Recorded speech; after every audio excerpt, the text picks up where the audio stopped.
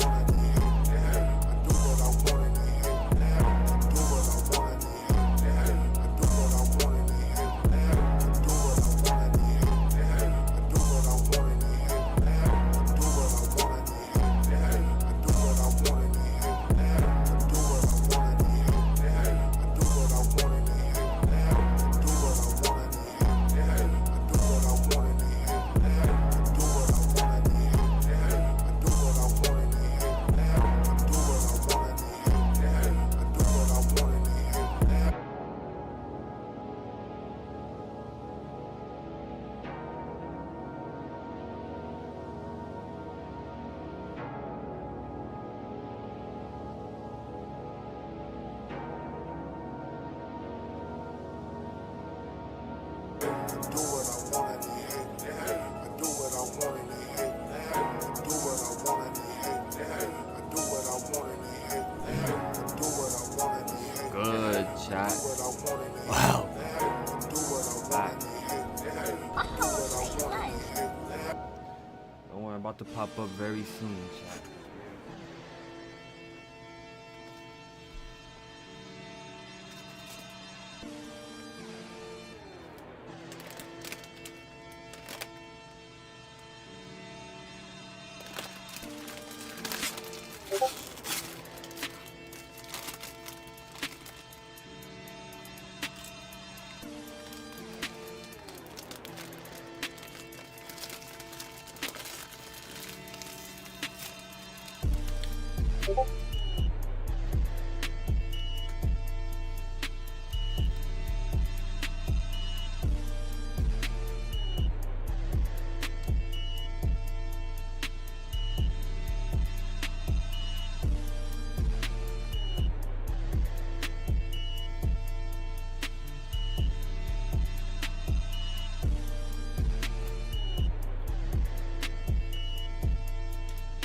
I don't want to be cold,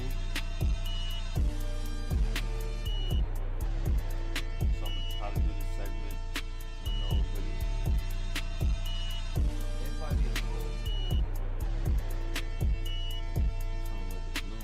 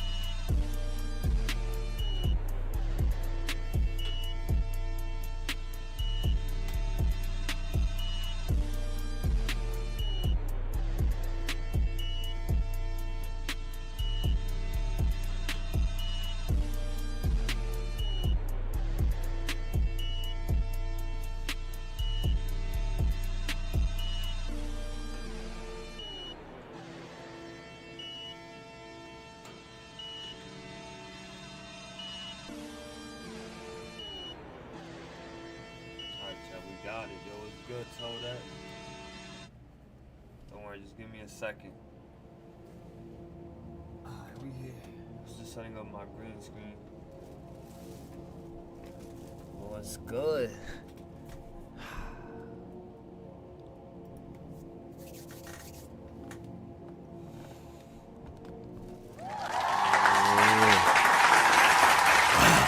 Welcome back. Another stream. I ain't gonna lie, chat. It's your boy XFG Live. We about to start. I definitely do gotta fix myself a little bit more.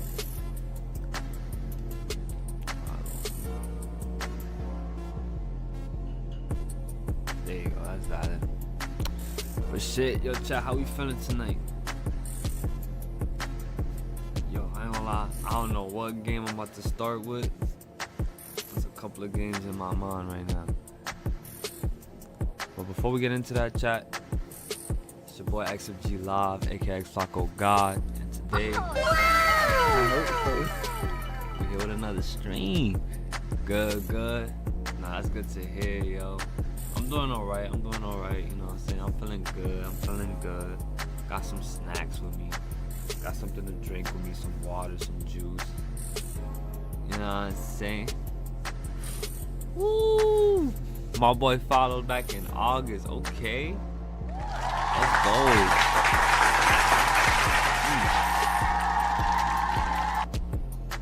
Bro, how you been? That's crazy.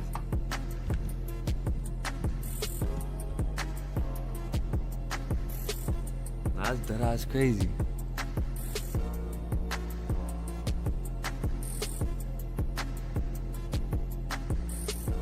Working hard to get some cash. Hey, Nah, that's what I'm talking about right there. Gotta get to the breach. Gotta get to the cash, chat. Gotta get to the money, bro. Now, I'm happy to hear that shit, bro. You gotta stay focused, bro. Gotta stay focused out here.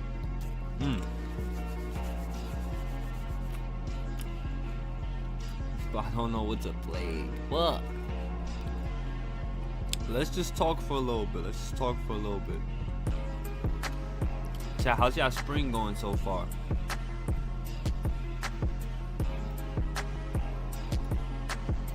We want to go to my history. I think there was some shit I was watching.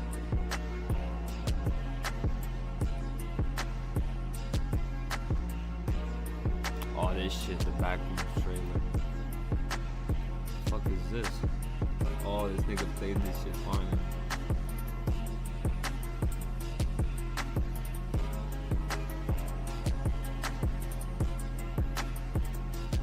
Any games in mind? Shoot.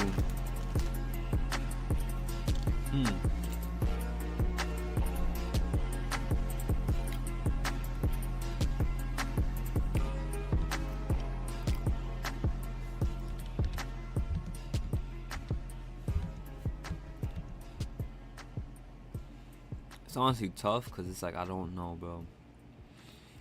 Got Skyrim, Red Dead Redemption, Fallout. These are some in my mind that I've been playing. Multiplayer like Dead by Daylight, Dark Souls. My friend taking a nap right now. Not my friend.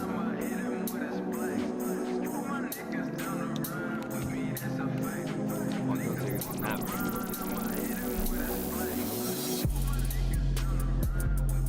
Should play some story games. Fire. Nah, I ain't gonna lie, that shit do sound tight. That shit do sound tight.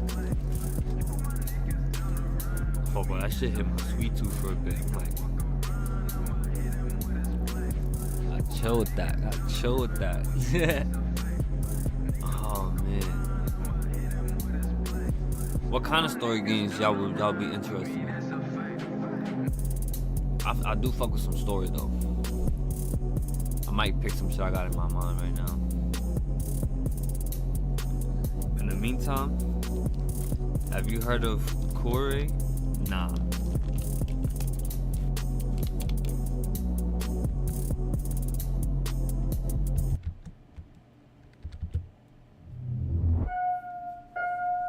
I found something. In the store. Okay. What did you find? The place.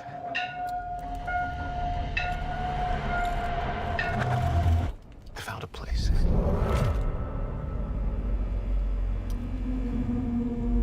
But who is this guy?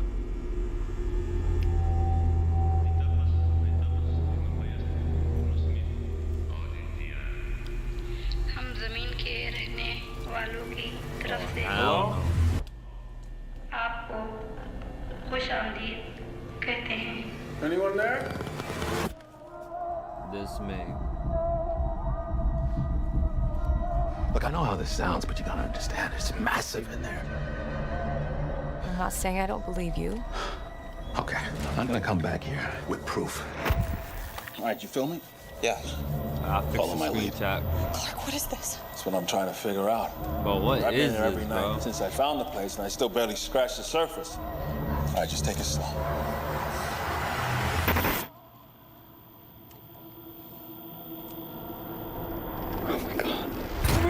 Pull me up! What do you see? Oh yeah, they fucked. All these rooms. This place builds them. It's like a maze. It just goes on and on. Sometimes I'm scared I'll get lost. Clark, can you hear me? Said no credit needed. I don't understand. What is this? Not the hazmat suit dudes. What the fuck? It's beautiful. Am I right? Hello? Oh yeah, she fucked. She should have never went there.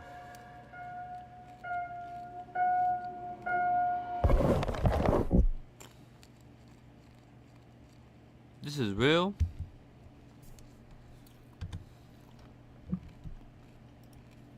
This a real movie?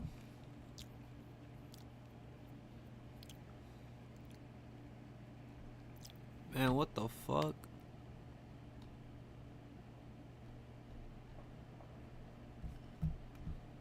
Nah, it's a real-ass movie? Okay. I ain't gonna lie to you, I fuck with it. I fuck with it.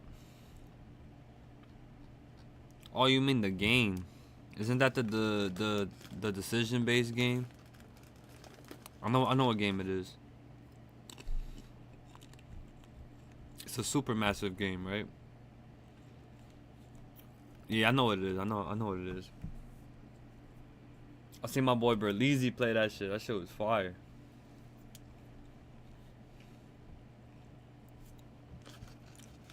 That's something that I would play with my girl.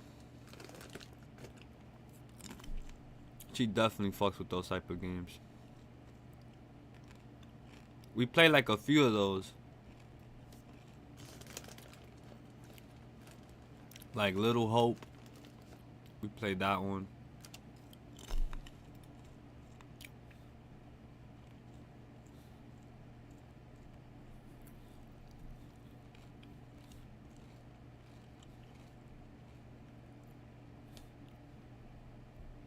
Nigga said try not to laugh, but I'm high. Bro, what is this thumbnail, bro?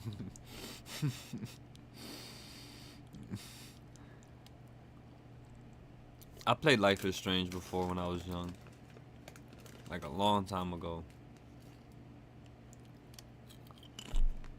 Game is fire. Played it for the PS4. That shit hard, I ain't gonna lie, bro. That shit was definitely fire.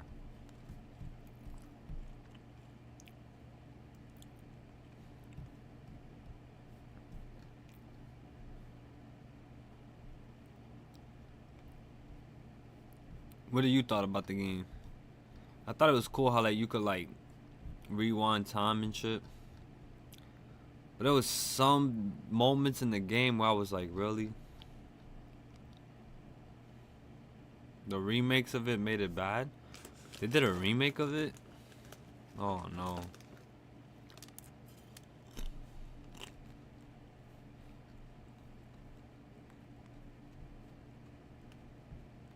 Oh hell no.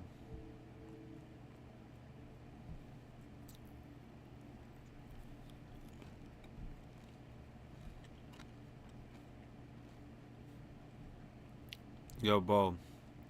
I remember the days where like people used to like talk shit if you was to like record gameplay like this. Now it's like people is deadass doing this on purpose, bro, cause like it just brings like more immersion. Like I get it, like it makes you feel like you really there with him. Bro, this nigga's about to play a nostalgic game. But instead of getting a capture card and recording the actual gameplay and putting his little face cam and shit, my boy doing it like this. Nah, this fire game right here. Hi, hello, good morning. I wanna see this nigga play this Today shit. is the same. I almost forget today. Little TV. So, let's get started. Yeah, but some parts you can't rewind and got me confused. Yeah, that's a fact, bro. You gotta be careful. I don't remember exactly when last time I played Resident Evil 2 Damn. Biohazard. That shit nostalgic as shit. But I think I do play like That shit will get me confused too, bro. Okay, skip the opening. So, and without Damn, you can hear the sound effects, crispy. Biohazard 2. Sound seems very, very clear. Super clear. The TV. I mean, let's skip the movie.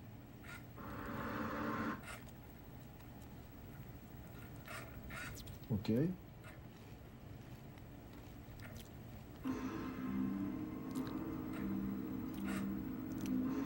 Huh? Oh my god. Already? Oh my god. What? They put him in that shit Wow, right away. shit. Damn. Oh shit. Yo, I'm going Here. crazy. Oh my god. Shit. Why? It already. Yo, my boy. Crisis. Could I barely didn't see that totally shit. Expected this crisis. Yeah. Oh my god, so many zombies. Just the beginning. Just the beginning. Just the beginning. Yeah. And I That one already part when the enjoyed it. teacher kidnapped her Oh, camera yeah. area got me hella confused.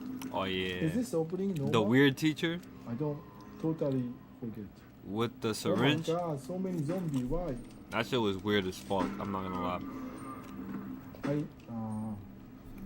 Is he dead? Okay. Okay. All I have And I to forgot do who is saves go you. to Was it her stepdad? Or was it her No. her friend's There's no stepdad? I zombie. forgot who it was. It was David or some shit. oh my god, Bruh. so scary. It was some And, shit like that. Actually, the That vision or is she clear, just woke up. but Yeah, the Yeah. friend's stepdad. a little bit blur for me. That was a But good this story, bro. must be- I don't recognize where zombie is. Where? I'm not gonna lie. 合ってる? Is this right? あ、合ってるか? Yes. It seems, yeah.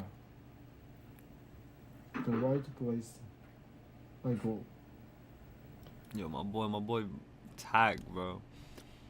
Nice little, you know what I'm saying? Nice little Japanese background. Got the game cover right there next to the TV. Retro. My boy playing it on the system, you know what I'm saying? Shit.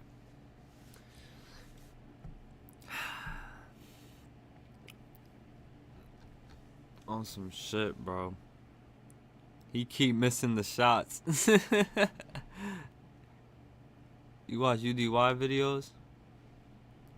I just be watching mad random shit. I'm gonna be honest, chat. What's UDY what's UDY videos? I wanna search up RDC World real quick. Some shit that I ain't seen. Let that nigga get 80, bro. Man, these niggas Hello? Hey, bitch ass nigga, don't even worry about it. There's gonna be a World War III or not, nigga. You down today. Hey, who is this, bro? Get the fuck off my phone, bro. Yeah, alright.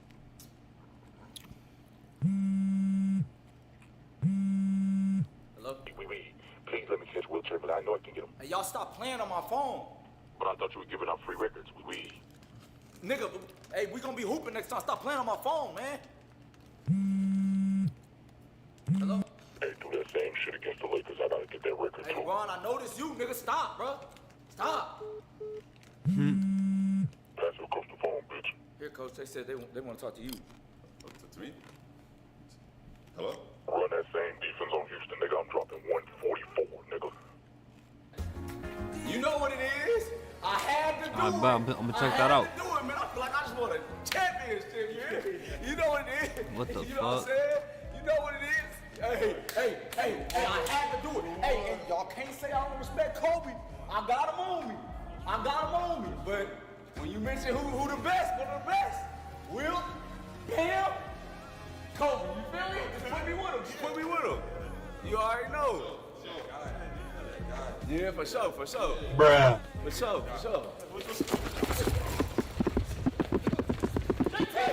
I wanna beat him up.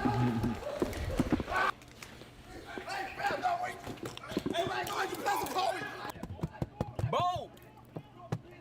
Jason Tatum, what are you doing here? What are you doing here? What the fuck? Bam, I'ma see. No. Get the fuck out. Nah. Bam, come on, man. I'm sorry, you gotta accept it. Will, Bam, Kobe. I'm sorry. What?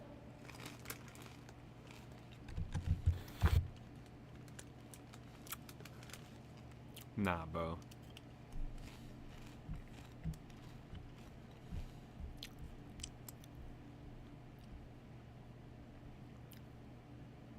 You know, as soon as the game got over, he tested everything.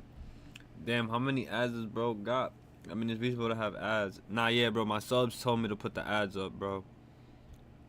People that be coming into the streams a lot, they be telling me to put the ads up, bro. I used to have it low. Gotta put it up a little bit, bro. The bills gotta be paid. You feel me? Oh, say less. Let's see here. Oh, I don't really like watching these type of shits, bro. I've seen these before.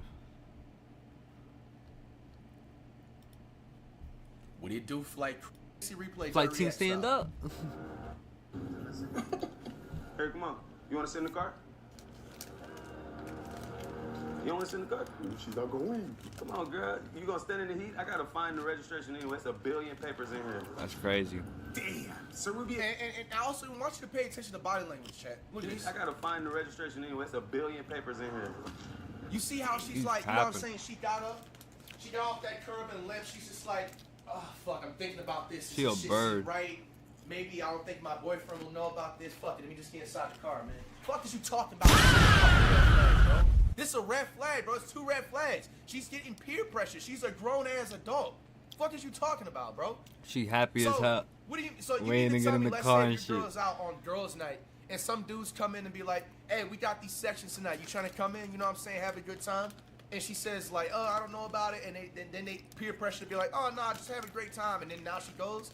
Now that's something like, "Oh, she forced her." Like, bro, what are we talking about, bro? She still got in the car. This was a perfect opportunity to stand on business and be like, "What did I just say?" No. You know what I'm saying? And actually, to be honest with you, I would have actually gave her credit if she would have been like, I got a significant I got a significant other. Bruh. For credit, if she would have been like, I got a significant I got a significant other. This kind of feels weird, but I'm gonna go inside the car. I actually would have gave her some leeway, but she didn't even mention she had a boyfriend. Breeze to get Like- into the car, but to be fair, she did show hesitation. No, it don't matter. She showed hesitation, but she still followed through. Like, what are we talking about, bro? That's like I don't mean to be super descriptive, but that's like somebody like about to like shoot up a place, and they be like, oh, like he hesitated, but he still did it. You still fucking committed a homicide, bro. Like, what are we talking about? Yo, what? Yo, Flight be saying, yo, Flight be having me. Because if she stayed longer, she could be Bro, I found out my chick do this, bro. Yeah. This is legitimately a 5-hour argument. You're not going to sleep that night. We're arguing from 12 to motherfucking This man 6:13 can't be a.m. real. And you're not getting breakfast either. closer to failing. She didn't have to get into the car is the thing. You could have just gotten the registration from right there. Yeah, I done seen this dude before, bro. He be catching everybody, bro. Yeah, when we swapped the cars out, I just put everything in this car because I don't even touch the other cars. You know, it's just been sitting there. The emoji face, bro. Let's see what this. Damn, reaching over like that's crazy. Low key, yeah, nah, facts. Dude said in the chat, this probably would have been a deal breaker for me. It honestly would have depended, but it for sure would have been an argument. But this could be a deal breaker too, facts. Because, bro, you gotta realize too, it comes down to common sense, bro. She's getting in the car with a complete stranger. He can just drive off and kidnap her, and then now she's missing. Nobody knows where she's at. That's tough.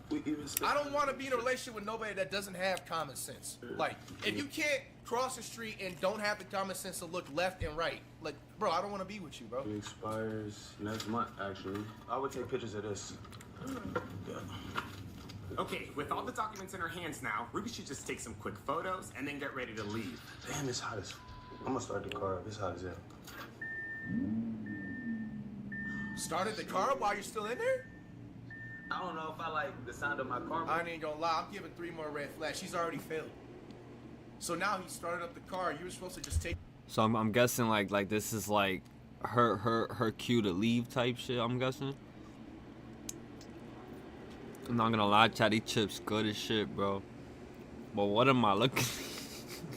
Yo, bro. Get your registration and just get out. And to be honest and fair, I would have actually been nice. If she would have just got in the car, took the picture of the registration, and got right out, I would have actually rescinded those red flags, because now it's actually showing that she truly hesitated. She didn't know what to really do like that, even though it was still you not having common sense. But now you're letting his car start up, you're letting him show off his engine and stuff like that he just finished bragging about. That's 3 red flags. She has 5 red flags now, man. It's just an Audi. Just by getting in the car. They gonna be like, no, nigga, it's a R8. It's a R8. It's a R8. Bro, it's a Audi, bro. It's cute. It's a man car, girl. It's sexy. What you talking about? You ever been in something like this before? No. Bro. Okay. Where you from? LA. You from LA? Y'all never like this? Y'all never like this? Oh no, I'm from LA, South Central, Crenshaw District. Oh, you from the trenches. You from the trenches. I'm from the trenches too. I get it. Trust me. This is new to me. I'm from St. Louis, Missouri. St. Louis, Missouri. I've never been there. Most people ain't never been there. A lot of people ain't never been there. So you from here originally? You didn't move here? I'm not an implant like you. Relax, twin.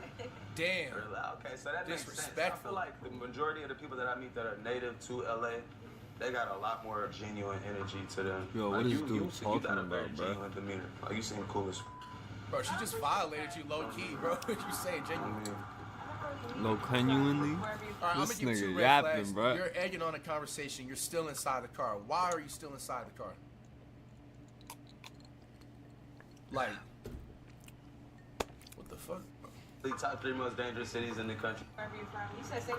Louis? Yeah, St. Louis is like literally top 3 most dangerous cities in the country every year. Yes, there's very few people that make it out. Yeah. What you do? I do hair and I dance a little bit as well. Right. What you do? Ballet or something? Classical dance? What you do? Probably hip-hop. Hip-hop? I do hair most of the time. Why is she still in the car? Why is she still in I the feel car? like it's dangerous Exactly, man. everywhere, chat. There's not looking for the You gotta be registration. careful where you What at. is this man talking about, bro? Yo, if this dude, no offense to him, if you have a girl, bro, I know right now as you doing this little Yo, I might have to go. Bro, do your thing, bro. Do your she's cheating thing. on you, bro. She's probably on a date Life with is somebody life, at a brunch gang. and mimosas. What the fuck is this nigga talking about, bro? They're still looking for the You're registration. talking about still looking for the registration. What are you talking about, bro? The registration is in the glove department. Quick picture and get out. For each other at this point, man. What are you talking about? Oh, okay. I think one of my biggest regrets is cutting my hair off. I literally just cut my braids off. You said like you went down to the neck or you had one time? No. Hey, chill out. I ain't gonna lie, I'm gonna give another red flag. She's kind of like, this is like flirtatious roasting, if you ever heard of that term. I don't know if it is, but if it isn't, it's a new term. I made see by you, me Brody. As of the 31st of March of 2026. I ain't gonna lie, I do not want to watch this video.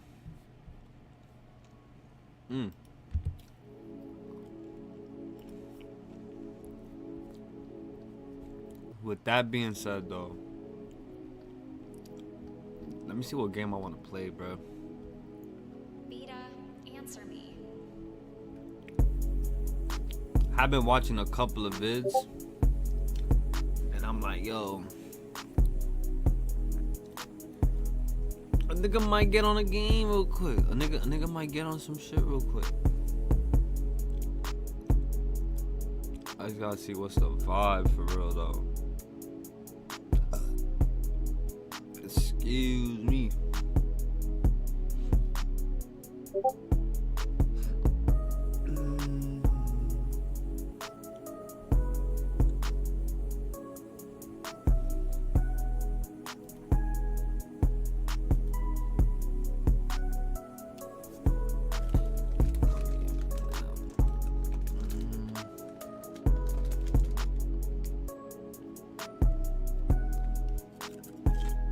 I don't know what I'm gonna do.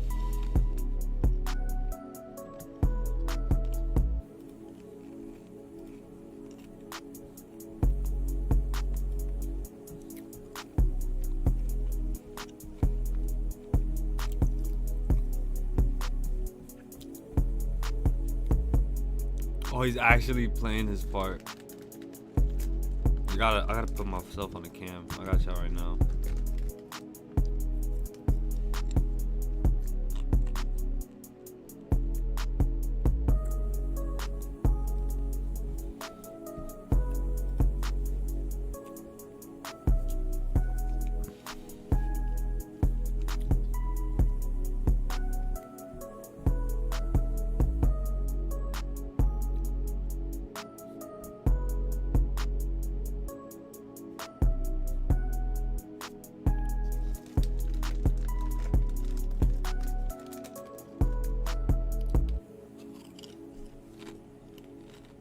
Vita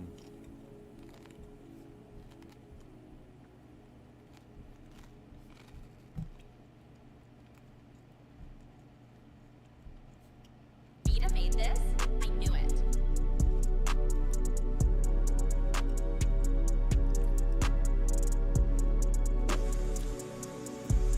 From your bitch not striking a pose. Whoa. Yo, L Toolkit in the chat, man. They fucking up this immersion. I'm fucking weak. This nigga getting a tattoo. Fire. That's fire.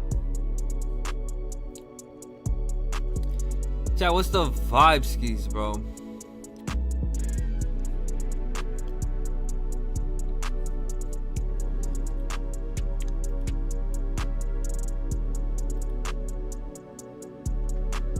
Around the garden. These are just weird.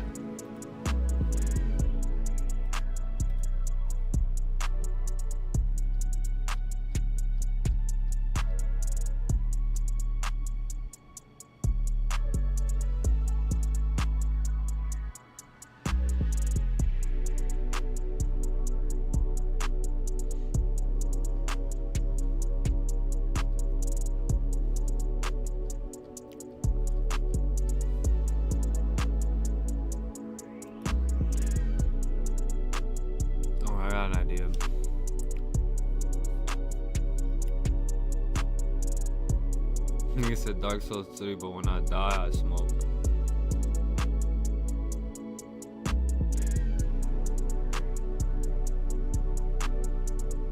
We could also do that shit too. Niggas could fucking play a game when every time we die, just fucking where we just get high or some shit.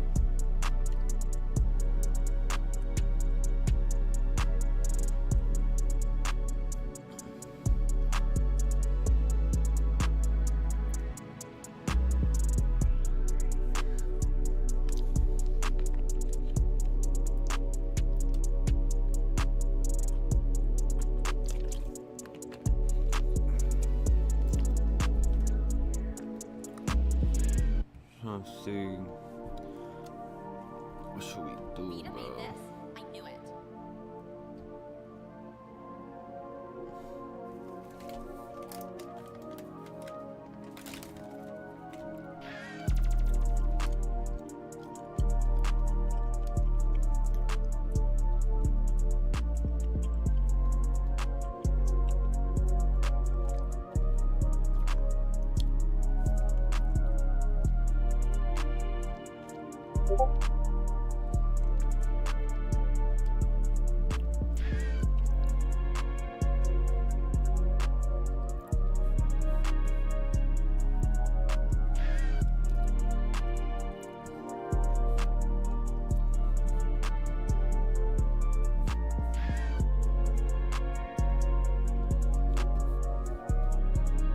Ooh, I think I found a banger video, bro. I think I found a banger video, chat.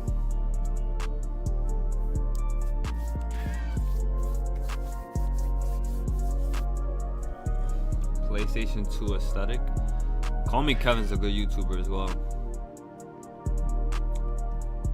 These are both good pulls. I just don't know what game I want to play right now, and I do want to roll up. 102 Hodge Projects, and I'm finally home. It's been a hell of a case. I haven't showered in days. Damn. I've been living off food scraps I found in the ventilation systems. When the crime can be anything and the suspect can be anyone, you never know what crimes this game might generate next. However, this one was worse than I ever could have imagined. New murder case. Oh, running away, huh? Now that I have a suspect, let's go see where the murder happened, who got murdered, and why that guy in the alley definitely did it. I picked up the case from City Hall, and now I have all of these tasks I need to do. Rule number 1, everyone's a suspect. Could you provide your fingerprints for an investigation? Well, I guess if it's for an investigation. Thanks, dude. Now, how are you doing? Could be worse. Could be dead. I like this guy. Here, you can have this syringe. I stole it at City Hall when no one was watching. Don't mind if I do. Wait, Donald, you're a genius. When I speak to you, the objectives come up. Okay, what the shit, dude? We were just getting along. 101 Hodge Projects. Oh, and there's this paper map I can use to find it. I was able to find the building in just 15 minutes. You could say I'm a bad detective, but you know what I'd say? Paper maps are really hard. Our first stop, 101 Hodge Projects. You could say it was a little bit too close to home, but in truth, I didn't live at Hodge Projects yet. To think we could have been neighbors if not for this cruel twist of fate. A lifetime of potential bickering stolen. Perhaps I would have even killed them myself. Now it's personal. I'm here. Ooh. Everybody can calm down now. The detective is on the case. Could anyone point me to apartment 101? Oh, a clue. Can I just walk in there, or is he going to be mad? With that Vaseline on your face, Probably would you gonna even be mad. see? This is enough for his own You gun. could have just said, man, don't just whip out your gun. Okay, I think he's gone to get more Vaseline. The fuck type of game is this? The camera. Oh god, he's on the way. Can I fit in the fridge? I can't You're fit in fucked. the fridge. A body. Alright, I've already contaminated the crime scene. Now I just hide in the closet. I'm hiding in the wardrobe with the dead guy right in front of me, and I'm probably covered in his blood now as well. My DNA is all over the place. Plus, I think I peed in here a little bit, which is fitting because Yo, I'm what going the to be fuck? suspecting on my own. Oh, It makes it even more important that I solve this case. Nap time in the victim's bed doesn't seem like something a detective would do. But fecking up a crime scene makes me so sleepy. Note. Remember your passcode. Oh, I'll remember your passcode, alright. And I'm gonna look at your browsing history. Nice. They have one email. Subject. Stalking. Probably not relevant. I'm looking for a murderer, not a stalker. Oh, whiz cards. What's this? Whoa. Oh, hell yeah.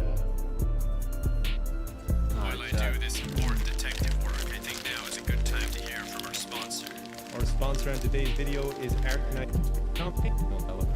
Like an anime game. New steer technology. I'm printing it. I couldn't be any louder. If someone logged into my computer and lost all of my mana crystals, I would haunt the shit out of them. I'm just saying. Oh, I got another passcode. Oh, I can do it to another person. I'm gonna have 2 ghost friends. Oh, more thread. I'm gonna need that with all the notes I'm making. Deer slug ammunition. Dare I say it, this could actually be a clue. Now I'm snooping through their journal. If that freak shows I'm up thinking again about playing Red Dead today, I'm gonna Redemption be ready 2. for him. How did they know I was Any coming? objections? This case just keeps getting Y'all weird. wanna see I found their address book, but Skyrim or way Fallout? too many things in it. If I y'all guess wanna I see a can different game, reference y'all let it me know. later. I want to be a bit careful here play because some I'm near the Content front King. door now, and also next to the body. So it is Joita that was killed. I'm just going to take your fingerprints. I'm sure you wouldn't mind. I'm only here to help, you know? Joita Olenek, Quality Assurance Technician. Well, Joita, in a way, it doesn't matter that you're dead, because we don't need any quality assurance when I'm on the case. But whether I care about the victim or not, I'm gonna catch this killer. You are not being followed. It's just your mind. Take the pills. Oh, okay. They do have a wound caused by a sharp object or blade. Death by a bladed weapon. The time of death is between 6 and 7:15 on Monday. Okay. Well, I'm gonna take my favorite murder weapons, and by that I mean the ones I think are most likely. Then maybe I could fingerprint them as I work from home or something. How does my flashlight simultaneously make it easier and harder to see anything? Oh, we do have pills, but they're just birth control pills. I've searched the whole apartment, but that does bring me to my next issue, in that the door is now guarded and the camera is still out there. Luckily, I have a few detective tricks up my sleeve. How do we get out? Nigga How do we get out? Nigga broke I out. fell over a trash can. Everything's fine. Just reset. Oh, Jesus. a crime what the hell is simulator? that thing?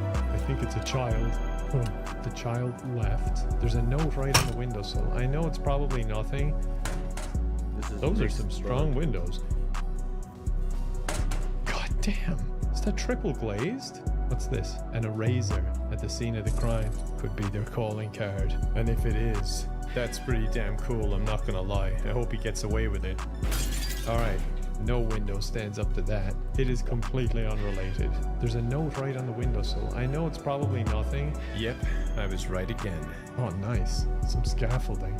Hell yeah. I have 2 leads on locations. So this is 101 Hodge Projects, where we just were. And then I have Lobby Incorporated. Great name for a business. Now I just gotta remember how to use a paper map. Oh, I'm right next to it. Yeah, that's it. It was outside Lobby Incorporated's opening hours, but unfortunately for me, crime doesn't operate on a 9 to 5, so neither can I. Despite my willingness to commit crime in order to solve crime, our killer was about to strike again, and his next victim was right around the corner. Lobby Incorporated on the 10th floor. It's nighttime. Why would anyone be here? Okay, well, you know what? That's probably for the best. I can break in here. Just gotta deal with all the cameras. There's no one around. Nice. What? No. No. Is someone coming? Oh, yeah. Gotta act natural. Oh, yummy. I love hydrating. I think that normal behavior bought me some time, but I need a way out. I'm gonna climb into the ventilation system. Uh-oh. All right. People hear someone climbing around in the ventilation system. Gotta get warm. I'm getting cold in the ventilation system. Okay, there we go. Uh-oh. Just hiding in the corner. I'm cold and hungry. Uh-oh. Okay. I've triggered something. I've triggered a lot of things, I think. Don't worry. I'm like Columbo. I'm pretending to be clumsy, but really, this is all part of the plan. I just gotta break one more thing. I found a diamond in the safe. It's probably a clue. I'll keep a potential murder weapon in the safe, I guess, because my inventory's full. I gotta drop something. And the diamond seems important to the case, you know? This money is probably important to the case as well. Oh, Jesus, here we go again. I can't hear myself think. That's probably a good thing. I really hope this camera isn't monitored, because I'm just sitting here using their computer. Off. Alarm off. I gotta turn them all off. That's all. Oh, thank God, I can hear myself having think. that problem where the blood is overflowing. It'd be funny if the murder was like a musical instrument. Think Trying not to spill. What does PI even mean? We should invest in a time machine. Drop my bottle in my mind. Actually, this is a lot worse. Oh, WizCard. You know what? No. I'm gonna lose all their mana. Employee database.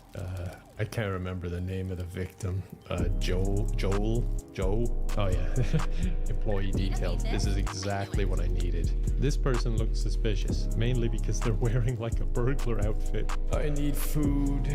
That's all you have in your fridge. Are you serious? What about in your trash? I'm so hungry. Snack jar. Okay, nice.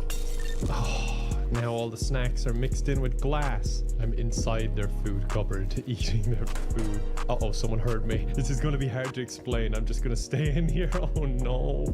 Oh, I guess I just have to time this well. You didn't see me. Abraham, that's a suspicious one. Even though I'm not sure if it was on the knife earlier or if it was on the kitchen counter or floor for some reason. I don't know. Maybe he walks around on all fours. Oh, there's that suspicious guy from earlier. Oh, wait, no. Hold on, that's me. Can I get rid of that? Could I remove this footage, please? I just think the picture's not flattering. Uh-oh. I've been spotted. Just enter the ventilation system and I'll be out of your hair. All right. Well, hopefully not. Stop. No, you're gonna have to come in here and get me. I'd call that a solid night's work.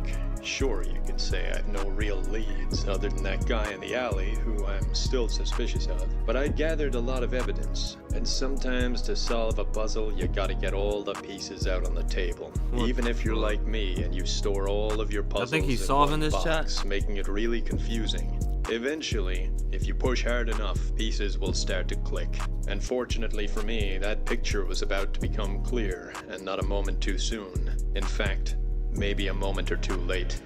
I think I found my way to someone's apartment bathroom. I don't want to add pervert to my rap sheet, so I'm going to try and find a different exit. Yeah, there we go. Alright, I am out of here. A lot of risk and not much reward, not gonna lie.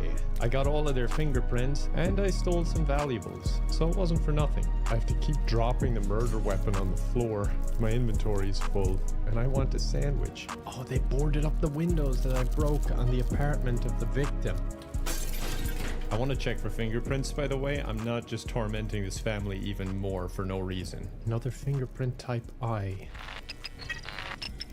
A lot of fingerprint type I. I'm just wondering, is it the dude's? I should probably track him down at some point too. Abraham's fingerprint. What the hell? Why is that in here? Oh, I got a lot on this desk. They are all type I. I'm guessing that's the husband or whoever the guy is. Yeah, I found type I inside of their safe. So I'm thinking I'm right on that one. But Abraham just became suspect number one, I think. Followed by that random dude I saw in an alley that one time. Another fingerprint of Abraham. Interesting. Abraham, you're getting your own. Chat, should we just play here, Persona buddy. 5? It's been a minute since we played Persona 5. And I'm even going to give you a ring for good measure. Or do you guys want to see Red Dead Redemption 2? Not answering. Well, that looks guilty as hell. Or you guys want to Don't see know some where other shit like Harold Content works. Create? I mean, I Content do King. have an email from his boss Fallout, saying how he's not been Skyrim, showing up to work. or like I a also fucking stink, so horror I think I'm game gonna like shower the the new victim's Resident shower. Evil. Uh-oh. I'm just let me gonna know, leave chat. for a second, Todd. I'm just gonna leave. I'll just show up as a stinky detective. Another adjective to add on to my already ridiculously long nickname. 701. Wasn't it? 702. Okay, close enough. Heyo. Do you know Carol Schuler? They work at Punch Technologies. They're at Punch Technologies right now. This guy's awesome. Hey, can I have your fingerprints? Like, Damn, we was watching a little bit of this already. Let's watch a little bit of this. I can't lie, this is nostalgic right now. Many of my childhood memories are connected to the PlayStation 2 in some way. I was born in 2005 and my brother in 1994, but in Eastern Europe, due to economic reasons. I gotta do it, bro. Hold on. I gotta do it, bro. Oh, say less. Imagine, chat. Many of my childhood memories are That's connected good, to never. PlayStation 2 in some way. Just rolled I up. was born in 2005 and How my you brother doing, in bro? Welcome to the 1994. squad. But in Eastern Welcome Europe, to the due stream. to economic reasons, everybody got the new consoles a lot later than in Japan or the USA, which meant that we only got a PS3 around 2012. Until then, we mostly played on the PlayStation 2 and on the Wii. But thanks to the PlayStation 2's huge library that consisted of 4,000 games, we didn't feel like we were left behind. Damn, so that means like every other country got these consoles like 3 to 5 years after they came out, bro. And that's tough. That era had a certain vibe. I'm doing pretty its good. Own rules, its own atmosphere. I remember There was Tekken something 4. about the PS2 that makes it Tekken so 3. I don't know if that's interesting Tekken to 3 or this 4. day.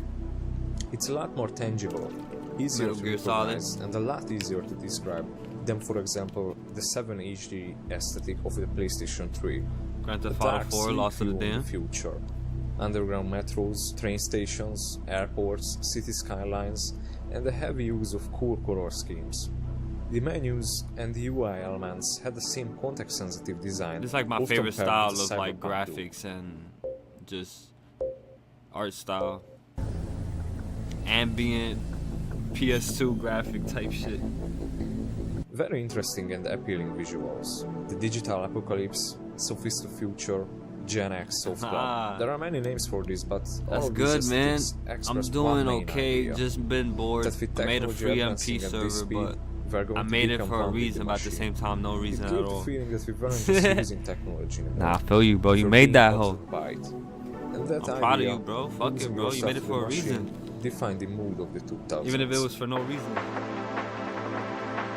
Those were some W games. We played some of those games on the channel. I should probably get into the Metal Gear Solid games. I played most of these already.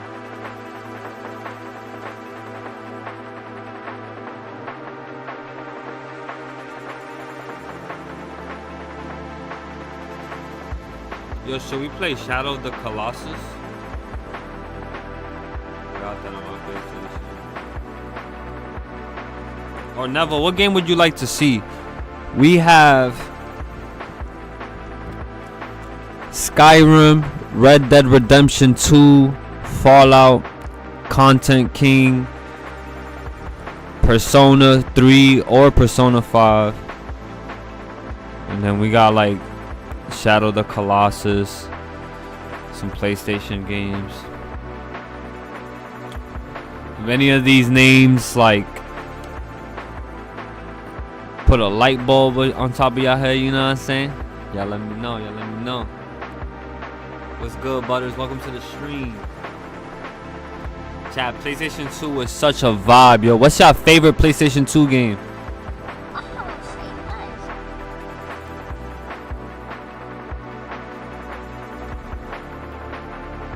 Oblivion. Oh, fire. I actually played the Oblivion remake. Or not remake, but the Oblivion remastered. Right now I got Skyrim installed. You know what's one I wanted to play though? I wanted to play Morrowind. Gaming was evolving faster than it ever had before. But Morrowind is like we gotta read in Morrowind. We gotta deadass read. Alongside passion and creativity with almost every single title. I didn't see All you sorts play of games it. were released in this era, and developers I'll were go back very into open to it, trying new but things. y'all gonna have to Every game felt backseat. fresh and new, and development I'll play times it were if a lot y'all shorter backseat. compared to nowadays. I want to Look at break Leon the in game Resident and beat Evil it 2 like and right compare away. him to his Resident Evil 4 counterpart. Or look at Kazuya from Tekken 2's pre-rendered cutscene and compare that to Tekken 4. Chat. Compare the cutscenes from Final Fantasy I'll play it 7 again though if and y'all the want to see cutscenes it. from Final Fantasy 10. I never played on the PlayStation 2. I only played on the PlayStation 3. Oh, brother, you missed a lot of good games. Some amazing ass PlayStation 2 games, bro. You are sure? But some of them got remade and remastered for PlayStation 3 and PlayStation 4. This was some people's favorite games, chat. Yo, I remember I played this specific game when I first started streaming. Bro, shout out to DJ Ninjas. Nigga pulled up and donated. He said, yo, this is my favorite game. I was like, oh shit. It all begins here. Shout out to DJ Ninjas. True. Nah, but you could go back to it. Go back to it. I ain't gonna You lie. can see it in the games released on the console. You can feel it when you enter save room in Resident Evil 4 and soft music plays while it's raining outside and the windows in the game get lit up every time lightning strikes.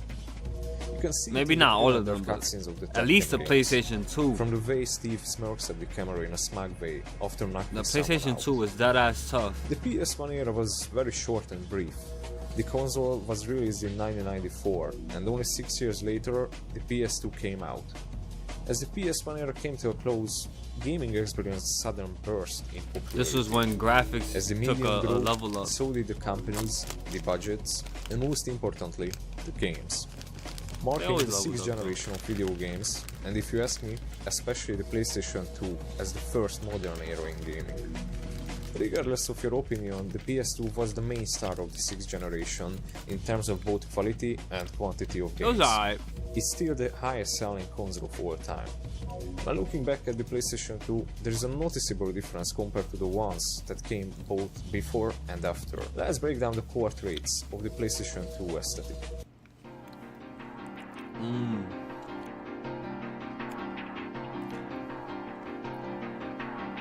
Some of the best games came out on that system. Whoo, that was Def Jam. I know y'all see Bully, Kingdom Hearts. Oh my god, chat, Kingdom Hearts. PS2 graphics are just high I fidelity actually enough still to got go that beyond copy. the uncanny valley, be genuinely realistic while not losing any style, and still being able to have art That's the game I was talking about, Do we chat. really need Shadow games the to look better Colossus. than this? There is no spaghetti art direction. This shit. Do we really need games to look better than this? There is no spaghetti hair anymore. Hair looks, Spaghetti hair is feels, crazy. and looks like real hair, but fits a little bit of perfection. Nah, One could the even hair say that it textures on the looks PlayStation a little 2 better than real life. can't This even was emulate the it. first generation that had It's materials that look like their real life counterparts, despite the fact that there was absolutely no material based rendering yet. But the console still had beautifully reflective marble, polished, shiny wood, a reflective, rainy ship floors. I'm gonna keep it a beam. Still, everything was quite low poly. I don't The even know GameCube what version he's of saying, Leon chat. Kennedy from Resident Evil 4 was 10,000 polygons, I don't while the believe- PS2 version was literally half as much. I'm just This is why mesmerized by recreating the PS2 graphics gameplay. is hard, because they require a level of artistry and skill that takes a lot of time to master. For example, the pockets on Leon's coat are just a texture without any real geometry. What matters is how you use those polygons. Look at Silent Hill 3. Heather in the game has around 6,000 polygons. The characters from Tekken Tag Tournament were actually higher polygon than the characters from Tekken 4 or 5. This is what skill is. The artists improved their 3D modeling abilities in the span of just There's 2 some games, 3D modeling and people were out able there to make far better looking models that know exactly with how to do fewer some polygons. crazy shit. Nowadays, this is unheard of, but it proves that more polygons don't mean better graphics. That's Even true. now, the best looking game of all time is still Uncharted 4 How? or Red Dead Redemption 2, which are almost Okay. 10-year-old I games. see that. Nobody pays attention to It looks lighting good, as but much as they did in the PS2 I've seen a little era. bit better. Nowadays, developers just turn on shadow mapping and call it a day. But back then, lighting was baked in, and every light source was placed with an intent, to create a certain mood.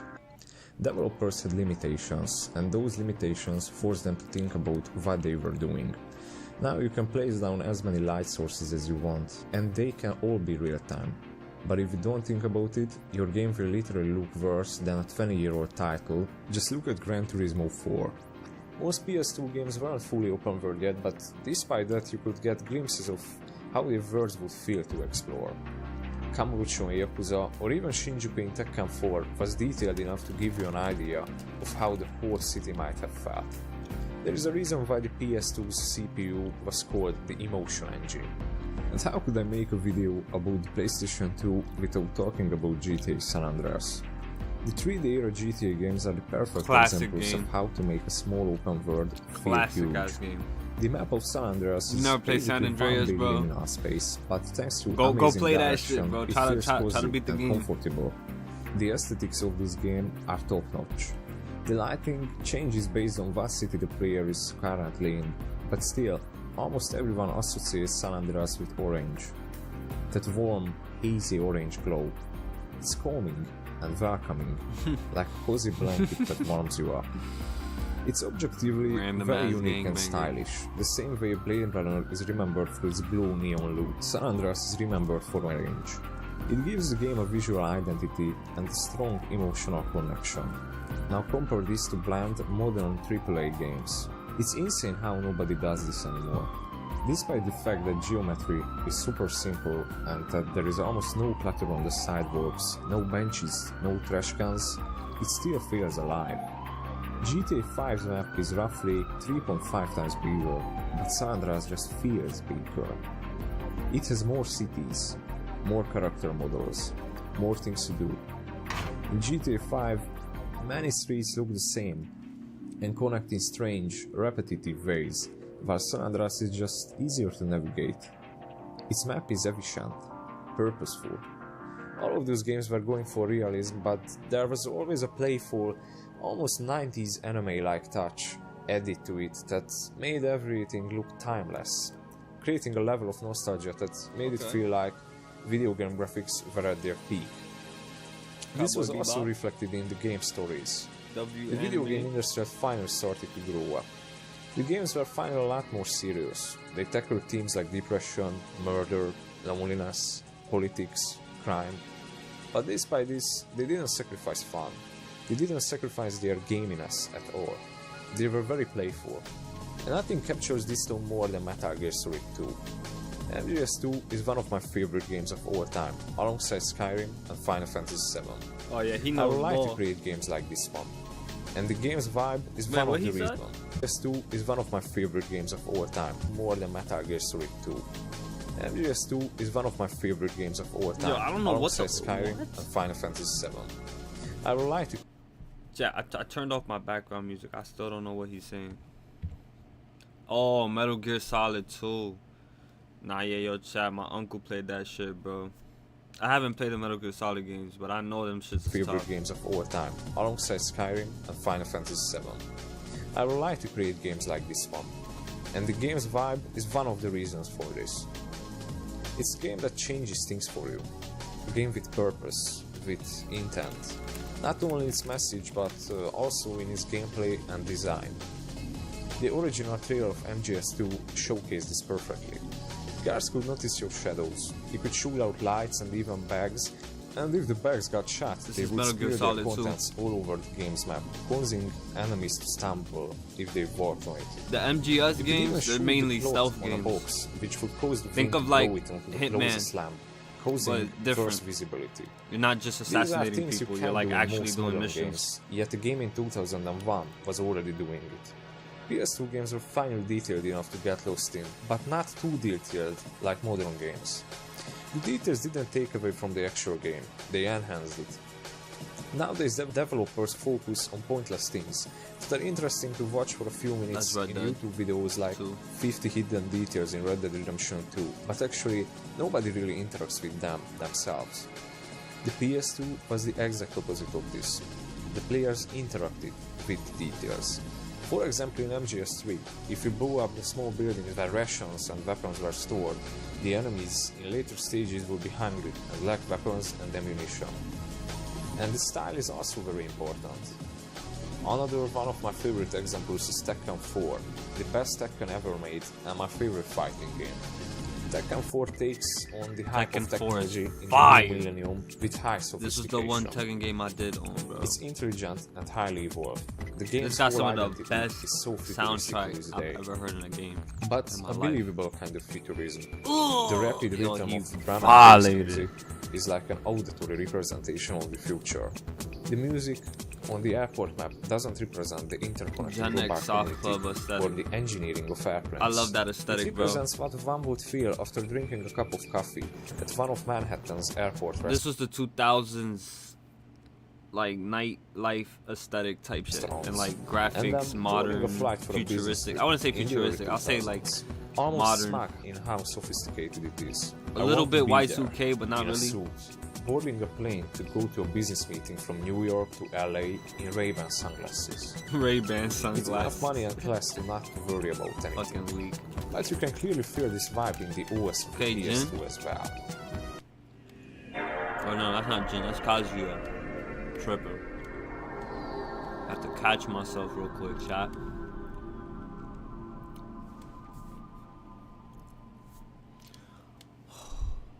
That startup, man.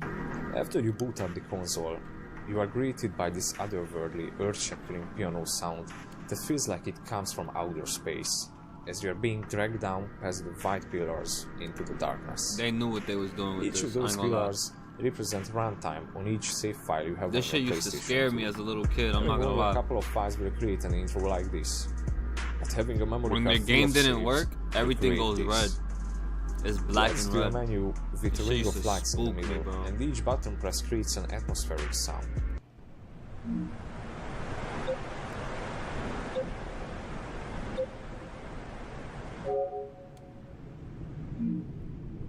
Ocean waves that sounds like you are down at the depths of an ocean. It just feels like perfection. You don't need a lot in order to create this unique menu. The unique save icons were a perfect example of the soul of the PlayStation 2. Every game had its own save icon that could even change depending on what menu chose you were in. GoldenEye was that shit. For example, in some games, if you try to delete the save data, the character in that icon would start crying. In others, the save icon was just a simple cue with the game's title. But no matter what, it always felt unique and interesting. In Japan, the fat version of the PlayStation 2 actually got a completely new dashboard that was far more functional than what everyone else had. But the homebrew community translated it to English and made it possible to use for everyone. You see, that looks better. If you have installed this, you won't have your typical opening to the PlayStation 2. But then you don't get the typical opening.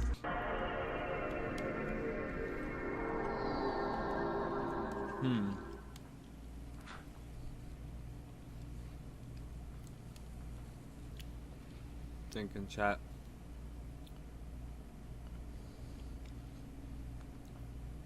That's how it starts?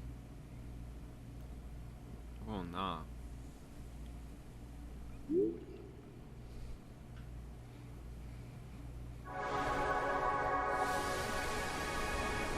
They could have definitely done that. This is the PlayStation BB menu. Very stylish. You could explore the channels similarly to the Wii. You have the game channel, music channel, photo channel, and the This movie looked like channel. what they wanted to do, If you go but inside then the they game just channel, scrapped it and was like, you eh, have several companies let's put it for that were big PlayStation in the 3 early and 2000s, PSP and if you or go to PS any Vita. one of these, you will basically see an interactive catalog. You could download promotional materials like This shit deadass screenshots look and fire, trailers and save them on your PS2.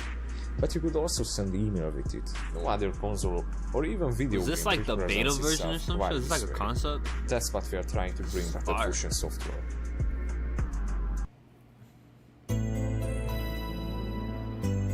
Niggas bought that shit, you already know.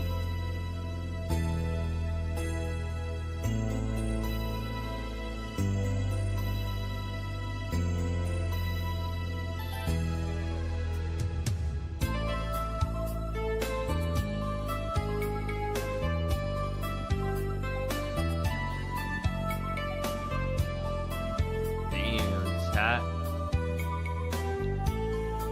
Nostalgia.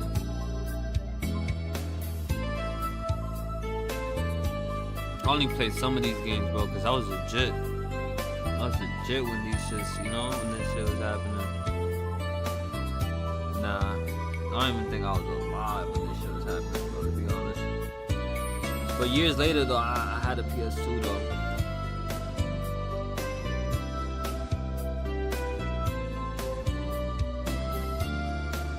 Damn, bro.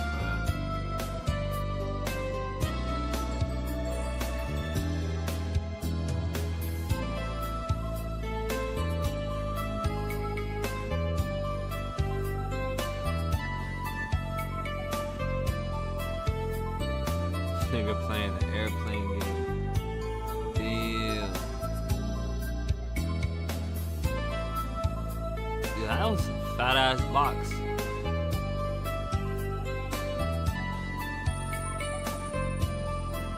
Oh, it had multiple. I was about to say, chat. Ain't no way.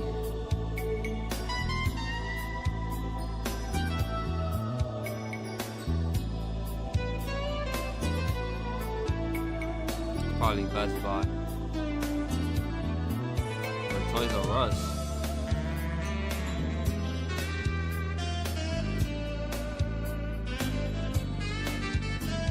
Damn, okay. It's just them stalking. Boy. Wait, what was the prices? Yo, what the fuck? Nah, this gotta be like in Canada or some shit. What the hell? Nigga, $100? Yo, get the fuck out of here, bro. What?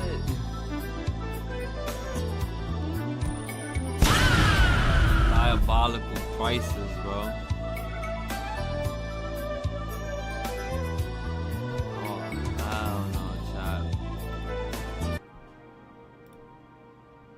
I don't know about that one, gang. I don't know about that one, gang. Sheesh. Nah, but that was a W-ass video, though. We got to see a little bit of the nostalgia. You know what I'm saying? A little bit of the you know what I'm saying? I'm trying to see what we get into, though. Answer me. See here. I wouldn't mind getting into a Elder Scrolls game. But damn, bruh. I don't got Oblivion installed right now. I would have to install it.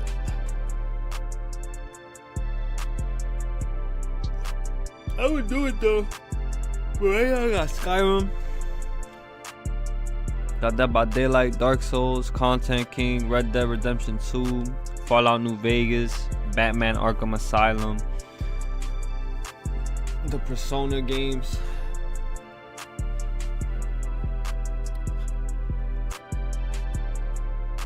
And on the PlayStation, I got a couple of games. I do got a PlayStation 2 classic on there though. Shit. Fuck. I'm trying to see, man. Now I would actually want to play that shit though. Peter made this. I knew it. My boy said Oblivion. That's tough.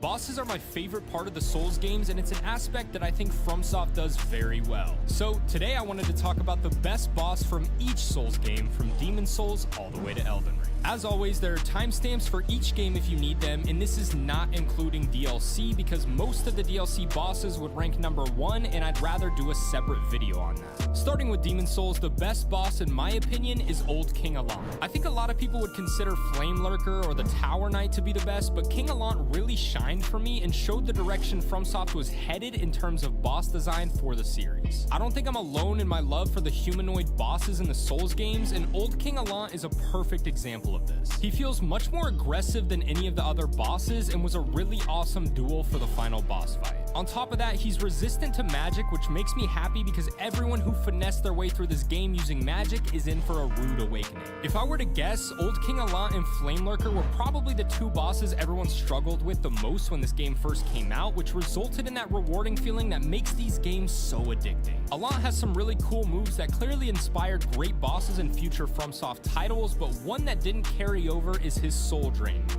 While this move is super predictable, I think it's really funny that FromSoft put in a move like this. Since I'd played all the other Souls games before Demon's Souls, the game was pretty much a cakewalk and it didn't bother me too much. But thinking about all the players who had Demon's Souls on the PS3 that struggled with this boss for hours only to have him de-level you with one grab is just mean, and also kind of hilarious. The way he uses wind in his attacks is just dope overall, and he's easily my choice for the best boss in Demon's Souls. Moving on to Dark Souls, while most people would probably say Ornstein and Smough, I'm actually gonna go with Gwyn. In all fairness, I must admit I'm not a huge fan of the bosses in Dark Souls 1 overall, even though I appreciate how well they tie into the lore. I haven't got to Gwyn them was yet. by far the most enjoyable for me.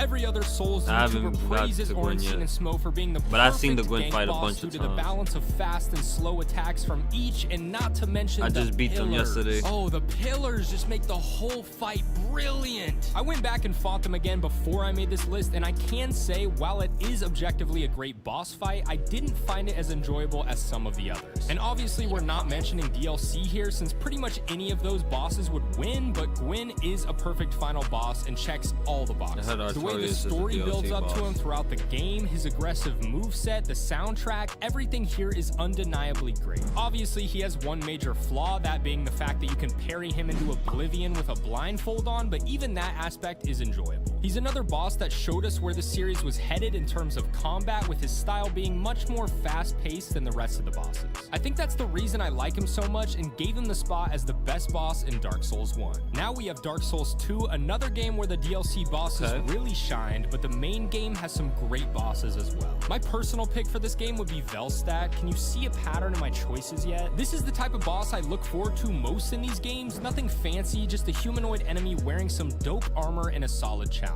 But that's the problem. He's not really a challenge. This is the Yeah, he only was factor pretty that made easy. me debate his spot as my favorite boss in the main game, just because I feel like if he was a little bit more difficult, it would have been awesome. I considered putting Old Dragon Slayer or Dark Lurker as the #1 spot, but the former is a reskin and the latter has clones reminiscent of game journalists asking for an easy mode. I think Velstadt's lore is pretty cool as well, and even though his moveset is pretty similar to a lot of the larger humanoid enemies in the game, it never gets old for me. I also like that he has magic. It's not super crazy or anything, but it's enough to add some variety to the fight. People seem to have very mixed opinions on him being good, bad, too easy, too hard, but I hope most of you can see why I like him. I think he's a perfect example of what Dark Souls 2 did right, and the style of combat they were going for in this game that people seem to either love or hate. Moving on to Bloodborne, maybe I'm stupid for not paying attention to the lore at all, but seeing Gehrman as the final boss in my first playthrough blew my mind. But to be fair, I probably should have assumed he wasn't a great guy.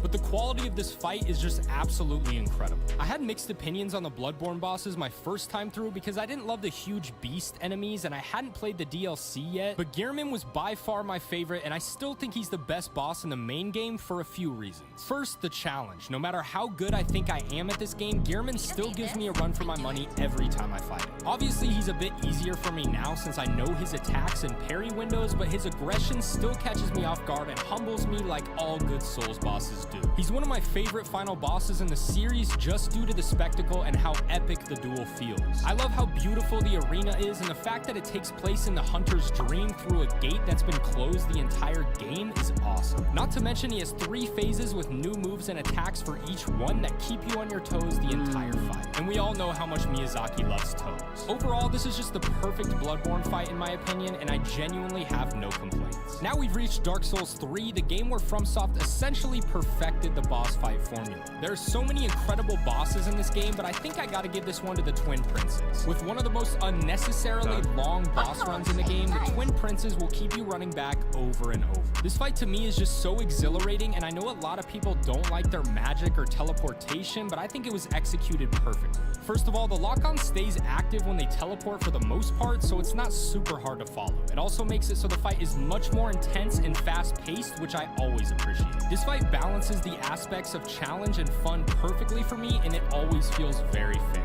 Each attack is easy to dodge if you time it right, and I love how Lothric will revive Lorien if you don't kill him first. Don't get me wrong, it pissed me off so much the first time I saw him do that. While I also debated between bosses such as Champion Gundyr, Abyss Watchers, the Nameless King, none of these fights were as fun and significant to the game for me as the Twin Princes. I'm curious to see what people say about this pick because I hear differing opinions on the Twin Princes, but I just think it's a really satisfying fight that's perfect for Dark Souls 3. Moving on to Sekiro, I don't think this one will surprise anyone. It's Ishin the Sword Saint, arguably one of the best bosses in the entire series. I was tempted to give this one to Owl Father, but I couldn't possibly put anyone above Ishin. It's also impressive that 4 of my choices in this video were the final bosses of the games. FromSoft really does a great job of sending you off with an incredible battle, and they did not slack here. Ishin was one of the toughest challenges I faced in any video game and took me absolutely forever to get his moves down. But his 3 phases, the atmosphere, the significance of the arena, everything about this fight is done perfectly, and was one of those bosses I was convinced I would never beat.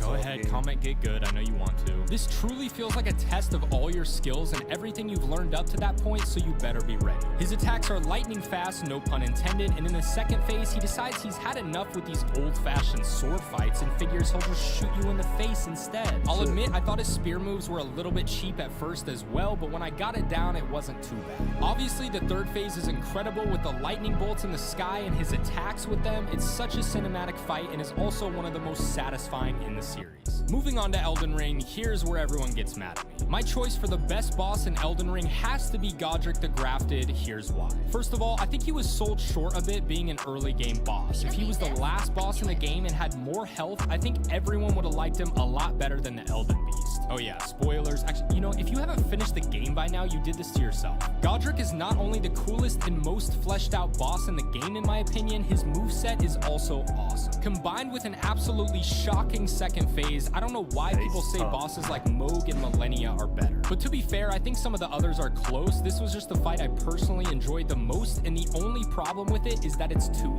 easy. Also, it's pretty clear that they put a lot of effort into the early game bosses to draw new players into the game. To fight bosses like Mohg, combined with an absolutely shocking second phase, I don't know why people say bosses like Mohg and Millennia are better. But to be fair, I think some of the others are close. This was just the fight I personally enjoyed the most, and the only problem with it is that it's too easy. Also, it's pretty clear that they put a lot of effort into the early game bosses to draw new players into the game, and it really shows with Godric. I was extremely impressed when I saw him for the first time, especially with how crazy his moveset was and how they incorporated jumping as another tool to dodge for the first time. And I mean, he rips off the head of a dragon and puts it on his arm. How much better could it get? Also, fine, since everyone still wants an outro, here you go. That's it. Like I said, the worst boss.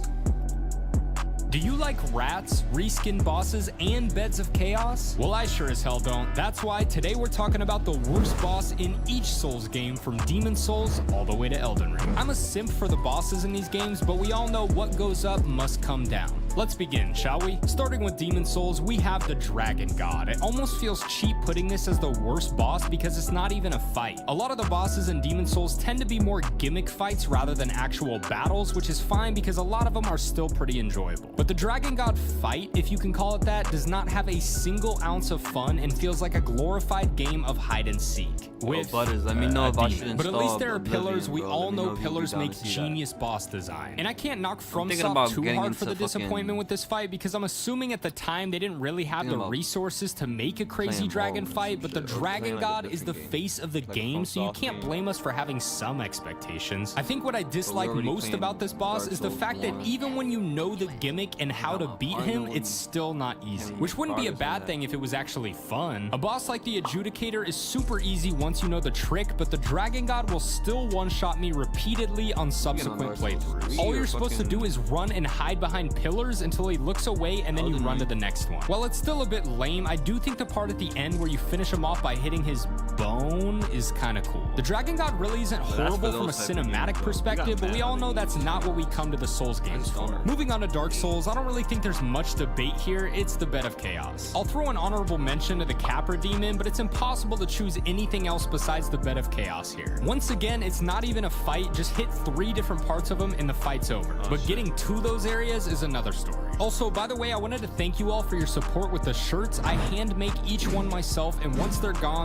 so make sure to cop one, link in the pinned comment. The Bed of Chaos basically has 2 attacks. One is a sweep with his giant branch arm, and another is him just knocking down the entire floor beneath you, turning a game where you can't jump into a platformer. And I can't believe I even have to say this, but yes, obviously I know there's a jump button. It's just not the easiest to use, and we all know it. This seems like a boss that could have worked in Elden Ring with Torrent and the jumping mechanics, but it just feels kind of lazy in Dark Souls. I will say it's very nice that the game saves your progress if you die, meaning if you hit one of the 3 areas and died, you only have 2 left when you come back. But with a boss run like this one, I think they just took pity on us for once and used it to make this disaster of a boss more bearable. Spoiler alert, it didn't help much. Next we have Dark Souls 2, and with a whopping 41 bosses total, this one was interesting. As much as I wanted to put one of the lazy bosses here, like the Covetous Demon or the Skeleton Lords, I think they're easy enough to where they're not that big of a deal. I think the worst boss has to be the Royal Rat Vanguard, just due to the lack of creativity and enjoyment of the fight. Rats are already one of the most annoying enemies in the Souls game, so I don't know why they thought this would be a boss the community would be happy about. On top of that, this boss is the reward you get for finally making it into the pit in Majula, which was incredibly disappointing for me because I was so excited to see what was down there in my first playthrough. Basically, you kill a certain amount of rats in this little room until one with a sweet mohawk drops in, who you can take out in about 5 hits. This isn't the hardest fight in the world, but the amount of rats mixed with a small arena makes it easy to get stuck in a corner by these guys, which is one of the biggest problems I have with rats in these games in the first place. I'm assuming the statues here are supposed to help you, but they're nothing like the almighty pillars everyone loves so much, so they end up just getting in the way more than anything. The rats can also inflict poison and toxic very quickly, which is just a cherry on top that made this spot an easy choice for me. Moving on to Bloodborne, while there aren't too many bosses I'd consider to be bad in this game, I think it's safe to say that the Witches of Hemwick are one of the weaker bosses. I will say I find this fight more enjoyable than most of the others in this video, but overall it's just kind of boring. You're stuck in a room with a couple of basic enemies walking around that pretty much ignore you unless you run up to them screaming "attack me" like a true Souls masochist. Then you basically just run around until the first witch appears and lets you bash her head in with no real counter. But wait, there's a twist. Halfway through, another witch appears who also lets you bash her head in, and that's pretty much it. This fight was disappointing because I heard about this boss before I started my first playthrough in Bloodborne, and I expected a really cool fight with some witches flying around shooting magic, but all I got were 2 blobs that barely move. I thought I was on Reddit for a minute. Sorry, Reddit mods. The area leading up to the Witches of Hemwick was pretty challenging and creepy, which was exactly what I wanted, so I was pretty sad to see what came after. I don't know why FromSoft continues making bosses like these, because they tend to be pretty much unanimously disliked by the community, but as long as we keep getting bosses like Gearman and Lady Maria, I'll keep my mouth shut. Next we have Dark Souls 3, another game that didn't miss too much in the boss department. I think the worst boss has to be Walnir. The Curse-Rotted Greatwood is a pretty close second for me, but at least it's optional and it does have a second phase. Walnir definitely would not have gotten this spot in my first playthrough, but after completing this game dozens of times doing different builds and challenges, he's easily my choice for the worst. A big part of my hatred for this boss is the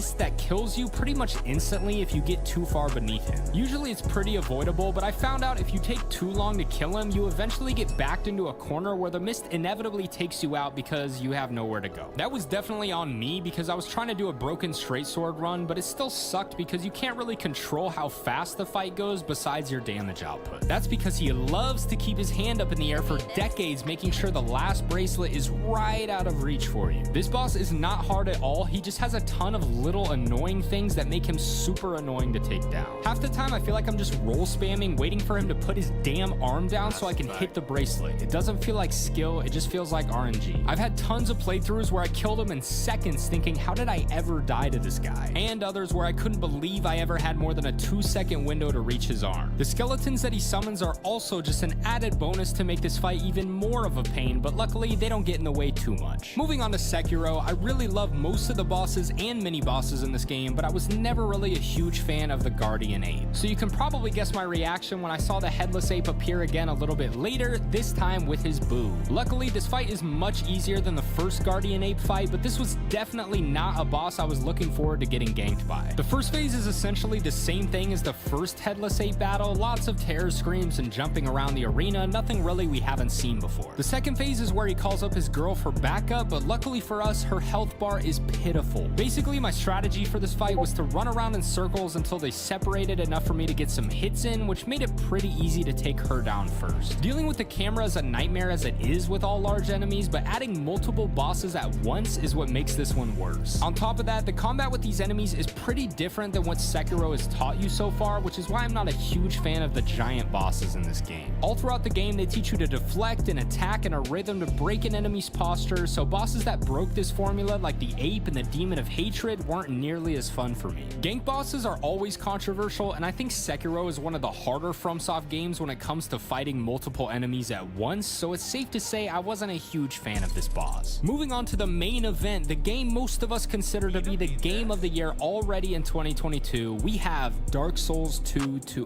Elden Ring. This one was hard to rank because Elden Ring has so many different tiers of bosses, so I just decided to choose from the main 12 bosses to make it more interesting. I was genuinely considering putting the Elden Beast at this spot, but I think that's a bit unfair since it was mainly due to my disappointment of it being the final boss. But I think this one's a no-brainer. The Godskin duo is just not a very well designed boss fight and definitely ranks the lowest of the main bosses. I really don't think this boss fight is horrible, and it's actually kind of fun with a summon, but the fact that it's required in order to progress in the game is where I think they started upsetting people. The classic Ornstein and Smo argument comes up here as well, since for some reason instead of having fast and slow attacks, they decided to just make them both fast. And the pillars, no, they were almost perfect. Not really. They knocked them down almost immediately, rendering them useless. You can cheese them with sleep arrows or sleep pots as you see me doing here, but that doesn't make them much better in my opinion, and I was only doing it for a video. It just felt like this boss was designed for you to use a summon, and while I like to have that option, I'd rather not feel forced to use one. Not only is the Godskin duo poorly designed, it's also a reskin of two bosses we've seen before put together. Separately, I actually really enjoy the fights against these two, but together they just don't work. It really just feels lazy, especially with all the incredible bosses that followed in the late game, which is why I gave them this spot. Also, for people who want me to do outros, I have one thing to say.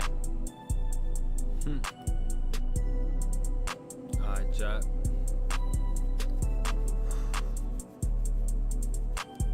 I've been deciding whether I'm gonna play a Bethesda game, or if I'm gonna play a From Software game, or if I'm just gonna play Red Dead Redemption.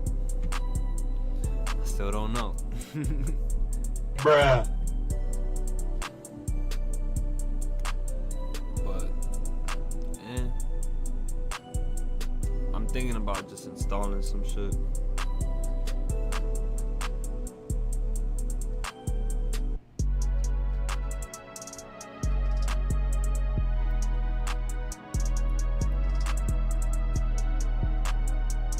That means I would have to delete some shit though.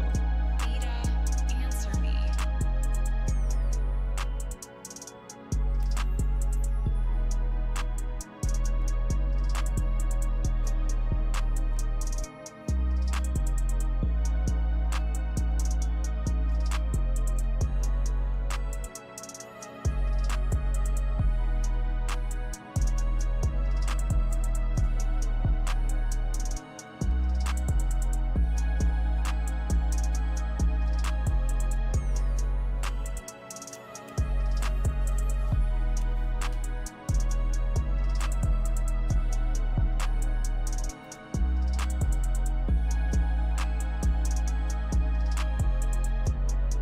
The Souls games are known Yeah, I for their came down to unforgiving those three difficulty, turning away new I'm either gonna players who play don't have the Bethesda, patience and persistence to From fight through the Software, adversity, I'm gonna or they're play just not crazy Red like Dead. we are. But there's one thing I find interesting about the difficulty in these games: they're all different. While they all share core elements of the Souls Yeah, my boy formula wants me that to play create Oblivion, difficulty though. for the players, each game has nuances that make the struggle unique to that specific experience. Alright, enough with the big words. This is the hardest part of Oblivion each Souls is game, from 120 Demon Souls all the way to gigabytes. Elden Holy Ring. fuck. Starting with Demon Souls, I think what makes this game difficult is how unforgiving it is. This is more broad because it comes in many different forms, but anyone who's played this game knows it's the one that punishes you the most. And that's what we like here. Luckily, it is the easiest game in the series in my opinion, with the enemies being pretty straightforward and the bosses having clear weak points, but the penalties for dying in Demon Souls are absolutely brutal if you aren't familiar with it. First of all, you lose half of your health bar when you die in body form. That alone is pretty brutal, especially for a new player who is already struggling to begin with.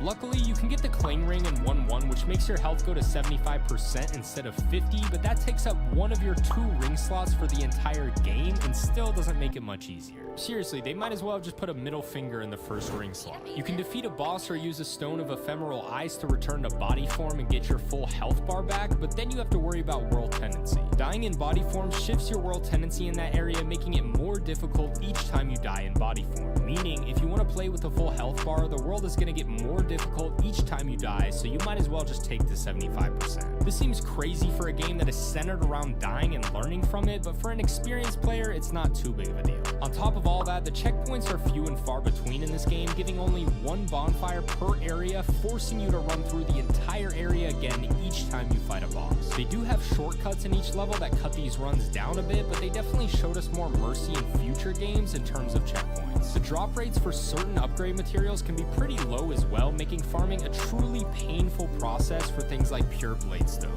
Before we talk about Dark Souls, let me tell you about a crazy deal going on right now from our sponsor, Atlas VPN. What if I told you we could all get access to Elden Ring's DLC earlier than everyone else for just $1.99? Atlas VPN has an insane discount of a 3-year subscription for just $1.99 per month, with 3 months free and a money-back guarantee, where you can change your time zone and get access to games and DLCs earlier than everyone else. I haven't seen a deal this good since Dark Souls 3 was on sale for $9. The link for Atlas VPN is in the description. Make sure to sign up. I use it for gaming too, and the speed is extremely impressive, especially for the price. But what's even better is you can get games and shows that aren't available in your location either. Now you can click the link in the description and start watching tons of different shows for just $1.99 a month, but make sure to hurry, the deal isn't going to last long. Moving on to Dark Souls, we have the pacing. The first Dark Souls is much slower than the other titles in just about every way possible. This might just be a personal thing since I played some of the newer games before going back to Dark Souls, but the speed of the gameplay made me struggle a lot in my first playthrough. I do think the freedom to let you explore anywhere you want in the beginning causes some difficulty as well, but I'm not including that since you can always just come back later, unless you're as stubborn as I am. Dark Souls forces you to be much more calculated with each decision you make during combat due to the longer windups and delays between rolls. I think it's a pretty balanced formula because this game feels like it takes much more skill and practice to master, because you can't just rely on mashing the B button to save you. This gives it a unique style of difficulty because you'll clearly see why you died and where you messed up. It's much harder to blame the game mechanics for anything because most of the time you know what you did wrong. The Chosen Undead also takes his sweet time when healing, which adds an extra layer of difficulty finding windows to recover safely. The pacing in this game also includes how much running there is in the game, which is an incredible experience the first time through, but also adds a lot of challenge to the game.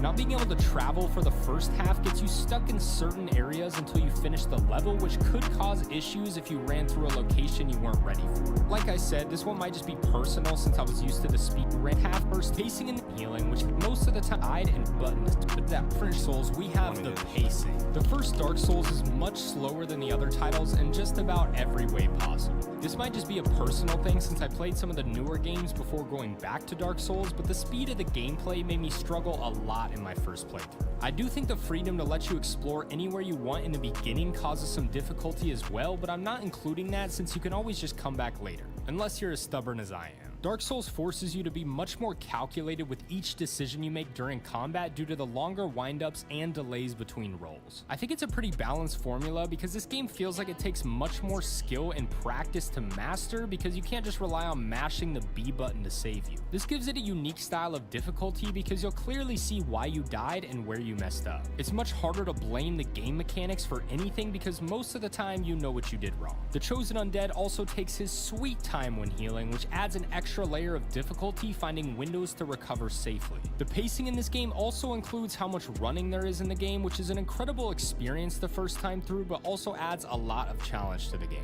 Not being able to travel for the first half gets you stuck in certain areas until you finish the level, which could cause issues if you ran through a location you weren't ready for. Like I said, this one might just be personal since I was used to the speed of the newer games, but either way, I think the slower movement is what makes this game difficult. Next up, we have Dark Souls 2. I'm laughing already because there are just so many random things that make up the difficulty of this game, but I think it's a combination between the enemy placement and the boss runs. Enemy placement is people's biggest complaint with this game, and while it didn't drive me too crazy, I definitely think it's one of the reasons people find this game so difficult. The aspect of inconvenient enemy placement mixed with the boss runs and ganks you face throughout are a big reason why people hate on this game. Dark Souls 2 has always been interesting to me because it's like the easiest and hardest game in the series at the same time. You can get over-leveled super easily with bonfire aesthetics and basic farming and just breeze through most of the bosses in this game without any trouble. But at the same time, it has some of the most frustrating level design and boss runbacks that balance out the difficulty in a unique fashion. Like seriously, did anyone think the frigid outskirts needed Dasher and Dancer and Prancer and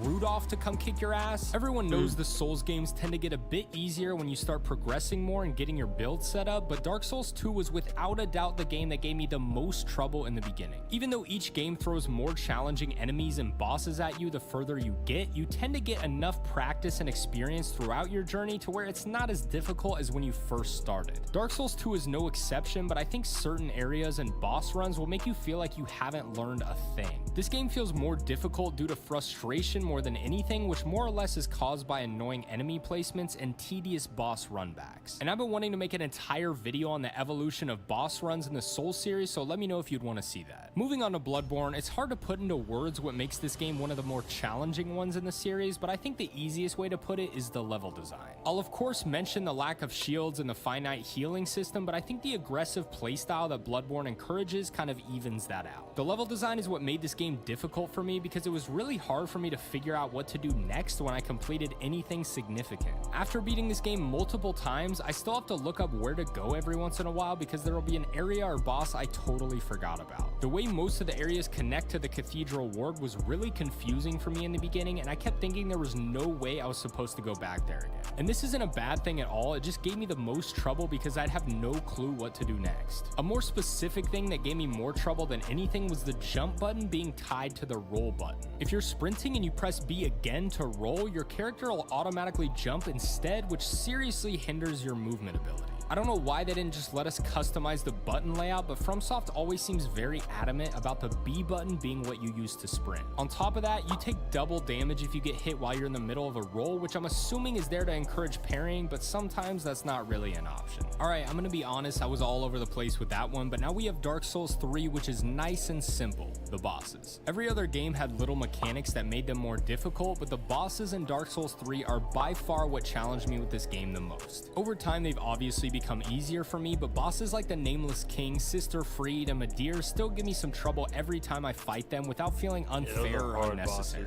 I think a big part of this is just how much health they have. It forces you to learn each move carefully and know when to attack. You're not going to get lucky with any of these fights. This is a true get good moment. You have to die until you learn every attack or else you're not winning. This is the perfect form of challenge in my opinion, and I was a little bit disappointed because I think Elden Ring missed the mark a bit on the boss formula after 2 games straight of boss fight perfection. The bosses being a challenge also comes with the linear nature of this game, since most of the time your only option is to grit your teeth and get through it, which I like, and I think it's definitely enjoyable to have the freedom to come back and fight a boss later, but it's kind of nice getting to a fight and being like, okay, this is where I'm supposed to be, there's no other option but to fight this boss until I win so I can progress. It makes the game play in a different way, and I love the approach they took with Dark Souls 3. Moving on to Sekiro, please stop telling me it's not a Souls game. I don't care. I think the hardest part about this game game is the learning curve of the combat. I've touched on some of these reasons in previous videos, but learning how the combat flows in this game took me like 3 playthroughs to understand. It's interesting to me that the combat is by far the most challenging aspect of this game at first and becomes probably the easiest in the series once you understand it. But when I go back and fight random bosses in the Reflection of Strength mode, some of the ones I never think about give me so much trouble even knowing how the combat works. The Corrupted Monk, for example, is one that I never really felt like I mastered, so I went back to fight her and got absolutely stomped on. But that's where the advantage of knowing how the combat works comes in, since I knew I just needed to get better at timing my deflections and then she'd be cake.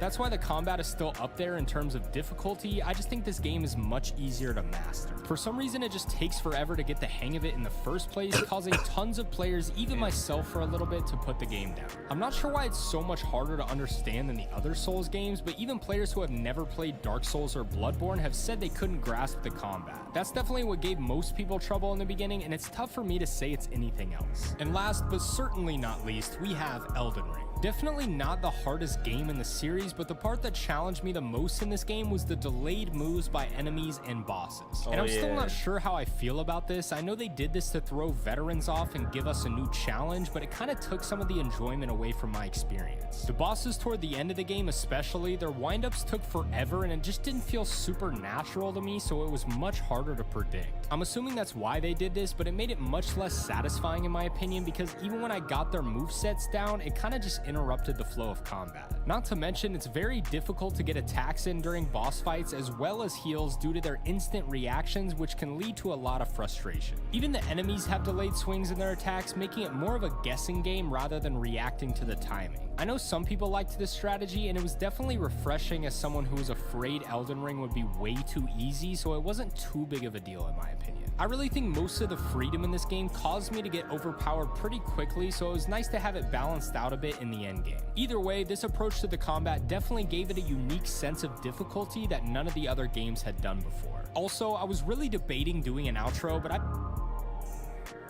He stayed doing that. Running back through an area after you die to a boss has been a staple throughout the Souls series, but its purpose is highly debated by the community to this day. The two arguments go something like, "This is a huge waste of time. Why would anyone want to do this?" and "I enjoy pain." Clearly, they've evolved this aspect in the Souls games over time, so I wanted to take a look at the history of boss runbacks throughout all the Souls games and explore how they changed and why, as well as how many controllers I went through while attempting them. I've wanted to talk about this for a while, and I've only seen one video about this topic, and it was by JK Leeds, so shout out to him. But for now, let's start at the beginning. Demon's Souls was the first installment of the Souls series back in 2009 with a unique formula that shocked gamers across the world and changed the industry forever. With Demon's Souls being one of the last Souls games I played due to it being a PS3 exclusive until the remake in 2020, I found the bosses to be pretty easy, making the runbacks to each boss almost irrelevant. That is, until I played it through again on New Game Plus, only to realize how brutal the boss runs are in this game. Each area only has one bonfire, meaning your run back to the boss is the entire level. Every time. But this is where they adapted by creating shortcuts, you know, those pesky doors that seem to only open from one side, or the lift that can't be activated even though there's a lever right in front of it. Shortcuts were an awesome addition to the Souls formula because they encourage exploration and, most importantly, save you some sanity when running back to the boss. But don't worry, most of them are still insanely difficult for no reason. The old Heroes boss run comes to mind here, as it had me using every cheese tactic possible on the old hero just to avoid doing this dreadful run again. It has rolling skellies that can outrun you, laser ghost alien things that block your way on the stairs, and reapers that hide in super inconvenient places. Another one that drove me crazy was False King Allant. I thought I would need a haircut by the time this elevator was done moving, but it turned out fine because I was just 55 and balding instead. Why they decided to make this take so long, I don't know. It feels really intense and dramatic the first time you take it, but I feel like they should have put another bonfire somewhere at the top. And I wish I could say they sped up the elevators in the future, but unfortunately we'll get to that later. I will say though, of all the Souls games, the boss runs in Demon's Souls make the most sense besides maybe Dark Souls 1, so at least I can appreciate that. But runs like Flame Lurkers, even with the shortcut, are just super tedious for no reason and feel like a waste of time. But that was just the first entry in the series, and I admire the consistency they kept, so let's talk about Dark Souls. Also, you should definitely cop one of these shirts, link in the pinned comment. I handmade them myself, I love it. As much as I'd love to whine about how long it takes to run everywhere in the this game, I have to step back and remember my first playthrough. It was incredible. The level design in this game is unmatched, and while some of the boss runbacks make me want to order a new Xbox, wait 2 days by the door for Amazon to ship it, check the tracking number to make sure they didn't mess up my order, realize I accidentally bought an Xbox One X and not the Series X, scramble to return my order and get the one I actually wanted, finally get it at the door as I smashed my current Xbox. Wait, what were we talking about? Oh yeah, basically while some of the boss runs make me want to smash my Xbox with a sledgehammer, it's hard for me to get too upset because they feel very intentional. I didn't mind too many of these runbacks in my first playthrough because I was still exploring and finding new shortcuts along the way. Also because I didn't realize you could travel halfway through the game. Since the interconnectivity and exploration of Dark Souls is the strongest point of the game, it makes sense that some of the runbacks can be tedious. Running around and stumbling upon a boss like the Taurus Demon makes for a really memorable moment that would likely have had less of an impact if you found a checkpoint right outside the door. But then there are bosses like Pinwheel where you have to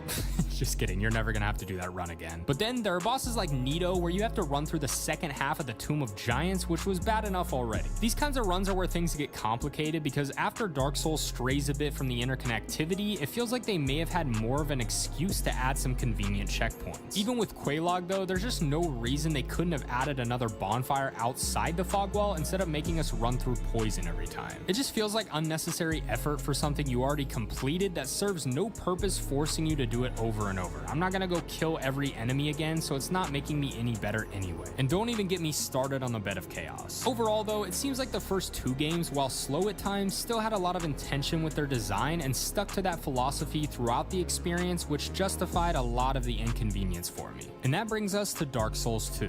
Oh boy. This is where things got extreme, aiming to frustrate the player more than anything else with crazy enemies and obstacles, all just to go get one shot by the boss. The boss runs in Dark Souls 2 are more challenging than tedious, so at least you won't be bored. You might lose a bit of sanity though. Dark Souls 2 is without a doubt the game with the worst boss runs. I remember I first noticed how bad they were when I had my first encounter with the Smelter Demon. I went through this so many times I ended up despawning all the enemies in the area just so I could get through, which is 15 times by the way. It's not that this run was necessarily difficult, which it definitely is, it's more just the fact that you don't get any invincibility frames when traversing the fog until the end, meaning the enemies can hit you out of it. This adds so much unnecessary stress to these runs because not only do you have to make it past dozens of spammed enemies on your way to the boss, you also have to make sure they're far enough away for you to get into the fog gate. There's absolutely no need for this many enemies to be in an area to begin with, much less on your way to a boss. And honestly, it gets so ridiculous later in the game, I couldn't help but set my controller down and laugh and cry. Sir Alone's boss run is pretty brutal as well, with how much is going on and how quick the enemies are, and not to mention he's a pretty tough boss. The Blue Smelter Demon is one of the runs that almost broke me because even the shortcut is a pain to go through. If you take the normal route, your movement will be slowed while archers shoot at you and random enemies stuffed into a hallway lunge at you. I could go on forever here, but we all know what the Holy Grail is here, the Frigid Outskirts. This area has been talked about a billion times already, so I won't regurgitate what everyone else has said, but this one was just straight up unreasonable. Even with a guide, this run probably took me 50 plus tries and the boss wasn't even good. And I'm not even including attempts with the boss. This run took me 50 tries to just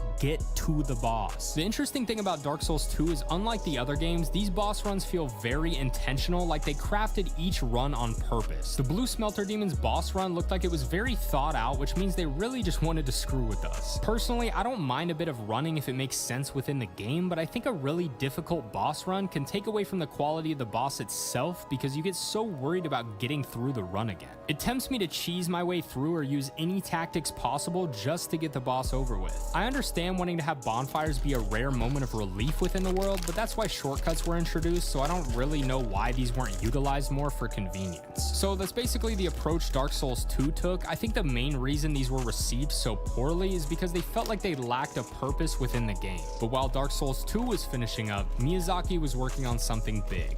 His magnum opus, Bloodborne. This one is interesting because not many people talk about the boss runs in this game, but I think it has some of the longest, but its reasons may be justified. Also, if you like these videos, please subscribe. One big change Bloodborne made to the Souls formula is the introduction of lamps as opposed to bonfires. Since lamps only serve as a method of traveling back to the hunter's dream, it makes sense that they'd have more strategic placements, meaning less of them in the world. Since lamps serve a different purpose in Bloodborne, it's easy to see why some of the boss runs in this game tend to run a little bit long. They did utilize shortcuts very well in this game, but still made the same mistakes as the previous titles by leaving large runbacks to the bosses anyway.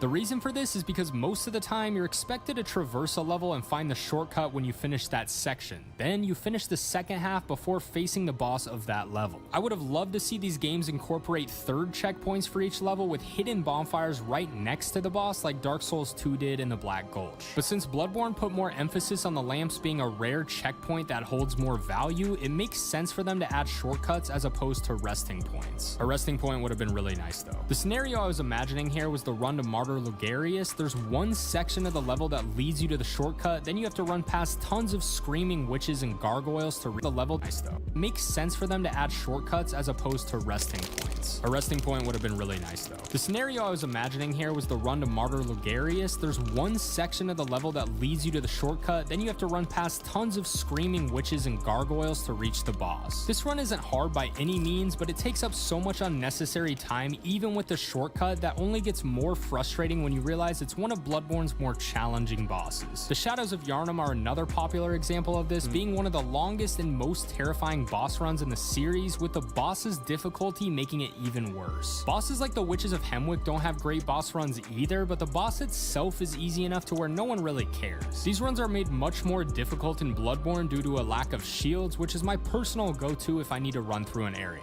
Can't wait to see the comments I get for that one. Needing to farm for heals and bullets in the early game can make this process stressful as well, but some of the runs like Father Gascoigne feel intentional to get you more vials and bullets, which I think is interesting. If they're gonna make us farm, at least let us do it on the way to the boss. Bloodborne definitely didn't seem to prioritize convenience in any way in this game, but I think they can get away with some of the longer runs due to the carefully crafted world building. And that leads us to Dark Souls 3. This game had a bonfire every 10 seconds, so the boss runs in this one really pissed me off. None of them were necessarily hard, they just had a lot of running for no particular reason. I will say you could tell they tried to make it a little bit easier on us by adding more checkpoints and plenty of shortcuts to cut down on the time, but that's where the problem was. Since it drew a lot from the first Dark Souls game, you can tell it lacked a little bit of direction and identity that the other games had. It felt a bit inconsistent with certain mechanics, especially with aspects such as convenience, because they seemed unsure of whether to evolve to a newer style of gameplay.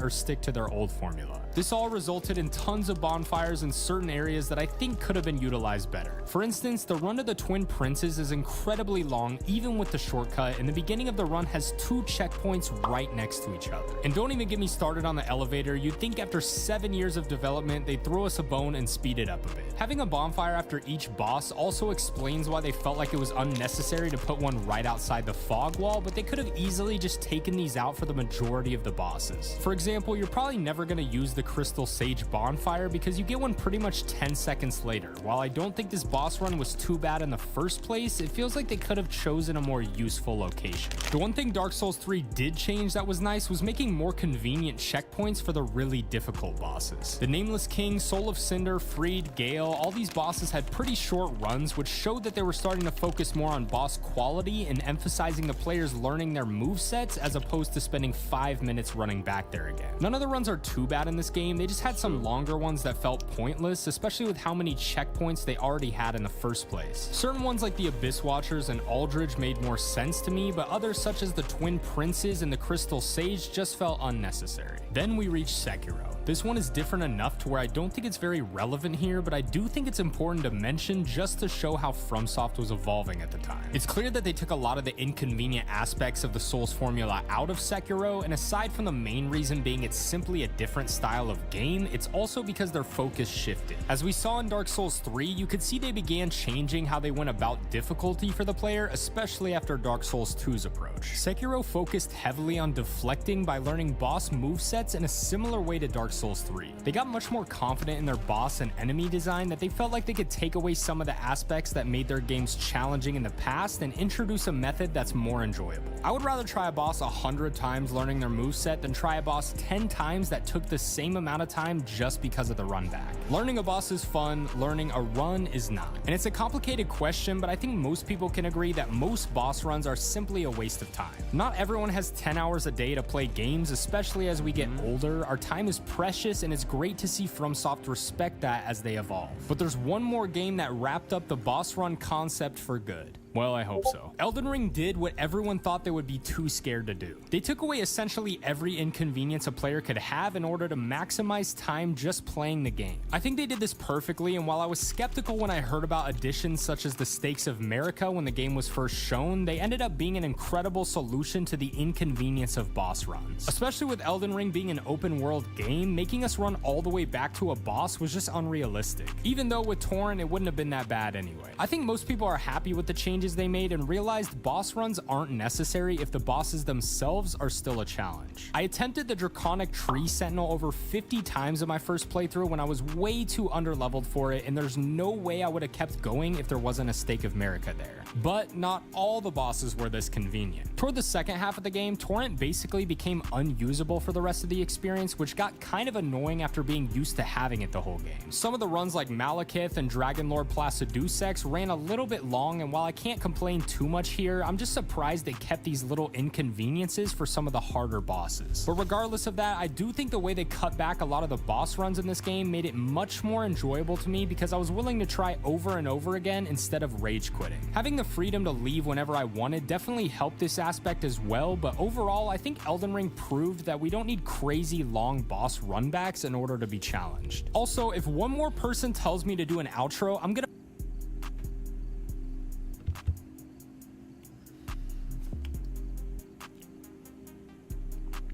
running back through an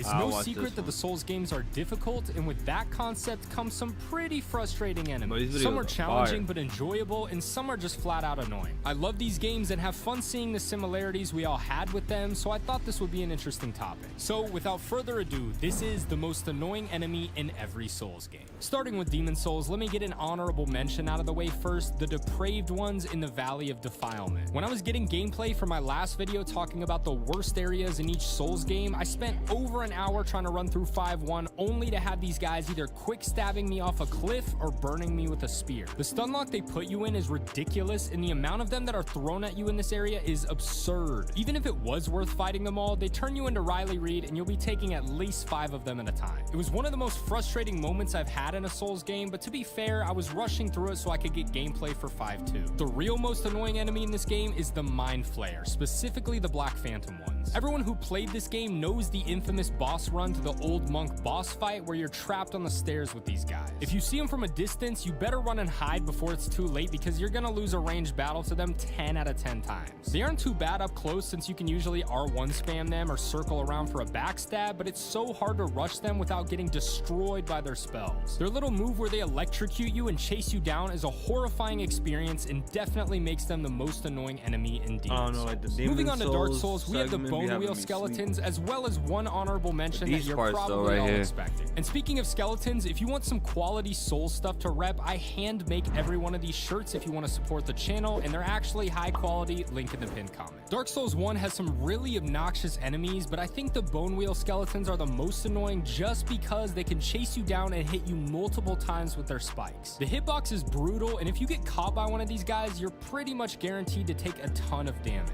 The only redeeming factor is that there aren't a ton of these things in the game. The main area they're known for is in the catacombs on the way to Pinwheel, but let's be honest, you're not going to need a ton of heals for that fight anyway. There's just something about the way they stun lock you with like 8 hits in a row that's super frustrating, and not to mention they come in packs. These enemies were featured in Dark Souls 3 as well, but for some reason they weren't as bad in that game as they were in Dark Souls. Maybe it's just because the dodging is a bit slower in the first game. Now that the Dark Souls 1 fanboys are angry, why don't we discuss the one we all know is coming. The Anor Londo Archers, I had to throw them in here as an honorable mention purely due to their infamous pillar run. If you can parry them, you won't have too much trouble, but if not, have fun. These guys are super annoying, but but knowing how iconic they are, I couldn't actually put them as the most annoying. Next, we have Dark Souls 2. Where do I start? I swear I love this game, but there are just way too many annoying enemies and bosses and areas. Wait, why do I like this game again? I'm just kidding. The good definitely outweighs the bad in this game, but I think we can all agree that the frozen reindeer ruined Christmas for us all going forward. I wasn't gonna put these as the most annoying enemy because I feel like it's partially the area that makes them bad, but while getting gameplay for this video, I just could not ignore how terrible they were. First of all, they come out of nowhere because you can't even see. They have super fast attacks, and not to mention magic with tons of health, and most of the time you're getting ganked by more than one of them. I'm pretty sure they spawn infinitely in this area as well, and good luck trying to outrun them. This is the worst enemy in the worst area with the worst boss run. Dark Souls 2, you truly outdid yourself with this one. There's also the Drake Keeper, specifically this one with the hammer. I don't know why the others are perfectly fine, but this guy in particular is just not even worth fighting. His hitboxes make absolutely zero sense, and it almost feels impossible to actually dodge him, making for a wonderful evening of rage quitting. Using a shield is even worse because he'll just do an infinite spam of attacks until your stamina runs out, and I already have a pretty low amount of stamina in the bedroom. I mean Dark Souls 2. The last honorable mention is the poison spitting statues from the Black Gulch for obvious reasons. I don't know why, but it pisses me off seeing them stare at me without moving, and then as soon as I walk in front of them, they spit in my face. That's a privilege I pay for on Saturday nights, but I don't want it in my video games. Moving on to Bloodborne, let me mention these two before I get to my main choice. The Brain Suckers, first of all, for obvious reasons. Despite having a pretty appealing name, if you know what I mean, the Brain Suckers are not only difficult, they're also pretty terrifying. All of their attacks can trap you, and if you're not careful, you might get sucked so hard. Wait, why was this a bad thing again? Another quick honorable mention is the blood-sucking beast enemy. Not only are these things super aggressive, but they also have some insane health bars. Coming to Cainhurst was a rude awakening of Bloodborne's difficulty for me in my first playthrough, and I tend to run past them every time I play again. But the real most annoying enemy in this game for me was without a doubt the kidnappers. Somehow these guys manage to pop up at the worst possible moments, and they will consistently one-shot you with their kicks. No, not these kicks. I do like that they'll actually kidnap you in the game, so at least they make sense, but they're so frustrating to fight just because they have so much health and they move really slowly, so you feel like an idiot getting hit by them. Their movement makes them so intense, and it freaks me out so much I end up panicking and choking pretty much every time I fight them. Also, I feel like you never actually fight these guys one-on-one, which is another reason they're so difficult, since they always have other enemies alongside them. Luckily, you can parry them if you manage to get a shot off before they smack you in the face, but they're still annoying. Now we've reached Dark Souls 3, another game with tons of obnoxious enemies throughout, but none worse than the jailers. Basically, all they have to do is look at you and your health goes down. And your health bar doesn't drain. Oh no, your health bar goes down, meaning you can't even heal for a while until it goes back to normal. The only upside to this is I don't think it can actually kill you, but as you can see here, it gets pretty small to say the least. Luckily, size doesn't matter according to every girlfriend I've ever had. Just kidding, I'm a Souls player, we don't get girlfriends. The jailers are similar to the Mind Flayers, where they're extremely dangerous at range, but pretty easy to take care of up close. The only difference is the jailers have pretty brutal attacks up close if you forgot how to dodge, and can also come in big groups like in this area. I don't think there will be much debate about these being the most annoying enemy in Dark Souls 3, but there's a chance you may have picked the Thralls or the Jumping Grooves. The Thralls are pesky little assholes that jump around and attack you so fast that you're usually dead before you notice the animation. Notice how most of the worst enemies are the ones that always come in groups? Yeah, these guys are the definition of that. If you don't think those were the most annoying, then my other honorable mention is the Jumping Grooves, who are just a pain to fight because they won't stand still. They really aren't that difficult, but an enemy that likes to jump 30 feet onto your head in the middle of a poison swamp that slows your movement isn't my favorite thing in the world. Moving on to Sekiro, I think most people are probably thinking, I can't really think of anything too bad in this game. Bam! Remember these guys? The Twin Blade Monks are a huge pain in the game and are hard enough to fight alone, so I really don't understand why FromSoft thought we needed the extra challenge of a gank every time we see them. I genuinely don't think I had ever killed one of these guys until I went back for this gameplay, and even with my character being super overpowered, they were still beating my ass. Sekiro, I my bad. about these being the most annoying enemy in Dark Souls 3, but there's a chance you may have picked the Thralls or the Jumping Grooves. The Thralls are pesky little assholes that jump around and attack you so fast that you're usually dead before you notice the animation. Notice how most of the worst enemies are the ones that always come in groups? Yeah, these guys are the definition of that. If you don't think those were the most annoying, then my other honorable mention is the Jumping Grooves, who are just a pain to fight because they won't stand still. They really aren't that difficult, but an enemy that likes to jump 30 feet onto your head in the middle of a poison swamp that slows your movement isn't my favorite thing in the world. Moving on to Sekiro, I think most people are probably thinking, I can't really think of anything too bad in this game. Bam! Remember these guys? The Twin Blade Monks are a huge pain in the game and are hard enough to fight alone, so I really don't understand why FromSoft thought we needed the extra challenge of a gank every time we see them. I genuinely don't think I had ever killed one of these guys until I went back for this gameplay, and even with my character being super overpowered, they were still beating my ass. It's another enemy that constantly jumps around and spins, and you can't even tell what attack they're doing half the time. Once again, Sekiro is about the give and take flow of combat, and all these things do is take. They have no desire to let you get in attacks, they're just gonna keep going until you give up and run away. Another one you probably saw coming is the Nightjar ninjas. They kind of have the same issues, and while they aren't as difficult, they do have these boomerang blades that are incredibly annoying. They also have the infamous,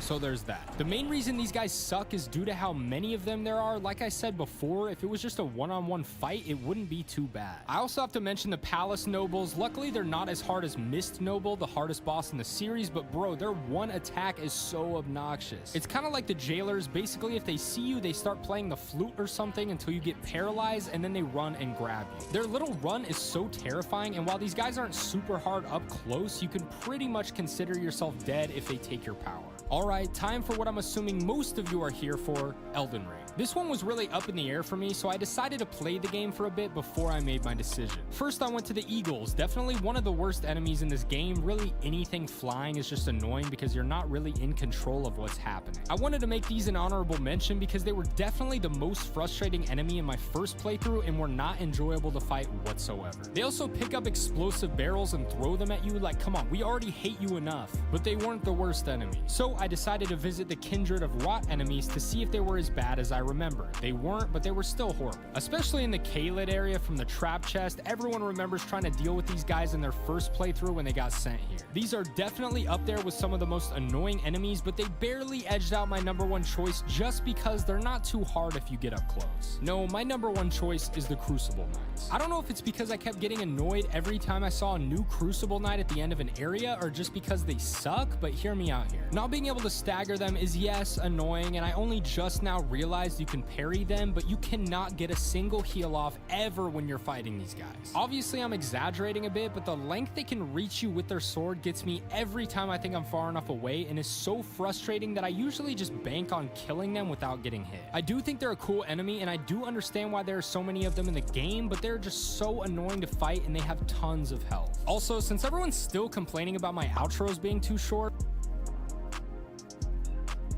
today we're going to be going through the top 10 worst areas in the Souls series from Demon Souls all the way to Elden Ring. Because this has totally never been done before, right? But we're going to talk about it anyway because there's still no Elden Ring DLC for me to throw my money at. Coming in at number 10, we have the Lake of Rod. Before you all attack me, don't try to act like this area is actually good just because people hate it. This area is the pinnacle of poison swamp areas, and I feel like Miyazaki couldn't resist. I thought they were going to add a custom controller to the pre-order edition of this game, but they probably took it out after adding this area, knowing everyone would smash it to pieces. The only reason it's not higher on this list is because it's not too terrible with some preserving boluses, and once you make it out of the rod, the rest of the area isn't actually too bad. But the fact that this entire first half is just a giant rot swamp that takes enormous chunks of your health bar is ridiculous, especially while trying to deal with enemies and a boss. And not to mention, the boss is just a worse version of the Dragonkin Soldier of Noxtella. The platform stuff feels kind of pointless, and gathering all the items here feels more like a chore than anything else. But let's be honest, most of us would still rather do that than take a shower. It's hard for me to hate on this area too much just because it feels kind of like a troll already, but nothing about it is very fun, and it had to be on this list. We used to make jokes about FromSoft making a swamp this ridiculous, and they actually did it. Legendary. Moving on to our number 9 spot, we have the Iron Keep. A Dark Souls 2 location on a list of the worst areas? Yeah, try to hide your surprise. I feel like I have to preface all these videos by saying I love Dark Souls 2, but this was the first area that really made me start to understand why people hate it so much. There is absolutely no reason for them to stuff so many enemies here. And even even worse, you can't even just run past them to get to the boss because the fog walls in Dark Souls 2 don't give you iframes until the last millisecond, and you'll be dead before you get to that point anyway. And these aren't just simple, easy to take down enemies either, so having 30 of these guys running at you with archers shooting you down the entire time isn't the best thing in the world. The only solution I found for this area is killing every enemy until they despawn. That's about it. You'll probably have to run back to the boss another 15 times anyway due to it being one of the most difficult in the game, and platforming around this area to get all the items is just as painful. The Iron Keep made me realize I might have an anger problem, but I'm still in denial, which is why I make these videos. This area isn't the worst one in the world if you take your time and go slow, but unfortunately social media has given me the wonderful gift of a 5-second attention span, so it didn't quite work out that way. Regardless, this is definitely one of the most frustrating areas in the series, but in terms of being the worst, it comes in at number 9 for me. Before we move on, I wanted to talk about a game I've been loving recently that's also today's sponsor, Naraka: Bladepoint. I actually posted some shorts about this game a few months back when it first came out because I thought it had a lot of potential. It's a unique melee-focused battle royale with tons of different weapons and combat abilities. The reason I like this game so much is the counter system, which makes it less dependent on reaction time and more actual skill by predicting their prediction. They also have a crossover with Wolong where you can join in-game events in Naraka to get Wolong-styled cosmetics for free. You'll also be able to claim 2 exclusive outfits inspired by the characters of Naraka in Wolong's future DLC. The game will be free this weekend only from March 15th to March 19th on Steam or Epic. You can also get a 50% off discount between March 15th and March 21st on Steam and Epic platforms. They're adding a new hero named Akos that can transform into a beast that I'm definitely going to be checking out. It's also pretty crazy that you can upload a picture of your own face to make your hero unique to you, which is way easier than spending 3 hours customizing my character like I normally do. This is a game I was super happy to promote because this kind of a combat system combined with the battle royale style is something I've been curious to see for a while, and I think they did an awesome job with it. Click the link in the description right now to try out Naraka: Bladepoint for free only between March 15th and March 19th on Steam and Epic, or on Xbox if you have Xbox Game Pass. Coming in at number 8, we have the Black Gulch from once again Dark Souls 2. I rank these based on how little I want to go through them again, so the only saving grace this area has is the fact that it's short. And if that's the only reason an area ranks higher on this list, you know it's bad. This area is pretty much FromSoft spitting in your face telling you to quit through poison statues, which wouldn't have been that bad of a mechanic if there weren't so damn many of them. What was the reason for putting so many of these things here? A few here and there would have been enough, but they stuffed so many statues in this area, it feels like they just hit copy and paste as many times as the engine would let them. They also have giant worms and creepy hand creatures that are just a pleasure to deal with on top of everything else, but I will give this area credit for having a secret bonfire and Dark Lurker, but that's a whole separate thing. The Black Gulch is super easy to run through if you don't want to explore, which I would say is a good thing, but I don't think your ability to run past everything in an area signifies how good it is. At least it has one of the most disgusting bosses in the series at the end. This location is short and annoying, kind of like every influencer ever, and it doesn't even feel like a real area. At least the Iron Keep felt like I was playing a level. But overall, it's still not the worst area in the series, it's just one of the more lazy ones in my opinion.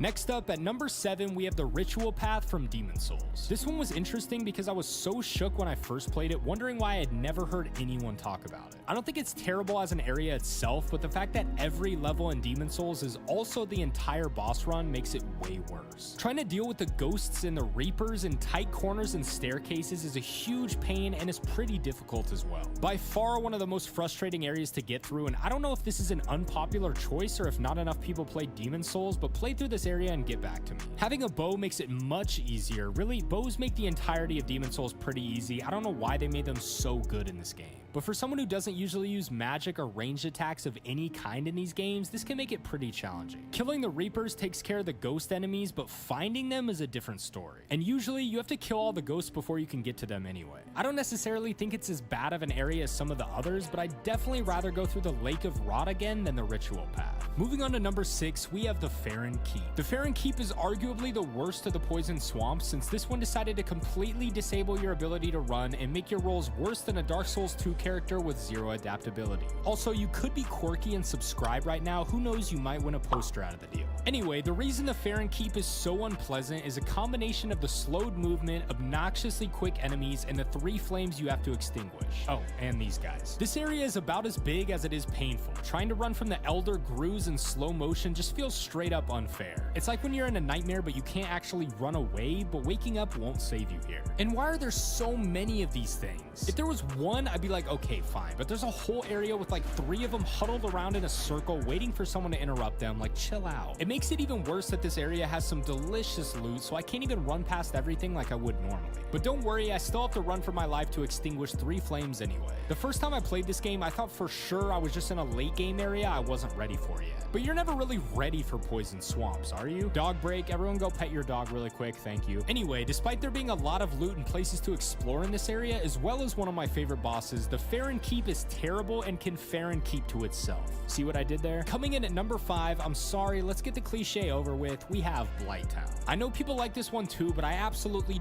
dread going down here. It's such a headache to try and navigate this area since you can barely see anything, a common theme in most of the worst areas, and there's this wonderful status effect enemies can give you called Toxic. It's also an insanely confusing area, trying to traverse this place in the dark going up, down, left, right. I feel like I'm in a damn Wonkavator. I will say it's a pretty incredible feeling when you first realize this area has been underneath you for the entire game, and getting back to the Firelink Shrine is so relieving. But this area has so much to find and feels never-ending with its obscure platforming and pitch-black corridors. And not to mention, the lower part of Blighttown is just a poison swamp. But I do like how this area connects to so many different places on the map, and Quelaag is a pretty solid boss fight. Gameplay-wise, definitely no other reason. And if that doesn't fix your fear of spiders, I don't know what will, unless you're also scared of talking to women, which I get. But while I can appreciate the way this area is intertwined with the rest of the map, as well as how fleshed out it is in comparison to the others, I can't ever say I look forward to going down here when I play Dark Souls. Next up at number 4, we have the beautiful and the spammy Shrine of Amana. This area is pretty much a combination of everything that could possibly annoy you. The only thing missing is my annoying ass voice. It has tons of casters with movement tracking spells that totally feels fair, especially when you're trying to make sure you don't drown in the water of previous players' tears. Seriously, they could have added some consistency with the death spots in the middle of the water. I feel like by the time I get close enough to tell, I'm already falling to my death. It also has giants, frogs, and toxic spitting enemies that break all of your equipment. It's not that big of a deal, but the blacksmith bullies me every time I go back there, so I avoid him at all costs. It's a shame too, because this area is beautiful. I remember spending days trying to get through this area on my first playthrough, and even trying to run straight through it now still gives me trouble. It just feels like it was created to frustrate you, and if that was really their goal, they definitely succeeded. The Shrine of Amana is another area where it just feels like artificial difficulty left and right. And I know the Souls games aren't supposed to feel fair, but there's a line. Ranged attacks are the only thing that'll save you here, but even with that, I wish you luck. And cracking the top 3, we have the Valley of Defilement from Demon Souls. And the name doesn't lie, I felt defiled. A few months ago, I wouldn't have put this area so high, certainly not over the Swamp of Sorrow, but after playing through this game again, the Valley of Defilement is without a doubt the most anger-inducing area in this game. Any level with tight corners and enemies blocking your way is frustrating enough, but they put so many depraved ones here to troll you, it feels almost impossible to move anywhere. And not to mention, the big depraved ones always show up right when you run out of grass. Even if you called your dealer for a re-up, good luck getting a heal off with all these enemies around. And if your dealer is Patches, you are just the worst kind of person. The Swamp of Sorrow goes hand in hand with this place, so I'm kind of combining both here, but I still think the Valley of Defilement is worse. The enemies doing that quick little stab move is the most infuriating thing ever, with bonus points if they knock you off a ledge. I know a lot of people might be surprised to see it so high on this list, but if you go back and play it again, you'll see what I mean. This area has some of the most confusing verticality, and combined with how many enemies are around, you're pretty much gonna have to kill them all over again every time you die. And if I hadn't had to go back there to record gameplay for a video a few months ago, it may have been skipped on this list. Shame. Moving on to number 2, our runner-up has to be the Tomb of Giants. I've talked about this before, but even with a lantern or a helmet, this area is still impossible to navigate. It's no secret that obscuring your vision is one of the least enjoyable challenges in these games, and the Tomb of Giants is the pinnacle of that. No matter how many times I play this game, I still have to look up where to go because my only goal is to run through it as fast as possible. And there's not much worth exploring for either, so there's really no reason to stick around. I give it extra credit for having a bonfire in the middle, but to be honest, I would have rather just had one outside this place so I didn't have to run through it every time I died to Nito, even if it is just the end, which tends to be a lot, but maybe I'm just bad. I don't know the community consensus of how hard he is. And if you don't have some sort of light, good luck. I appreciate that they added the prism stones, but how much do they really help here? Overall, I know this area is disliked by most, but for some reason, I don't hear as much hate for it as I would think. But moving on, let me shout out some of the honorable mentions before we move on to our number 1 spot. First, we have Lost Izalith, one I'm sure we can all agree on. It's not very fleshed out and just feels slapped together in an attempt to finish the second half of the game. This area is nothing more than a marathon to the bed of chaos, which doesn't help its case either. For whatever reason, they thought it would be fun to stuff as many demons as possible here, as if anyone would go through the trouble of killing them all. And while it's objectively bad, the only reason it didn't make this list is because it's really not that big of a deal to go through, even if you are playing normally, so it didn't give me as much trouble as some of the others on this list. We also have the Nightmare of Mensis, which isn't necessarily a bad area, but the frenzy buildup is a pain that forces you to run through most of it, making it less of a level and more of a marathon. I don't think it deserves a spot on this list, but I wanted to mention it because some of us need to accept that Bloodborne does indeed have some flaws. And my last honorable mention is the Crystal Cave from Dark Souls 1. While it's a cool idea, it just feels kind of stupid that you're supposed to walk across the air like that was somehow an option before, and trying to fight the golems on a narrow platform is one of the most stressful things I've had to endure. This area is cool and unique, but is not a fun level at all. With that being said though, I still can't put it ahead of any of the 10 on this list. But with those out of the way, let's move on to our number 1 spot. Surprise, surprise, Frigid Outskirts. It could only be you. It could only be you. He knew all along. Not only is this the most frustrating area in the series, it's also the worst. Anyone who says otherwise is wrong and has never actually played Dark Souls 2. The snow blocking your field of vision could have been okay if it wasn't a blizzard 99% of the time, giving you a few seconds every 10 minutes to see where you've been walking the whole time. So many little things could have been added here to make this area more bearable. Even just a bonfire halfway through it probably could have saved it. The reason this area is so bad is not because of the snow, not because of the reindeer, but the fact that the entire level is also a boss run. It's like the final exam of Dark Souls 2, testing how much pain you can go through to say you've beaten the game. The reindeer don't help either. If they reduced how many of them spawned here, it may have been a little bit better, but the fact that multiple of them can come at once when they're already difficult enough just feels like a giant middle finger. And all of that for a terrible reskin boss that could have been looked at more fondly if you didn't have to suffer so much to reach them. It probably took me 50 tries just to reach them in my first playthrough, and I was so nervous about having to do the run again that I kept choking during the fight, even though they weren't very hard at all. There are so many things that could have made this area better, but we'll forever have to live with the fact that this is what we got. But at least now we have an area we can all agree is the worst. And since most people still want an outro, 8-second intro, go. Today I'm going to be going through every single FromSoft tutorial area to see which one is the best based on how well it prepares you for what's ahead and how difficult they are. Let's go. Starting with Demon's Souls, one of the only games with a proper tutorial that allows you to choose whether you'd like to play through it or go straight to the Nexus. This tutorial is pretty good, and I think it prepares you pretty well for how this game works. The enemies are definitely on the easier side, but I like that they introduce you to different scenarios, such as multiple enemies at once and fighting against shields. This intro feels like a real area, which is good for getting the player used to the level design they'll see in the real game, as well as the rewards you get for exploration. This area also introduces you to the vault mechanic, which is really only explained by having an item right next to the fence you're supposed to jump over, but I swear they only used this feature like twice in the main game, so I don't really know why it was emphasized so heavily. Aside from showcasing the main combat mechanics you'll be using throughout the game, they also show you how the healing system works by placing different types of grass around the area. I think this is good to kind of get the player used to conserving their healing items by subtly pointing out that they're finite in this game. A couple things that weren't explained in this area that I think could have been beneficial are world and character tendency, as well as the difference between soul and body form. I know these are touched on a bit later, but I had no idea about any of these going in, and I was pretty confused trying to figure it out. The last part of the tutorial is the Vanguard Demon. This is a classic FromSoft move, making a boss you're supposed to die to in the beginning, highlighting the fact that it's okay to die. I like that they reintroduced the Vanguard Demon in 4.1 as a mini-boss because it shows the player their progression and the importance of coming back to something later if you're struggling with it. It does suck that you basically die in 1 to 2 hits when fighting him in the tutorial, but I guess that's the point. I like that they actually reward you for beating him in this game with a few extra items before the dragon kills you. Overall, I think this is a pretty solid tutorial and teaches the player not only the basic mechanics of the combat, but also the harsh reality of the world this game presents. Moving on to Dark Souls, this tutorial is very unconventional. unconventional. And if you need a reminder not to give up, Skeleton, make sure to cop a shirt, link in the pinned comment. This tutorial basically shows how FromSoft trusts the player's intelligence and ego enough to realize when something is too hard for you,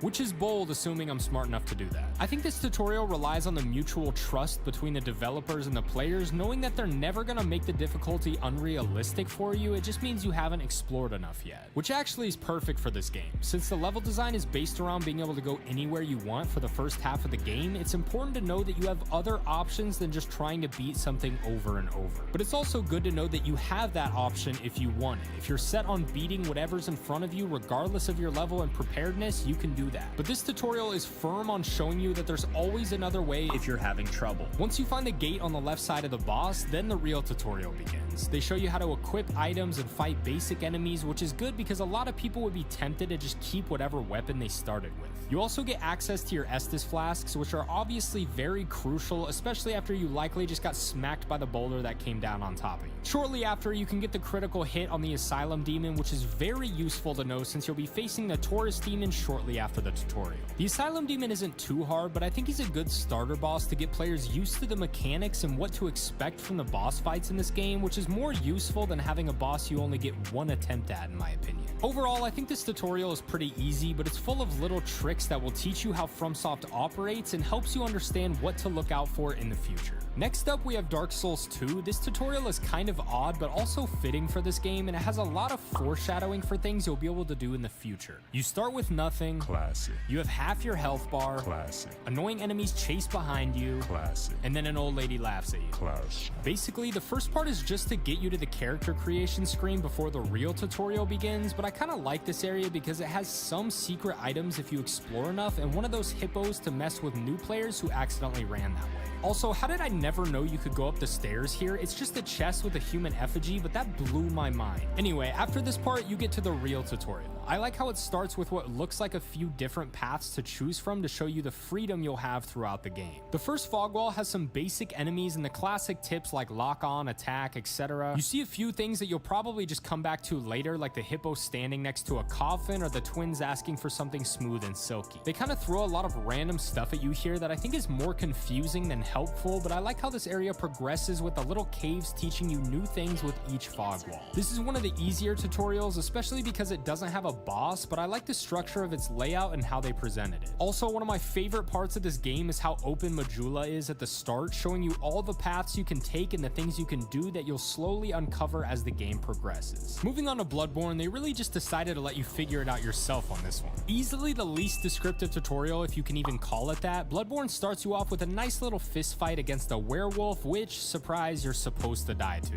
If you don't die to him, or if you just run past, you'll enter Central Yharnam, where you get all your basic necessities like heals and bullets, but still no weapons. It took me forever to find where to go from here because the lever kind of blends in with the wall next to it, but I guess they put an item there to draw your eye to it, so maybe I'm just dumb. Once you pull the lever, a ladder comes down where you can light your first lamp and go to the Hunter's Dream. This is where you get to choose your weapons and everything. You can't level up yet, but I like that decision a lot. If you throw stats at a new player off the bat, they're gonna have no idea which ones are useful for them because they haven't even played the game yet. Forcing you to beat a boss before you can do that is a great idea because it gets the player familiar with the game before choosing stats, and it gives you no easy way out if you're struggling with the boss. That's pretty much what I would consider to be the tutorial in Bloodborne. The rest of Central Yharnam feels more like a normal level rather than a tutorial area, which I have a love-hate relationship with. I do think this is one of the best areas in the game and is so much fun to explore because there are tons of branching paths you can take, but it's also going to be pretty confusing for a new player. For someone like me, it was amazing because I already had a grasp of what to expect from this type of game, but I could see the lack of explanation turning away a lot of newer players. Also, it's probably the most difficult tutorial area in the series. The two bosses in this area are done perfectly though, and I agree with the purpose they both serve to teach the player. Next up, we have Dark Souls 3. This is one of the more generic tutorial areas, but I actually think it was done very well. It was pretty obvious this game was pushing to make the Souls series a bit more accessible to newer players, but I think they pulled it off without compromising what makes this series great. It starts off with the same messages for the basic controls, throwing some easy enemies at you while you collect your Estus flasks. I really like the addition of the giant crystal lizard here to give players a challenge for an extra reward if they choose to do so. It also teaches the player early on that they don't have to fight every enemy if they don't want to.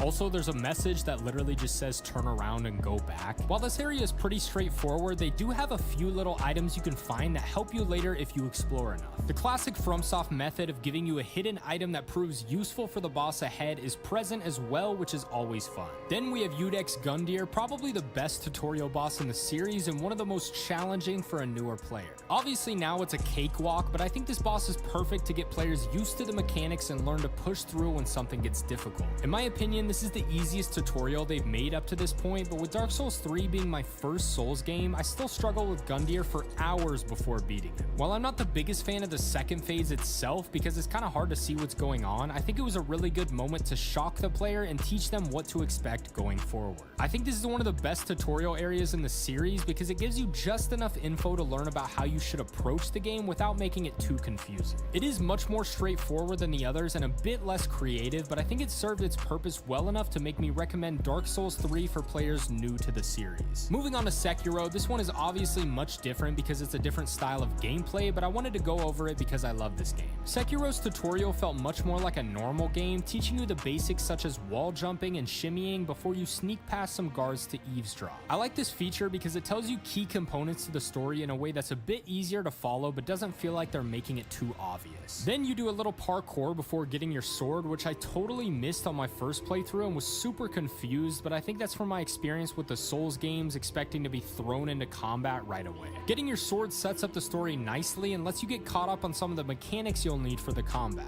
They show you how to attack and deflect, but I think they undersold the importance of deflecting a lot here because I kind of just assumed it worked like a parry. I was still under the impression that I should dodge most of the attacks and only deflect when I wanted to go for the death blow. Once again, this is harder to justify because I think it was due to my experience with Dark Souls, but it still took me forever to get out of the habit of dodging. But obviously that's a personal experience, I can only go based on my experiences here. The tutorial boss is a great tool to get this down, and I'm embarrassed to say how many tries it took me before I understood what they were trying to get me to do. Looking back, he's probably the easiest tutorial boss in the series, but I think he serves his purpose of teaching you how the combat flow should work. Then, in true Dark Souls fashion, you fight Genichiro, who absolutely stomps your teeth in. I love how this fight sets up the rest of the game and shows you what the boss fights will look like in the future. This tutorial is the most traditional of the series, and while some parts weren't as clear as I expected them to be, I still think it was good enough to give you a general idea of what to expect. Now we have Elden Ring, a controversial one to say the least, since a lot of people were mad at how easy the tutorial was to miss. But even if you haven't played a Souls game before, I think Limgrave is easy enough to where you won't have much trouble if you miss the tutorial anyway. The first part was kind of strange to me because I kept thinking there had to be some hidden loot somewhere, but I never found anything. Then you're greeted by the grafted Scion, and we can all guess what happens next. I do like the rewards you get if you do manage to kill him, but he's much harder than any of the other tutorial bosses in my opinion. Either way, you end up in the same place with a tutorial area to your right that you could easily run past without noticing. If you decided to run straight forward without looking around at all, I guess. I think FromSoft should have thrown a couple items in before facing the grafted Scion to show players they should be exploring more. But still, there's a dude sitting right next to the tutorial that says take the plunge, so if you missed it, that's kind of on you. This area is definitely the most descriptive aside from Sekiro, introducing you to all the controls you'll need, new and old. This is gonna sound really stupid, but I was a bit disappointed at how much this area felt like a tutorial. I've always liked how FromSoft made their tutorial areas feel like real levels. It's almost like they disguise them until you beat it and then you're like, oh, that was the tutorial. This one is pretty obvious, but I understand they were trying to make this game way more accessible than the others. At the end, you face Soldier of Godric, hardest boss in the game. Seriously, I don't know why they stuck a basic enemy here and called him a boss instead of giving you a boss that was somewhat realistic. They give you Soldier of Godric and then make you face the Tree Sentinel. Your experience in the tutorial probably isn't going to help you much there. Either way, the tutorial in Elden Ring is pretty simple and easy, but I think we all understand why they did it. And here's your outro.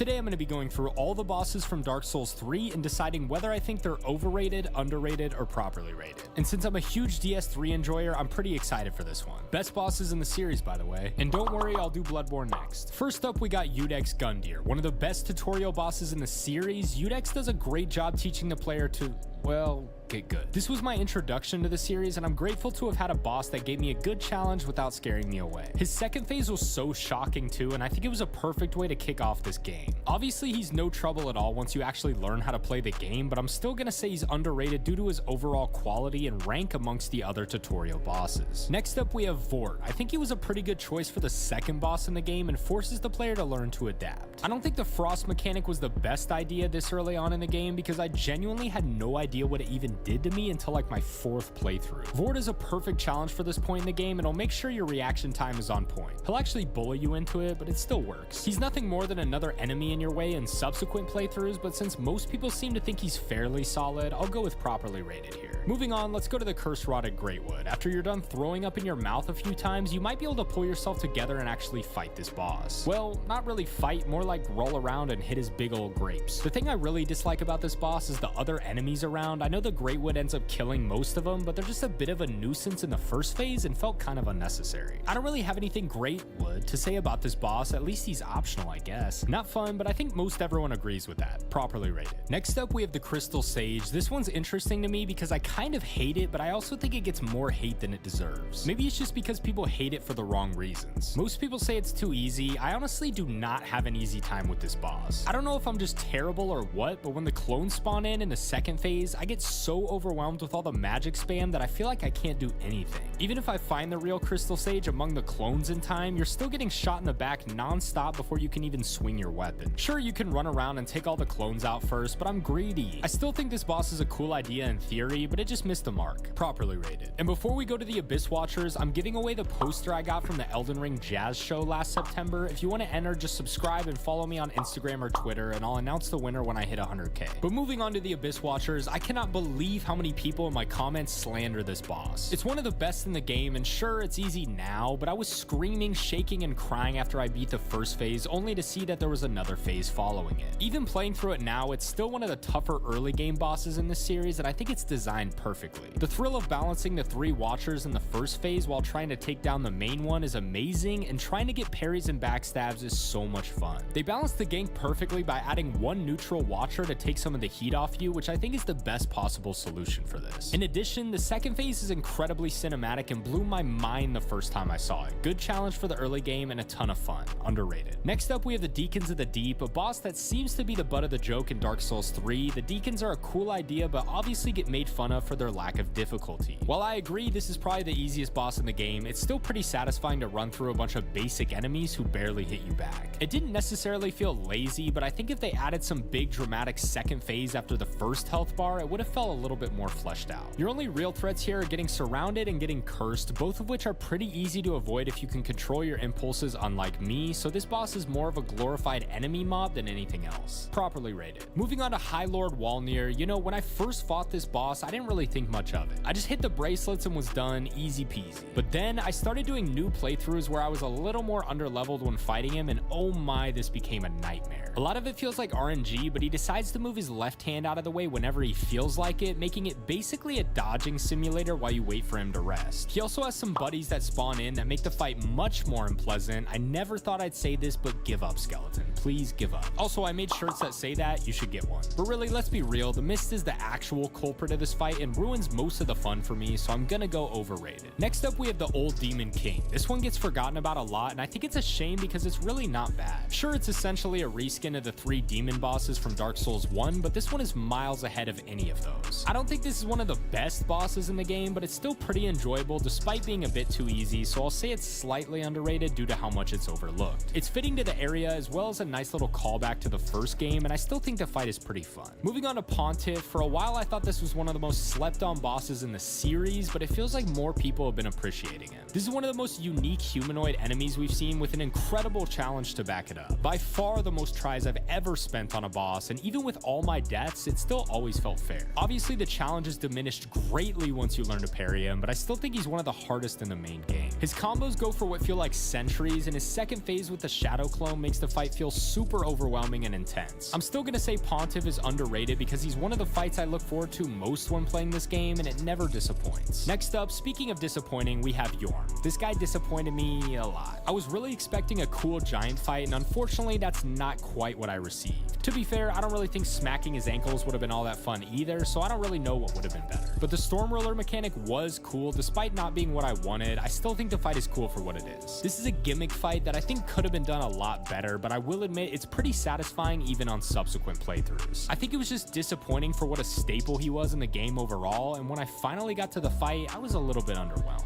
Overrated. Moving on to Aldridge, this was an interesting fight to me that I'm still not sure how to feel about it, despite playing through this game dozens of times. On one hand, this boss has a ton of different attacks. It's really exciting as a whole, but I found a lot of things about this fight to be pretty annoying. First of all, any boss that runs away from you at random points for no reason always upsets me, besides maybe the Twin Princes, because it feels like a cop-out from giving them real counters. I just think of fights like the Elden Beast where they know they can't do anything to get you to stop attacking, so they just have it swim away. And second of all, the arrow attack, man, this thing has killed me so many times I don't even want to think about it. It's so broken, if this attack even touches you, you're pretty much done for. Other than that attack specifically, I think the fight is pretty easy overall, and while it is cool objectively, I'm personally not a huge fan. Overrated. Next up, oh boy, we have the Dancer. The Dancer's a pretty awesome boss, let's not beat around the bush here. Crazy attack patterns, cool design, incredible soundtrack, everything about the Dancer is perfect to me. She gets plenty of praise already, and honestly, my only gripe is that her difficulty was way overhyped. I'm sure people are referencing the difficulty when fighting her early, but if you face her normally, she shouldn't really be a huge problem. I think this is the perfect mid-game boss, and FromSoft did an incredible job with the balancing here. Not to mention, the way it connects back to the beginning is pretty cool.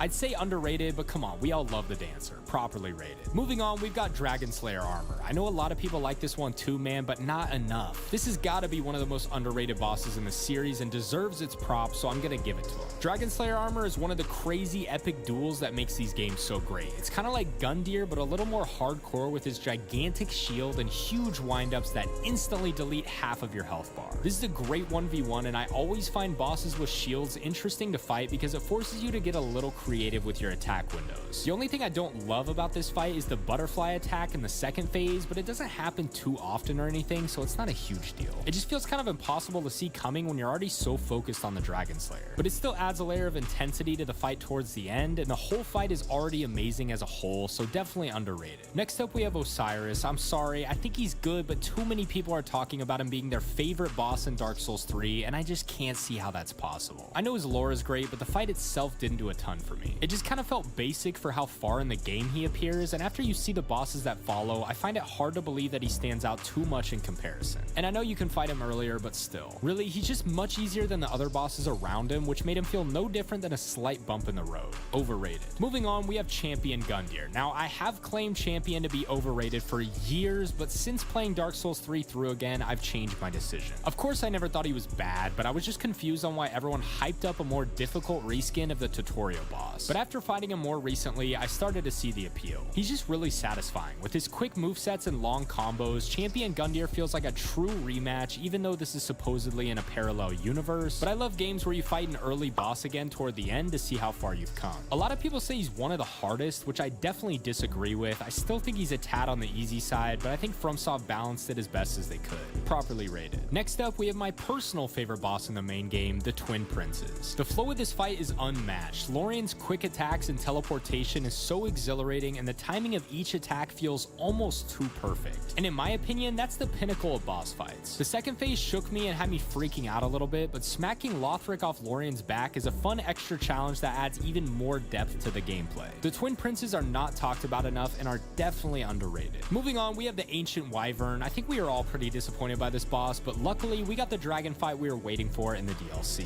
As for this boss, it's kind of cool in a first time playthrough discovering that you can one-shot it with a plunge attack, but other than that, I don't even really consider it a boss. The only thing you have to do is run past some of the most annoying enemies in the game, do some climbing, and you're done. I give them props for the idea, but I think this fight was a missed opportunity. I think they should have taken away the boss health bar far and we wouldn't have had such high expectations. I'd go with overrated, but I don't think anyone cares about this quote-unquote boss, so let's go properly rated. Next up, Nameless King. I think we all broke some controllers on this one. The Nameless King is notoriously the hardest boss in this game, and that's a title I'm comfortable giving him. The first phase, he's riding a dragon, so it's a little game of get your head back here. But really, you just have to wait for its Fire Breathe move to get some easy hits in and hopefully a riposte. The second phase seems easier in theory, but it's definitely not. I don't know what it is about his attacks, but the dodge timing always feels so hard because he is aggressive, but not as much as you think. He'll stop between attacks randomly, so you have to figure out whether he's chilling for a second or if he's about to wind up for one of the highest damage output combos in the game. I think the Nameless King is a great boss lore-wise, fight-wise, and everything in between. He's a nice optional boss if the player wants a challenge in one of the coolest areas in the series. Properly rated. Moving on to the final boss in the main game, we have Soul of Cinder. The amount of movesets and transitions this guy has is unreal, and he's the only boss that could rival the Nameless King in terms of difficulty. This fight is lengthy, and the main problem I have is managing my Estus. The fact that I'll run out of all 15 Estus flasks fighting him is wild and shows how careful you have to be in this fight. Obviously, all the callbacks to Dark Souls 1 are amazing, and I really can't think of a better way to end the series than this boss. I'm actually gonna go underrated here because I don't think this fight is mentioned enough. But that's just the main game. Now let's move on to the DLC. Starting with Sister Fried, wow. To this day, I don't think there's been a more intense fight than this one. 3 whole phases with all kinds of new attacks. FromSoft really outdid themselves with this one. I think this is one of the hardest bosses in the series, and you have to be almost perfect to pull it off. The first phase wasn't too hard, but it prepares you well for what's to come. I will say I'm not a huge fan of the second phase, but it makes sense with the fight and made the reveal for the third phase way better. And the third phase is absolutely incredible. FromSoft did a phenomenal job with the DLC bosses in this game, and Fried gets nothing less than underrated. But maybe I spoke a little too soon, because next we have the Champions Gravetender and Gravetender Greatwolf. Definitely the worst boss in the DLC, and really just feels lazy overall. You fight an easy NPC while wolves attack you, then, big surprise, a big wolf comes and runs out of reach for 5 minutes until you can manage to get some hits in. Dogs are already the worst enemy to deal with in these games, so I don't know why they thought a boss fight with one would be fun. Oh, because of Sif.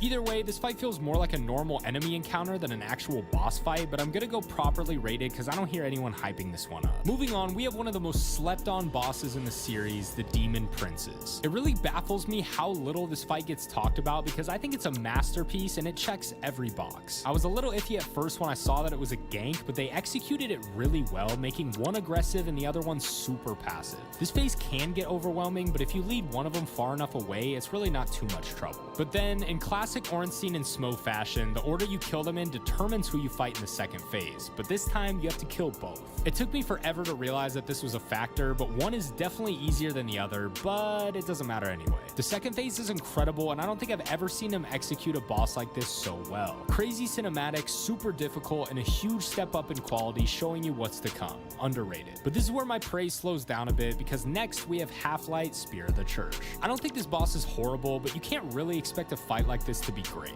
Obviously, it's completely reliant on who you summon in as the boss, but if you get a good fight, it's pretty solid. For me, I was scared to death of PvP after my wonderful experience of getting invaded and getting my ass handed to me throughout my first playthrough, but I ended up liking the fight. I don't think it's balanced super well, but still, I think it's a cool idea to make you get past a real person before progressing the game. And yeah, you can play offline, but sometimes you gotta man up and face the boss music. Properly rated. Moving on to our last two, we have Dark Eater Midir. Midir is a boss I consider to be impossible in my first playthrough, and I only beat him after finishing every other Souls game. And I will admit, he's grown on me a ton since then. One of the best dragon bosses FromSoft has ever done. There is no way to get around this guy and make it easier. Believe me, I tried. And don't say Pestilent Mist, you're almost better off fighting him normal. Midir's attacks do so much damage, and his combos are as intimidating as they are painful. And while I'm personally not a huge fan of the big bosses in these games, it's hard for me to deny that Midir is objectively a great fight. But in my personal opinion, I'm gonna say he's overrated just due to my own preference. And last, but certainly not least, we have Gale. Arguably my favorite boss in the series, Gale is the perfect fight to end the Dark Souls series on with his cinematic movesets and jaw-dropping arena. This is the most fun fight in the game. Each attack feels well designed and calculated while still giving the player plenty of windows to counter. The second phase is like when those guys say, "Bro, my life's a movie." But no, you don't understand. Mine actually just became one. Gale is the reason I wish this game had a boss rush mode, and if the Elden Ring DLC bosses are half as good as him, we're in for a good time. And instead of doing an outro, The Souls series is known for having some of the most difficult bosses in all of gaming, but I think it's time we settle who's really the most challenging overall. That's why today I want to talk about the top 10 hardest bosses in the Souls series from Demon Souls all the way to Elden Ring. Starting with number 10, this one was a really tough decision, but I think I gotta go with Manus from Dark Souls 1. Manus was easily the boss that gave me the most trouble in this game due to his crazy aggressive moveset and speed that almost feels out of place in a game like Dark Souls 1. It's interesting because I think a boss like this would have been more fitting for the pacing of games like Dark Souls 3 or Bloodborne, but it would have been way too easy. Putting Manus in a game with much slower combat was a huge skill check for me and crushed the ego I had built up from taking down Artorias. FromSoft seems pretty good at doing that too. I bet we're all gonna go into the Elden Ring DLC all confident, thinking we're nice with it after beating the game like 50 times and we're gonna get destroyed. The reason Manus gives me more trouble than a boss like Artorias, for example, is just because I have trouble seeing his windups and determining which move he's about to do. He does give you plenty of time to prepare for his next attack, but for me it's just about figuring out what he's about to do every time. And not to mention, the difficulty ramps up with the addition of magic to the fight. It's already hard enough to fight him normally, so being prepared for ranged attacks as well was super challenging for me. And we can't leave out the combo, you know the one. But even with Manus being the most difficult boss in Dark Souls 1 for me, he still only gets the number 10 spot on this list, which is honestly crazy to me. But moving on to number 9, probably my favorite boss in the entire series, we have Gale from Dark Souls 3. While I personally consider Gale to be one of the easier endgame bosses in the series, there's no denying that it's still challenging. His first phase is pretty intuitive with his slow motion thrust attacks and predictable combos, but his second phase is where it really ramps up. There's so much to focus on here with the lightning, the crossbow attack, the back of his damn cape that always seems to catch me at the last minute. Everything here is so cinematic and overwhelming. This fight requires a ton of stamina to get through due to his massive health pool. I really like the way Dark Souls 3 did their boss fights, giving you a little more room for error with easier accessibility to healing, but much longer fights that force you to learn each moveset. I think this is the best way to go about boss fights because it feels like there's much less luck involved. It's more just going through the fight until you get it down.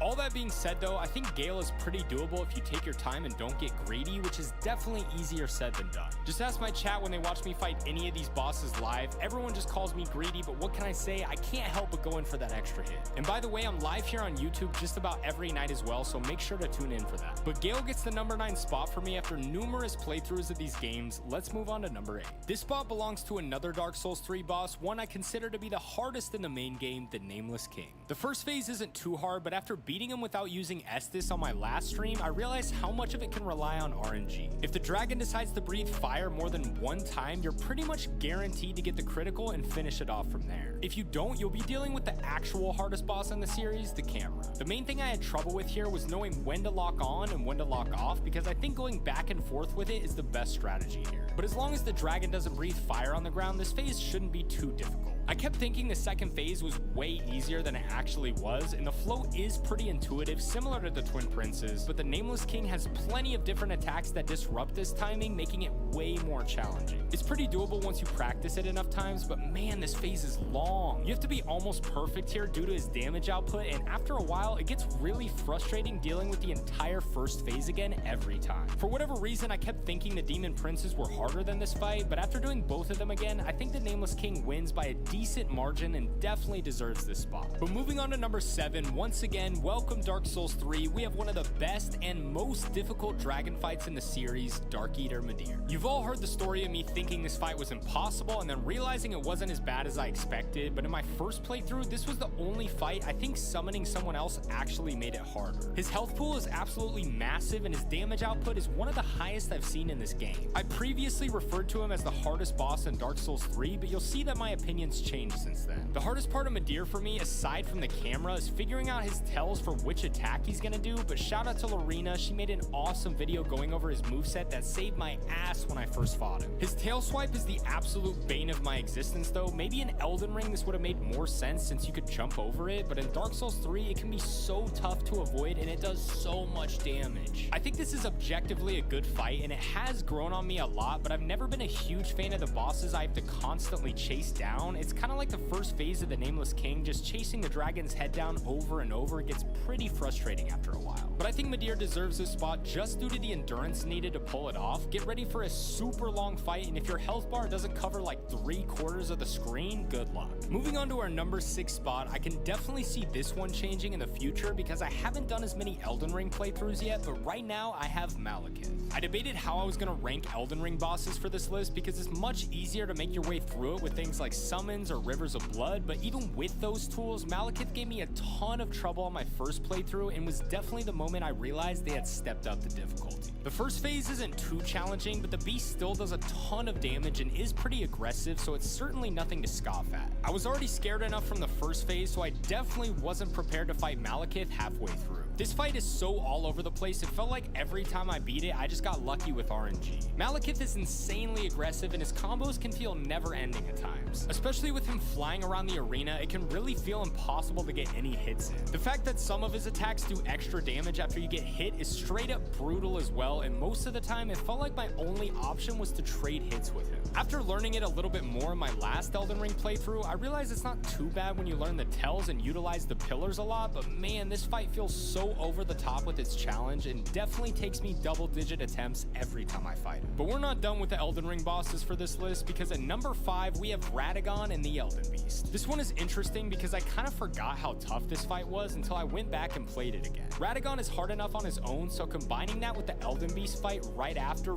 really tests your stamina and flask management because man, this is a lengthy fight. Luckily for me, I think Radagon is one of the most enjoyable fights in Elden Ring, and while he does have some attacks that feel a bit cheap, once you get his moveset down and learn to be patient, you can take him down pretty consistently. The Elden Beast is certainly challenging as well, but I don't necessarily think it's for the right reasons. I'm not going to pile on to the Elden Beast hate anymore, but like I said before, bosses that you have to constantly chase down are incredibly frustrating, especially in a fight as long as this one. I fully believe every time I've beaten the Elden Beast, I've gotten lucky. It doesn't feel like any of its attacks were too crazy difficult. It was just so tough to tell what was going on at times, and I couldn't always keep up. And if you say skill issue, you are 100% correct. Some of the fights I don't enjoy as much tend to feel more difficult because I don't like going through them again, and the Elden Beast is definitely one of them. I actually think Radagon was sometimes more challenging, but it didn't feel that way because the fight was so much fun. I can definitely see this one shifting around in my ranking in the future, but for now, it gets my number 5 spot. Moving on to number 4, everyone please welcome Sekiro to the stage. We have the Demon of Hatred. I fully believe my previous point applies to this one. The Demon of Hatred definitely gets this spot due to how unenjoyable the fight was for me. It doesn't feel super fitting to the game, and I always find it so difficult to handle because I can't see what's going on. The parry timing always feels weird, and he has a ton of different attacks as well. I think this fight is a bit more manageable now though, because realistically there are a lot of ways you can tackle it, but man, a 3-phase fight with a boss this unpredictable is a struggle. All the bosses in Sekiro that revolve around whittling down their health bar as opposed to their posture bar take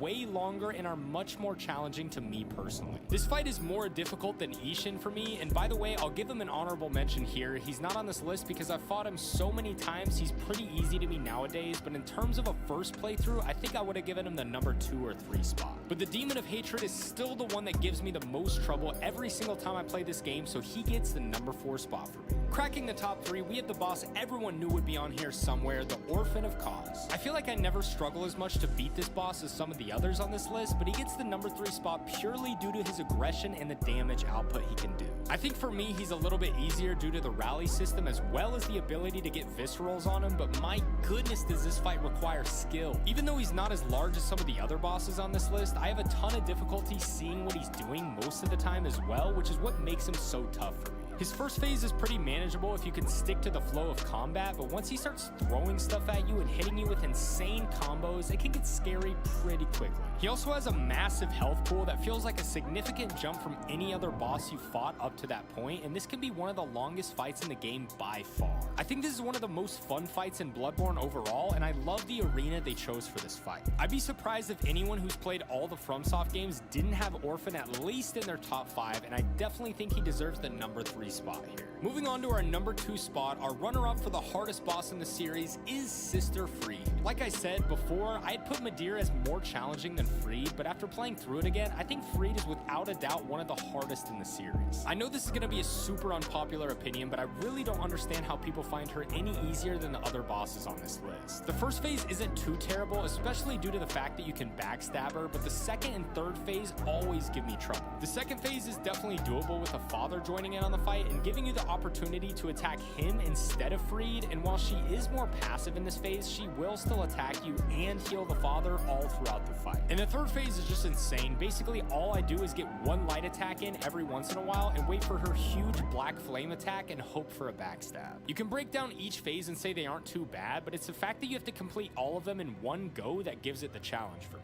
This is one of the longest fights in the series and is definitely the one I have to be the most strategic about my Estus management in. I also think this is one of the most well-designed fights in the series and keeps me on my toes, no pun intended, every time I go back and play it again. And let me shout out a few honorable mentions before we get to our number 1 spot, the first being the Fume Knight from Dark Souls 2. This guy gave me all kinds of trouble in my first playthrough with his ridiculous hitboxes and health pool, but after going back and fighting him again, he wasn't quite as tough as I remember. The same goes for the Blue Smelter Demon, another boss I would consider to be one of the most difficult in Dark Souls 2, and while I do think the delays with his attacks after fighting the Red Smelter Demon can be difficult, the run up to him is really what made it challenging for me. Also, the Demon Princes and Ishin the Sword Saint are up there for me as well, but we already touched on that. And my last honorable mention is Artorias. I'd probably give him the number 11 spot realistically because I always debate between him and Manus in terms of both quality and difficulty. But enough of the honorable mentions, let's move on to our number 1 spot. If you didn't already guess it, we have Malenia. Now, my reasoning for this spot is essentially which boss would I have the most trouble with in a normal playthrough, which a normal playthrough for me is no summons, no overpowered weapons. I don't really use consumables very often, just pure melee combat and nothing else. Taking this into account, Malenia has to be number 1 for me. If you include some of the easier mechanics in Elden Ring, I think it may get bumped down a few spots, but honestly, even with a summon, this fight is insanely hard. The lifesteal mechanic alone presents a challenge unlike anything we've seen before, so I think it's safe to say this deserves at least a spot in the top 3. And I can't have a video about boss difficulty without referencing the notorious Waterfowl dance. I still remember them saying they nerfed it, but I can't believe they didn't fully take this move out of the game. If you're even remotely close to her and don't react immediately, it's pretty much GG. And it would be one thing if it was almost guaranteed to hit you every time and it did a little bit of damage, but this attack will one-shot you more often than not, which is kind of ridiculous. And on top of all of that, she has 2 pretty sizable phases that each bring along their own challenges. I know people like to act like she's not that hard anymore because everyone hyped her up when Elden Ring first came out, but I really think she's the most challenging overall and probably took me more attempts than anyone else in my first playthrough. And I can't believe everyone's still asking me for an outro. Why don't I... What makes an RPG? The Souls series is known for having some of the most difficult bosses in all of gaming, but I think it's time we settle who's really the most challenging overall. That's why today I want to talk about the top 10 hardest bosses in the Souls series from Demon Souls all the way to Elden Ring. Starting with number 10, this one was a really tough decision, but I think I gotta go with Manus from Dark Souls 1. Manus was easily the boss that gave me the most trouble in this game due to his crazy aggressive moveset and speed that almost feels out of place in a game like Dark Souls 1. It's interesting because I think a boss like this would have been more fitting for the pacing of games like Dark Souls 3 or Bloodborne, but it would have been way too easy. Putting Manus in a game with much slower combat was a huge skill check for me and crushed the ego I had built up from taking down Artorias. FromSoft seems pretty good at doing that too. I bet we're all gonna go into the Elden Ring DLC all confident, thinking we're nice with it after beating the game like 50 times and we're gonna get destroyed. The reason Manus gives me more trouble than a boss like Artorias, for example, is just because I have trouble seeing his windups and determining which move he's about to do. He does give you plenty of time to prepare for his next attack, but for me it's just about figuring out what he's about to do every time. And not to mention, the difficulty ramps up with the addition of magic to the fight. It's already hard enough to fight him normally, so being prepared for ranged attacks as well was super challenging for me. And we can't leave out the combo, you know the one. But even with Manus being the most difficult boss in Dark Souls 1 for me, he still only gets the number 10 spot on this list, which is honestly crazy to me. But moving on to number 9, probably my favorite boss in the entire series, we have Gale from Dark Souls 3. While I personally consider Gale to be one of the easier endgame bosses in the series, there's no denying that it's still challenging. His first phase is pretty intuitive with his slow motion thrust attacks and predictable combos, but his second phase is where it really ramps up. There's so much to focus on here with the lightning, the crossbow attack, the back of his damn cape that always seems to catch me at the last minute. Everything here is so cinematic and overwhelming. This fight requires a ton of stamina to get through due to his massive health pool. I really like the way Dark Souls 3 did their boss fights, giving you a little more room for error with easier accessibility to healing, but much longer fights that force you to learn each moveset. I think this is the best way to go about boss fights because it feels like there's much less luck involved. It's more just going through the fight until you get it down. All that being said though, I think Gale is pretty doable if you take your time and don't get greedy, which is definitely easier said than done. Just ask my chat when they watch me fight any of these bosses live. Everyone just calls me greedy, but what can I say? I can't help but go in for that extra hit. And by the way, I'm live here on YouTube just about every night as well, so make sure to tune in for that. But Gale gets the number 9 spot for me after numerous playthroughs of these games. Let's move on to number 8. This spot belongs to another Dark Souls 3 boss, one I consider to be the hardest in the main game, the Nameless King. The first phase isn't too hard, but after beating him without using Estus on my last stream, I realized how much of it can rely on RNG. If the dragon decides to breathe fire more than one time, you're pretty much guaranteed to get the critical and finish it off from there. If you don't, you'll be dealing with the actual hardest boss in the series, the camera. The main thing I had trouble with here was knowing when to lock on and when to lock off, because I think going back and forth with it is the best strategy here. But as long as the dragon doesn't breathe fire on the ground, this phase shouldn't be too difficult. I kept thinking the second phase was way easier than it actually was, and the flow is pretty intuitive, similar to the Twin Princes, but the Nameless King has plenty of different attacks that disrupt this timing, making it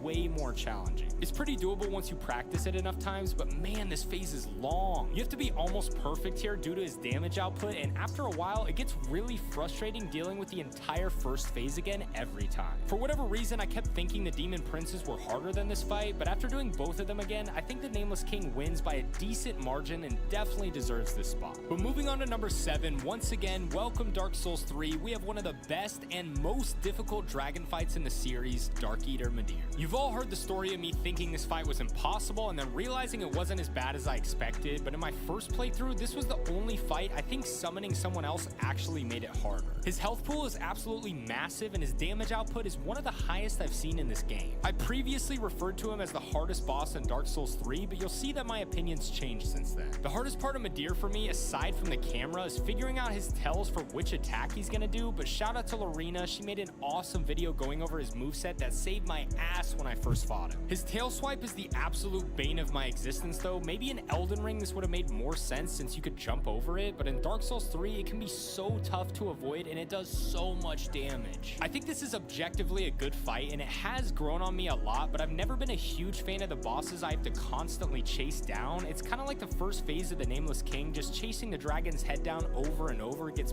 pretty frustrating after a while. But I think Midir deserves this spot just due to the endurance needed to pull it off. Get ready for a super long fight, and if your health bar doesn't cover like 3/4 of the screen, good luck. Moving on to our number 6 spot, I can definitely see this one changing in the future because I haven't done as many Elden Ring playthroughs yet, but right now I have Malekith. I debated how I was going to rank Elden Ring bosses for this list because it's much easier to make your way through it with things like summons or rivers of blood, but even with those tools, Malekith gave me a ton of trouble on my first playthrough and was definitely the moment I realized they had stepped up the difficulty. The first phase isn't too challenging, but the beast still does a ton of damage and is pretty aggressive, so it's certainly nothing to scoff at. I was already scared enough from the first phase, so I definitely wasn't prepared to fight Malekith halfway through. This fight is so all over the place, it felt like every time I beat it, I just got lucky with RNG. Malekith is insanely aggressive and his combos can feel never ending at times. Especially with him flying around the arena, it can really feel impossible to get any hits in. The fact that some of his attacks do extra damage after you get hit is straight up brutal as well, and most of the time it felt like my only option was to trade hits with him. After learning it a little bit more in my last Elden Ring playthrough, I realized it's not too bad when you learn the tells and utilize the pillars a lot, but man, this fight feels so over the top with its challenge and definitely takes me double-digit attempts every time I fight it. But we're not done with the Elden Ring bosses for this list because at number 5 we have Radagon and the Elden Beast. This one is interesting because I kind of forgot how tough this fight was until I went back and played it again. Radagon is hard enough on his own, so combining that with the Elden Beast fight right after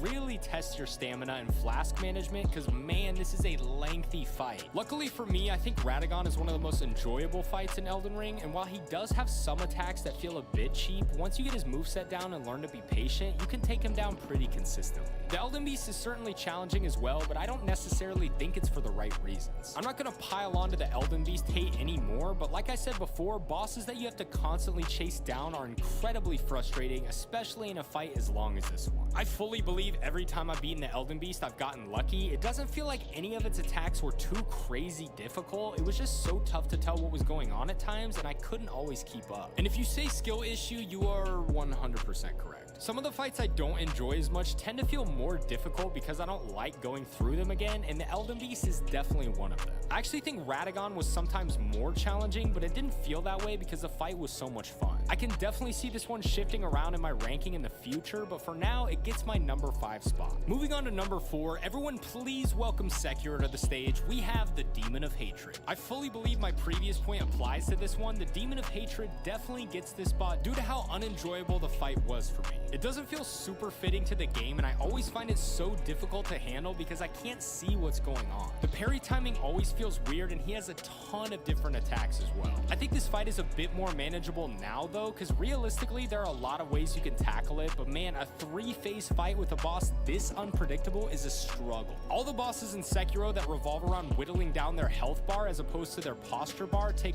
way longer and are much more challenging to me personally. This fight is more difficult than Ishin for me, and by the way, I'll give him an honorable mention here. He's not on this list because I've fought him so many times, he's pretty easy to me nowadays, but in terms of a first playthrough, I think I would have given him the number 2 or 3 spot. But the Demon of Hatred is still the one that gives me the most trouble every single time I play this game, so he gets the number 4 spot for me. Cracking the top 3, we have the boss everyone knew would be on here somewhere, the Orphan of Cause. I feel like I never struggle as much to beat this boss as some of the others on this list, but he gets the number 3 spot purely due to his aggression and the damage output he can do. I think for me, he's a little bit easier due to the rally system as well as the ability to get viscerals on him, but my goodness does this fight require skill. Even though he's not as large as some of the other bosses on this list, I have a ton of difficulty seeing what he's doing most of the time as well, which is what makes him so tough for me. His first phase is pretty manageable if you can stick to the flow of combat, but once he starts throwing stuff at you and hitting you with insane combos, it can get scary pretty quickly. He also has a massive health pool that feels like a significant jump from any other boss you fought up to that point, and this could be one of the longest fights in the game by far.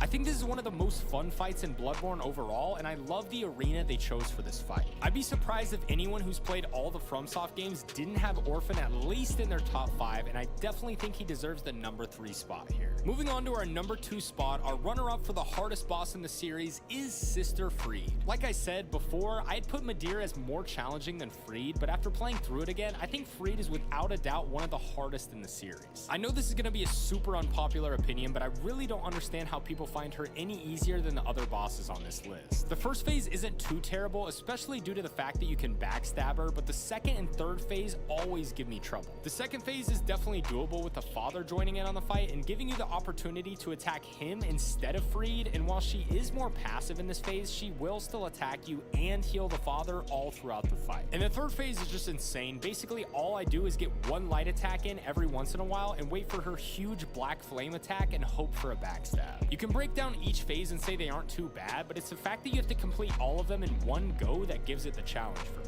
This is one of the longest fights in the series and is definitely the one I have to be the most strategic about my Estus management in. I also think this is one of the most well-designed fights in the series and keeps me on my toes, no pun intended, every time I go back and play it again. And let me shout out a few honorable mentions before we get to our number 1 spot. The first being the Fume Knight from Dark Souls 2. This guy gave me all kinds of trouble in my first playthrough with his ridiculous hitboxes and health pool, but after going back and fighting him again, he wasn't quite as tough as I remember. The same goes for the Blue Smelter Demon, another boss I would consider to be one of the most difficult in Dark Souls 2, and while I do think the delays with his attacks after fighting the Red Smelter Demon can be difficult, the run up to him is really what made it challenging for me. Also, the Demon Princes and Ishin the Sword Saint are up there for me as well, but we already touched on that. And my last honorable mention is Artorias. I'd probably give him the number 11 spot realistically because I always debate between him and Manus in terms of both quality and difficulty. But enough of the honorable mentions, let's move on to our number 1 spot. If you didn't already guess it, we have Millennia. Now, my reasoning for this spot is essentially which boss would I have the most trouble with in a normal playthrough, which a normal playthrough for me is no summons, no overpowered weapons. I don't really really use consumables very often, just pure melee combat and nothing else. Taking this into account, Millennia has to be number 1 for me. If you include some of the easier mechanics in Elden Ring, I think it may get bumped down a few spots, but honestly, even with a summon, this fight is insanely hard. The lifesteal mechanic alone presents a challenge unlike anything we've seen before, so I think it's safe to say this deserves at least a spot in the top 3. And I can't have a video about boss difficulty without referencing the notorious waterfowl dance. I still remember them saying they nerfed it, but I can't believe they didn't fully take this move out of the game. If you're even remotely close to her and don't react immediately, it's pretty much GG. And it would be one thing if it was almost guaranteed to hit you every time and it did a little bit of damage, but this attack will one-shot you more often than not, which is kind of ridiculous. And on top of all of that, she has 2 pretty sizable phases that each bring along their own challenges. I know people like to act like she's not that hard anymore because everyone hyped her up when Elden Ring first came out, but I really think she's the most challenging overall and probably took me more attempts than anyone else in my first playthrough. And I can't believe everyone's still asking me for an outro. Why don't I... Today we're going to be ranking every single Soulsborne DLC boss from Dark Souls 1 all the way to Bloodborne. And maybe I'll update this one when Elden Ring's DLC comes out in like 2026. But until then, if you need a reminder not to give up, Skeleton, make sure to cop a shirt, link in the pinned comment. Starting with the worst DLC boss in the series, I don't think anyone's going to disagree with me here. We have the Gank Squad. Now, I've said before that I actually don't hate this boss. I kind of just take it as a troll and accept it for what it is, but I can't deny the fact that it's just a super lazy boss. With the DLC being something you paid extra to get, it's hard for me not to be a little bit upset when I get a fight like this. The Gank Squad could have been better if they made it a little bit easier to separate the 3, but I feel like I never get time to get more than 1 hit in at a time before the other 2 catch up to me. I don't think it's the hardest fight in the world, but it's just frustrating trying to run around and separate one from the pack only to get a single hit in at a time. The fight takes forever, and since most of your time is spent running around, this is a low tier boss fight for me, giving it the lowest spot on this list. Next up, we have a close second for the worst boss in the Soulsborne DLCs, and that would be Ludenzalen. I want to say this rating is partially because of the frigid outskirts, but it's also a lazy reskin gank that I didn't find to be a super enjoyable fight. I appreciate that they tried their timing strategy where they wait until the first one is at half health before the other one comes in, but it's just kind of a mess overall. Their attacks don't complement each other, and it just feels like they stuck 2 cats in as the boss because they couldn't come up with anything else. Not to mention, you already fought one of them earlier in the DLC in what I thought was a pretty good fight. I also think Artorias is a good fight. It doesn't mean I want to fight 2 of them. Ludenzalen is one of my least favorite fights in the series, and I think runner-up for the worst is a fair spot for this one. Moving on, we have the Living Failures. Now, we're out of the bosses I would consider bad. They're just mid-tier and uneventful compared to the rest of the bosses on this list. The Living Failures are a gimmick that's been done time and time again and was never received super well, so putting one in the DLC was a bold choice. Luckily, you have an incredible boss right after, so it doesn't quite feel like a wasted opportunity. I don't think the Failures are a super fun fight though. You basically just run around separating them and taking one out at a time until the health bar runs out. They don't really have any crazy attacks, just some melee and magic here and there, so it doesn't ever give me too much trouble. Disappointing, but nothing too terrible. And sticking with that theme, next up we have Half-Light Spear of the Church. I always find this one difficult to rank because it really depends on who gets summoned in for the fight, but it tends to be pretty underwhelming either way. I don't love the fact that I have to take out the other NPC throughout the fight every time as well. I would have rather had them just balance the fight a little bit better to have a cool PvP 1v1. This fight tends to be on the easier side, especially if you're playing online and summon in the NPC, so I think putting it around the spot makes sense. The connection is what makes this fight frustrating for me, but I guess that's the case for all online play in these games. I do appreciate the idea of having a PvP boss though. I personally like the old monk a little bit better, but it's still a fun idea, just not as great for a DLC boss. And sometimes you'll get a dude who's just insane at the game, like you can tell this man never moved on from Dark Souls 3, and that's always just real fun. But staying on Dark Souls 3, next up we have the Champions Gravetender and Gravetender Greatwolf. This fight isn't as bad as I used to think, it's just hard to give it much praise with all the other bosses that follow it. I think it can be decently fun, but most of the time I find it way too easy for this point in the game. I do always like an NPC battle, but having to take out wolves in the beginning and stress over a giant wolf spawning in later is more than I wanted to deal with. This fight feels more like a basic level encounter as opposed to a boss. In fact, they probably could have just taken the health bar away and no one would have even noticed it was supposed to be a boss. But obviously this fight is fine. We just expect excellence from the Dark Souls 3 DLCs, and for the most part that is what we got. Next on our list we have Elena from Dark Souls 2. I always put this boss in the middle of the pack because she wasn't super memorable or necessarily enjoyable for me. The only thing I remember being upset about is how constant her summoning was, and not to mention she can also just casually summon in Velstadt. But not to say I don't like this fight, I always just thought of it as pretty average.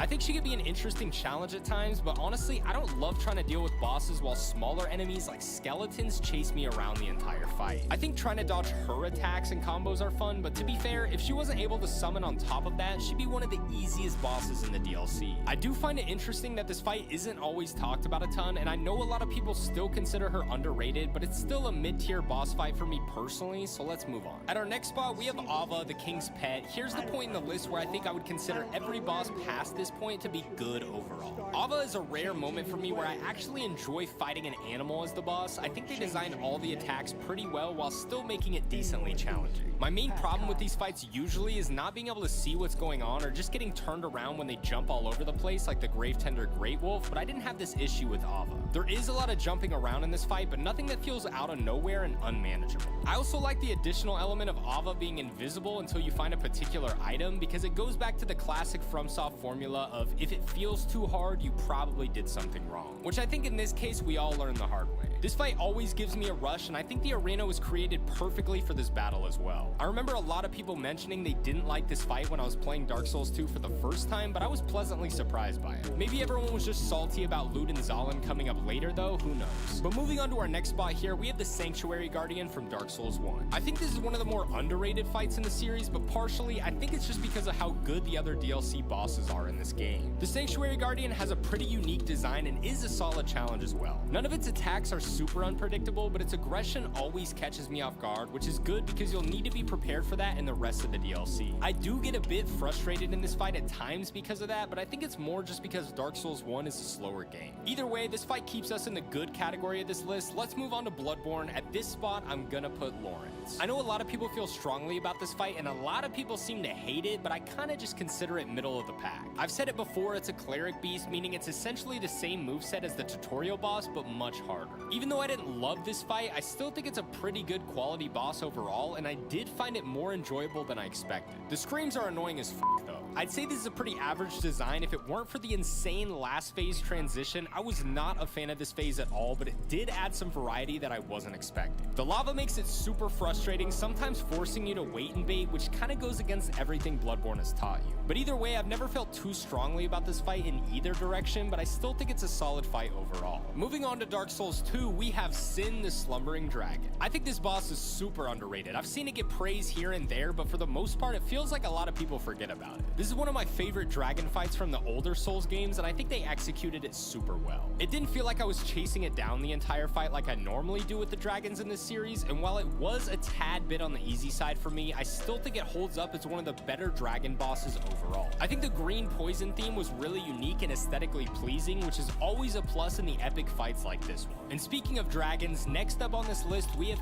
Kalameet from Dark Souls 1. I know a lot of people might be upset to see this one lower on the list, but I gotta say, I was pretty underwhelmed by this fight. Granted, I finished Dark Souls 1's DLC last after beating every other Souls game, and I had heard nothing but endless praise from the community about Kalameet, and I was a little disappointed. I think this is an experience I got kind of robbed of due to the time I played it, but it's still higher on this list because I can definitely respect it. Even though I don't think it's quite on par with some of the later DLC bosses, I still think it was a dragon fight done very well, and I do have a great experience every time I fight it. It was also one of the most challenging bosses in all of Dark Souls 1 for me, which is always a plus in my book. Just because my expectations were a little too high doesn't mean it isn't a great boss fight. But going back over to Dark Souls 2, next up we have the Blue Smelter Demon. I know it may be a little controversial putting him this high, but if he weren't a reskin, I think a lot of people would have a lot more love for this boss. And let's be honest, the run up to him is what really ruined it. But the Blue Smelter Demon itself is a great boss, and I always enjoy the fight way more than I expect to. The delayed attacks make it a little more challenging than its counterpart, but overall, I don't think this fight is too difficult, but I still find it really satisfying. This is also the perfect size for a boss in my opinion, not so huge that you can't see what it's doing, but big enough to feel like it's a grand fight. It's too bad I'm always so nervous throughout this entire fight because of how bad the run back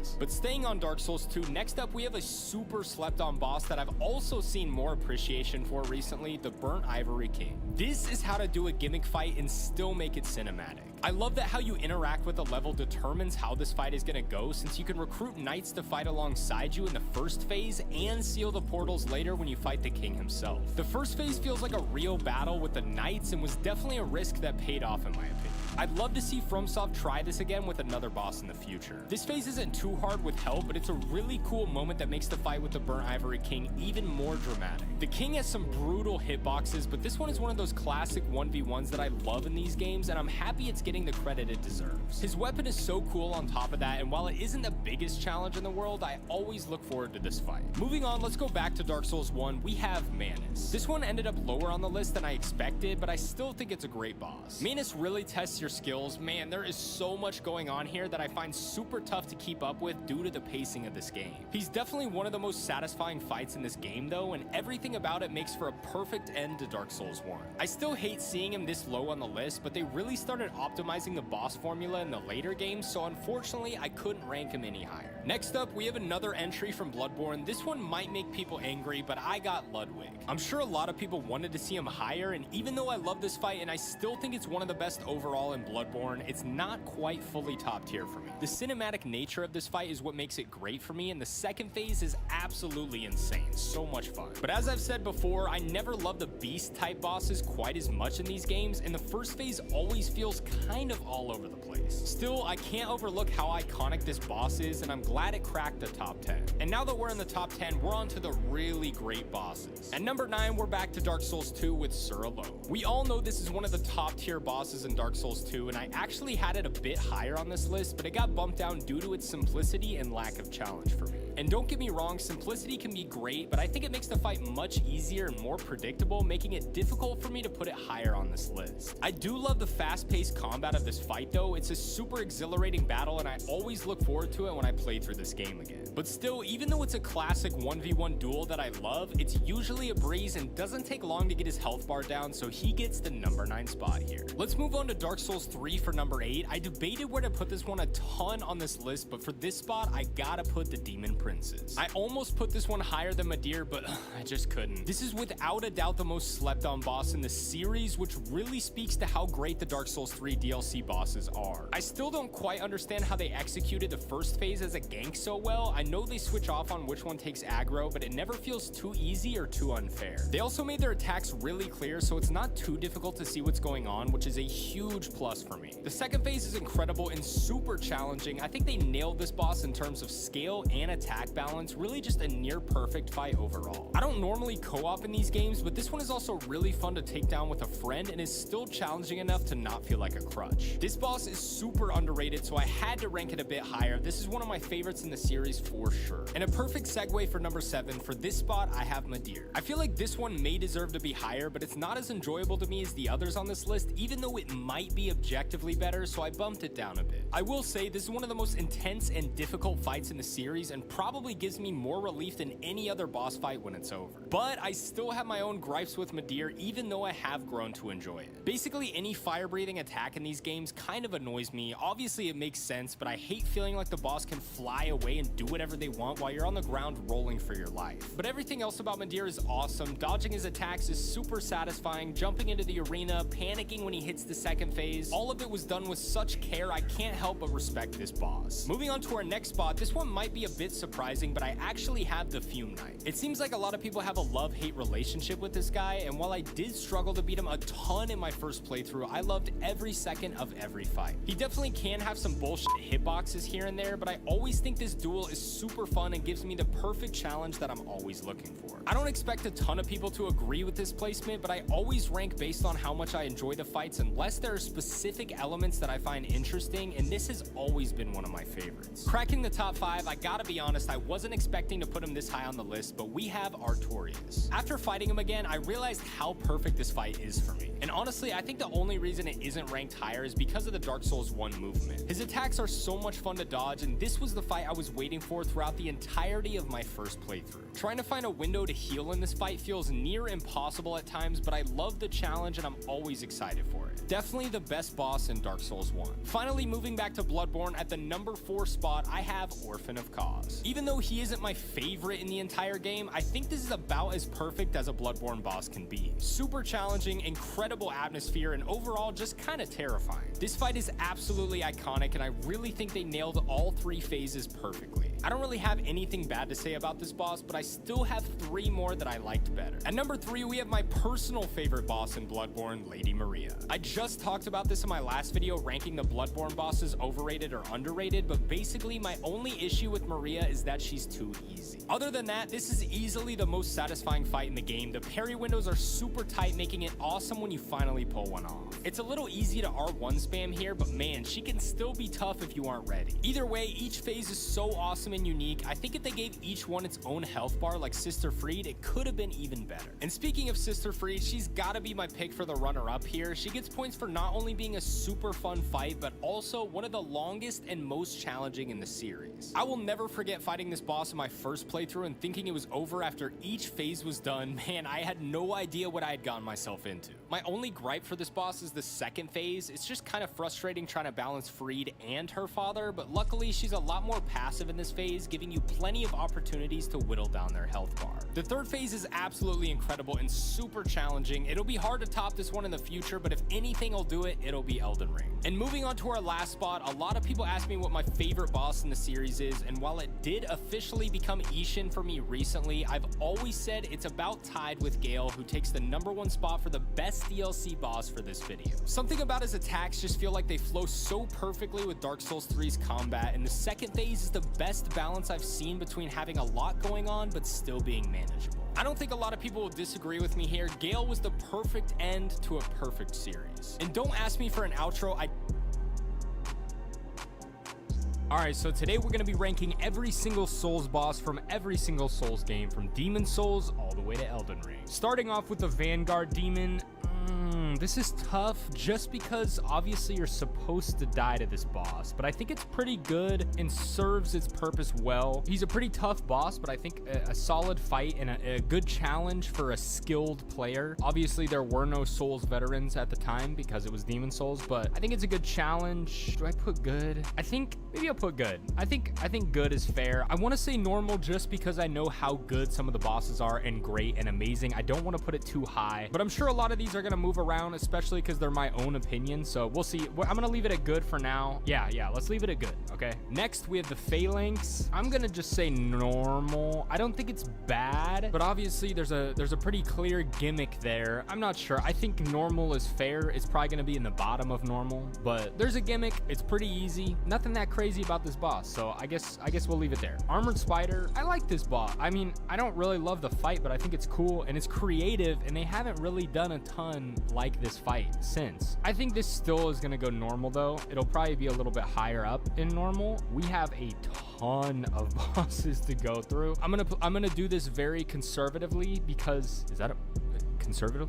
I don't know. I'm gonna do this in a very conservative way because I know how amazing some of the bosses are. So I'm gonna rank things a little low, especially with Demon Souls. I don't love the bosses. Fool's Idol, I'm almost tempted to say bad. I don't think it's bad. It's kind of bad. Do I put no? I mean, is it better than the Phalanx? I think it's probably a little bit better. I think that's fine. I'll leave it there for now. The Adjudicator. Okay, so with the Adjudicator, really my only problem with this boss is, yeah, you hit the wound. Yeah, it's obvious it's a giant wound, but my first playthrough, he doesn't even give you a grunt or like a moan like the character in Dark Souls 3, or Dark Souls 1, excuse me. Every time he gets hit, he doesn't even moan for you. So you have no idea if the wound is what you're supposed to be hitting. So I didn't know, and I got lucky, and eventually he toppled his big ass over. But after a while, like, I don't know. I don't think it's a great boss. Like, I like the design of it, but I don't think it's that great, to be honest. I guess I'll say normal. I'm tempted to put it in bad, but like just gameplay wise, but I think it's fine. Now, I honestly think the Phalanx fight is better than this. This, you just hit his wound. He takes 13 million years to actually swing, and the little bird on his head is annoying. Putting the fight aside, it's a well-designed boss visually, but the arena is tiny for whatever reason as well. Like,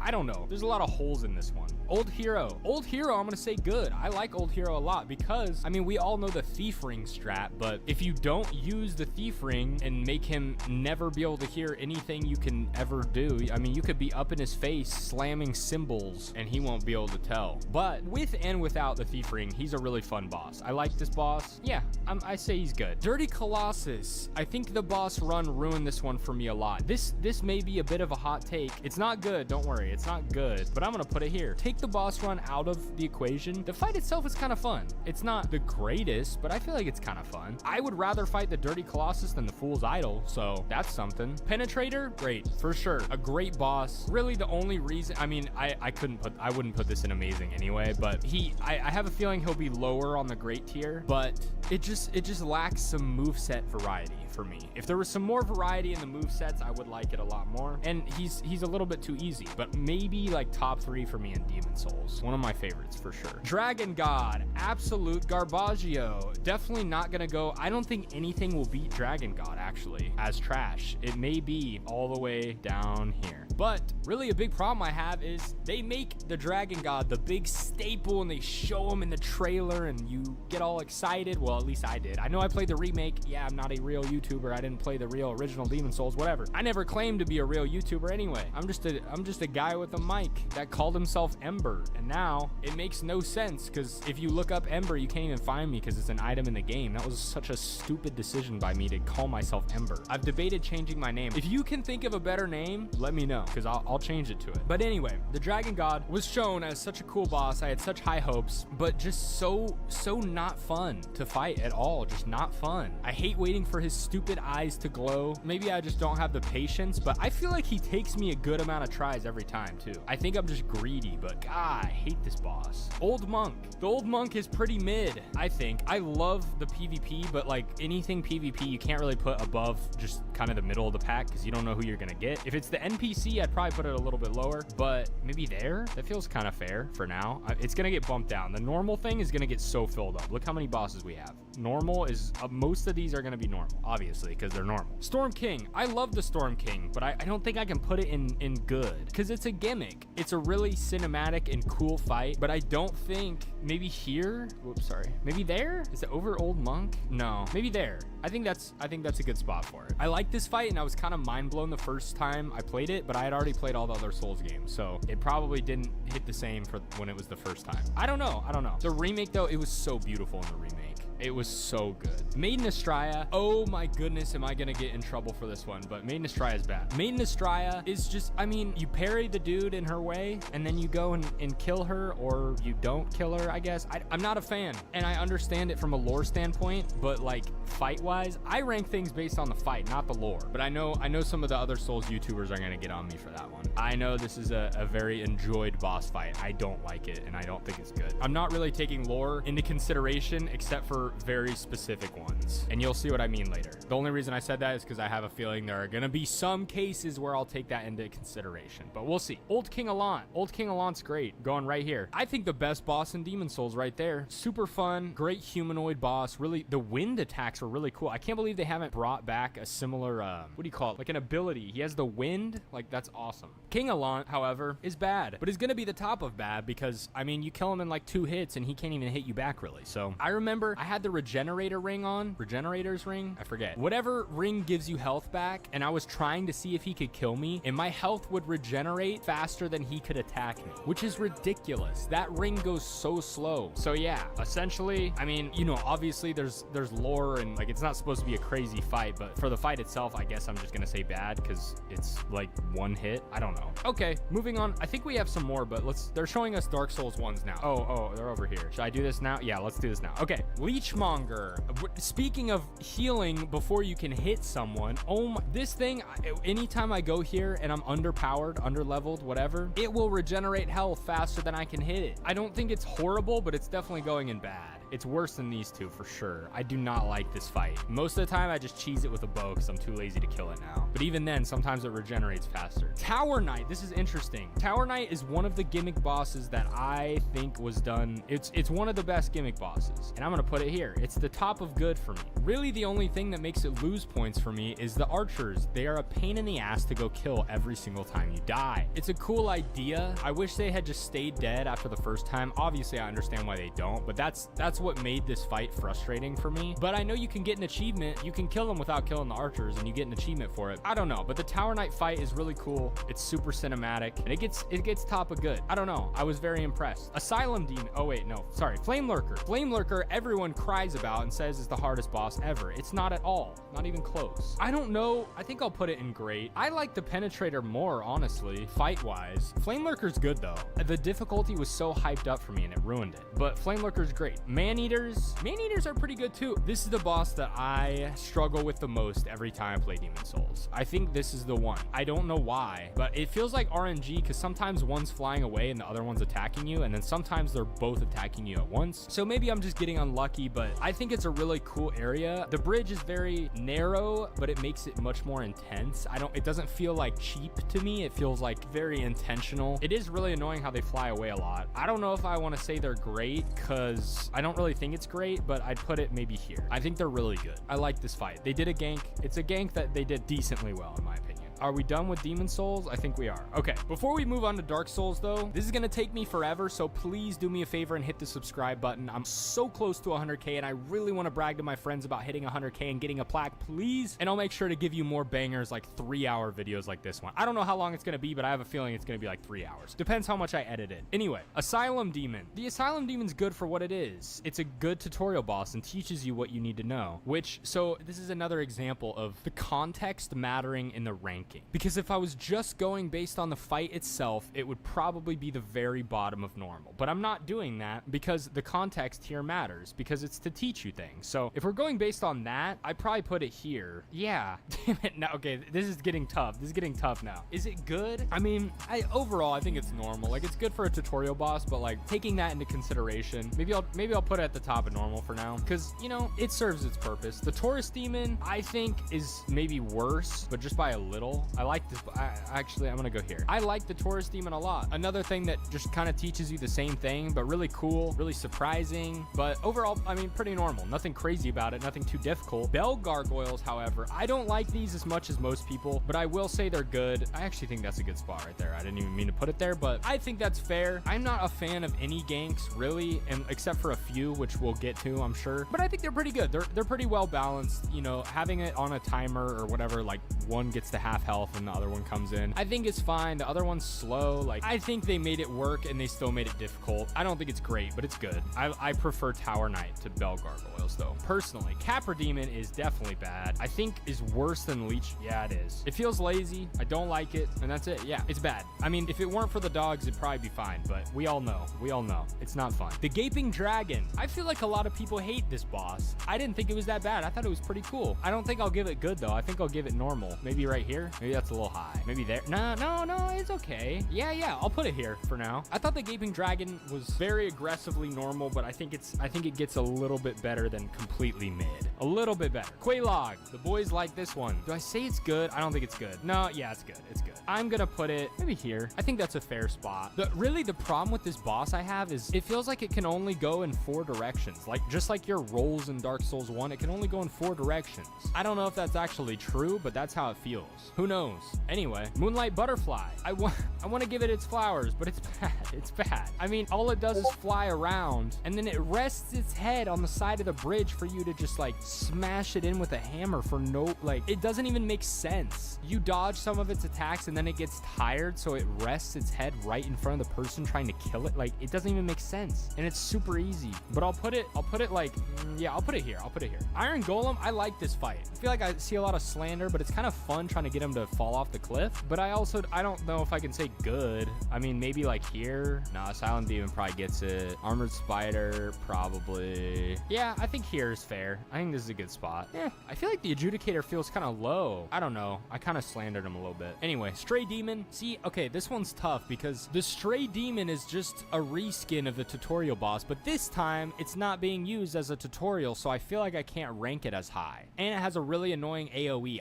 I'm not gonna lie, the first time I played it, I did not want to fight this thing. He was super annoying. The AoE one-shotted me, so I tried to cheese him with dung, and it didn't work, so I had to kill him normally. But I'm a cheeser, I'm sorry. Ooh, Diet Coke is hitting. I'm not sponsored. Everyone hates on Diet Coke, Diet Soda because of the aspartame, but I think that's just an excuse to drink regular soda. Diet Coke slaps. I'm here for a good time, not a long time. Stray Demon, sorry, I got way off topic there. The Stray Demon, because of the lack of context and it just being a reskin, basically the same thing, just more difficult. I'm gonna put it way lower, maybe there. I think that's fair. Still pretty fun to fight though. I mean, I can't hate too much. It's just like an exact reskin, pretty much. Priscilla, everyone put your hands up so I can see them and make sure nothing's happening down there. Priscilla, I know people love her personality, but the fight's pretty cool and creative, and she goes invisible. You can see the footprints and follow them around, but she's really easy, so I can't go too crazy. Maybe there. I think that's a good spot. I mean, these easier bosses are so they're so tough to say, because I'm kind of just ranking them based on how much I liked the idea rather than the fight. Just because if they're too easy, there wasn't even a fight to begin with. I mean, she took like 3 hits, and then I got her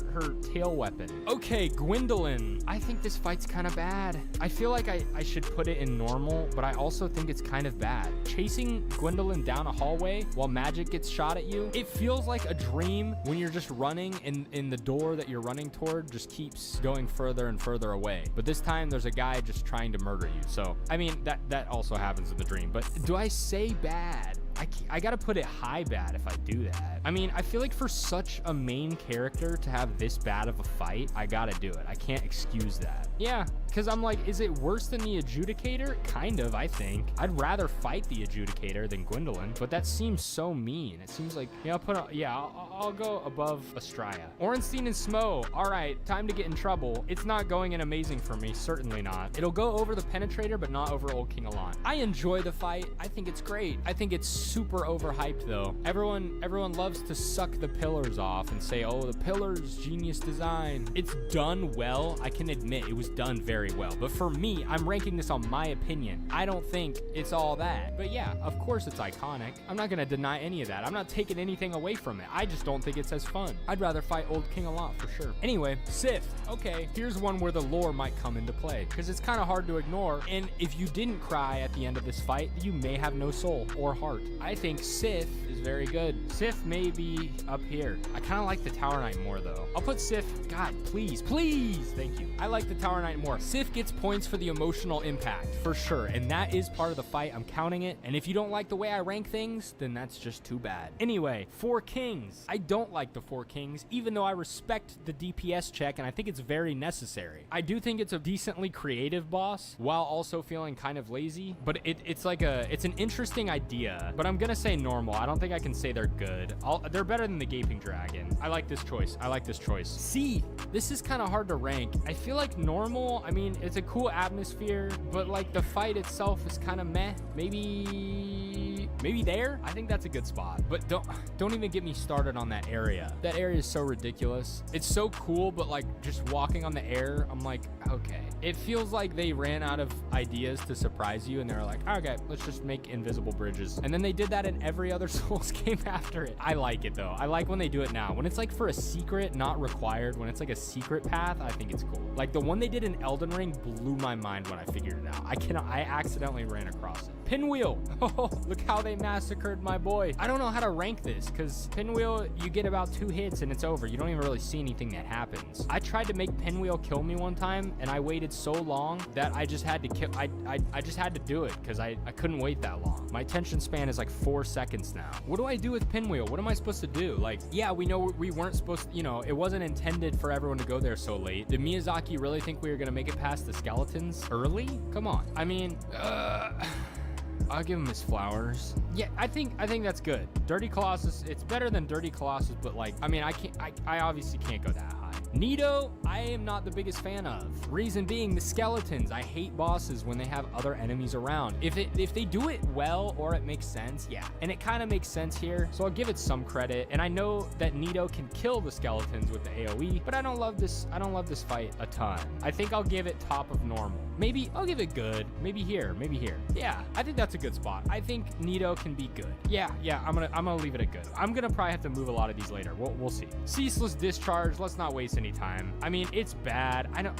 Do we say trash? It is kind of trash. Ooh, this is tough. I think I'm gonna put it in bad because basically it's just a big arm, right? And you just hit it. That's it. I mean, maybe it's not an arm. I'm probably an idiot, but you know what I mean. And honestly, while we're here, let's do Centipede Demon. For me, these are like the same thing. They're on the same level. Ceaseless is worse though, in my opinion, so I'm gonna put it there. Is the Capra Demon worse than these two? Possibly, but I'm gonna leave it here for now. Demon Fire Sage, once again, another reskin that doesn't really add much except fire, and even the fire that's added isn't very much. I'm gonna just put it behind the Stray Demon. They're the same thing. It doesn't matter. Stray Demon, I think, is a little better. Bit of Chaos, welcome to the trash, buddy. Now the question is, which is worse? Honestly, Dragon God, I think, is worse, so I'm gonna leave it here. I think I would rather fight the Bed of Chaos than the Dragon God. The Dragon God is a pain and takes me so many tries. At least the Bed of Chaos, if you know how you have to hit the 3 little orbs, whatever it is. At least if you hit one and then you die, that one stays complete. So you kind of save your progress with the Bed of Chaos. And I don't usually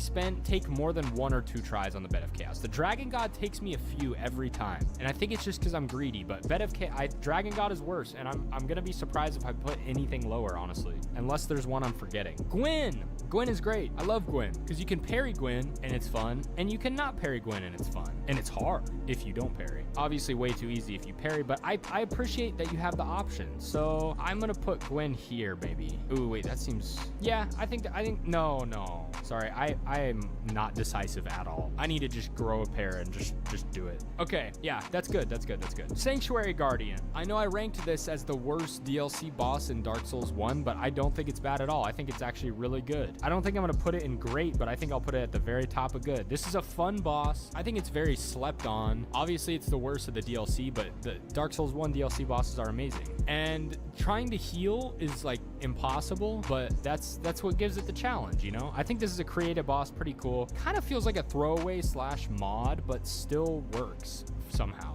Don't ask me how. I don't know. Calamy is so overrated. I'm sorry. Granted, I didn't play the Dark Souls 1 DLC until every single Souls game had been beaten, besides Elden Ring, because Elden Ring hadn't come out yet. But my first Souls game was Dark Souls 3. Then I played Dark Souls 1. Didn't realize there was a DLC that I had with it. I beat it. It threw me into New Game Plus, and I was like, well, don't really feel like beating it again to play the DLC, because I really wanted to play Dark Souls 2, and luckily that was an amazing game as well. So then at the very end, I was like, well, I beat everything, and I'm still waiting on Elden Ring, so I might as well go back and beat the DLC. And I did, and I was so disappointed by Calamy. Sorry, long walk for small drink of water, whatever the phrase is. But I mean, it's still gonna go top of good. I don't think it's great. I didn't think it was that fun. Midir is so much better than Calamy. It's not even close. But I'm sure like at the time, it was probably more mind-blowing. I'm sure people who started with Dark Souls 1 are gonna say I'm crazy or whatever, but I'm trying to rank these all fair. Artorias though, come on, Artorias gets amazing. I think Artorias is amazing, and there's really just no denying it. He's not gonna go number 1 for sure. Definitely not number 1. Not my number 1 even close. But I can't deny that he's amazing. This is the best fight in Dark Souls 1, I think. But Manus is pretty close. But you know what? Manus is not amazing to me. I'll put him at the top of great though, for sure. It's really hard for me to say this, but there's too much going on, and I'm not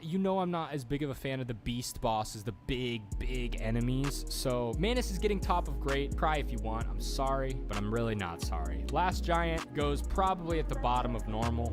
Rips his arm off to get some extra reach for whatever reason, even though he already had 2 arms and couldn't really reach you anyway. But I guess I'll go like, I think a little better than the Phalanx maybe.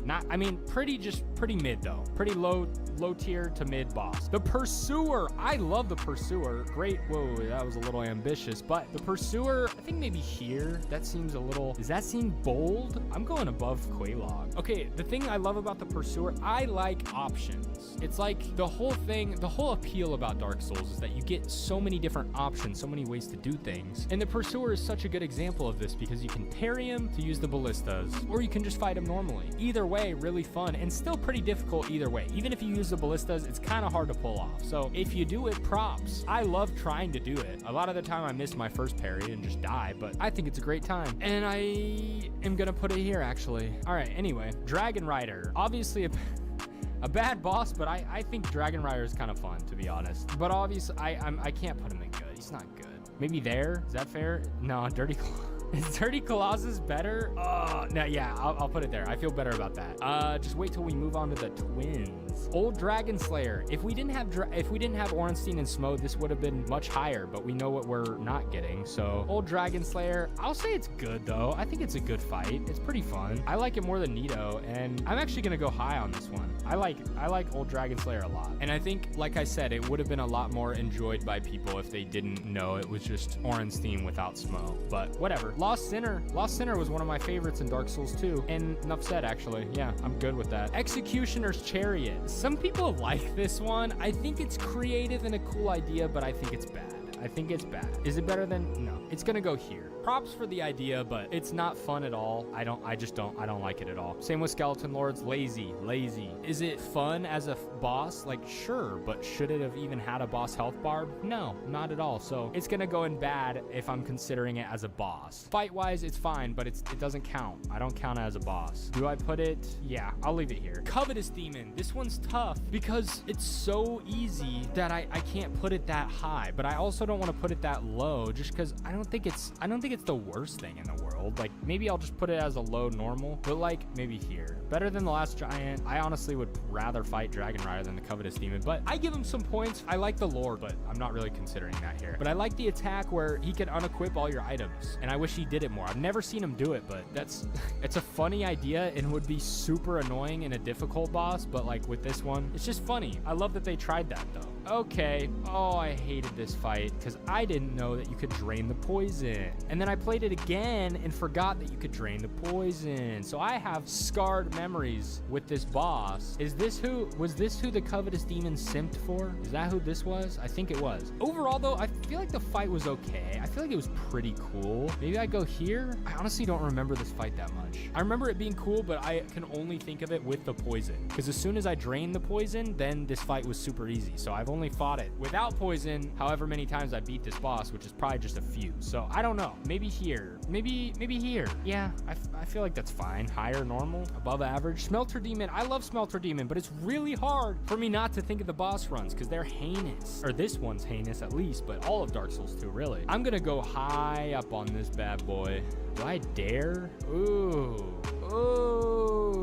Yeah, I'm doing this. I know that one's a real hot take. That's a hot pocket. But you know what? That's cool. Old Iron King. What am I thinking of Old Iron King? Ever since starting YouTube, I've had way less time to actually play games. So I feel like I'm getting worse and worse the more I talk about them. So maybe I'll stream and play them so we can catch up. Not trash. I think it's bad.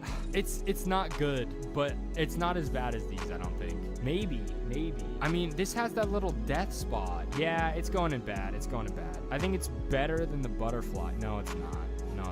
Damn, this ended up going way lower than I thought. Yeah. Woo-hoo-hoo. Sorry, buddy. Okay, if you fought this one, you know why. It's hard to explain, but basically there's a little death trap, and it's not fun. Anyway, the Scorpion Lady. This was a pretty solid fight. I put it at the top of normal. I don't know about good. Maybe good. I think it was pretty fun, pretty creative, unique attacks. Is it good? This is really hard when you have so many bosses. Does that feel right? That does not.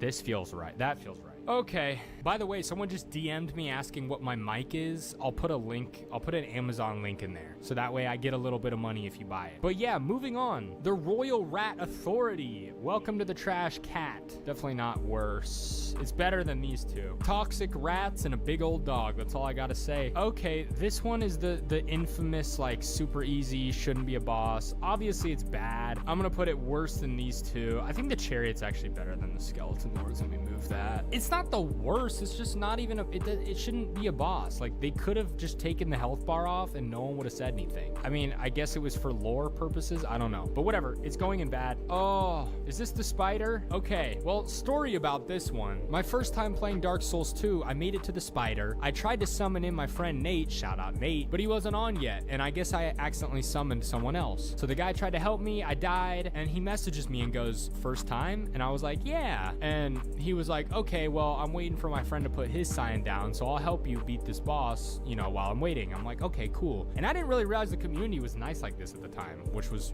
very clutch. And so I take like 20 minutes to get back there because I'm trying to run through the whole level through all the spiders, and he messages me before I even summoned him back. He goes, "Don't rush the spiders, you'll die." I'm like, okay. And he knew. This guy was with the shits. And so finally I make it there. I die again, and he messages me and he's like, "Just chill in the back and let me do most of the work." I'm like, okay. Keep in mind, I'm still somewhat of a noob here. It was my third Souls game, but Dark Souls 3 I got kind of carried through. Dark Souls 1 isn't that hard anyway. So I finally get back there again after another 20 minutes of dying on the boss run, and then the boss is about 1 or 2 hits away from being dead. I'm sitting in the corner and I fall off the fucking cliff. I fall off the cliff like an idiot. I wasn't even doing anything. He was doing all the work for me, and I've never felt shame like that. That was like Game of Thrones, like shame. Play that clip, editor Ember. So I felt extreme shame, and I get a message, and I just know. My heart's pounding. I'm like, oh no. And he just says, "Bruh," and I knew I had failed him. But I went back anyway. This is what the Souls games teach you. I went back and I beat this boss with the help of him and his friend, pretty much doing everything for me. But I beat that boss, and I'll never forget the shame. So anyway, overall the boss is pretty good. Like pretty average. I mean, yeah, like I feel like here is fair. I like the dual sides of the spider. It gives me the heebie-jeebies though. I hate spiders so much, man. Whoa. I didn't mean to do that. Yeah, it gives me the creeps. I don't like spiders. There was a really scary one in my bathroom a couple days ago, and it looked like one of the it looked like one of the ones that will shoot you in the eyeballs with poison and then you're dead. So I sprayed him with a bunch of random chemicals I found around my house, and he died. I felt really bad, but it's my house. I pay rent. You don't pay rent. Royal Rat Vanguard. I don't know if I dare try. It is pretty trash. I think I'm gonna go. Do I put it at the very bottom? Honestly, Centipede Demon's gonna go above Capra, and then Royal Rat. Yeah, I mean, better than... No, I think it's gonna go here. God, get out of the way. There you go. I think it's gonna go there. It's a bunch of rats, and then you find one with a mohawk. Flexile. I love this boss, personally. I love the pirate ship atmosphere. I'm gonna put it in good, and no one can tell me otherwise. You know why? This is a fun boss, a great idea. The water's slowly filling up. If only it were a little bit more difficult, this would be top tier boss and a great idea, because there's no circling around his back, because he's on both sides. Okay, well, I may have gassed him up for no reason, because I'm not gonna put him that high. Maybe there. I mean, definitely too easy, but I don't know. It's such a cool fight to me, and I always really look forward to it. So I'll go there. I like the Lost Center more, though. Ruined Sentinels. Okay, this one's underrated. This one's super underrated. It's a triple gank that they actually did well. Like, seriously, they did this one really well. I don't know where I'm gonna put it though, but like, think about it. It's one of the most unique ganks, and it doesn't feel too hard. I think it was executed well. I look forward to fighting this boss. I mean, it's way better than, do I dare say it, Gank Squad? I don't think I can put it that high though. Over Nito, I would get destroyed. I will put it over Four Kings though. You know what? I will. I'm putting it over Four Kings. Sorry. If I were fighting them again, I would rather fight the Sentinels. I like them more. Belfry Gargoyles. This one is not. This one is not it. The other one worked. This one though, it's fine if you're fighting them co-op, but not if you're fighting them solo. No. Do I say bad? Yeah, they're gonna be bad. This isn't a good fight. Maybe like here. I don't know. I mean, like, it was just too much. It was so close, like, but it's just like, why try to recreate that one? And why add that kind of a change that makes it so much worse? Like, now there's like 6 of them that are on a timer. Like, there's just why? Okay, the Rotten. I'm sure all of us have seen this fight a billion times because this is the one everyone uses to farm. I think it's it's pretty average. It's fun. I like the fight. I think here is fine. Like, it's pretty average, Nothing crazy about it. Dragon Riders, I mean, they're not good, but if you think about it, the second Dragon Rider being there isn't even a factor. He dies so fast. He takes like 2 or 3 hits. The Archer one, it like almost doesn't even count. It's pretty much the same as the other one. Where'd I put the other one? I'll just put this one right behind it. Yeah. No, I'll put the Covetous Demon above it. Damn, I had the Phalanx low. I don't think it's that good though. Maybe I'll put I like that. I'm leaving it. Don't second guess yourself, Ember. Looking Glass Knight. Okay, this fight's fire, but but he summoned a real fucking person once. And I was like, bro, I'm already struggling enough with you. I'm terrible at PvP. Like, unless you get a scrub, an absolute Christmas Elden Ring buying noob, then you're not winning this. If you're already struggling with a boss and they summon in a real person that has actual intelligence, you don't stand a chance. But another time he summoned in a super easy NPC, so like I'm assuming no one was available. But this is good. This is gonna be higher. Maybe honestly, this is one of the best in the main game of Dark Souls 2. I'm gonna put it over Sif, because fight wise this is way cooler,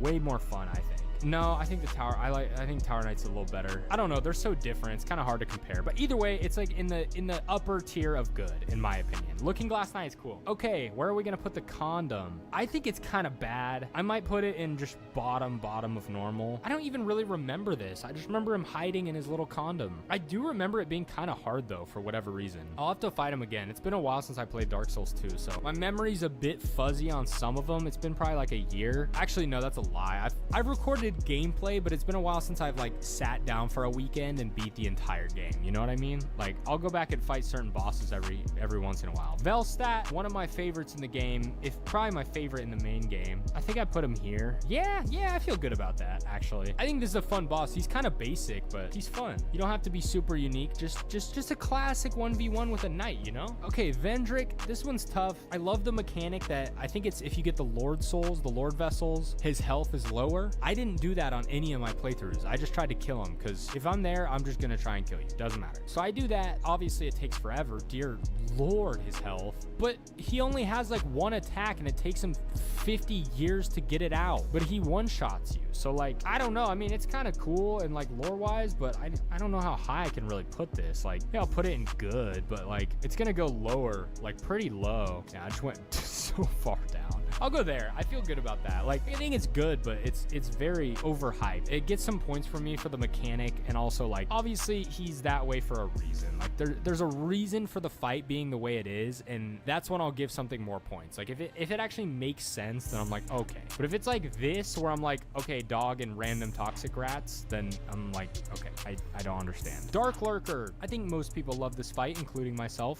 It's not my favorite, but it's objectively very good. It's probably the best in Dark Souls 2 main game, actually. I put it over Sanctuary Guardian. Yeah, good fight. The clone is cool. The run is heinous. The run would make this a 0 out of 10. Luckily, we're not including the runs here. If we were, this list would be much different. Guardian Dragon. The Guardian Dragon, like, did I say bad? It's kind of bad. I think I'd put it low normal, though. Like, I mean, it's disappointing for a dragon fight, but I don't remember it being like the worst thing in the world. I go like here. I think that's fine. Ancient Dragon, however, this is tough because the Ancient Dragon could have been okay. It is, I guess it's okay. It just has so much health and it'll one-shot you, but it's kind of cool. It's like in a cool area. I think it's bad. I don't know why I'm trying to talk myself out of it. I think it's just bad. Maybe like here.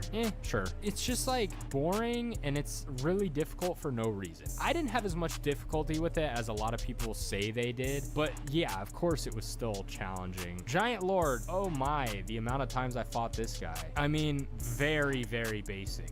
I can't go much higher than just like the straight middle, like maybe here. I don't know. Nothing crazy at all. Like 2 attacks total. The memory's cool though. Great farm though. Great farming strat. Real ones know. Do me a favor, take a little sip of water, you know? Pet your dog. Do some good in the world. The Throne Watcher and Defender. Okay. I really like this fight, and I feel like it's pretty slept on. I'll put it up. I'll put it up there. Maybe here. No, Dark Lurker's better. I love this fight. It's a great gank. Everyone says you need pillars like Ornstein and Smoke. You don't always need pillars. You need skill, and Dark Souls 2 forces that upon you. I think it's a good fight. This, however, the final boss, is bad, and I don't like it. I don't think it's good. I don't think it's fun, and I don't like it. But I will put it a little bit higher up there. Gank Squad. For a second, I was like, who is this? Gank Squad. I can't put good. I can't put good. I kind of like it, though. I kind of like it. Objectively, no, it's not a good fight. But do I kind of enjoy trying this little dance with 3? Yes. I'll put him like, no. I'm getting a little ambitious with these. Hold on a second. Maybe there. I like that. I like that. It's kind of a fun fight. It's like stupid and it shouldn't be a boss, but it's kind of fun. I don't know. Elena. This was okay. The summoning was not it at all, because she can summon Velstadt. which is ridiculous. I feel like I'd give it like a high normal, like there, maybe. I feel okay with that. We'll see. This is getting large and it's getting really difficult now. Oh, Sin. Okay, Sin's like the first dragon I really I mean, I can't say it because you guys don't know the context of the order I played these games in, but this was the first dragon I remember being like, whoa, in terms of the older games. But I don't know, this was a cool boss. I feel like it goes high normal. I mean, I could say it's good. Yeah, I'll say it's good. I'll say it's good. But I'll go like here. I don't think it was crazy or anything, but it was good. It's just hard for me to say that when I know how good the other dragon bosses were. We've seen the other ones, we know. The blue smelter. I mean, trying to separate the run on this one is tough. I think here maybe, like, I don't know. They just delayed the red smelter demon's attacks a little bit, but it's like almost an exact remake. So like I could bump it down just because it's a remake, but fight wise, like, I mean, it's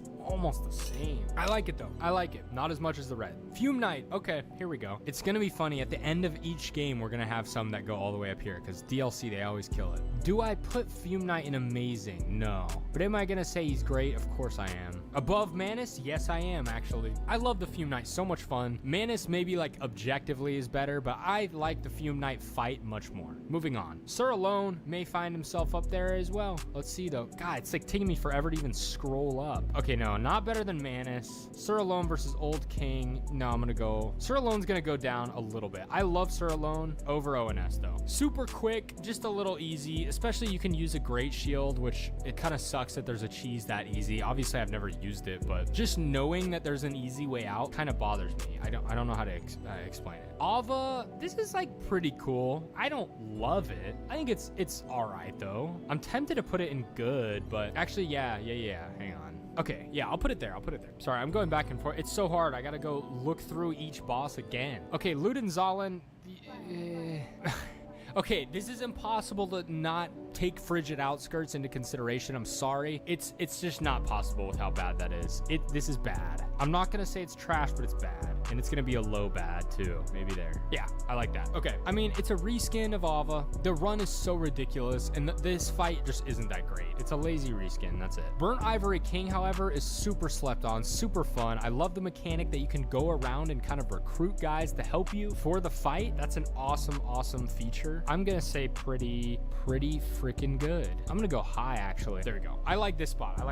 I like Throne Watcher and Defender a little more. This is just a really cool, like, cinematic finish. So I respect it for that, but fight-wise, it's not, like, anything insane. But great fight. Oh, no, not the Scholar. This is bad, too. I hated this, actually. Where did I put? There. Okay. Yeah, worse. Butterfly. Yeah, it's gonna be worse than that. Yep. Okay. Dark Souls 2 is done. Now moving on to Dark Souls 3. Expect a lot of riding, if you will. I love this f***ing game and these bosses, man. Udex is good. Udex is the best tutorial boss we've had, and he's gonna go high. Well, not that high, but good. He's good. Over the Pursuer. Ooh, this is tough. I'll leave him here for now. I love Udex. Perfect tutorial boss. Each phase teaches you something. It's just great. Took me so many tries my first playthrough, but forced me to get good, you know? Vort. I think Vort is a good second boss, but I don't think I can say he's good on this list. I think I gotta say he's normal. Because he is normal. But, like, I mean, obviously he's good for what he is, a second boss. But it's kind of like the Taurus Demon, like right here, you know? It's like, he's good. Maybe a little higher. Man, this is tough. Maybe he'll go top of normal. Okay, that's fine. I don't really know how I feel about that, but this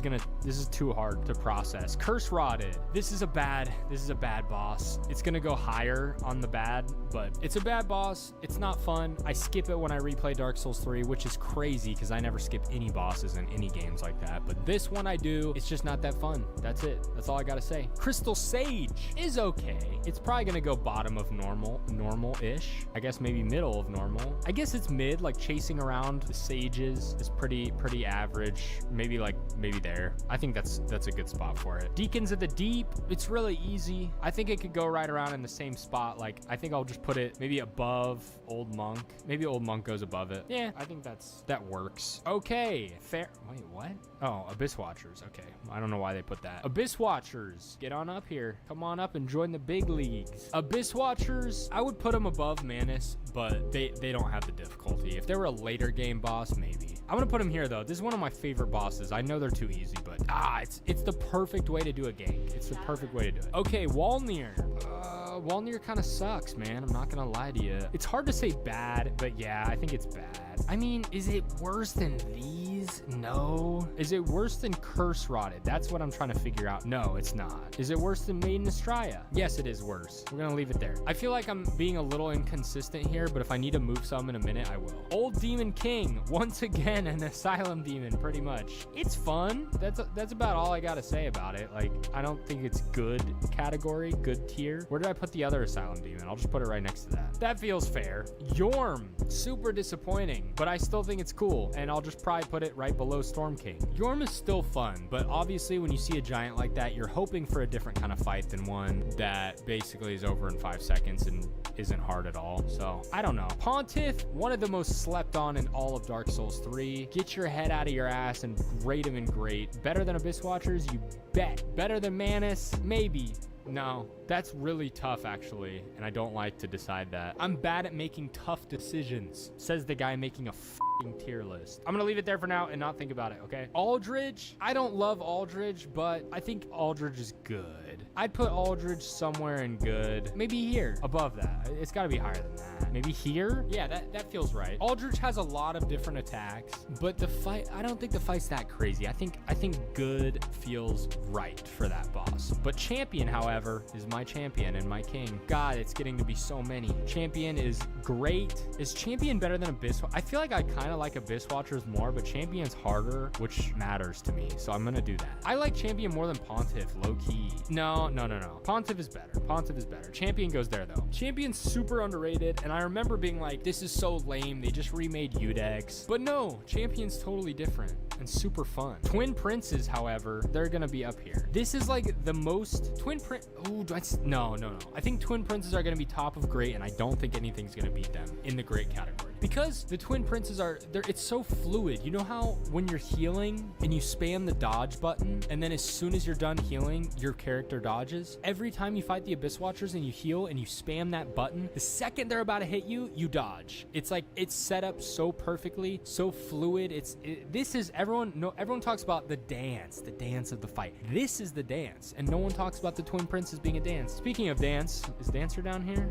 Not yet. Okay, we'll move on. Ancient Wyvern. Actually, this is gonna go in bad.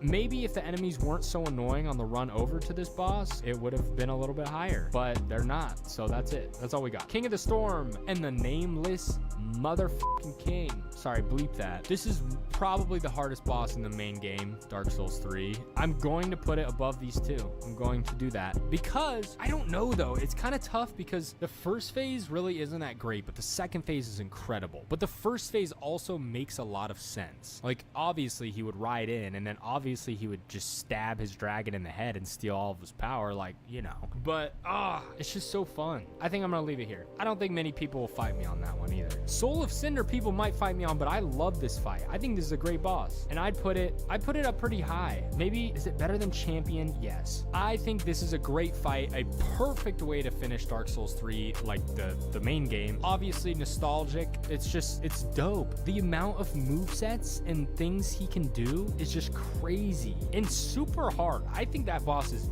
freaking hard, even now. Really, really hard. Champion's Grave Tender. Oh, we don't have to go that far because this is garbage. Trash. Why would I pay to fight a wolf and an NPC? But luckily, the other boss that came with it was pretty wonderful. But we'll get to that. Where do I put this? Put it there. Screw that fight. I don't like that one. Yeah, here's the other boss. What were you thinking? That, and then you give us this? Come on now. I mean, I can't complain. This is incredible. It totally excuses the first fight. And this is going at the top of amazing for right now. This, I mean, come on. 3 whole phases of just incredible cinematic combat. The fact that after the second phase, they give you the Titanite slab so you think it's over. They baited you so hard while she's just getting rezzed in the corner. Amazing. That third phase is, oh, chef's kiss, man. Demon Princes, the twins, if you will, the most slept on boss in all of Dark Souls 3. And they're gonna go up pretty freaking high. They're going here. I love this fight. And the fact that it's like Ornstein and Smo, but you have to kill both first. I think they're balanced a little bit better. That may be a hot take right there, but I do. And I love how they kind of switch off aggro, and then the fact that you have to kill both, and then also the fact that the order that you kill them in is what determines who the big boy is gonna be. In the big, like, like second phase, the main boss, is incredible. And I killed the harder one on my first playthrough. I didn't even realize there was a harder and an easier one. And man, was that awesome. And so hard. So slept on. No one ever talks about that boss. Midir. Midir's been really growing on me. I hated Midir at the beginning. I thought it was stupid. Big boss. Too hard for no reason. But once I learned him, he became so much fun. And I'm gonna put him...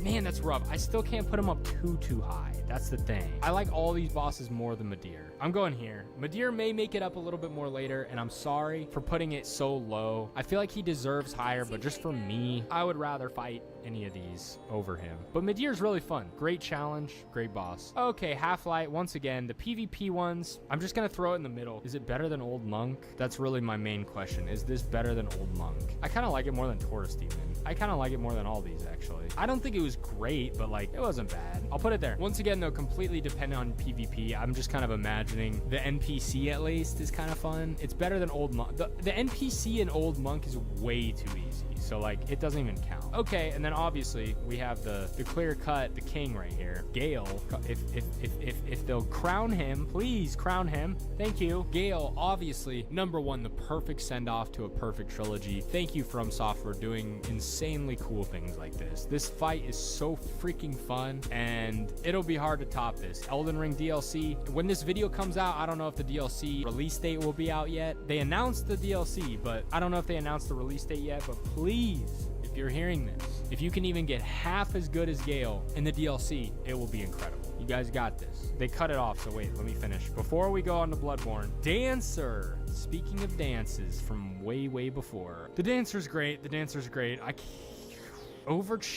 These two are kind of interchangeable for me, honestly. The Dancer's just awesome, though. Everyone loves the Dancer, and the combos go for centuries. The only thing that makes me almost put Gundyr higher is because he's really fun to parry. But I think the Dancer's better. And then, is this the last one? Oh no, we still have Osiris too. Dragon Slayer armor, probably the most slept on in the main game. This is such a damn good boss, man. This is like Champion, but just switched up a little bit. Probably one of the most perfectly balanced bosses in the game. A little bit too easy, but pretty closely perfectly balanced. I love this fight so much. And then last on Dark Souls 3, as far as I know, Osiris. I've heard so many people say Osiris is their favorite boss in Dark Souls 3, and I said it in a video and everyone's like, who loves Osiris? And I'm like, I've heard so many people say it. Anytime I say an opinion, everyone's just gonna say the opposite in my comments. So you know what? Everyone loves this one. I guess, I'll give him a high good. I mean, he's good, but people were saying he's like their favorite in the game. I was like, really? I can't even go that high. I'll go like here. No, Aldridge is better. There you go.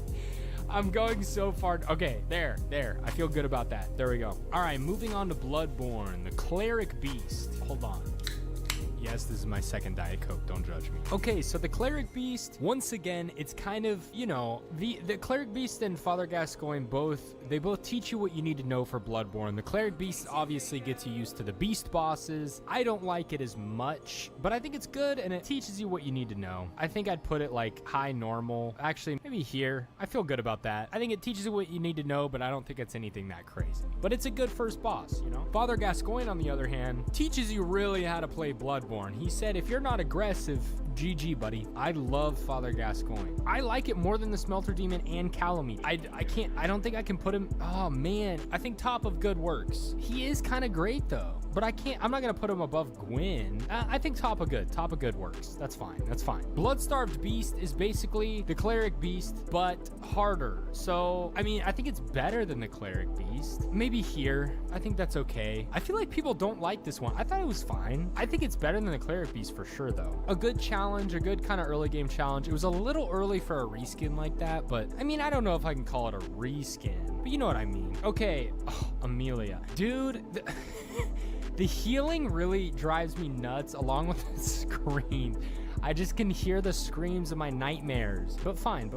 I think this is a good boss. I'm gonna put this in good. I hate the healing mechanic, but I understand it and it's fine. I think it's a good boss. I think I could put Amelia. There's so many. I'm like, okay, this versus this versus this. Okay, I'm gonna go kind of high actually, because I feel like every time I have a decently good time fighting this boss. I think it's pretty good. I like everything it unlocks after too. Okay, the witches. There's multiple, okay? This is bad. I wanted to say normal, but I mean, really you get your backstab. The other two enemies that look like witches, they don't do anything. So just like maybe there, I think that works. Yeah, I don't have a ton to say about it. It's really easy, but it's not like really easy, but I also think it's like okay. Like the Covetous Demon and Pinwheel are really easy, but I think the fight is like okay. Like it's more like if it was more challenging, it would be good. But the witches, if they were more challenging, still wouldn't be good, in my opinion. Oh, the Shadows of Yharnam. Okay, the Shadows of Yharnam are extremely slept on. I love this fight. This is the best triple gank, without a doubt. They do it so well, and they make it so enjoyable. I love this fight. And you know what? I'm going to put it at the top of good. I love this fight so much. I think it's done really well, and I look forward to it every time.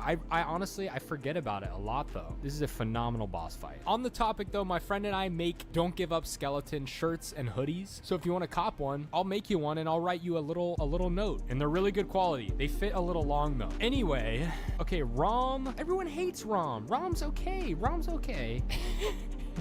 You can tell by the tone of my voice that it's extremely okay. I honestly don't really know why everyone hates Rom. Is it like the meteor attack thing? The spiders are annoying. They're definitely the most tedious part if you have to go back and fight them again. Her? Is Rom a woman? I think a lot of people would put it in bad. I don't think bad at all. I think of aggressively normal. I feel like there is okay. It's unique. The atmosphere is beautiful. Martyr Logarius is super underrated. I mean, I feel like people talk about Martyr, but this is an underrated fight in my opinion.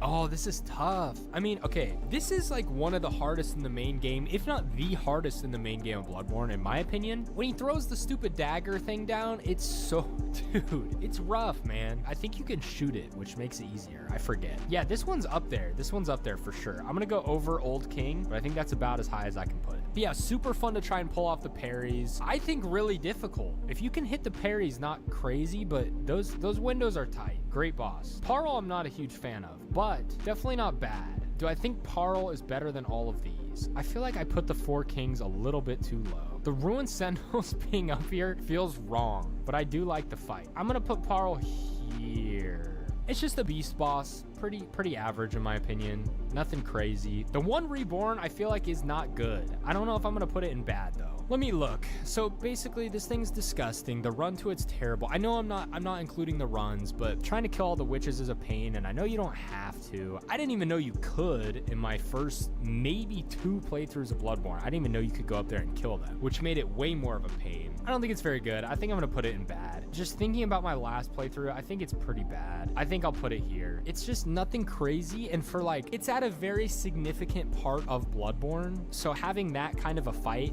at that significant of a moment feels bad. So I'm gonna put it in bad. And then, okay, I don't know why it's called the One Reborn. Celestial Emissary, that's what it's called. I mean, I think where's Deacons? I'll just copy where I put Deacons, because they're like the same thing. It's a fun, you know what, I'll put it above because it has the little second phase. Actually, no, I think Deacons are better. The second phase was kind of shocking. It's kind of just like a funny little boss fight. It was really cool because this is when Bloodborne was starting to go into the cosmic horror theme a little bit. So it was cool, but just, you know, nothing crazy. Pretty much like the Deacons. What is this? Abretus? Okay, I don't remember this one super well. I do remember, for some reason, I remember there being like one attack that would one-shot me. I don't remember. Am I right on that? Please let me know. I could be wrong, but why do I feel like I only fought this boss like one time? Is this optional? Is that why? Did I maybe not fight it in my other playthroughs? Because I played Bloodborne pretty recently and I do not remember fighting. Okay, well, from what I can remember, I think just pretty in the middle. Wow, I'm just bumping it all the way up. Wow, okay, whatever.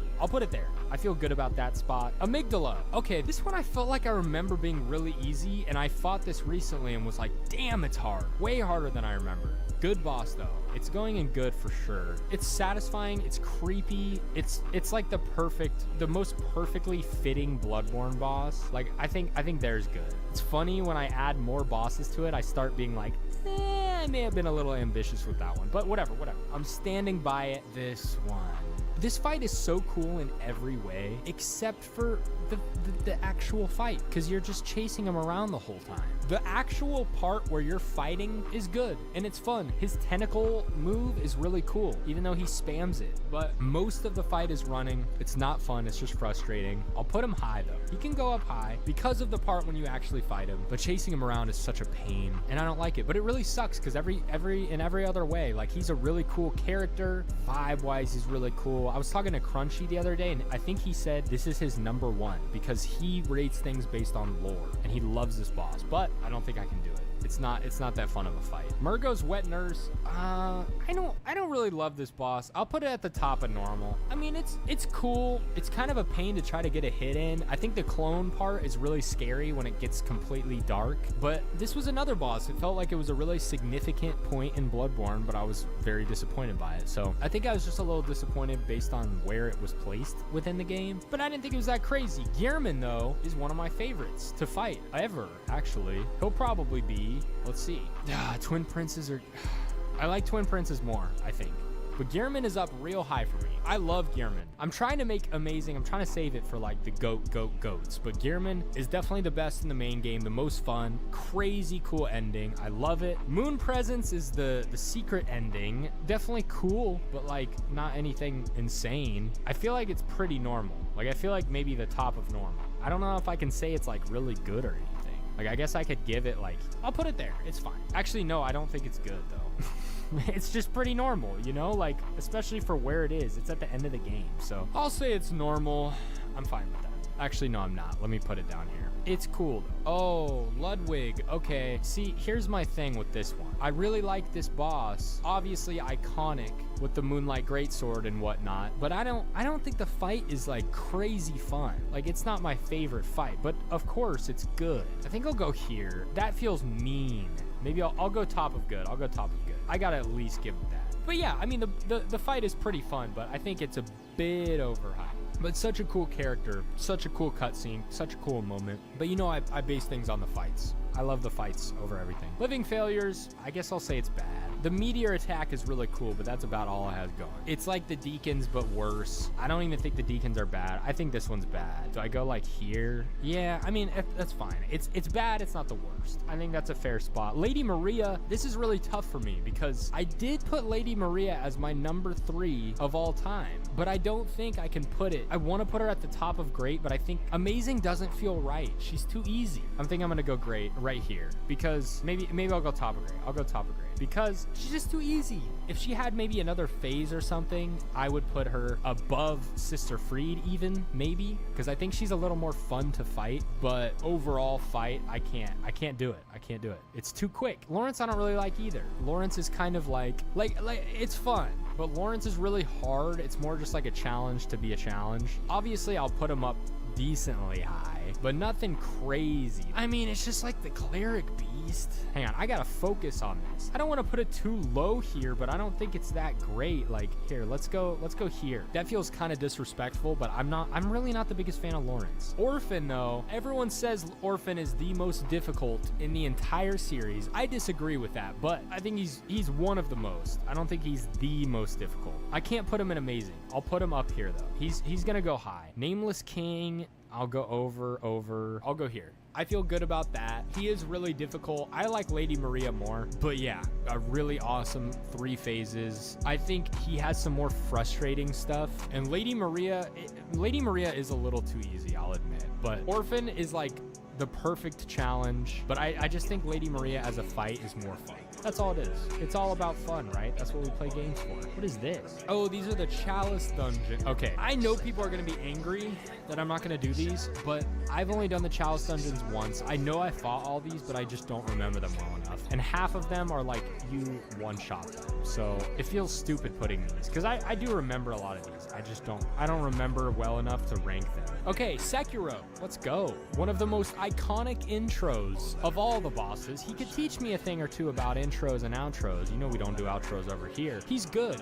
I'll say he's good. He's a really good like starter boss to kind of get used to it in Sekiro. He's good, nothing crazy. I want to say normal, but for where he is in the game, I think it works. The arena's really cool. It's cool that you end up seeing the Demon of Hatred in the same one later on. I didn't even realize that until way later, and I felt super embarrassed. But moving on, Lady Butterfly. Lady Butterfly is really good. I like this boss. I don't really like the second phase with the children because it's just kind of infuriating. But I think like maybe like there, I think that's good. I think it's a good boss. Pretty challenging, especially for a new player, like myself when I first played. Obviously, that was maybe the dumbest sentence I've ever said. Genichiro though is one of my favorites, one of the most satisfying, but way too easy. But do I dare put him in great? I think I will. I'm going there. I'm sorry. He's so easy, but my first playthrough, he was not easy. But I was like, this is incredible. And the secret third phase with the lightning counter, like, oh man. And having to learn that lightning counter on the fly, they teach you that in that fight, and you're already shaking because you thought you had beat the boss. But now you have to do a third phase and figure out a new counter. Crazy, man, crazy. Okay, folding screen, probably the best gimmick they've ever done, or I should say puzzle. So I'll go normal, but like for future playthroughs, I just found the easiest way to cheese this thing and move on. It's probably the worst boss in Sekiro. That's not saying much though. They're all pretty great. But yeah, now I just kind of cheese them every time because I don't really feel like dealing with it. Let's put it by all the other gimmicks. I'll put it ahead of all these though because it's the best of the gimmicks, so it goes there. Moving on though, Guardian Ape. Ooh, so I hated this one too, and it felt like bullshit when I first played this game. It just didn't feel right to fight an ape. It didn't feel like I should be doing that, but it's good now after playing it. So I had to learn it for that that run. What's it called? The one where you have to beat like 5 bosses in a row and then you get Inner Ishin. So I had to learn this one. Ended up really liking it. It's one of my favorites now. So I'm gonna go pretty high up. Above Calamite? No.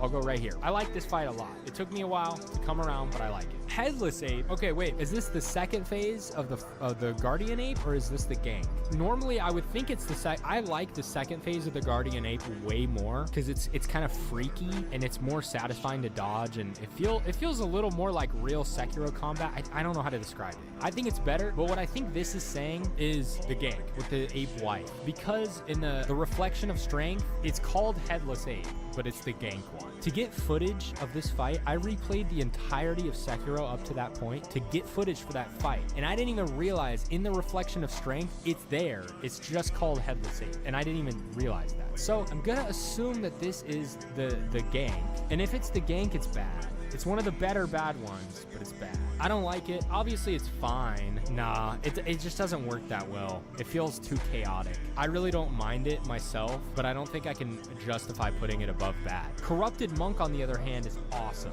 This one took me a while to come around, as all of them do. You kind of just have to learn all the bosses in Sekiro, and as soon as you learn them, that's when you can accurately rate them. If you go based on one playthrough, you're not gonna really be able to do it. I would almost put it over Genichiro. I think this isn't great. Maybe I'll put it at the bottom of great. I love this fight so much. Actually, I'm gonna go here. The top of good. I feel like I could, do I give Ludwig that? Okay, I'm gonna put Ludwig up here, okay? Everyone should be happy. Corrupted Monk is right here. I think that's a good spot. It's just so satisfying. Parrying all those sweeps is amazing. The Great Shinobi Owl. Now, this one is not as good as the counterpart, which we'll get to in a second. The little healing ball thing he throws at you that doesn't allow you to heal is really interesting. It's a cool idea, and I like that they give you a chance to dodge it. It feels like a fair chance to dodge it, and he fights dirty, you know? It's cool. I really like this fight a lot, and I think I'm gonna go here, above Genichiro. Yeah, I'll go there. Emma's kind of tough to rank, actually, because, like, it's just one phase. I think her phase is really fun, though. I want to put it, maybe I'll do top of good. I think that's fair. I want to put it in great, but I feel like I can't really justify a great for Emma, just because, you know, she's the appetizer for good old Ishin. Speaking of, so this is the fire Ishin. Do they have the other Ishin on here? Yeah, they do. Sword Saint. Okay, so this is the fire one,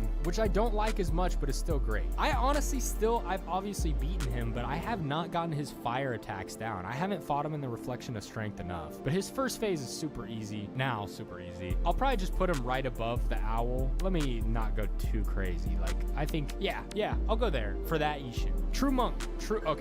True Monk is a different story. This is an awesome fight. So beautiful. I have a poster of it in my room. This is incredible. Okay, this one's pretty hard for me. Like, I almost want to put amazing, but I don't think I can do that. But what I can do is maybe here. Yeah. Okay, that feels right. And I think True Monk is pretty slept on. And I wasn't sure where I was gonna put that actually, but after fighting in the Reflection of Strength, I really enjoy it. Owl Father. This is one of my favorites ever. I think Owl Father is gonna go in amazing, and you know what else? It's gonna go above Artorias. Super hot take, I know, but I don't care. I love Owl Father so much, and it's a long fight. It's perfect. Are these all dragons of the tree? I'm putting that in with Divine Dragon, so let's do not applicable for that. Divine Dragon is its own, it's combined, so we're doing that. I feel like this is the best gimmick fight ever, and it's so cool. I'll go high good. Oh no, I'm going a little too hard right here. Let's go here, if it will let me. It's so much fun. The lightning attack is so cool. The arena is awesome. It's a gimmick fight that's not like, oh, I just had to figure it out. It's actually enjoyable, so I'll do that. Demon of Hatred. Speaking of hatred, I still don't like this boss. It feels like they took it from Bloodborne and threw it in Sekiro, but I cannot deny that it's a pretty good boss. I won't rank it very high though. I'll go there. No, Lady Butterfly is ahead of it. It's really hard. I don't think it's fun. It just doesn't feel like it fits at all. I'm sure a lot of people like it. I genuinely don't know, but I'm not the biggest fan, never have been. Great Serpent, let's just throw it in with the gimmicks, man. I don't know.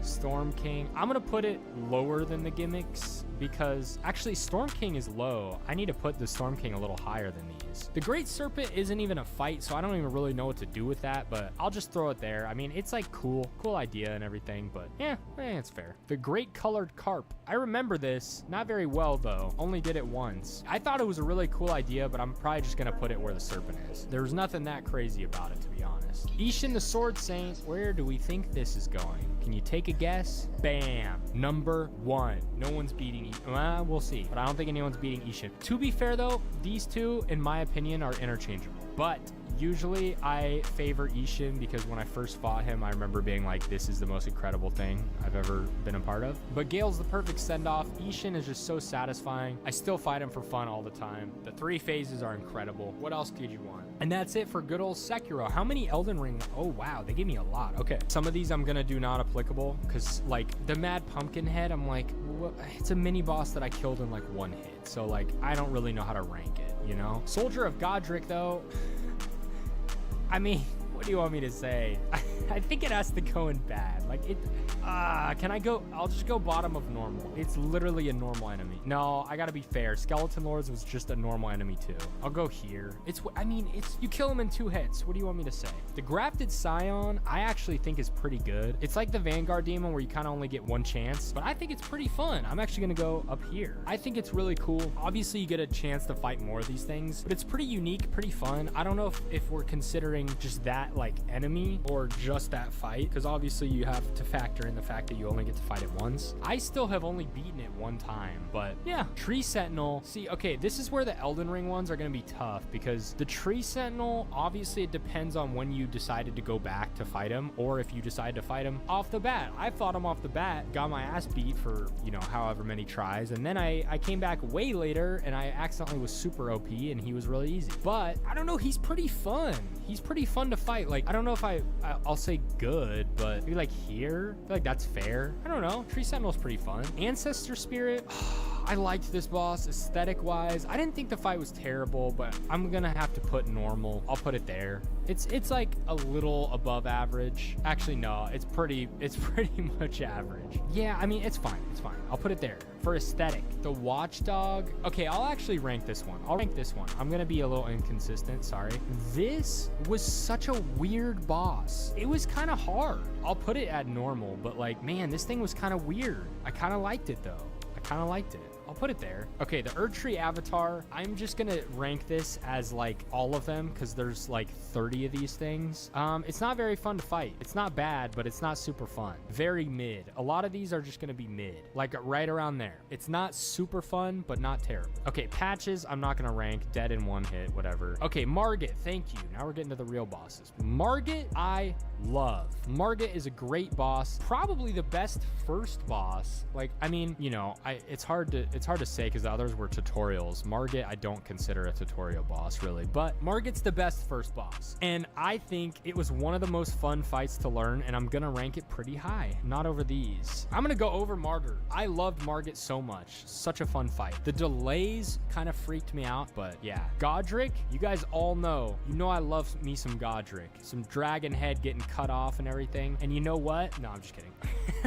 I honestly want to say amazing, but I can't because of the difficulty. But Godric, I think, is my favorite in Elden Ring. He might be my favorite, but I can't put him at amazing. He's just not hard enough, plain and simple. But I will say, for being an early game boss, this is so impressive. And if Godric, I've said this a million times, if Godric were a later game boss or the final boss even, he would be considered one of the best in the series. But instead he gets slept on. Everyone's busy sleeping. Wake up. Okay, so this is the first dragon mini boss. It's pretty fun. I kind of consider all the dragon mini bosses to be pretty mid as well. Maybe a theme with Elden Ring, unfortunately. I think he's more fun than a lot of these though. So let me go like there. I think that's a good spot. I think they're pretty fun with Torrent. Some are more fun than others. I'm ranking these as all of them. The ice one was super hard. I tried that one like a million times. Ooh, this is where you get the good old Bloodhound's Fang. I see all these like mini boss ones are just gonna end up going in the normal category, so I'm just gonna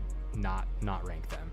Because I'm telling you right now, they're all going to be mid based on their health. If there's one that stands out to me, I'll rank it. Okay, Leonin. You know, Leonin's tough because he reminds me of Gale with the moveset. And it makes me want to put good, but I feel like he's always so easy. But I don't go south until a little bit later. That could sound odd out of context. I don't go to the south part of the map until later. So he's always really easy. But I think I'll put him up like decently high because I think the moveset and stuff is really fun. Maybe there. I think that's a good spot. How many times have I said I think that's a good spot? Probably way too many. But do you see how many freaking bosses there are? But I've always wanted to rank all the bosses, so I don't care. This is so much fun. I want to do so many more tier lists like this. I love this. Okay, Royal Knight Loretta. Is this the one right before the Haligtree? I can't tell. Oh, wait, no. Or is this the Spirit one? God, man, Elden Ring, you gotta get it together, guys. Okay, if this is the Spirit one, it's gonna go like bottom of normal. Maybe not bottom because now we have like 30 million in normal, but that's fine. I think it was pretty fun. Hopefully that's the one. If there's the other, what's the other? Loretta Knight of the Haligtree? I guess I'll have to find out if that one's on there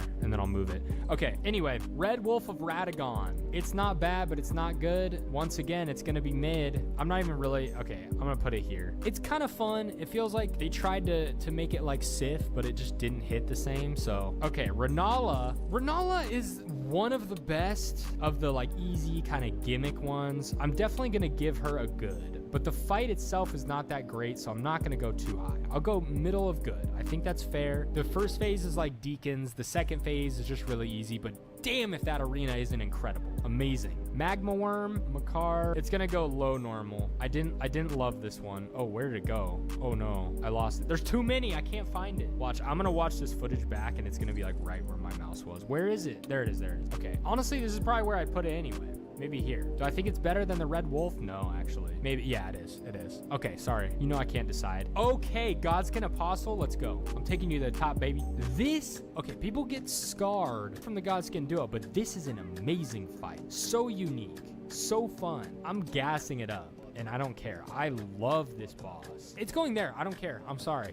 I say I don't care and then I apologize. No, for real. It's so creepy and it's such a perfect challenge. Maybe I ran into him at the perfect time when I was the perfect level, but this was amazing. I love this fight. Oh, Draconic Tree Sentinel. All right, so here's my story with the Draconic Tree Sentinel. I was extremely underleveled, but I was a stubborn young lad and I fought him, I think I counted, it was like 70 times until I got him. And oh man, I think it's a pretty good boss. Super frustrating though, but I would put it up like here, honestly. I put it there. Whoops. Oh, I almost just deleted the whole damn thing. Radahn. Most people's favorite boss, most certainly not mine. You know I like my humanoid bosses 1v1, but incredible. Arena, the second phase is shocking and terrifying. It feels like you're at the end of the world when he comes down like a meteor. I'm gonna put him, no, he's gotta go great. He's gotta go great. What am I thinking? This is tough, man. This is tough. I'll go like here. I think that's a good spot for him. And I do appreciate that you can use Torrent in this, unlike another boss that we're gonna cover in a minute. But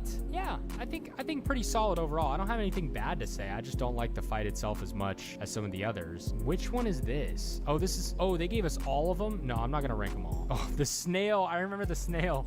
that would go in bad. Mimic Tier. It seems cheap, but if it wasn't so easy, this would be like one of the top. It's such a fun idea, but like not only do you know the ins and outs of your build and your weaknesses and your strengths, but it's also just an NPC fight, which is never really that hard, except for in like a couple games. But I still want to say it's good because I think I give it points for creativity. You know? I'll go there. Regal Ancestor Spirit. Wait, what was the first Ancestor Spirit I did? Hold on. Okay, I don't even remember the difference. The Regal, I'll put the Regal where this one is. And then I'm gonna take the other one out. Because I remember there being two, but I don't remember the difference, man. To be fair, honestly, it's probably been like 6 months since I've actually done a full playthrough of Elden Ring now. I feel so bad about how little I remember. The Dragonkin Soldier of Noxtella. I loved this boss, but it was so easy that it really ruined it. But if you haven't seen, I actually looked up gameplay, and I didn't even know there's a second phase. And it has all these cool lightning attacks. And I'm gonna say it's good because of that. But I'm just so sad it has like no health. But I'm gonna put it there. I thought it was an awesome,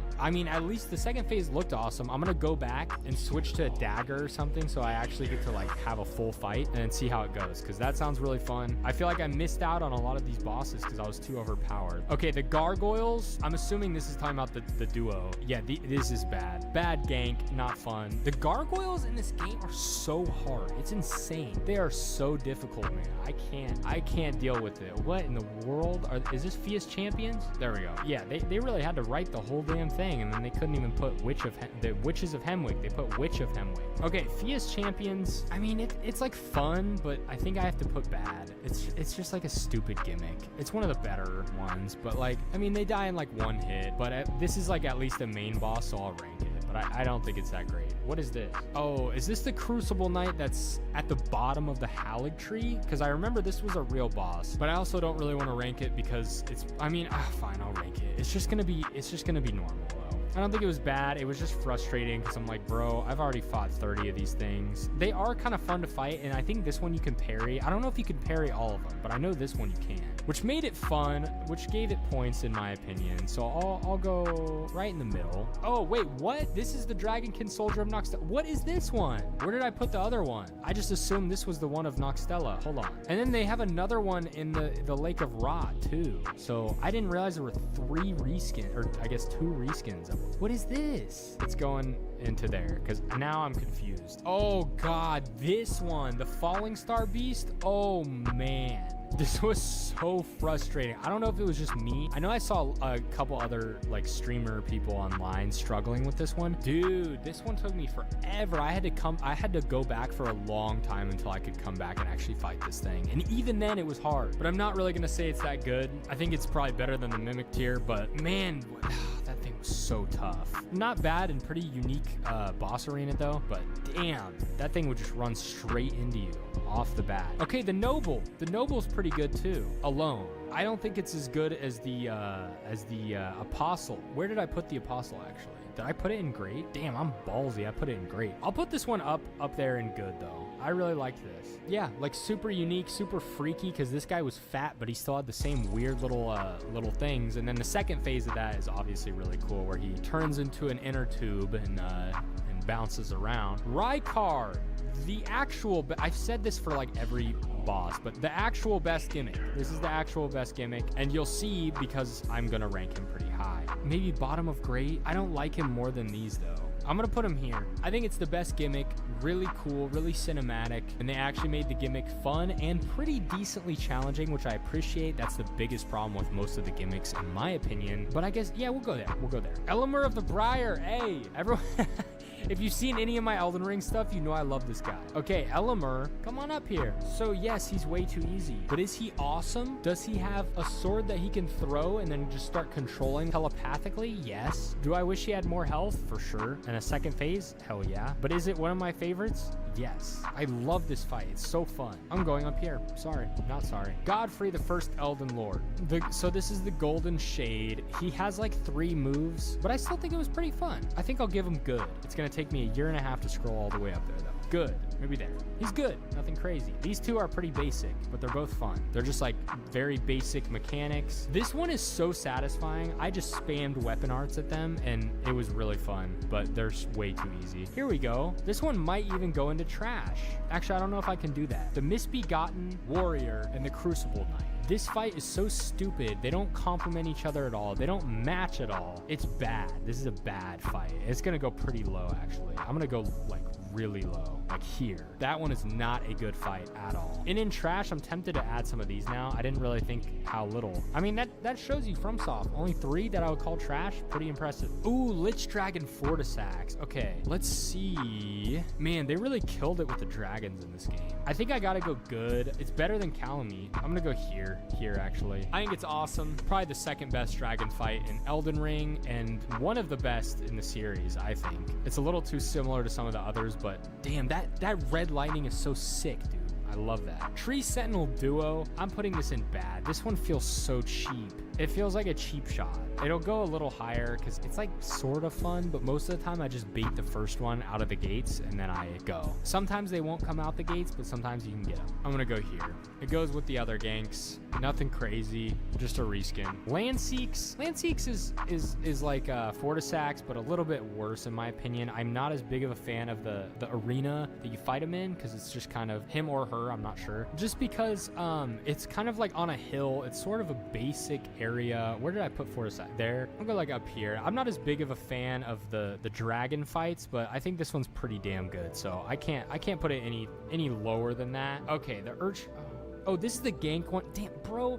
They have too many reskins and I'm getting them all confused and I'm putting the wrong ones in wrong places. The Knights Cavalry. This one was kind of sick, actually. I'll rank this one. I probably should have gone beforehand and put some of these in not applicable. I'll put it at the bottom of good. I feel like it's pretty solid. I love the fact that it only comes at night. I think that's really cool. That was a really cool detail they added. Oh, the Deathbird was such a pain, dude. I'll rank it.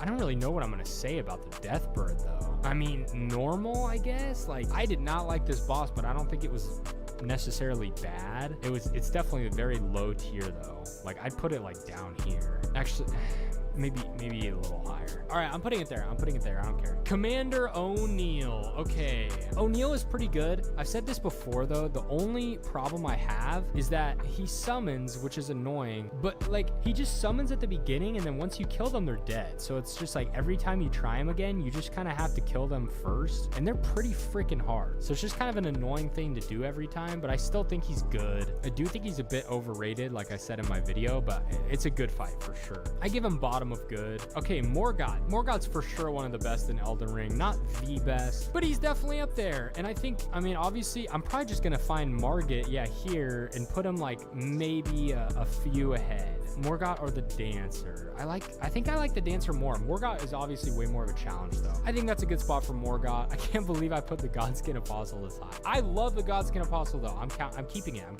Black Blade Kindred. This was freaking hard. This was really hard. But I'm probably just gonna throw it there. I think it's pretty normal. I don't think it's all that fun. Dude, so many random bosses. Deathrite this was the one did I not just rank that? What was the one I just ranked? Am I getting all these wrong? I'm so sorry. Oh, there's Commander Nile. Oh no, wait, I confused them. Commander O'Neil is in Caelid. Sorry, the picture threw me off because I thought Nile was the one in the snow. Where did I put O'Neil? I think I put him in good somewhere. Okay, so that was my bad. This picture just looked like snow, so I figured. So Nile will go here. That's who I was talking about before. O'Neil is worse, I think. I don't like the ganks, but still fine. I'll go there. I feel good about that. Mohg was I think in my first playthrough, Mohg was my favorite. He's definitely up there for me now. So he's gonna find himself in great. I can definitely put him above Morgott. I can put him above these. I'll put him here. I'll put him above Godric. Godric's my favorite, but if I'm like, which one would I rather fight? It'd probably be Mohg. I just think Godric's really cool. Okay, Loretta, Knight of the Haligtree. This is what I was talking about. This is the one I was trying to find earlier. Loretta was a pretty fun fight. Like, using the weapon art on Loretta is really satisfying. And I think people were disappointed because it was easy, but I still think it was fun. I'm not gonna go great, but I'll definitely give it a high good. Ooh, Calamete's just getting buried in here. That's gonna be upsetting. Man, okay, now looking, I'm like, Tower Knight, like Loretta over Tower Knight? Like, no, I'm getting a little too ahead of myself here. Okay, whatever. I'll leave it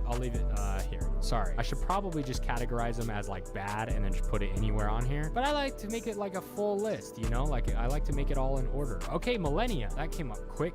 Millennia. Sorry, it takes me a year and a half to scroll up. So I'm gonna put Millennia in great. Obviously, you know, what hasn't been said about Millennia? The lifesteal mechanic is crazy. So difficult. 2 incredible phases. Really fun to fight. Really hard. Probably, if you're not using a summon, definitely the hardest in the series. I want to say here. No, I actually really like Millennia a lot. That feels crazy, man. That feels crazy. Yeah. I'll put Millennia there. She's obviously great. I'm not gonna put her in amazing though. I may move a couple up here. I wanted to save it, but a couple might make their way up there at the end here. Estelle, I'm assuming they're gonna have both. So Estelle, I'm just gonna rank this one. Estelle's pretty cool. I think definitely got overhyped at the beginning, and it was everyone was posting those videos where they're like, only 0.001 people have found this boss. And I mean, I don't know where they got that stat, but I think it's a good boss. The arena's super cool. The fight itself isn't that crazy or anything, but I think I'd go like maybe here, but pretty fun overall. But it's just like dodge the magic, smack the head. But yeah, for aesthetic purposes and everything else, pretty incredible. Fire Giant. Oh, do I hop on the train and go bad? I think I do. Every time I fight this, I'm not having fun. It's better than most though. It feels like really cool and cinematic, but it doesn't feel like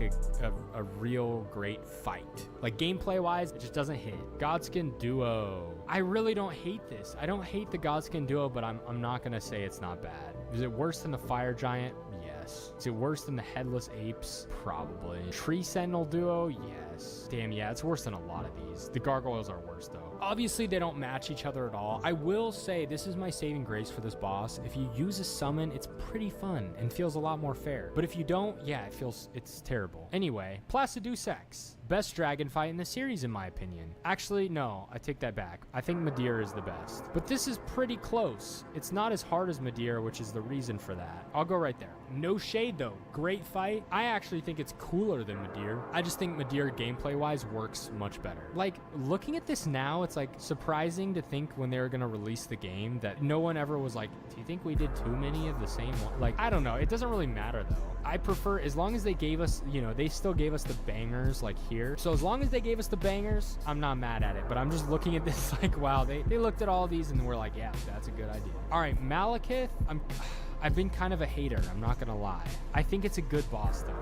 It's gonna be, it might actually be great. I think it's great. Yeah, this is a pretty great boss. I don't like the first phase. The second phase feels like a lot to try to deal with. It feels like a lot, but this is good. Yeah, okay, I think that's a fair spot. It's great. Sir Gideon. Oh, Sir Gideon Ofnir. I like this fight. If it had more health, I would have loved it. I thought it was really fun, but that's a big problem I had with a lot of the bosses in Elden Ring, and just with Elden Ring in general, really. I feel like I wasted so many boss fights because I was overpowered. But then if I was underpowered and got to a real official boss, I got my ass kicked. So Sir Gideon, I'll go like right there, right in the middle of the gimmicks. Just an NPC invader. Okay, Hortaloo. So wait, did we not count Godfrey? Or was like the 2 phases? I don't know. I'm gonna say this is Godfrey and Hortaloo, because this is Godfrey. That's Golden Shade, right? Godfrey is definitely one of the best. I think he's better than Morgoth, better than the Dancer. I'm gonna go here. I really like this fight a lot. I think it's better than these 2. The second phase is awesome and super different, but still keeping the same elements from the first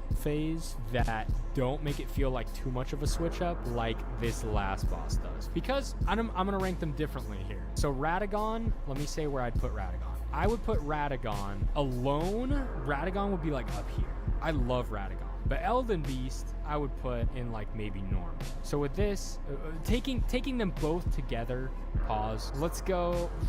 This is so tough, man. This is tough. Because I feel like they deserve to be pretty high up. Like I feel like here could be fair. Because Radagon's really good, but we don't like Elden Beast. Let me take a look and make sure that's what we have. Damn, that's a lot of bosses. Well, we're still not gonna do an outro.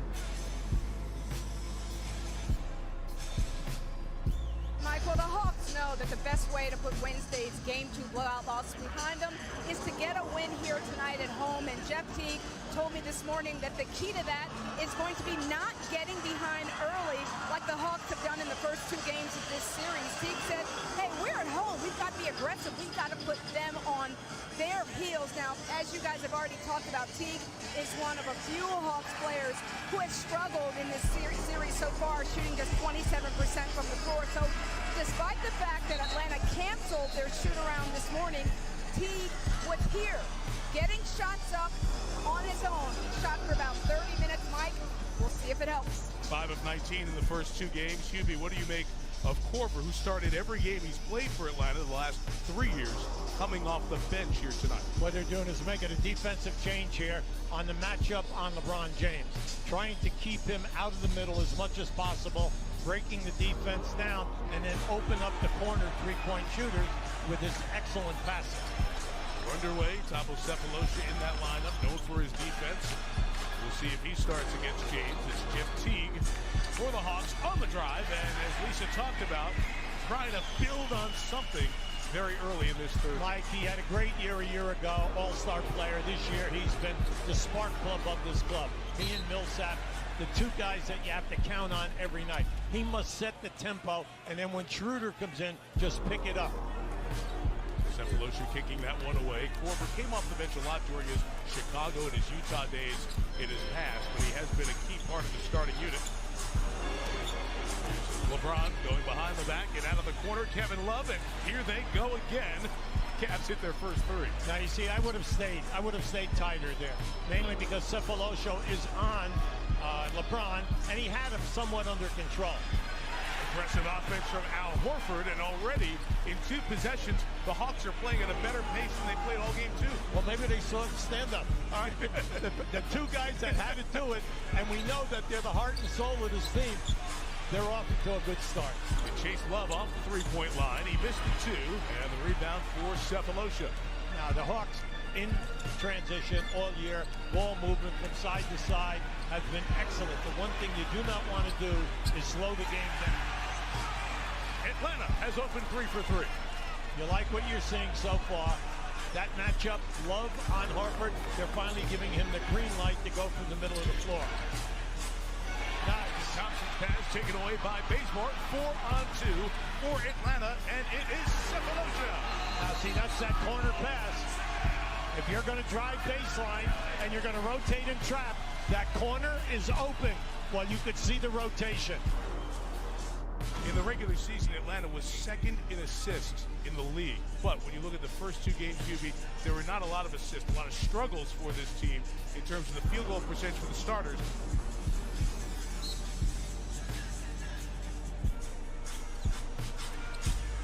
Tyronn Lue, who played in the league for 11 years, including 4 years here in Atlanta, used that early timeout as Cleveland saw the adjustment made by Atlanta and the energy they've started with. LeBron James given space outside the line. This is the 3. And Tristan Thompson was held going for the rebound. Ronnie Garrettson had that call. He works the game with Tony Brothers and Danny Crawford here tonight. Now what they tried to do there was to get a switch, trying to get Teague to pick up LeBron, but they played it perfectly. Irving dribbled that off his foot. Horford, who picked up that foul a moment ago, picks up that turnover. Get it up. The Hawks back the other way with Millsap. Out of the corner, Teague lined it up.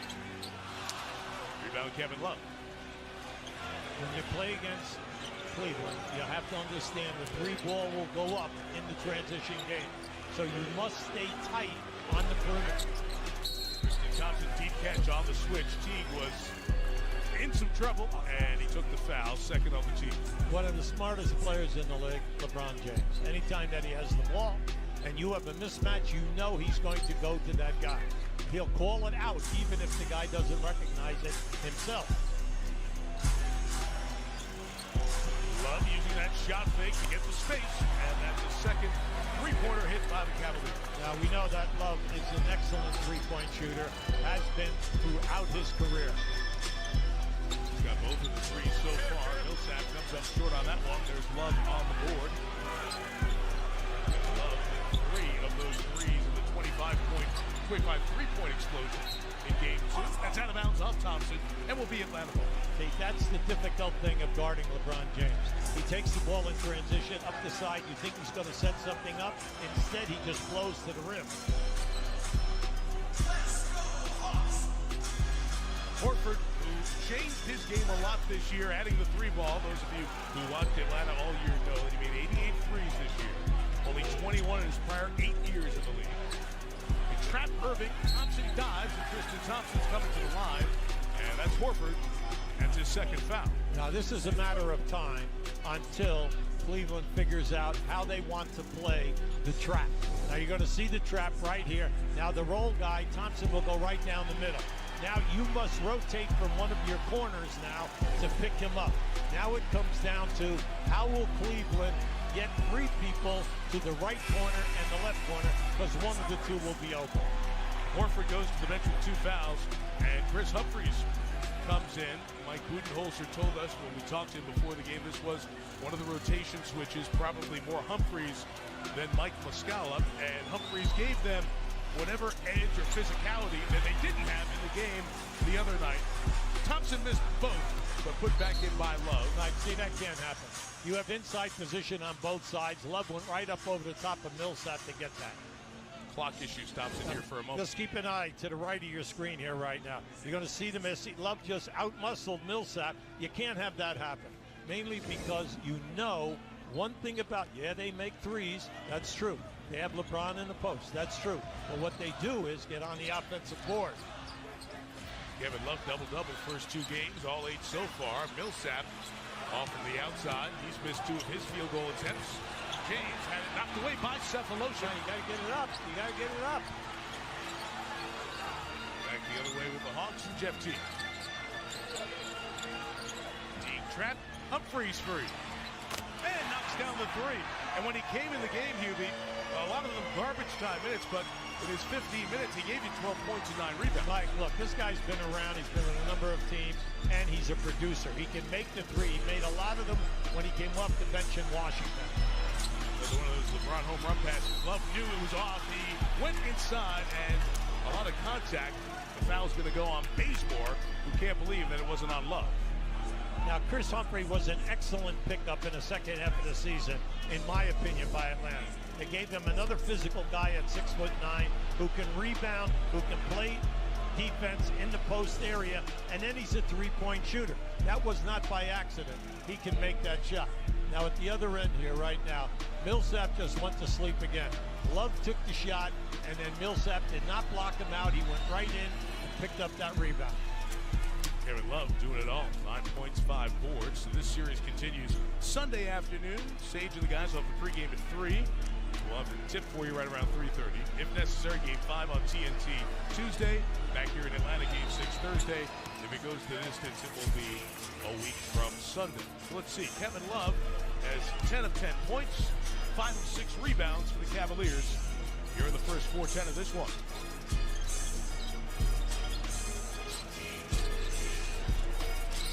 Well, there's your switch now. Oh, great reason. Terrific pickup. Tristan Thompson inside as he switched over and got the big man. After the switch happened at the top, the foul is called on the Cavaliers. Mike, you called that perfectly because Thompson is so athletic. He was guarding the player in the corner. He immediately came right in and pushed the small defender away to get to the corner and pick up the mismatch. Foul on Kevin Love. And one more free throw coming for Jeff Teague. Poor shooting start, 5 of 19 in the first 2 games for a guy who averaged nearly 16 a game this year for this Atlanta team that went 48-34, won pretty much 2 out of every 3 games at home, 27-14 in this building this year, beat Boston in 6 to move to the second round. Love's the guy so far. Kevin Love continues this dominant start, all 13 points with 3 threes. Now, how do you like that? They double team going from left to right, and then instead of rolling, they spot up. That's terrific execution. Love, he let J.R. Smith have 1 rebound, but that's it. He's got 6 of the 7 boards. LeBron's pass too tall for J.R. Smith, and you can even see right away They are tighter on those Cavaliers shooters, especially JR, trying to not give him any space. Humphries has space. Rebound Tristan Thompson for Cleveland.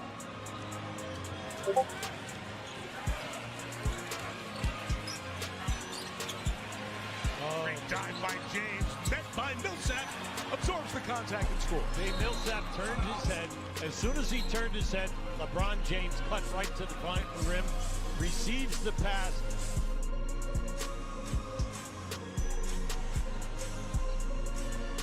And then even LeBron's layup came off a beautiful pass by Love. That's right. He's got the assist on the only field goal he didn't score, tying a career playoff best in any quarter for Kevin Love. He's got the rebound on this one, playing in his second playoffs. Was part of the 4 games last year. Gets Boston injured in that 4th game. J.R. Smith finds the line and knocks down another three-pointer, the first one he looked at today. See what happened there? Bazemore tried to go under. Bazemore tried to go under the screen, got caught, and that opened up the pass to the corner.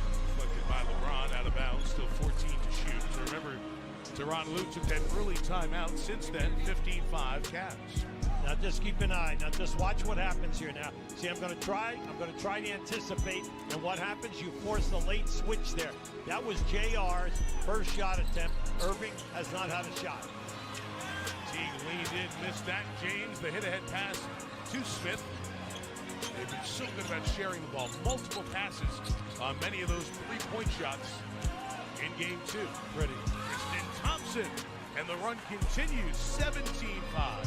Since Lue took the timeout. Well, this is what we saw, in games 1 and 2, and we still have 5:30 to go, and you look up, they already have 20 points. 30-point quarters to start out games 1 and 2. Millsap trying to get going. Has a chance for a three-point play. Missed his first 3 shots, but on the board here. Now, they needed that. Now, in this early going, Atlanta has missed a lot of shots. Unfortunately for them, no second opportunities. Now this is just all upper body strength. Watch it right here. I push you off. I'm pushing off a 6'9", 6'10" guy who is an excellent shot blocker. See behind Millsap, Kyle Korver does check in.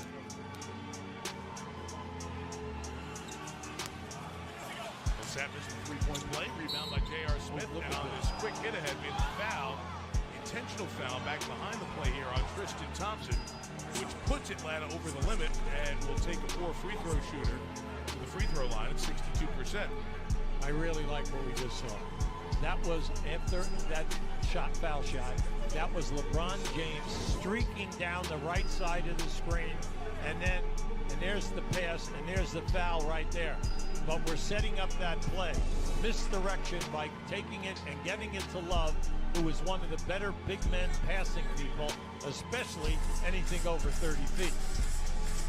Let's see the replay center going to take a peek at that foul. You mentioned Dan Crawford's the crew chief, working with Sean Wright back in the replay center in Secaucus. We're going to see if it's a clear path foul. It looked like the foul was committed there before the pass was hit ahead. We'll have to go watch the specifics of where it was when the pass took place. They got a quick look at it, and it'll just be a 2-shot foul. See how committed by Thompson, ball still in the hands of Love, and Sean Wright had it queued up for them in the replay center. It was a very quick stop. I'm going to bring a name up out of the pass. Wes Unseld. Those are out the Washington. He could do it amazingly. Just put it over his head with 2 hands from backboard to backboard. Boom. Threw it like a rope. Now, this young man right now, Love, is the next best that I've ever seen for distance. He puts the ball right on the money to that racer who was LeBron James. And we've seen James do it many times often. Think back with Dwayne Wade, those two connecting in Miami often. So they go for the intentional foul on Tristan Thompson, who knocks down that first free throw, just like Budenholzer, leaving nothing in the holster, really, at this point in the series, trying anything to break up this rhythm of the Cavaliers. Thompson splits the pair.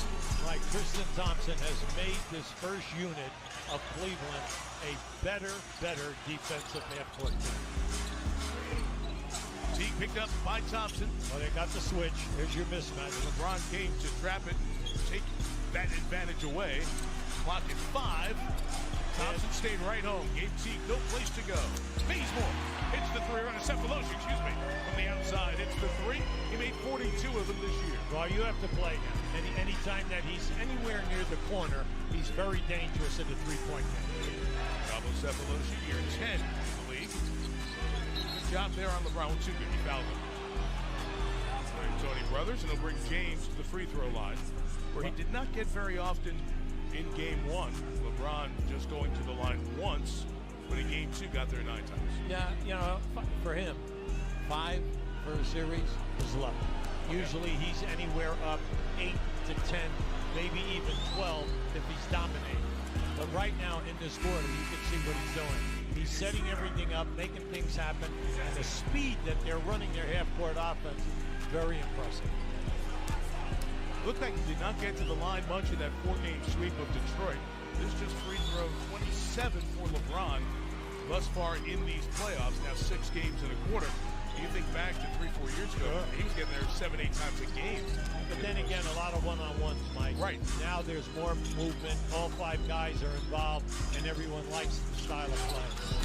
Contact, Cephalosha hit the deck hard. He has down and hurt back behind the play. It's 5-on-4 the other way. James finds the open man. Love in the corner. Don't give the foul. Cephalosha rejoins the play. Irving on the drive. Can't finish. So 5-on-4, they were able to avoid giving up the field goal, and Mike Budenholzer will take the timeout so the Hawks training staff can check on Cephalosha. Now this would be a major loss. This is your big move in the game to put him in to guard LeBron. He's been doing a very solid job for you, and an accident. Let's talk quickly about J.R. Smith from the 3 ball. 28 for 53, shooting 53% in these 2 games. Amazing. Yeah, that's absolutely amazing. And added another one here in this first quarter. We're back to action. The roll from Millsap on the feed from Schroeder's out of bounds, and Atlanta has turned it over for the first time tonight. Now that's JR's average in the 6 games. Now in this series, he's 11 for 20 at 55%, so he upped himself a couple of percentage points there. Schroeder guarding Kyrie Irving. On the Cavaliers, how they perform with LeBron on the bench. As it runs through Irving and Love. Clock at 5. Kyrie's got to find somebody. Love contested 3. A rebound by Humphries. Now they did everything right that time. Now remember, Atlanta was in the top 3 in steals and forcing turnovers. Cleveland has eliminated that in the series. Schroeder stepped into one, not the prettiest coming off his hand, but kept alive by Humphries, so he is earning that spot in the rotation that Mike Budenholzer gave him after the Game 2 performance. Nice. I like the way Schroeder gave that up, mainly because he would have taken a shot from a bad angle. 5 points, 2 boards for Humphries. Irving inside, draws the contact. Thompson, terrific offensive rebounder, had it knocked away by Humphries. Shumpert sent it to Love. Tristan Thompson again. 3rd time this trip because of Thompson's work. During the season, one of the top offensive rebounders in the league, always in the top 5. In the series, he's getting 4.5 a game. 0 for 3, and that time 2 bodies. Millsap and Humphries would not let Thompson get on the glass. Bazemore on the pitch, deflected out by Irving, 15 to shoot. Now you can see, Mike, if you push the ball, you can get a good look. Now this is just blocking out. Hey, this is the playoffs. This is a regular season game, and that's what you like. Humphries both arms up like an offensive lineman. Yeah. Okay, in pass protection. I was going to say, Dan Quinn with the Falcons would love to have a guy turn and pick up a linebacker blitzing. The wonderful reception is from Matthew Dellavedova, who checks in. A little history with Atlanta. Remember, Kyle Korver rolling his ankle in Game 2 as Dellavedova dived to go through the loose ball. And then the issue with Al Horford that led to an ejection in the next game. So Dellavedova can be a pest, and that's said in a very respectful way. He's so good at what he does on the floor. That time, he called for the foul here as he came crashing in. At least Lisa has an update on Thabo Sefolosha. Yeah, Mike, well, Thabo is still back in the Hawks locker room, but I just spoke to Atlanta GM Wes Wilcox, and he told me that it's an elbow injury. He says Thabo is fine, and he expects him to return to this game. Good. Okay, Lisa, thank you. They credited that foul to J.R. Smith. Matthew Dellavedova tried to go over and tell Danny Crawford that it was me, not J.R. J.R. picks it up. Nevertheless, it's his first. And Schroeder ties the game at 23. Now, he's had a sensational season, naturally because of the minutes. He's getting up over 20 minutes a game, and he can score. You got to watch because he's one of these kind of guys. That kid, he's a street shooter. Oh, off the score. Still plenty of time. Tim Hardaway Jr. is checked in for Atlanta, defending J.R. Smith. Millsap switch, beat it out off of Smith, and the ball belongs to the Hawks. Excellent play by Millsap on that deflection. Millsap did a terrific job. They trapped, they did a good job, and just watch this now. Watch Millsap pick up here now, and you're going to see, all right, the kick going the other way. Of course, we said all these things about J.R. Smith and how great he's been and all that, and he picks up a technical foul there after he slapped back the ball. Kyle Korver makes it, and the Hawks are back on top. Now with Schroeder in the game, if you notice, they've just run 2 pick and rolls in the middle of the floor at the top of the circle. The roll guy is going down. They're getting the mismatch. The guard on the roll man, except Tristan Thompson rotates from the corner all the way into the paint. Now, will it change with Fry coming into the game? This will be interesting.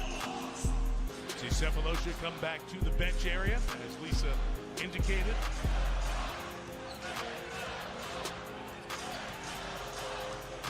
Second units now for these teams for the most part. Love and Horford starters still out there, and here's Horford. Horford thought about chasing me down. Iman Shumpert got there. Schroeder right in his face. Stops the fast break. Dellavedova is free. Delly for 3. This guy, he's been a very good three-point shooter throughout his career. He shoots it at 36%. You have to play him. 6'4", you know, he's about 200 pounds, and he is a tough guy. But he'll look for the 3. 5-4-9 after 25 makes the other night. Schroeder short on that shot as we hit the final minute of this quarter. Now, with a lot of second-unit guys out there. Fry! They space the floor. Everybody who comes off the Cavs bench can knock it down. And they have such shooting confidence. You see it when they catch it. 6 of 10 in this quarter.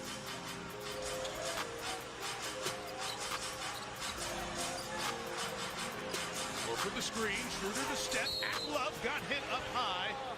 And he seems to be a bit hurt as he hits the ground. Schroeder played that perfectly, mainly because they couldn't switch. And then once Love tried to step away, what happened? They're too late. They're too late on the rotation coming. Now, unfortunately, this is what you do not want, is any kind of a thigh injury to Schroeder, because he is a beep-beep guy. He can lull you to sleep with the dribble, and then when he explodes, he has an excellent first step. Covers a lot of ground going to the rim. Both feeling the effects of that contact as Kevin Love gimped over to the Cavs bench. As his left hip, he was indicating that the Schroeder knee got him up in the hip. Richard Jefferson about to check in for the Cavaliers. For Love. And Schroeder in the first. In a way, you think that Cleveland is ahead by a lot of points. You know, you look up here, he makes his foul shot. It's a 3-point game. But once again, they might get 30 here. In that first quarter. That's right. As they have in the first 2 games. Jefferson's in, Mike Muscala and Mike Scott check in for the Hawks to close out this quarter.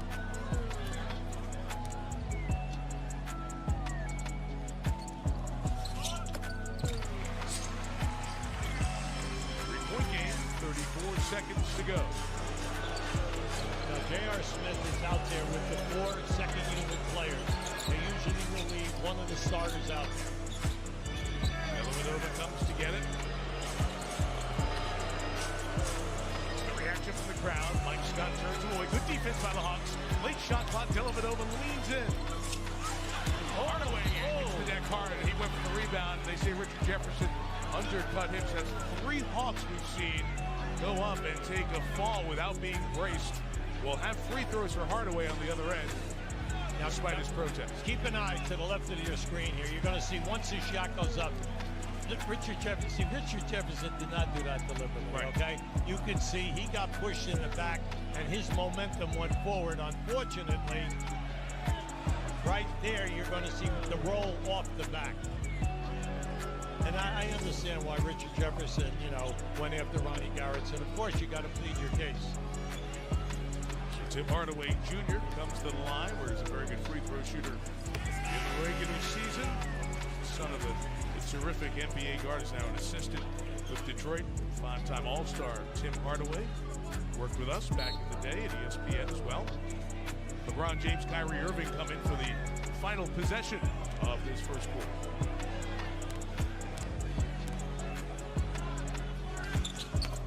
And Hardaway makes both one-point game, no fouls to give for Atlanta. Gotta be careful now that it'll blow by you. Mike Scott, primary defense. James on the attack. He looks so easy, 2.5 seconds remaining. Cephalosha. Come on now. Oh, don't give up on the shot. He waited till the buzzer rang to throw it.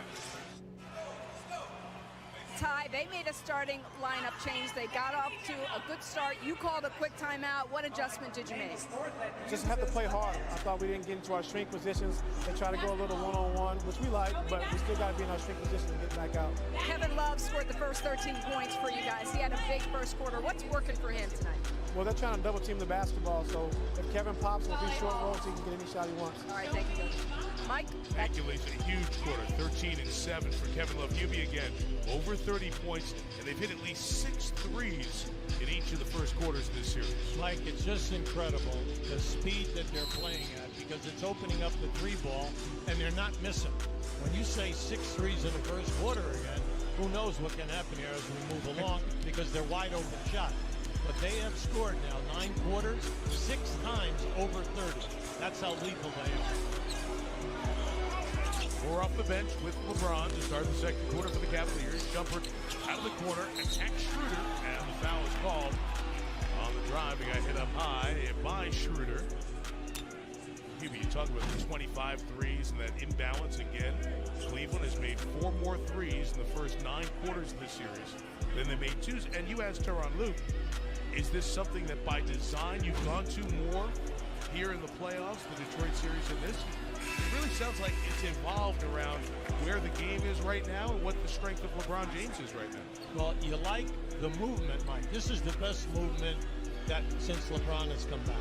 The movement that they have here is outstanding because they have players now that can make the three ball, but they have players that will make the pass.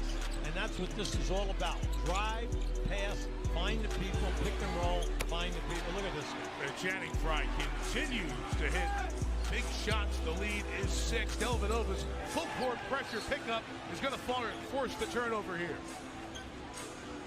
Dellavedova just picked up. The rest of the Hawks were asleep on the other end of the floor, and that 50-foot pass turned into a turnover. Now, when you look at the second unit out here right now they have LeBron with this group. Now, when you look at Dellavedova and then Frye and then LeBron, you have 3 three-point shooters out there, and Jefferson makes 4. Look at that. Great dive by James, 36-28 Cavs. That was like Camp. The center Camp pass it to the right, screen on the right, and the guy just cuts. That's beautiful. That stuff still works. It still does, huh? That's right. Good dive by Horford to the basket. Allen gets inside to stop a 7-0 Cavalier run. The spacing that Cleveland is showing tonight, outstanding. Spacing gives you the lane open and then the corners open. If they take away the lane, they have to give you the three. Swift Bazemore picked up Dellavedova, clock at 6. LeBron picked up by Horford, step back Jack. Rebound Schroeder, punched out by Iman Shumpert. Jefferson's foul as he and Millsap collide. That's going to be a loose ball foul on Millsap. Now come on, Schroeder just fell asleep there with the ball. That caused the deflection, and that caused the loose basketball. And just watch it right here. So you come on, you got to hold the ball, pivot away from the defender, and unfortunately we just had a collision on 2 guys who were going for that 50-50 ball, head first trying to get the ball. Schroeder came over, Mike Budenholzer talked to him on the way over and just kind of put his head down as he walked to the bench. Budenholzer's trying anything to keep everybody holding on to the rope here because the confidence of the Hawks has to be shot. And they just know they cannot match up with this team. 9 straight games last year in this, won by the Cavaliers. LeBron in the post. Shumpert threw it down. Hold back that Cavalier bench. Whoa. Now that was great because shoot right there. Shumpert just rolled right off the tee into that area, and he was up high. Millsap trying to do it on his own. You can see the frustration developing here for the Hawks. This will go the other way. Dellavedova calls for the offensive foul. Dellavedova's hot because he thought he got him down at the other end. But as he spins, he goes with that lead arm, and he just pokes T. If Dellavedova was playing for Atlanta, they'd be cheering. Korver's got space. Korver's got 3. There you go. Get the fans back into there. Shumpert, usually very good defender, but he's got to like Korver just for a couple of minutes, not seeing J.R. Smith defend. Cavaliers forcing everybody to pick up highs, and he's touching the basket there. Horford knocked it away. Dellavedova grabs on, and the foul is called quickly by Danny Crawford. I like the play by Horford. That was a beautiful on that pass. Fry is right around 7 feet tall. Now just watch this as he tries to make the pass. All right, Horford now comes in, makes the deflection. Now right here, he's trying to get the ball because he sees Dellavedova. He wants to take him strong. But the body strength of Dellavedova took him right out of the painted area, Mike, so he couldn't get a good look. Call that foul on the floor. It's 2 on Dellavedova. He goes to the bench. Kyrie Irving comes in, and the illegal screen on Millsap will send it back the other way. That's 2 here in the quarter on Millsap. Well, right now, you don't want to get a T. Okay, now Millsap, we understand they do not want the screen and roll by by the offensive player to be physical and moving to increase the dribbler's ability to get a step. Got to call it. Switch, James picked up by Teague. Instead, he passes it out, and Channing Frye does it again.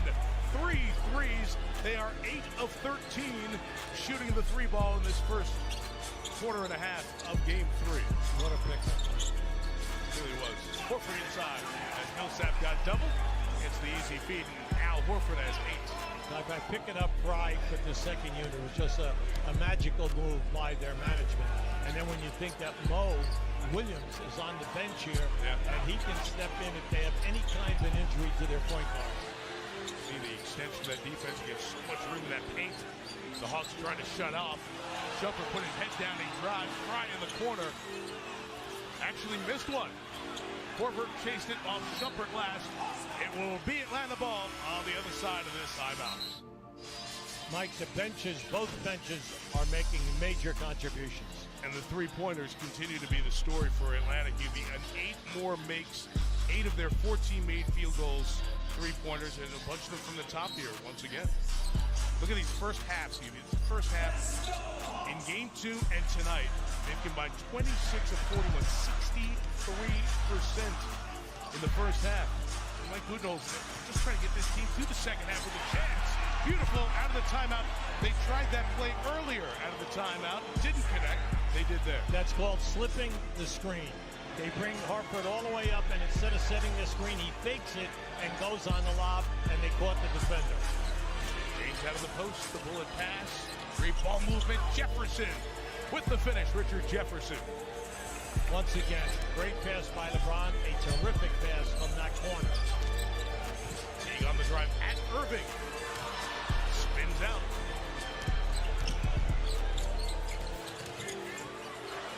Kyrie.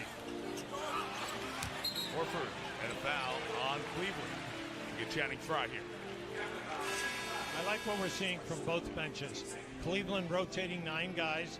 Their bench has come in, giving them a quick 14 with Frye with 9. And then at the other end, the Atlanta Hawk bench is excellent with 16 points. You got nice contributions from Humphries, Korver, and Schroeder. And Humphries comes back in for Atlanta as Paul Millsap sits. Millsap only 1 of 5 in this game. And he's your main man. He's your main scorer during the year and the main man in the 6th playoff. Brian's going to pick up 2 fouls in a 15-second span. 3 team fouls on the Cavaliers here in the second, and 2 on the Hawks. You always tell your guys when you're a good defensive team, which they have become, an outstanding half-court defensive team, just play physical and don't worry about the foul. Teague knocks down the 3. Just his second field goal. And despite the great three-point shooting again from the Cavaliers. They're right there. Yeah, Atlanta within 3. Hawks played very well in the third quarter of game 1 to get back in it. And a good start to the first quarter of game 2. Horford denies Shumpert. Bazemore on the push. Korver runs to the right corner. Humphries.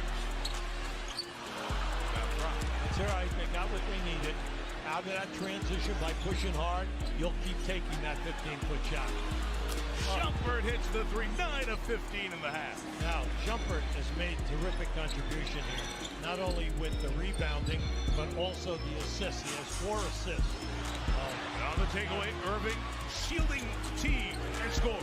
Great break, and Budenholzer will take the timeout.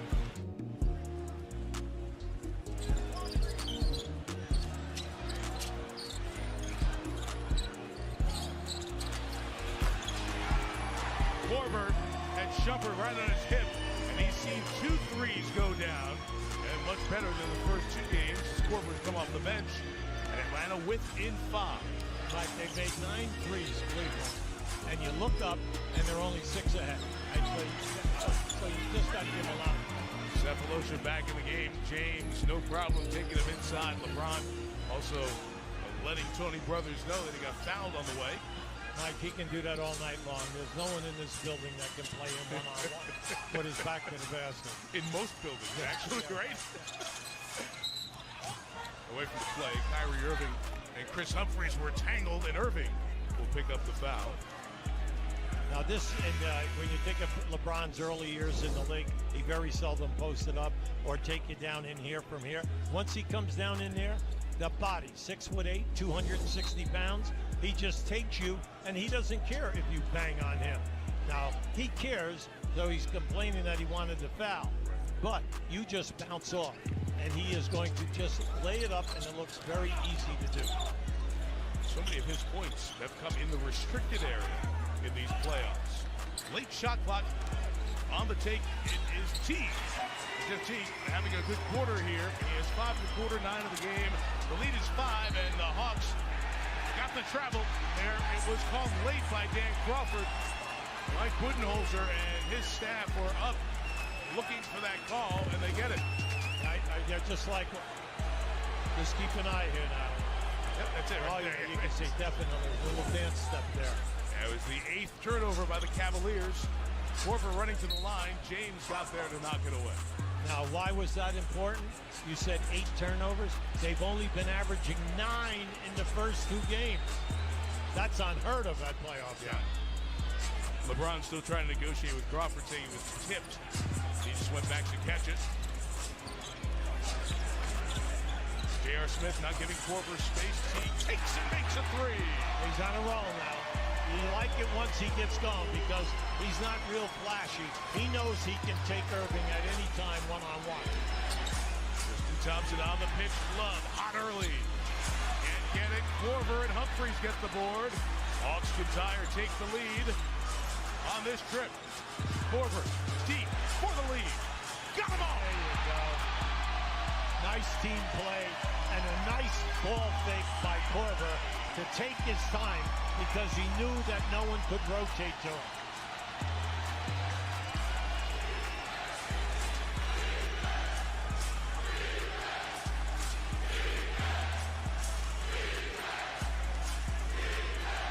James. Oh, good block. Love. Atlanta the other way, 3-on-2 with T. Cephalosha. Here comes Humphries. Timeout, Cavs.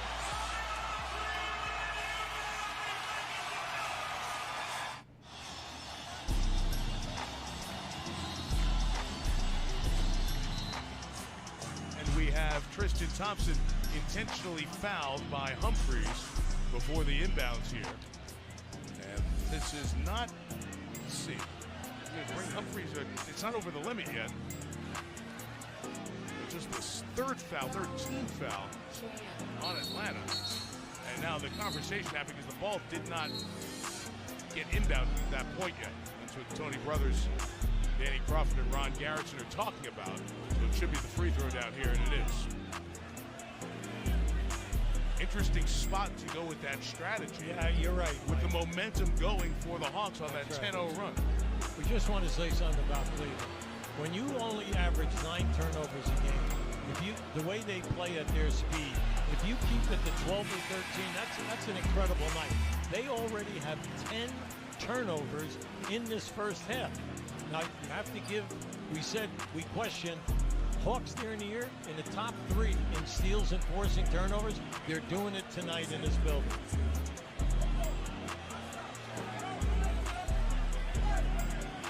Just checking on the clock. This is a couple of intentional fouls committed on Thompson. And he gets 1 of 2. Perhaps Budenholzer, seeing the Cavs not in an offensive rhythm, wants to keep them out of that rhythm. So goes to the intentional foul there before the inbound to force the free throws to the ball. Korver, the 3, keeps it going. Korver's hit 4 threes in this first half. You love it. You just love it if you're a Hawk fan, mainly because of how far he ran to over from the center to the right, and then came off of that screen to get the shot off. Irving to space, and Kyrie knocks it down, 56-53. Just again to go back on those intentional fouls, the Hawks were not over the limit, so that foul had to be committed before the inbound to force the free throws. Otherwise, you wouldn't have had it. They had one chess piece to move in that situation. Korver feeling it. Oh my God, bro! Are you serious? No, and that one.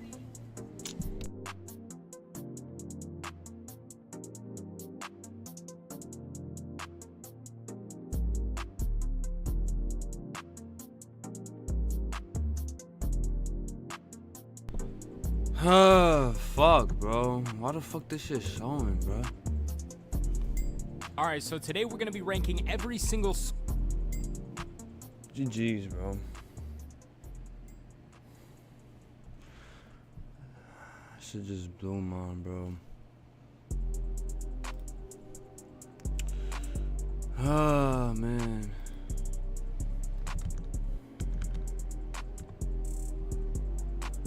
I gotta delete that shit.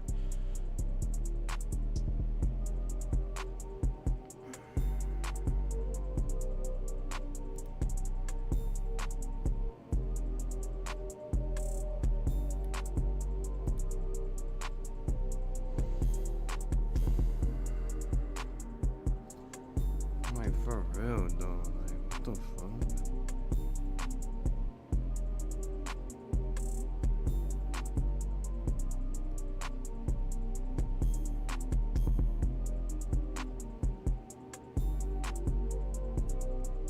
Fucking spamming me like. Oh man, bro.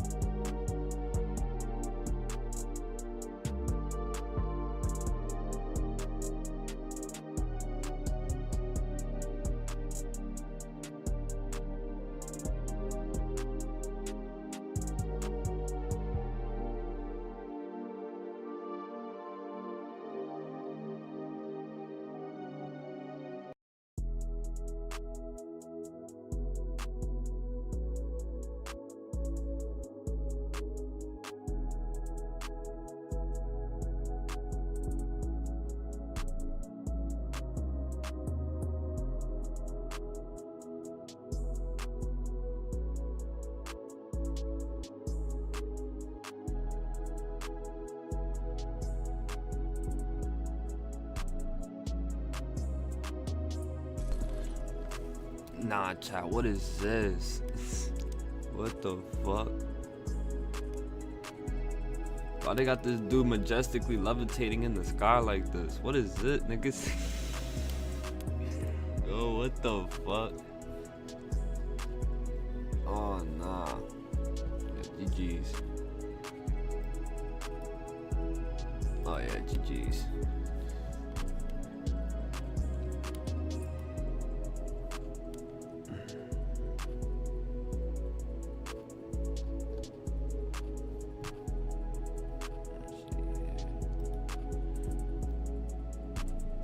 Bro, I was trying to pick a game, bro. I don't even know what. I still don't know what game, bro.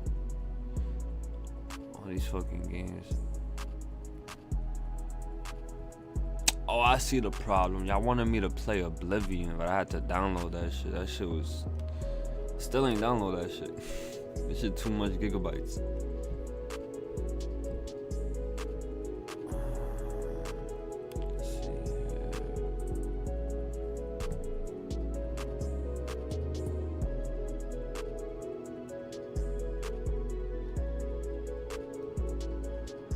I was thinking about Red Dead, but bro, I don't want to play Red Dead, bro.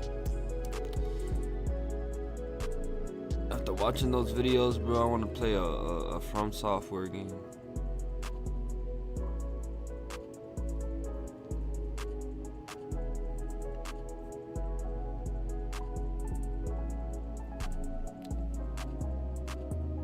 Let's see here.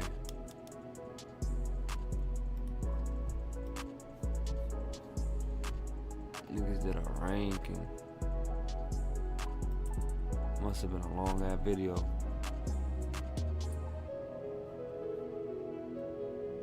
Nigga said PlayStation 6. What is that, bro? What the fuck?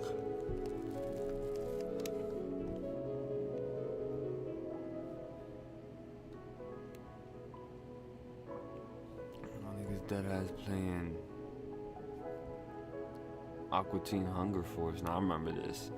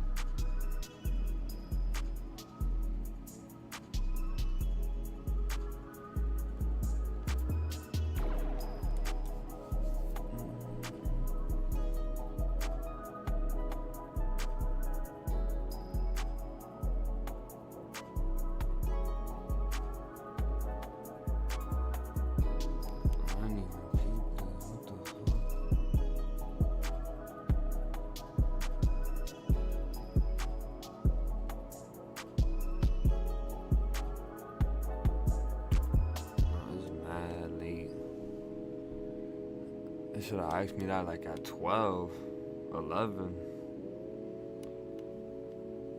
It's like 6 a.m. right now, bro. I'm thinking about either ending or just playing Content King. I don't know. I feel like the time for that been passed. I'm like, shit, bro.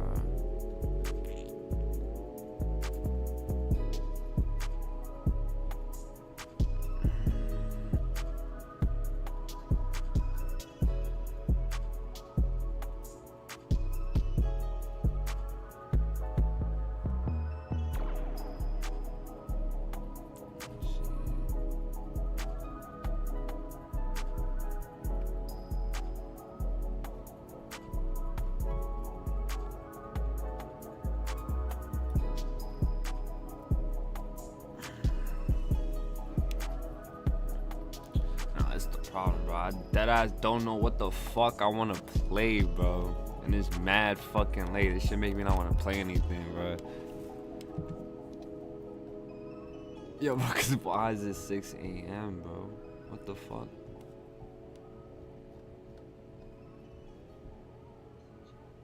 Let's see. Follow Chicago. Yeah, hold on, chat. Hold on.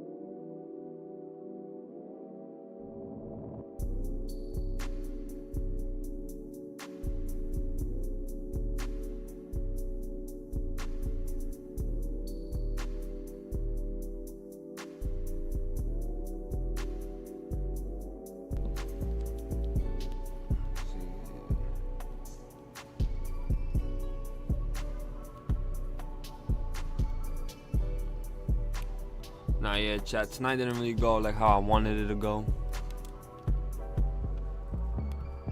Man.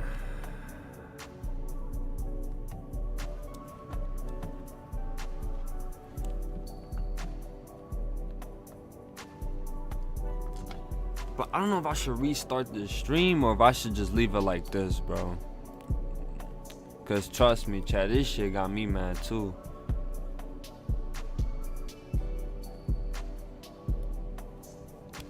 I don't know what to do. I mean, I could just light up my blunt, to be honest, bro. We don't even gotta do much. This could just be like a reaction stream. This don't even gotta be a gaming stream. Nigga said, become a drug dealer. No. Yup. No. Be allegations. Can 100 Zomboid players simulate? Nah. Hell no.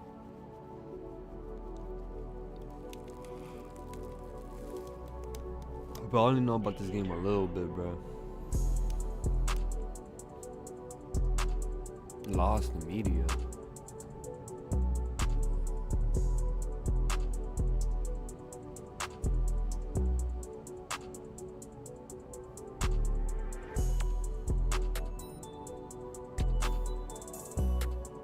I feel like somebody could come up off a retro on Marketplace. You just gotta make the trip.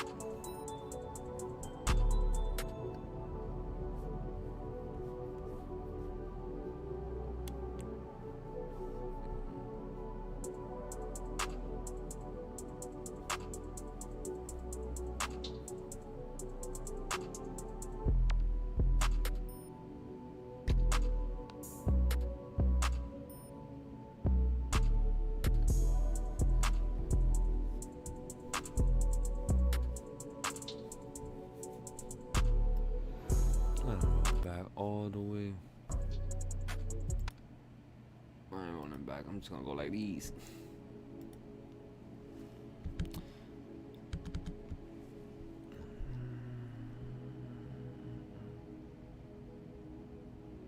Vita, answer me.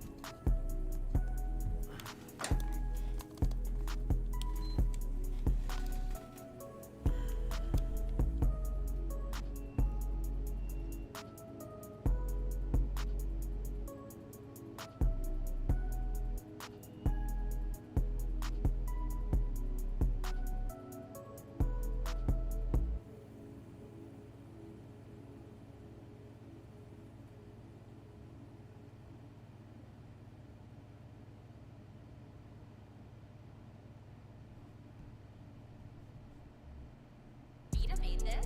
I knew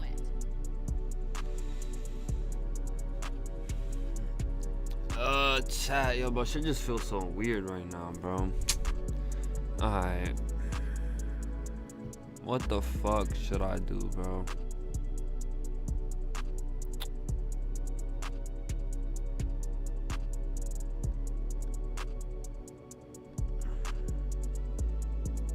I knew I should just fired up like a fucking From Software game.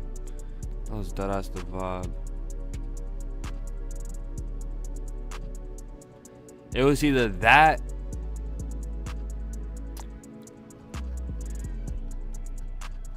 fucking.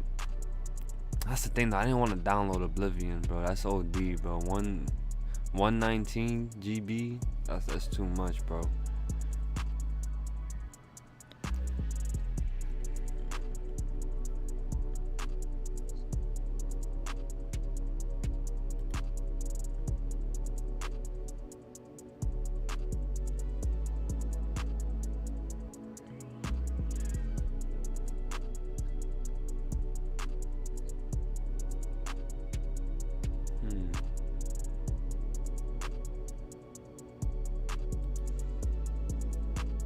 I'm still grinding on that shit.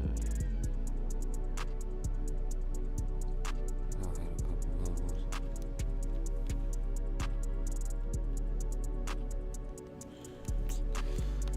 Damn, chat.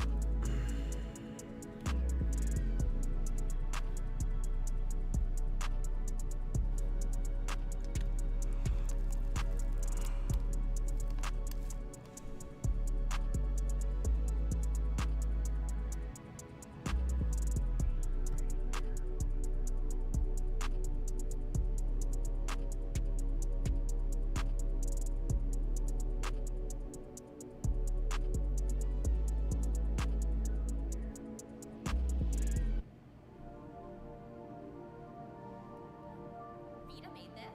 I knew it.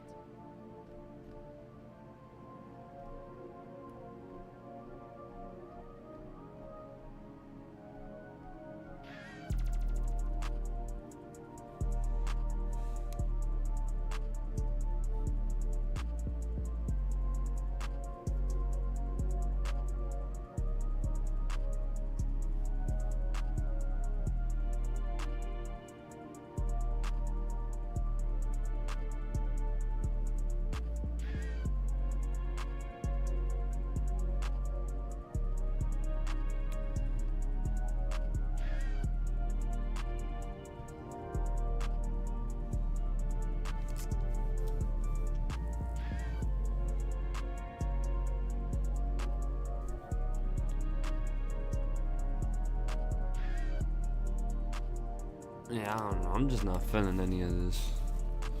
I'm trying to see what game I want to play, bro. Sun coming up and shit.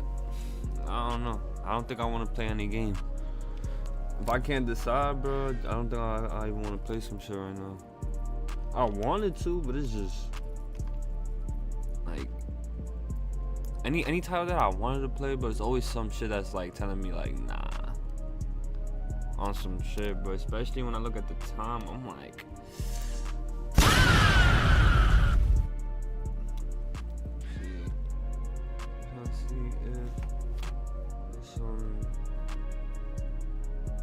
Oh nah, yeah, we're cooked.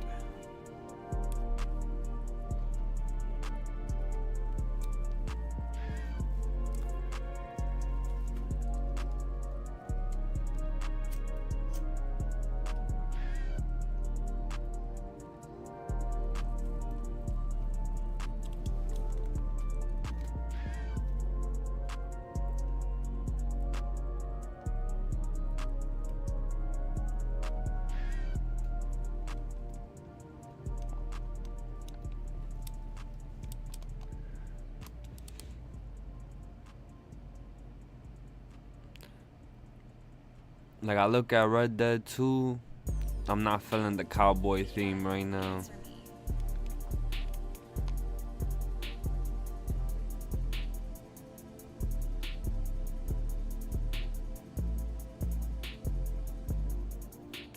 And I'm like, shit, bro.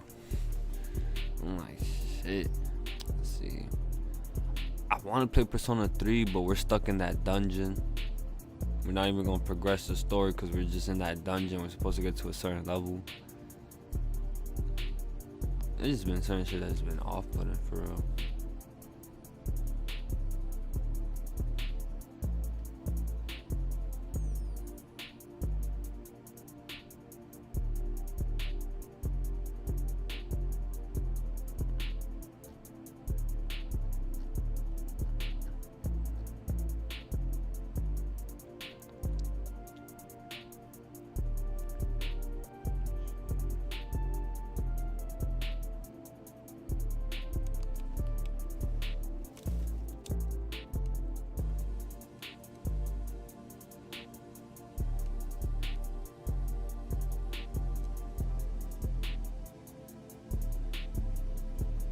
Yeah, but at the same time, it's like I don't want to wait till like the next time I start my stream just to play a game, you know what I'm saying? So I'm trying to think of some shit to play right now. I don't know, bro.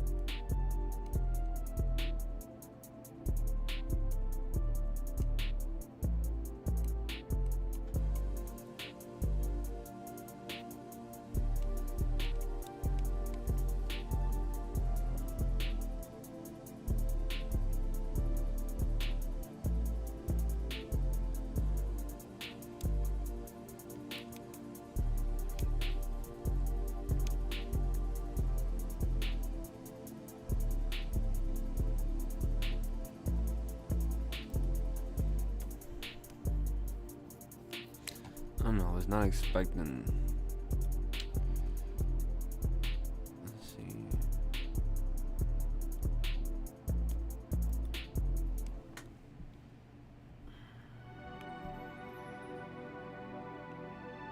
Vita made this. I knew it.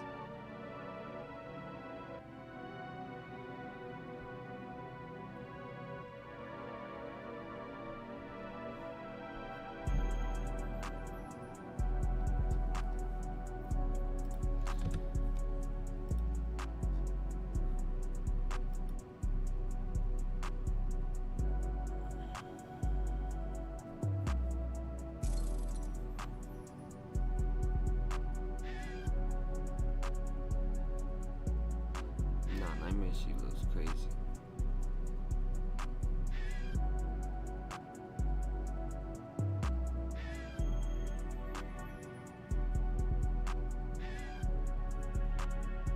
Gen 5.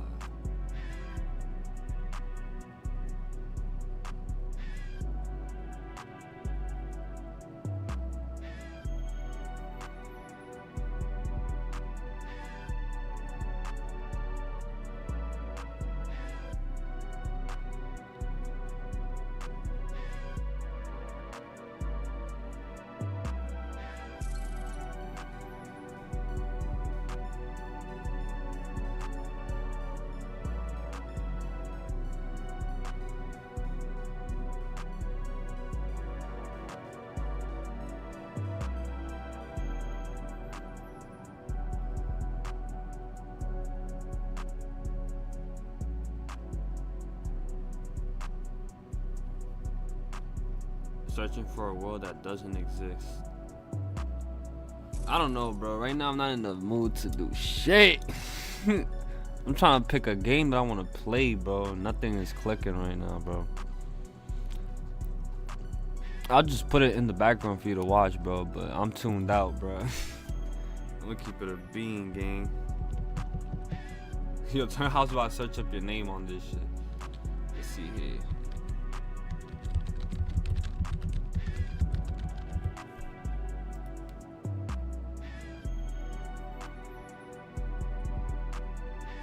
Yeah, this shit long as shit.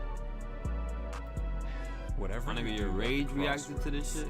Don't turn left. This is the first line in the book that Avery claims he did not write. 2 weeks ago, a YouTube channel called Avery the Mayo uploaded a YouTube video titled Weird Book I Did Not Write, where he shows us a mine that supposedly he never built. Inside the mine is a chest. Nah, chat, the fact that we still got 8 people in here, bro. The chest is a book that Avery did not write. Inside the book is a very strange message. Whatever you do at the crossroads, bro, we're cooked, bro. We're cooked.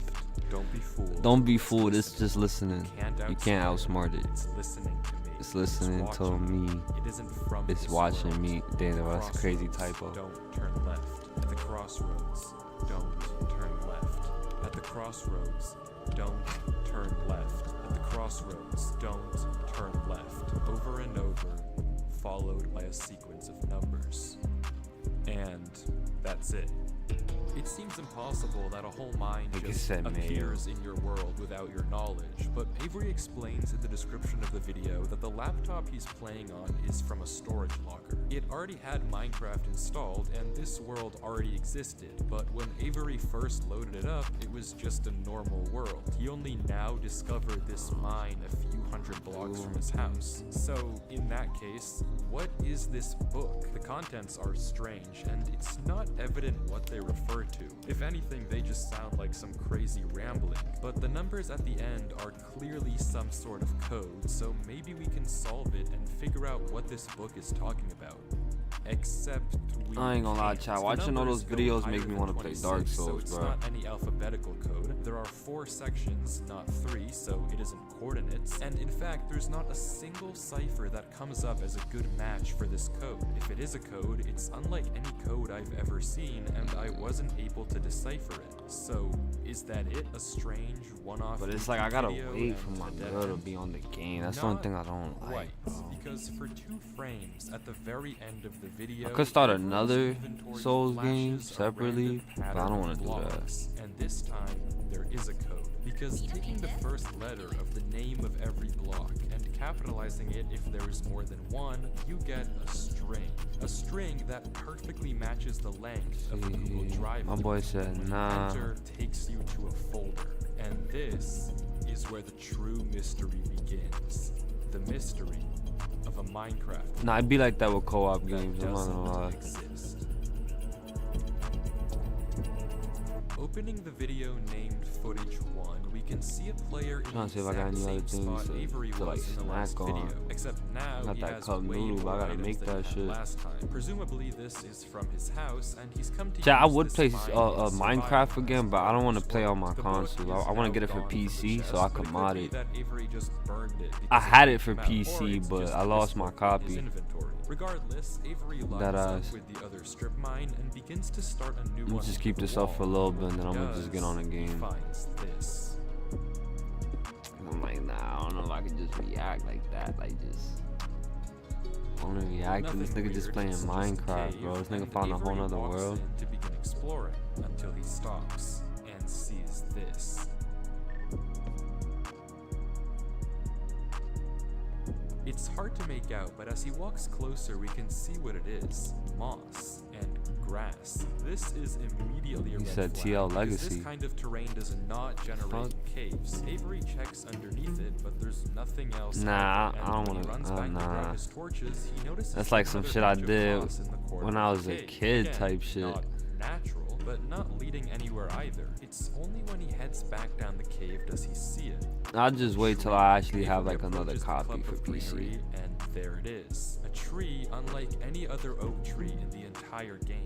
Whatever this is, it isn't normal. Avery backtracks a bit. Cause I had my shit before they got owned by Microsoft. And after some hesitation, then they switched over to their website. Avery decides to try mining the tree. And he does, with no problem. It looks just like a normal tree. That was a while ago trees though. Don't generate underground, and it's not the only one. As Avery goes deeper and deeper into I wish I had some snacks right now. larger and larger patches of greenery, coming across more shrubs and even more trees and even more moss. He pauses to talk at one point, but instead of commenting on the trees, he brings up something else. It's weird. We've only seen stone. And I guess he's right. The walls of this cave don't have any diorite, granite, andesite, or ores, but come on, there's a bigger elephant in the room here. At some point, though, Avery's wish gets granted, and the cave turns into terracotta, tuff, and deep slate. The greenery gets larger and larger, with the trees growing bigger and bigger, until finally, Avery reaches the end.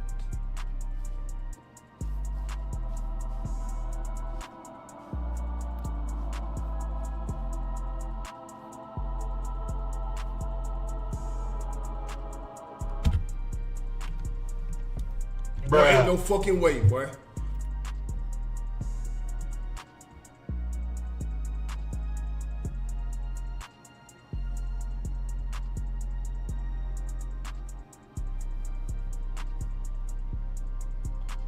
I was about to say, bro, niggas, this gotta be like a seed or some shit, a created world already, and he's just playing the level. Bro, what the fuck? But what the fuck is an ARG, bro? I fuck with the look. Bro, I ain't gonna lie, man. I do not got 40 minutes to watch this shit, bro. It's nah, but this is like some shit that I could like watch for like another time. Nah, this is crazy. I want to see like a different world real quick. I know he probably ran into like a few of them. Go just tunnels upon Yo, tunnels what the as far as fuck? the eye can see. You can't And even here's breathe it. down there.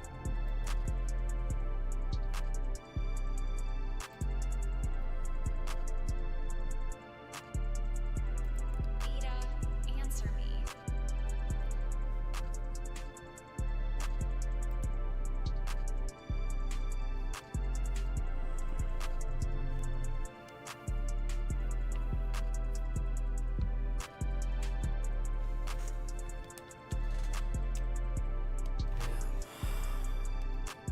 Mad fucking late.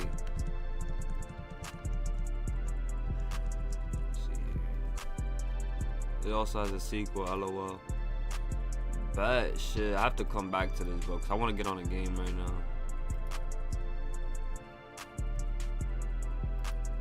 Yeah. I always have these in the background. I don't like having like actual songs on my backgrounds too much, because then the lyrics get in the way of the commentary. Let's see. Oh, y'all probably couldn't hear the dude in the video. I ain't gonna lie, I wasn't even paying attention to the video, bro. I'm over here thinking in my head like, damn, bro, it's really 6 a.m. right now.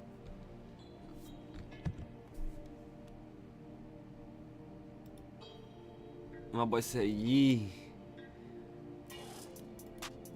Definitely want to save this video for like next time or some shit.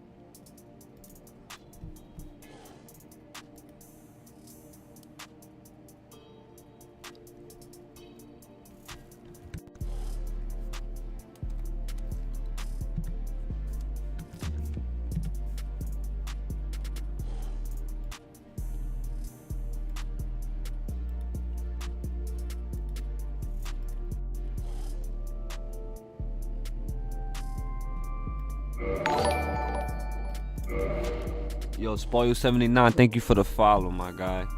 Thank you for the follow, bro. I'm still gonna put the video up. It's just, I just gotta set this shit up real quick.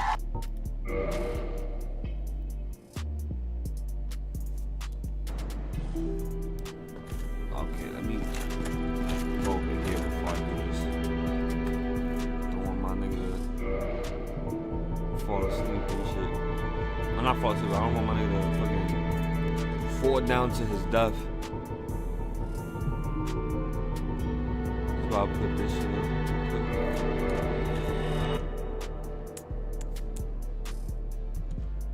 I was about to go like these.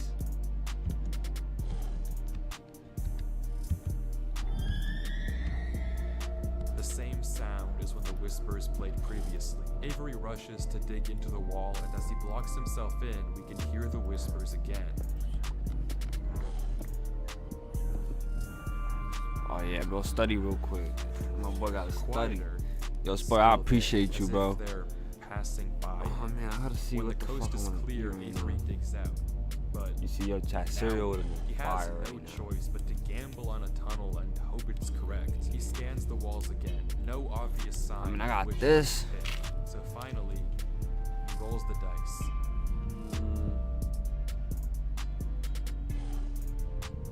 The tunnel leads to another junction, and again, after a slight hesitation, Avery. Actually, no. I don't gotta do all that. I fucking forgot. I do got some shit in the kitchen. Getting narrower. I just take some pulls and just continue.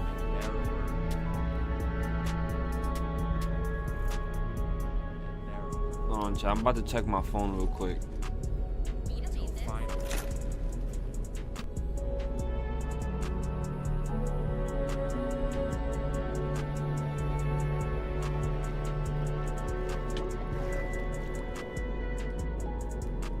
He finds himself in the oasis. Avery looks around the room, strangely, almost peaceful. He's in the middle of a square pond, flanked on all sides by the same uncanny trees. He stares off at the water for a second before towering up and getting a good look around. Nothing but trees as far as the eye can see. For a moment, he pauses.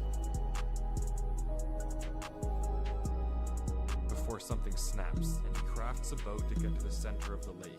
Without hesitation, he dives down into the tunnel and plugs up the hole. He makes another trip for good measure, plugging it even further. If this thing comes through here again, it has to break that, but I need to explore. He sails back to the edge of the lake. What it can't avoid doing is loading the chunk.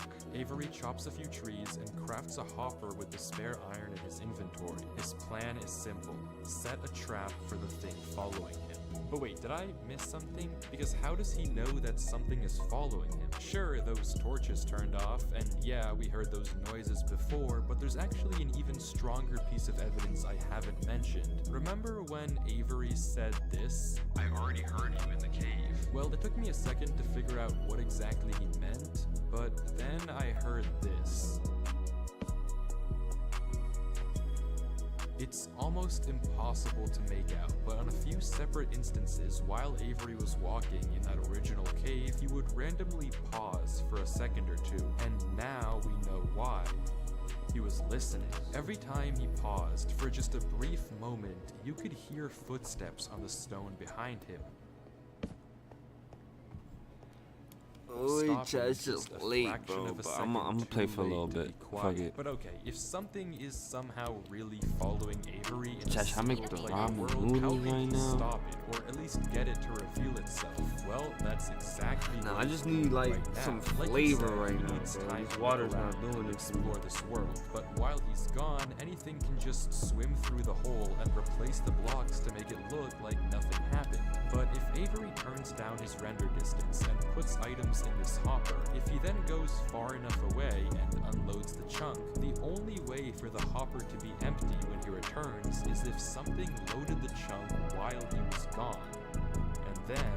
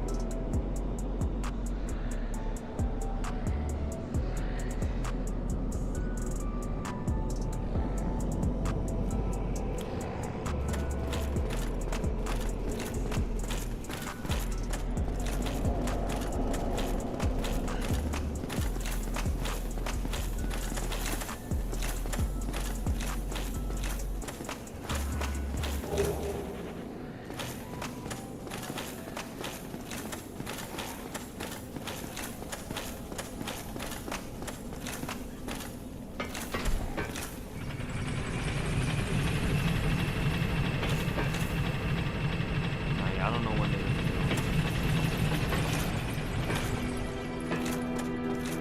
I told us that shit was going to. I wanted to see what's the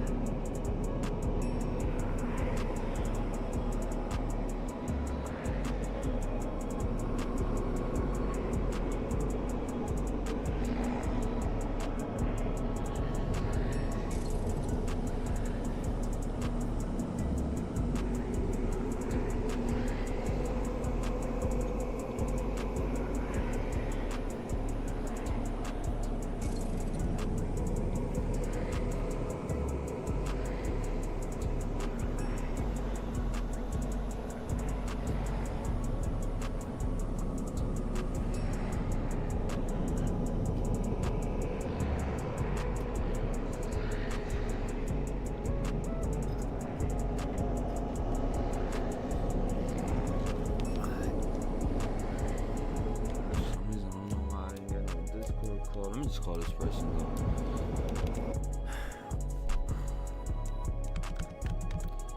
Like I literally told this person to just call me on Discord or some shit. But I think they was asleep when I said that.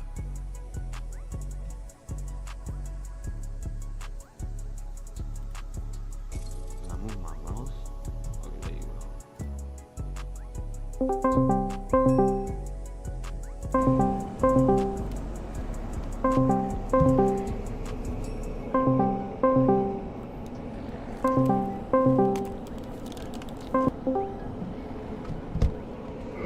Mosh mosh. Yo. What are you doing up so early? I'm always up to this song.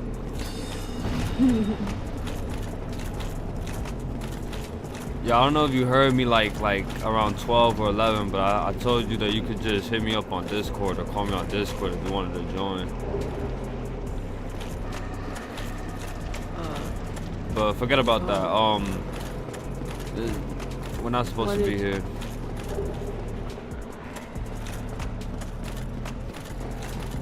I probably said that when you was napping or some shit. I don't know. I said it right before I started my stream though. Yeah.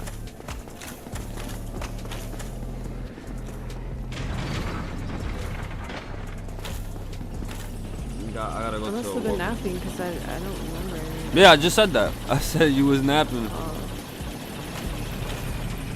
Yeah, I wasn't even trying to. I That's must have cool. just been really tired, like my body just caught up to me. Oh, well, that's what's up. Oh, bro, I didn't even fucking do much. Sorry, my dog's squeaking. That's cool.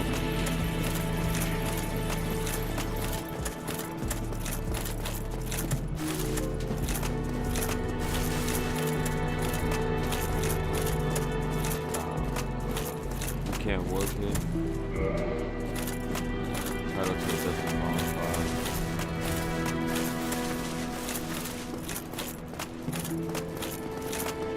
So we can't ever get the fire back here? We don't have the fire started? Nah, you fix it with you gotta progress the story. Oh.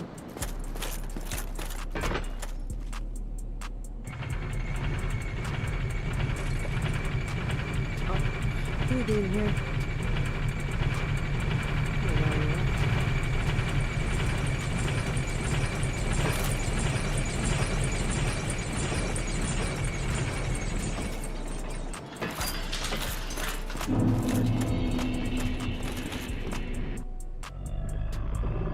What is going on?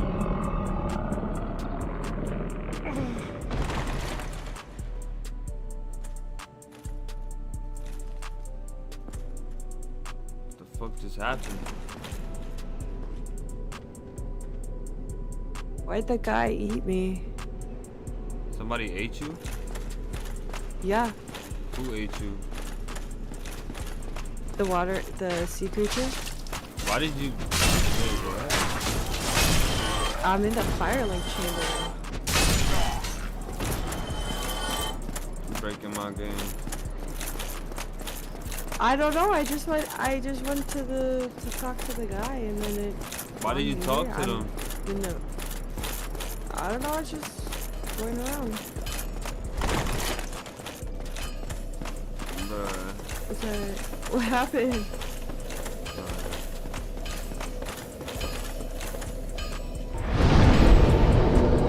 This chamber now. The chamber of secrets.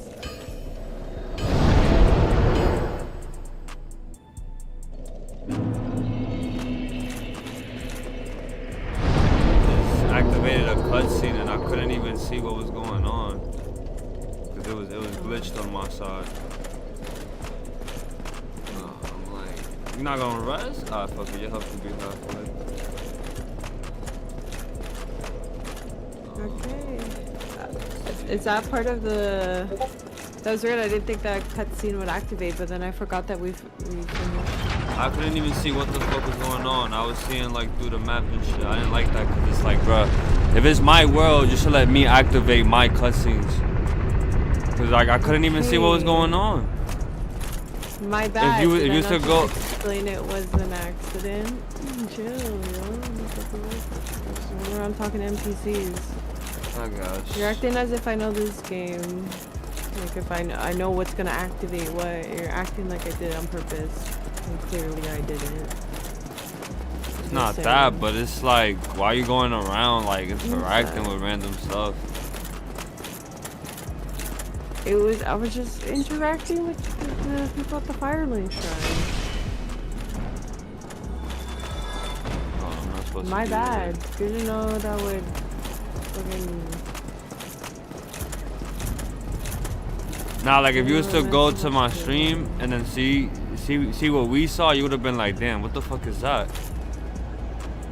Okay, but I also wouldn't be like, if I went into someone else's world, I wouldn't do that. I'm like, bro. Nah, I would have just tried to go to where you was at.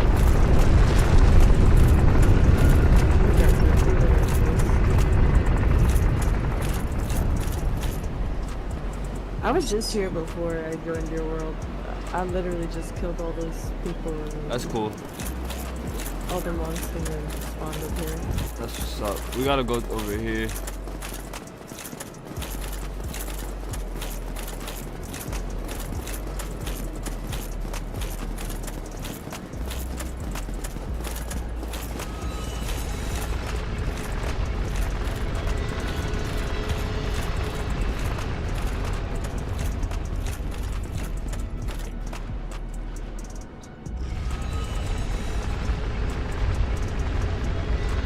Yeah, I didn't know where to go from this point. Don't worry about it. Just follow me. Yeah.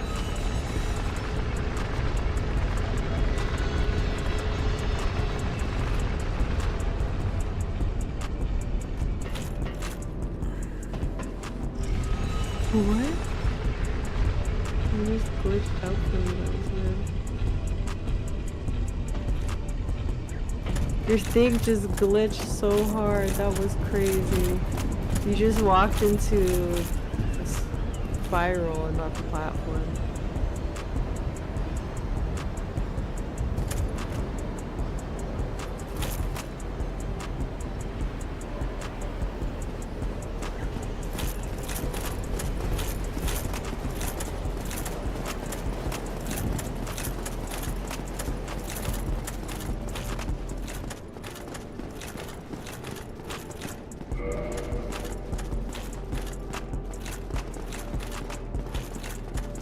Alright.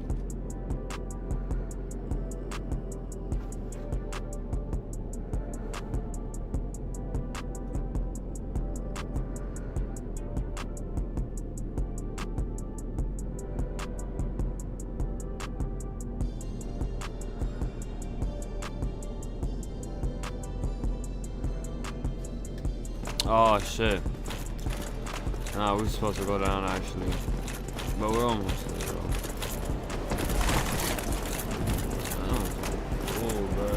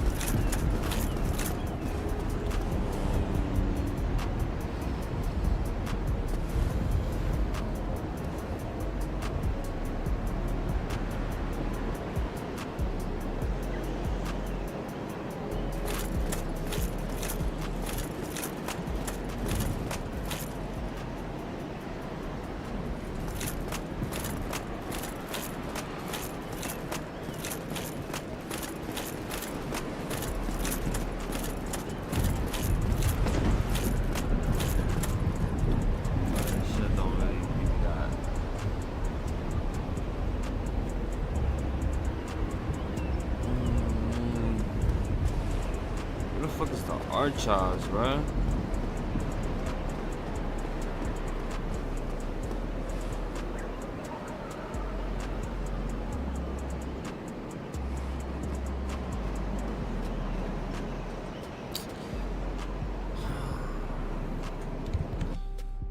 It's fucking outside.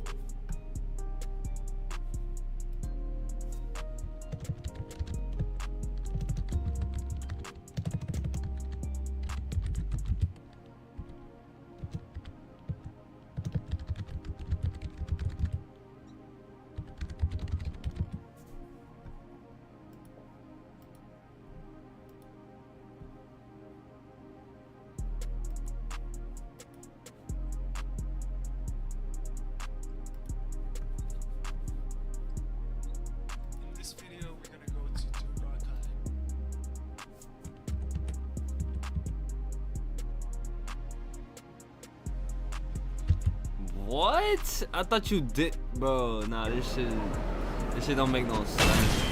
Shit inaccurate as fuck. God, fuck it. Nah, I gotta go back.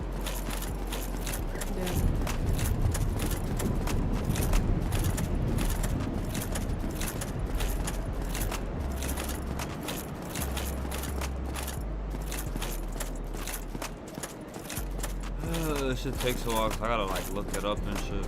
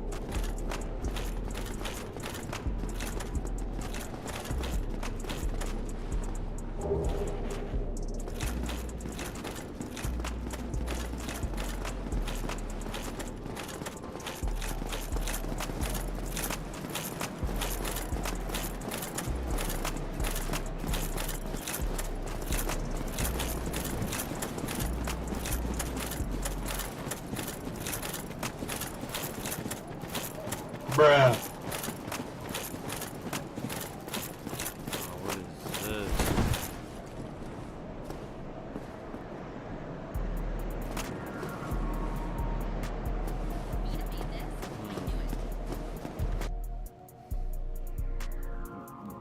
I'm guessing we use this shit here. Let me see.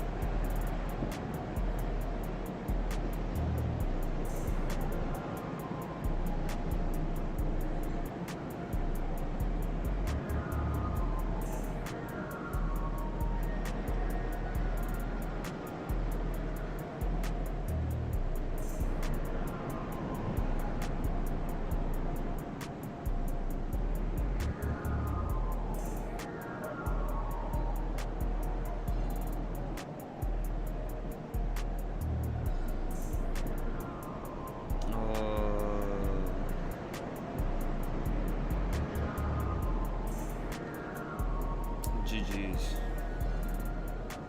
Jeez. You know that hole that you fell in, or I don't know if it made you fall in the hole. At the Firelink Shrine?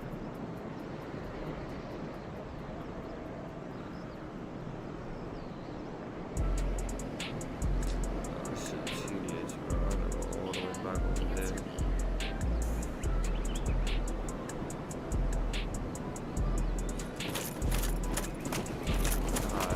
The problem is that this fucking bonfire don't work. So we gotta go the long way. I don't like going all the way. Oh yeah, I thought this was the No, my mouth is parched, bro. I need some shit with flavor, bro. It's got this water. I wanna take a pull of my blunt, but it's like I gotta move my character to proceed, bro. This shit.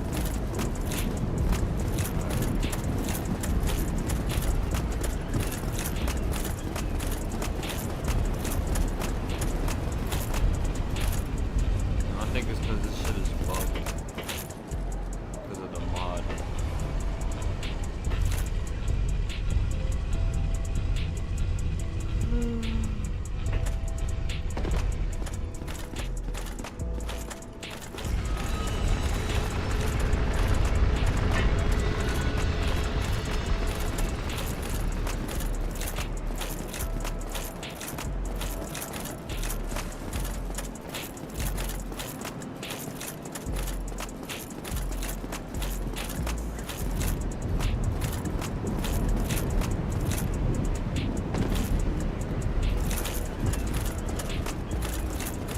I could have just homeward gone, but it's late for that. Oh fuck, nah, yeah, I'm about to just do that. Yeah, I'm about to do that. I don't feel like doing all this.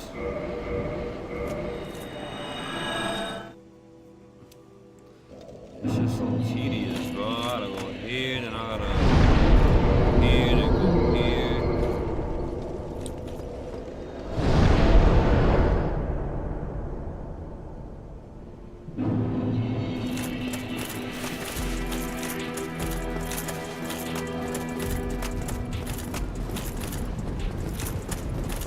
Heaven after.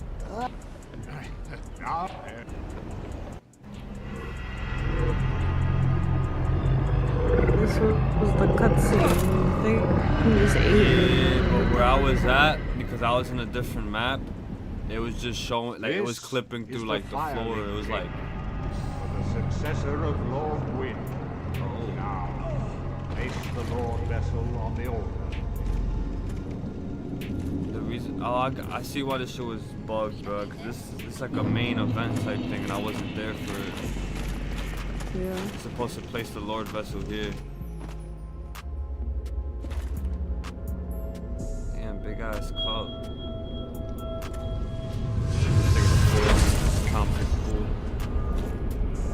Let me take a sake and listen to Big Sake.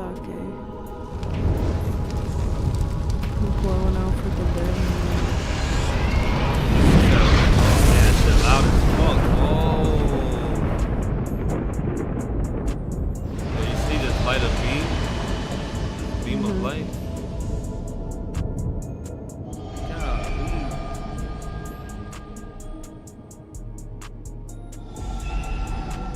Ooh, secret entrance. Remember that entrance that we went to? Yeah, now we can go to unlimited areas. Yeah, now we could actually access the oh, we could rest here. That's fire. I can feed him Tantanite shards. Let's give him... Oh, never mind. You should look that up before you do that. That's true. No, I'm gonna let you do that. We'll take some pulls before I teleport us back.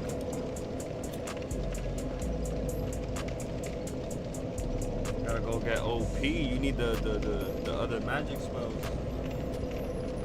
You should look up how to get that shit. Actually, like you should look up, like, you know what I'm saying, like how to get the crystal soul spears, how to get the NPC, or like how to free the NPC from Duke Archaz.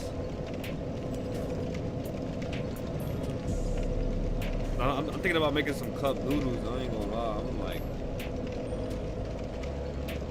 not cup noodles. I might just heat up what I got in the kitchen. I really don't know.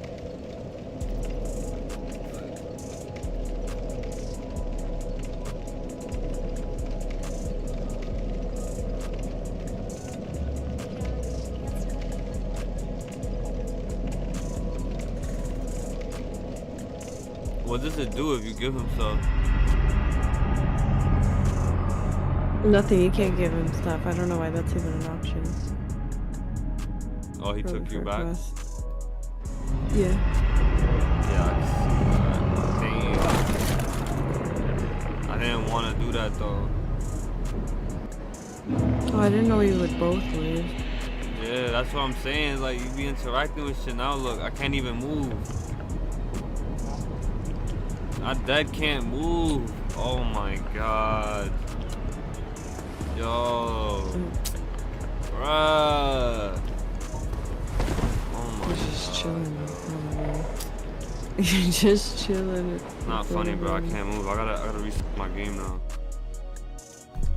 You're just sitting there.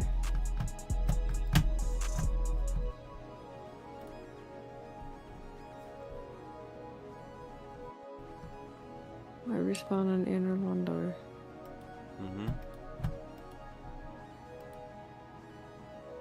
Yeah, I'm gonna just get to the gate first, and then I'm gonna open up the world. I gotta restart my game. My bad. It's all good.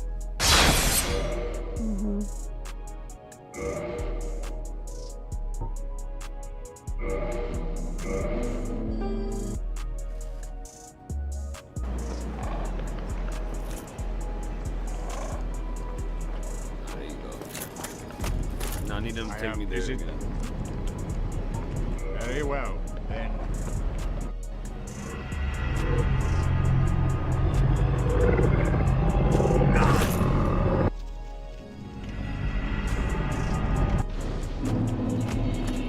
Alright, I'm here.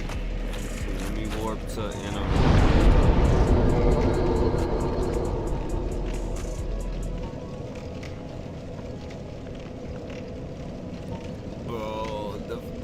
It's like it's not there because I never lit it. I gotta go to Dark Moon Tomb, I think. Oh, why isn't Anna Londo activated? Oh no, no, it isn't. I'm about to activate the world shit. Let me just call this elevator.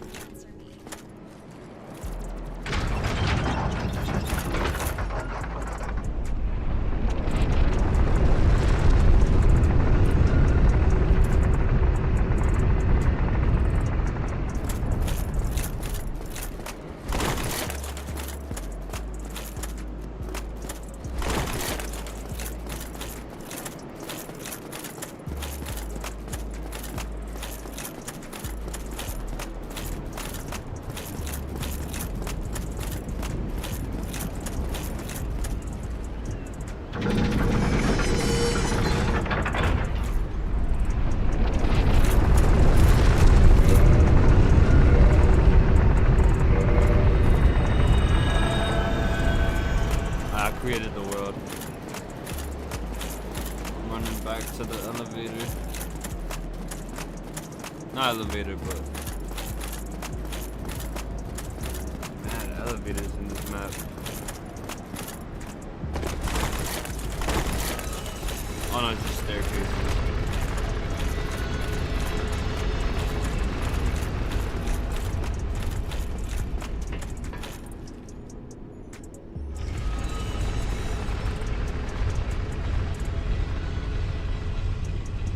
We already rescued Logan from the Sen's Fortress, right? That was the first part? No, we didn't. He was in Sen's Fortress? Yeah, so it's in the Sen's Fortress.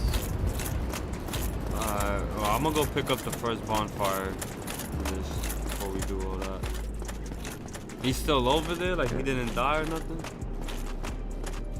I guess so. That's how it says to that's the first party.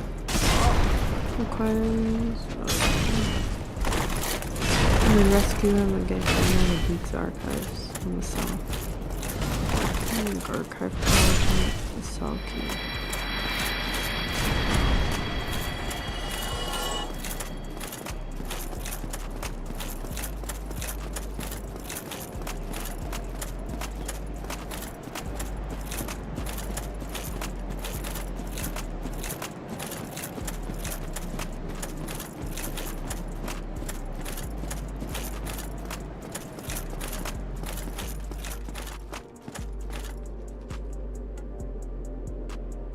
I'm at the gate.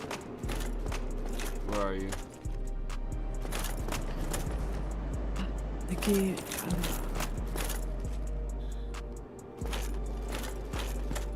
Hold on, I'm just rejoining.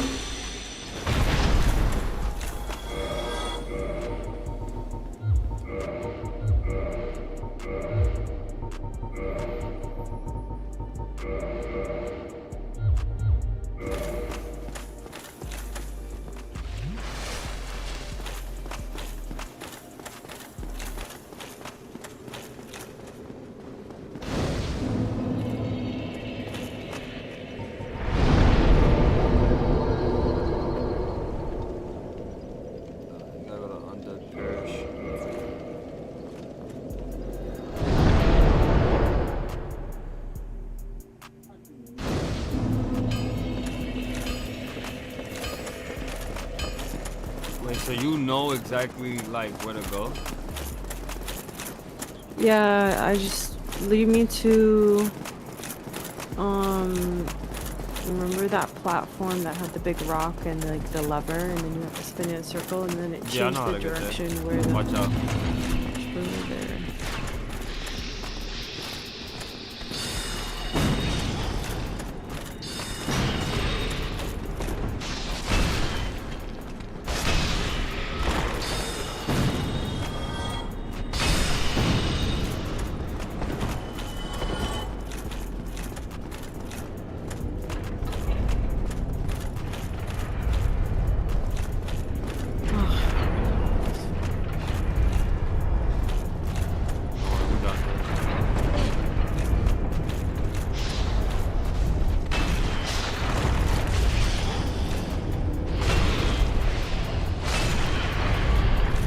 There's a tanzanite thing at the bottom of that. Yeah, I know.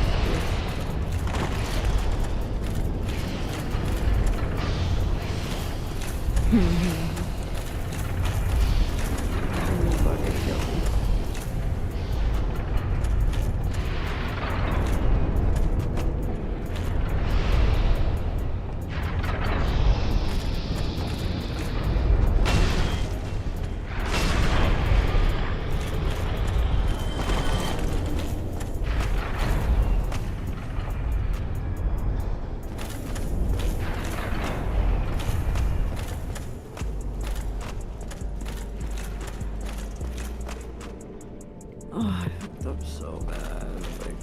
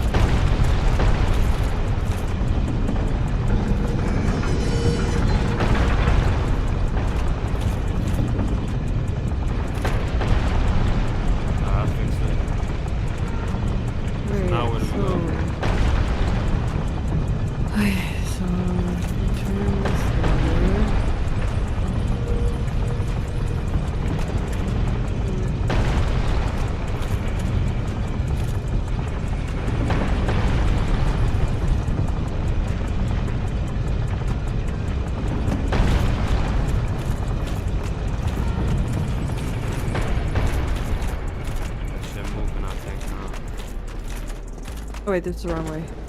Oh no. This is the wrong way.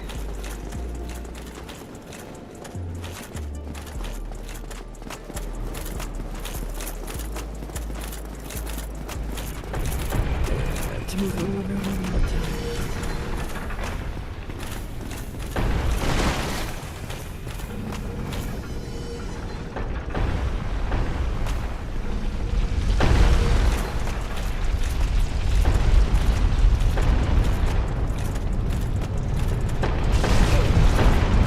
You bet. So where do we actually gotta go? Okay. We go here, or are we supposed to go up the stairs right here? Like, You're supposed to go downstairs.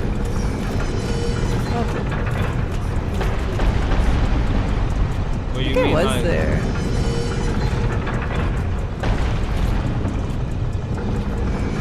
We were supposed to go down there. Yeah, we were. you mean just right here? Just do this? Nah, give me a sec.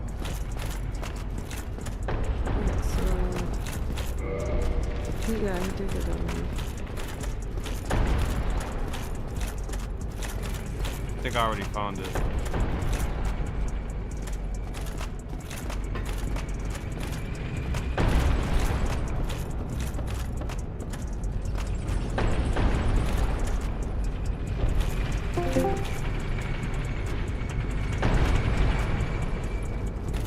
Oh, I see it now. I'm about to just free him. Yeah, do you see him down in the hallway? No, I haven't got there yet. I'm about to take the platform. That shit just killed me. Oh, he. Going down? Okay, Oh, I I found went him. down. He's right. He was right here. We did go the right way. Wait, you found him He's already? right here. Where is This he? Yeah, he's Wait, here in the cage. like, don't even talk to him yet. I want to see where. No! Okay. Open a mimic by accident.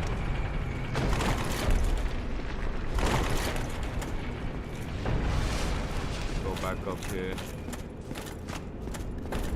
Or am I in the right spot? No, right? You go down the stairs.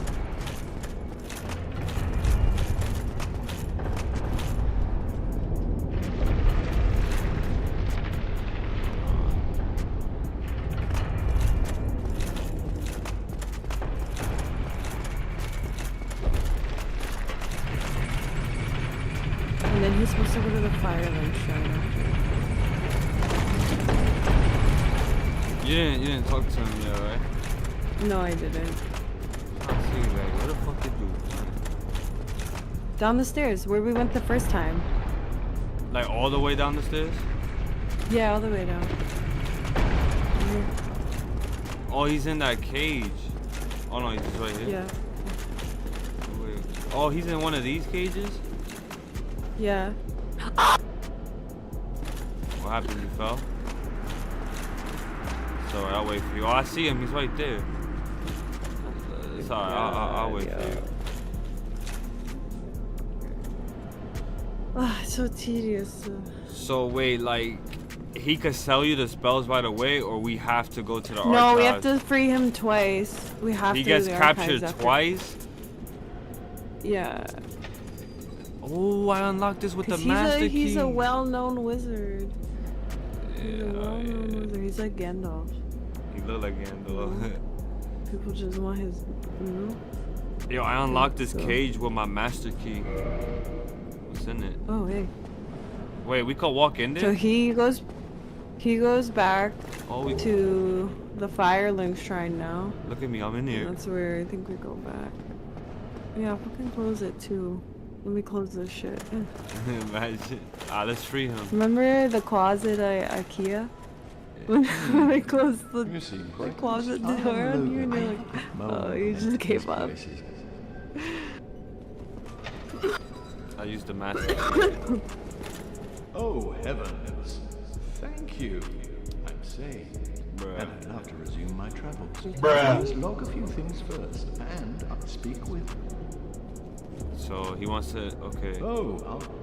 See if you can speak to him. No, I can't. Oh, okay. Oh, yeah, I can. Oh, heavens. Thank you, I'm saved. Yeah, exhaust his dialogue. Then we gotta go to. What do we gotta do after that? Do we go to Firelink? Return to Firelink. Yeah, he said. So he's going to Firelink Shrine. Speak with me there that I may impart my sorcery. Okay. So Okay, what? So we go to Firelink Shrine. Then look back at your video. I don't know if it tells you. Mm-hmm. Let me use a home.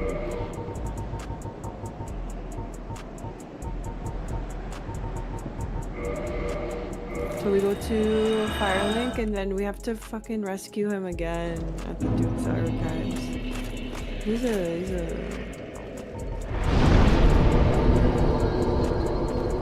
Can be selling them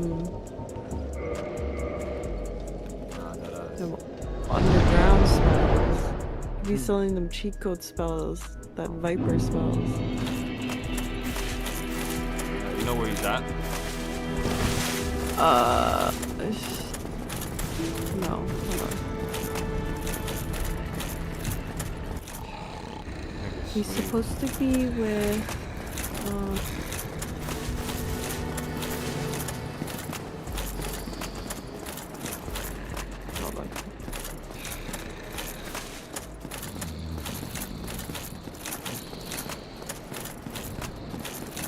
This guy sells Yo, heals. hi.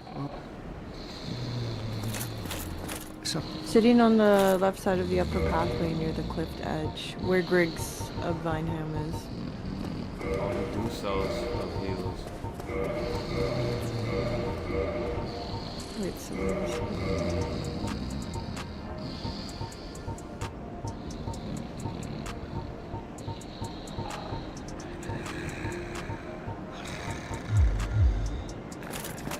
Are you up here?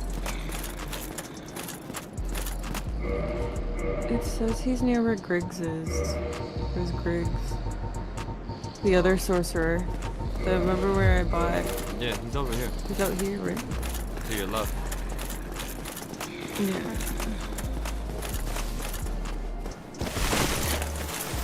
Apparently he is Right here. sitting Hello there. the I left was side of the expecting you. upper pathway. As promised. Nah, I he's will right share here. my This one? sorceries. No, he's Oh. right here. I'm afraid that you Oh, are yeah. unable I to didn't learn see him. Oh my the God. basic. Oh, don't. Fucking big hat was hiding him. He said I can't learn I didn't- sorcery. He said I'm not fit for the magic, but you are.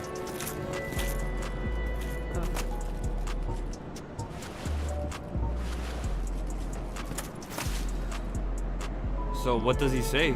Like what happens when you talk to him? He's gonna, huh? So like what's happening? Like what is he telling you? So then we're gonna disappear until leave, fire. No, fire what is he release telling you? Like, Yeah. what did he just told you? time? Nothing. He just said I'm not gonna stay here forever, and eventually I'm going to leave. Did he give you anything? No, he didn't give me nothing. He's just saying, he's like, I too shall leave soon, undead or no, I shan't stay here forever. So he's gonna get up and go to. Yeah, cause for me, he was like, oh, unfortunately, you can't learn magic, and then that's it.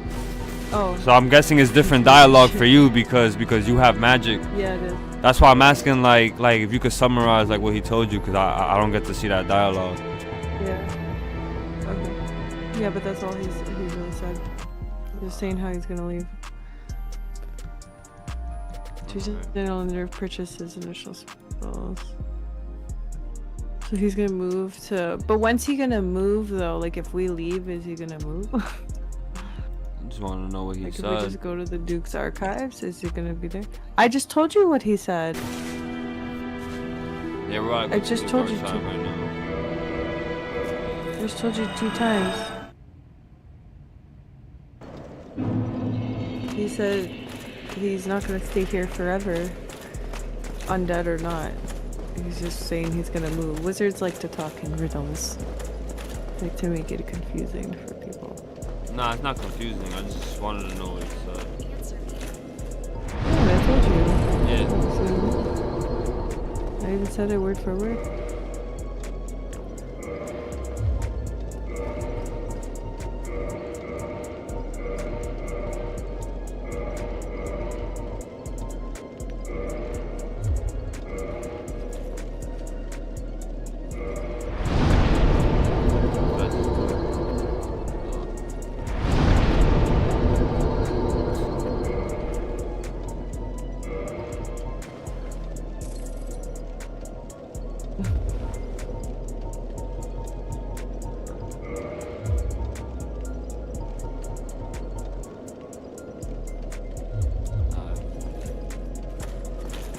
So where do we gotta go now? Oh, he's Okay, up so we here. have to go to the. Oh no, I lied. I thought he was right there. No, get on this platform. You know Come the on. statue was his Come on. big hat? You know the statue was his hat?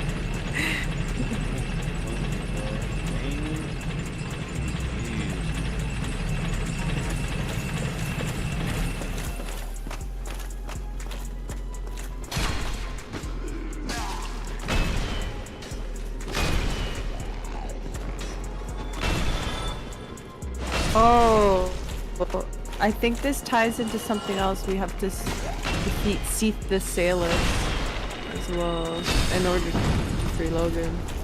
Yeah, you should look at how they fight that boss because you gotta take out the tail.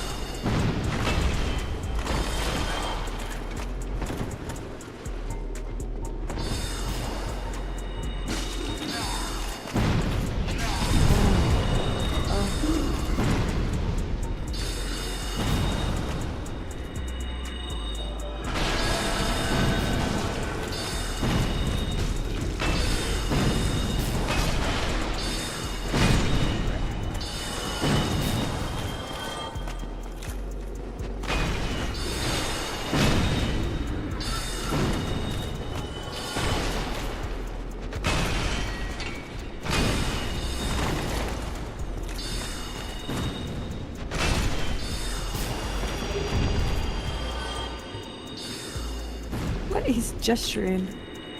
He just did a dance. Is he healing? No, I healed. Oh, you. You see how he's dancing? Yeah.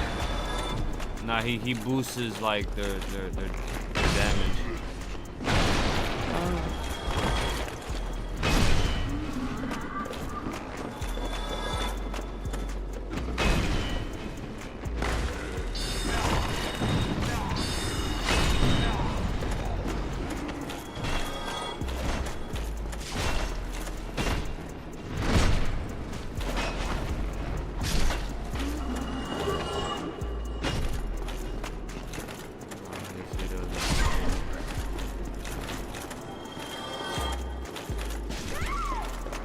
No!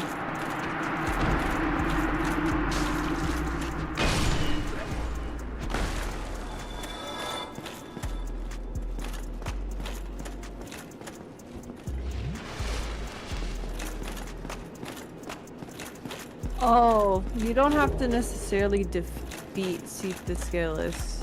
You just... After you die where he...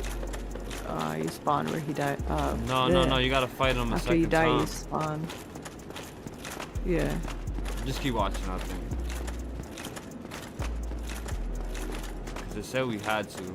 But these events are for after, yeah, because you spawn after you die to him the first time. You spawn at the fireplace.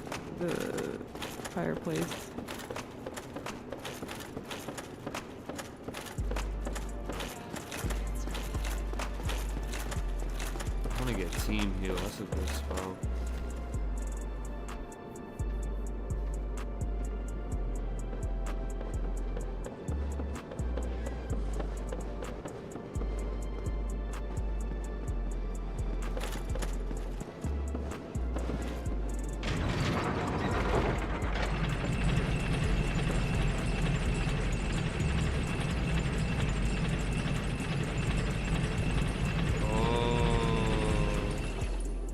I gotta join her covenant so I could use team healing miracles.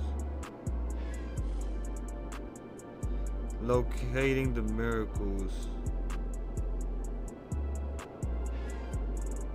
Oh, I have to join the covenant to do that shit? These are dropped by the Pesaka Sabin found near Big Hat Logan's cage in the Duke's Archives. That's fire. Damn, I kinda wanna go back and join the covenant. Oh lord. Where? I have to go back to Anna Londo. Oh. You wanna just stay here real quick? Hold on, you about to carry you. Let's go back.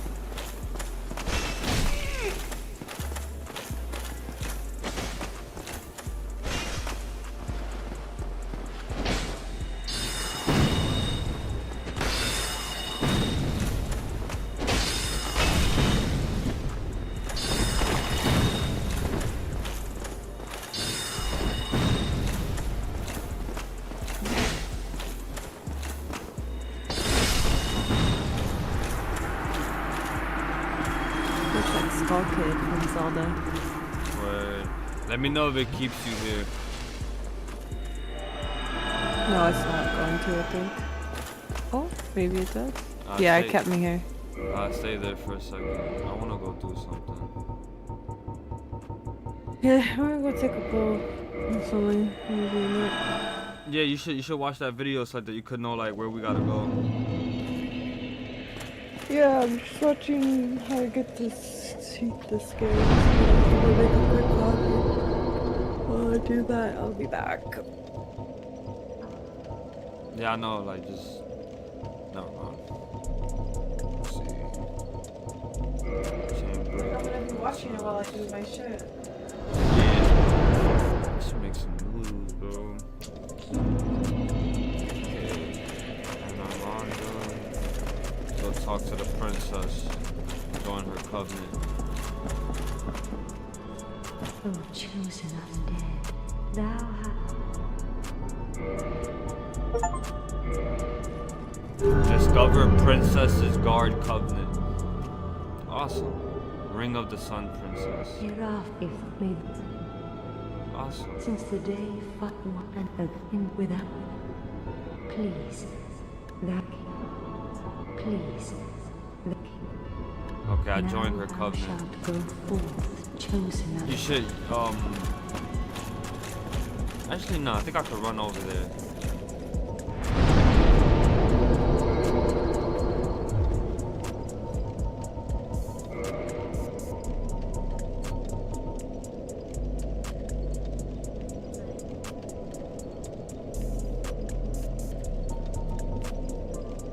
I can't.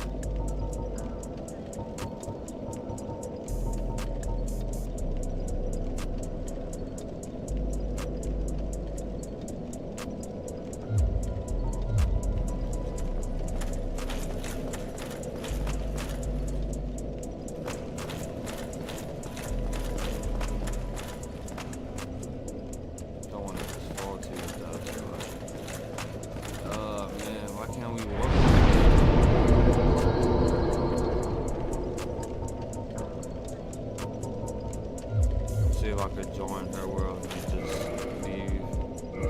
Oh, shit. Let's see.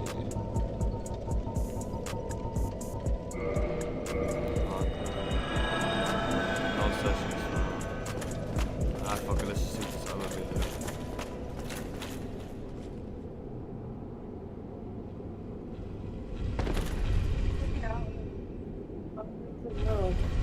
Make it. Nah, it's all good. I'm already going over there.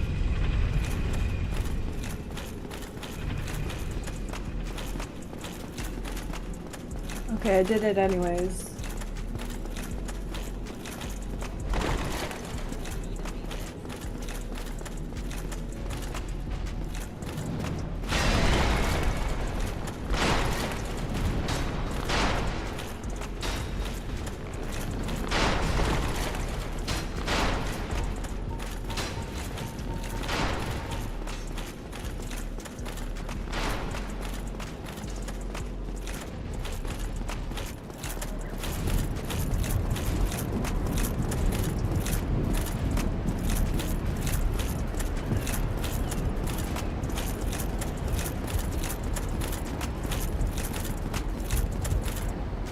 You're not gonna take a pull? I'm about to go make some moves and shit too.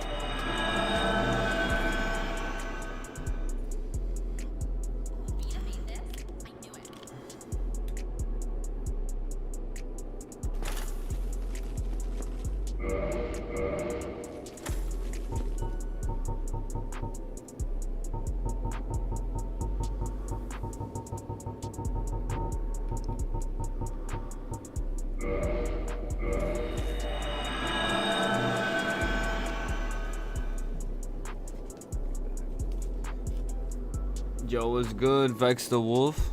I see you, my boy. What's up? Yo, I'm gonna be right back, bro. I'm about to make some noodles real quick. Playing some Dark Souls. Welcome to the stream, gang.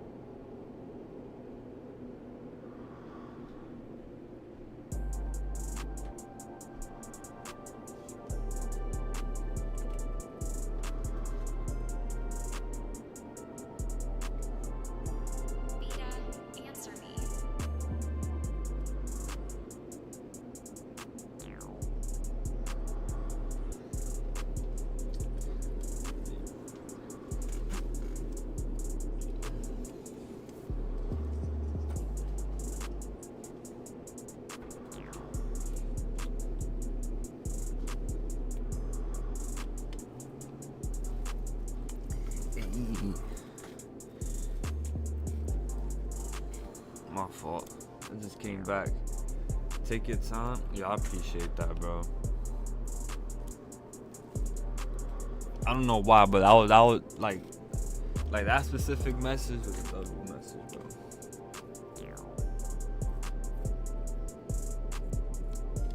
But can't take too much of my time, chat. I do gotta get some rest at some point. It's about to be 8 hours in. I got like 30 minutes, an hour in me.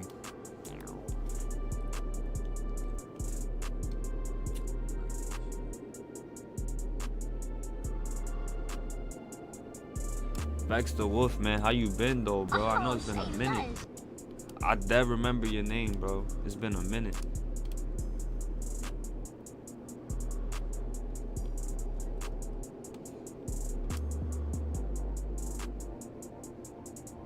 Don't worry, bro. You did not miss much, bro. Did not miss much, bro. Like, we just started playing the game type shit. Earlier, like, we was just reacting to stuff. Then I went AFK.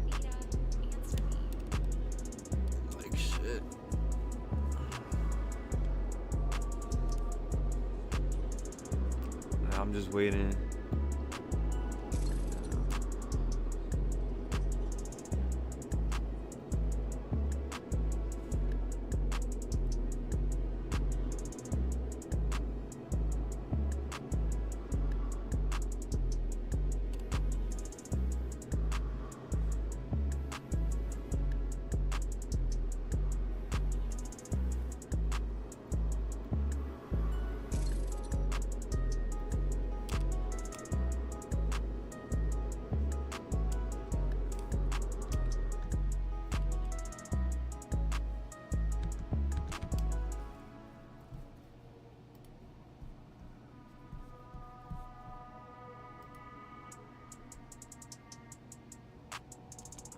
Oh yeah, shout out to my boy Vex the Wolf, bro. My boy.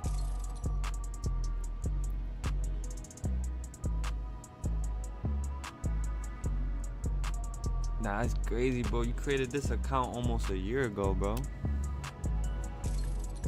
April 29th, bro. It's gonna be a year for your account. But you've been following since June 3rd. That's tough. Don't worry, Vex. I still do IRLs.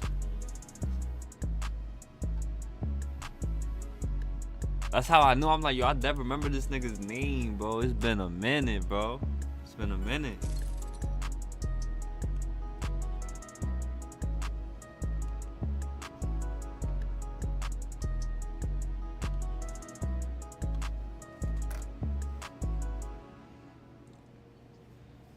Slaying the water just, you feel me? Saying the noodles take the water, bruh.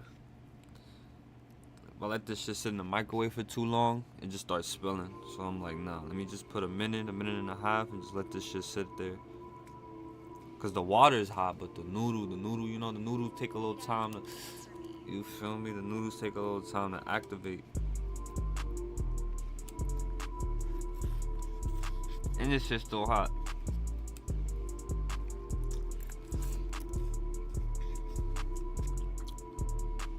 Somebody said you make me want to get noodles. Alright, bro, they might have to sponsor me, bro. They ain't gonna sponsor me, chat. But honestly, these shits is tough. I fuck with it.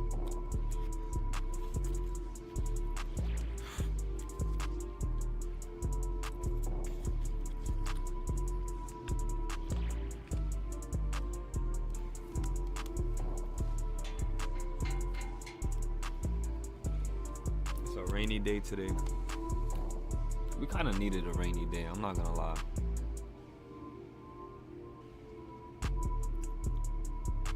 But not really though.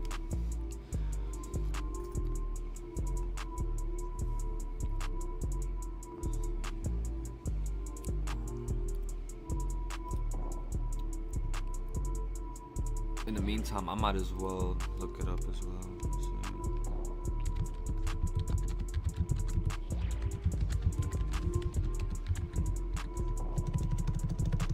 To get Crystal Soul Spear.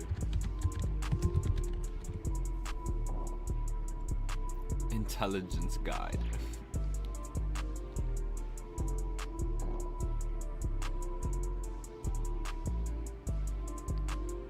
Does this guy really cover it though? Oh yeah, he do cover it. Not to skim over his video a little bit.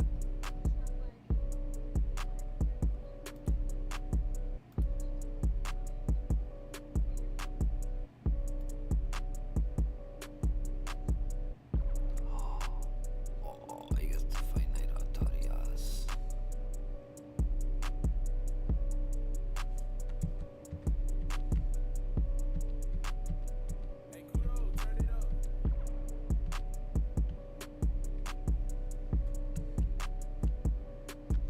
Actually, no, he don't. Get the fuck.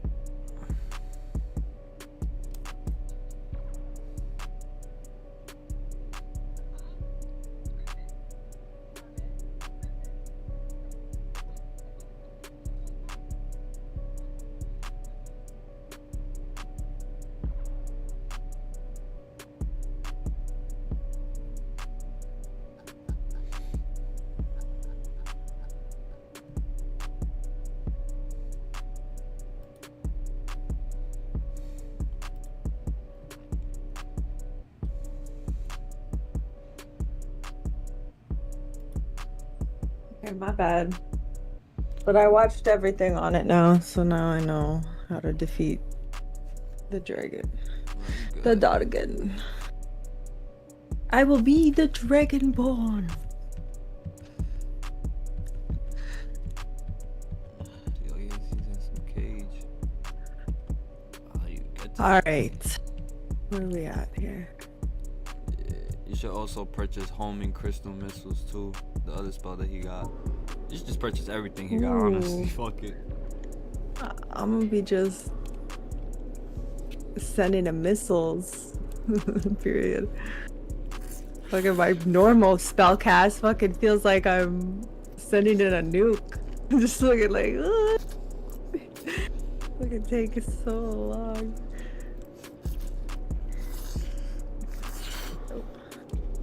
Wait, you said what? Huh? Nah. Just making sure the audio was good. Yeah, you could join me. Pretty soon I'm gonna get the team healing spell too, so I can heal both of us.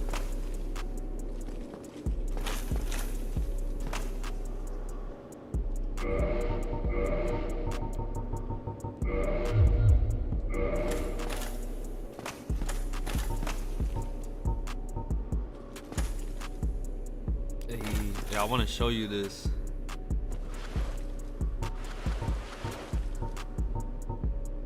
Yeah.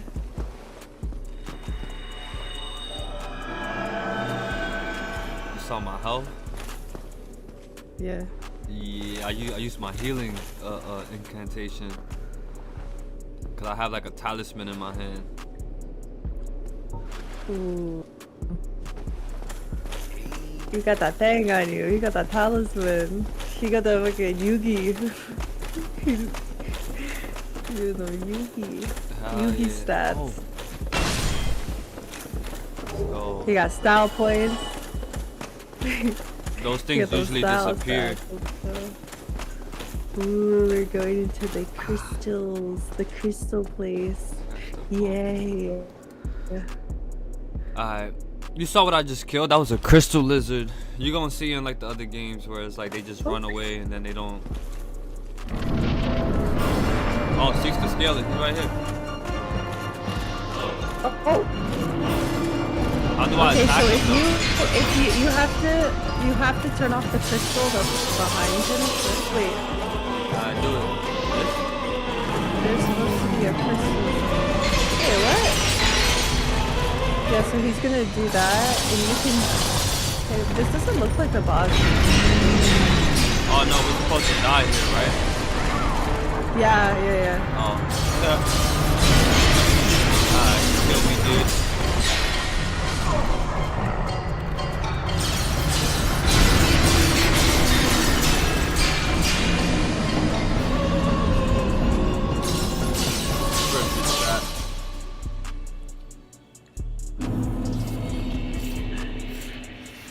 Yeah. Hey, it's like.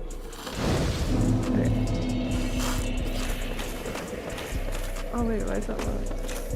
Is it here? Give me a sec. You know what's funny? We got a bunch of shit we have to. Yeah. Somebody was like, I'm stuck here and I can't get out.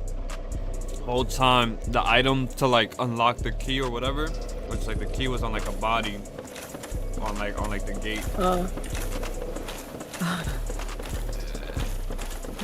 Hold on, I'm just about to do something here.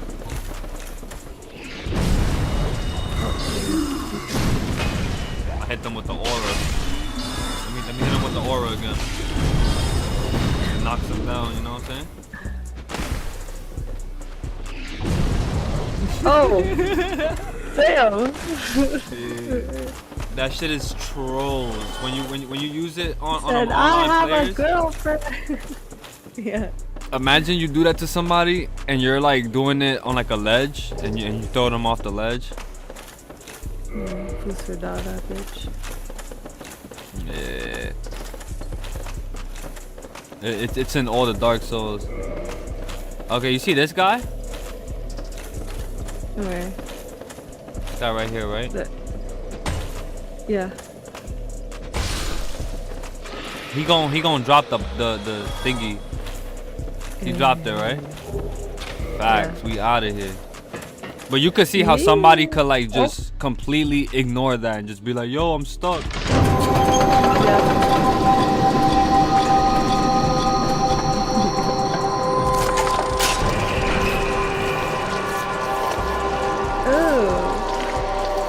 Why did those low-key look delicious in dungeon? Alright. You know where we gotta go to free him? Yo, we're gonna have some seafood boil. What's up here? Let's get it. Yeah, there's so many lizards.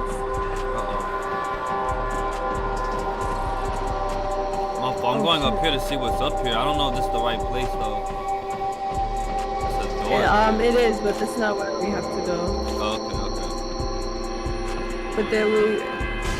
Oh fuck! If it came up here.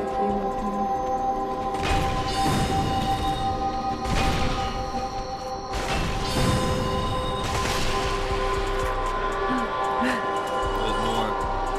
My savior. Let him come up. Gotta hit him. There you go, yeah, he falls, yeah.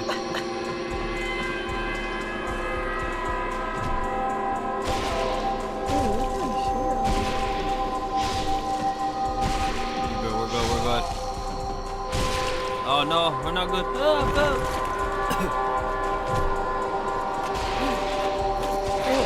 Oh! Damn!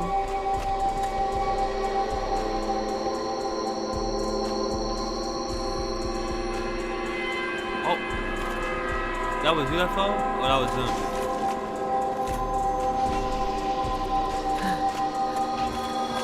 Yeah, you could come down here. There could only be one! There could only be one top. This sounds so weird and loud.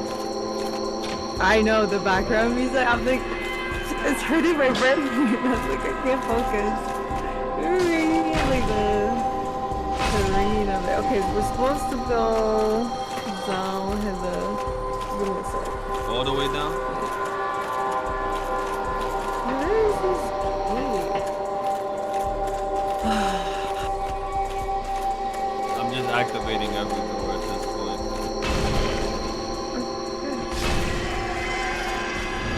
There's supposed to be another fire shrine, or not fire shrine, another fireplace somewhere.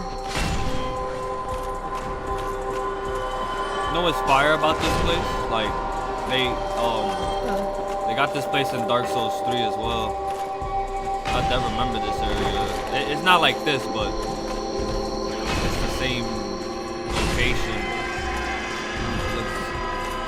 Not that it looks different, but like the map design is a little different. But but it's the same place.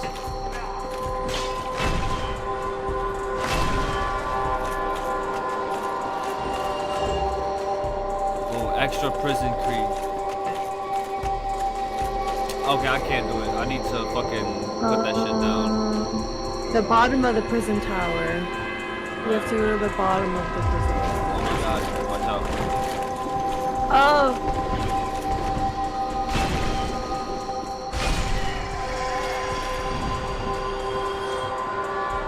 Thanks, mate.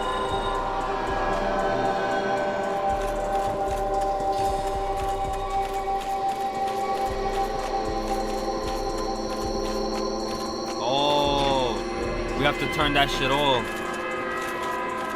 When I came up here to get something. Large soul of a brave warrior. Not even a music sound, it's dead ass a sound effect. Let's go down there.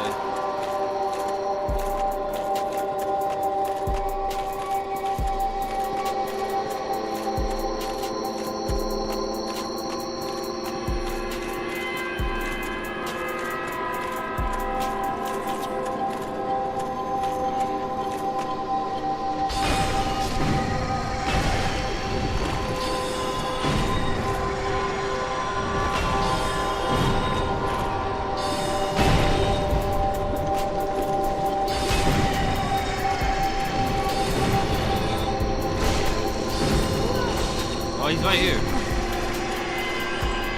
Oh, he one-shotted me. Damn. Yeah, join back when you Pierced see my it. heart. I was way too...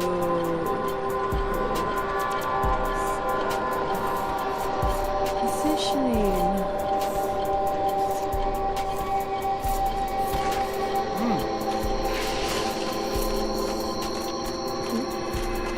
Where are you? Top of the tower. I'm coming.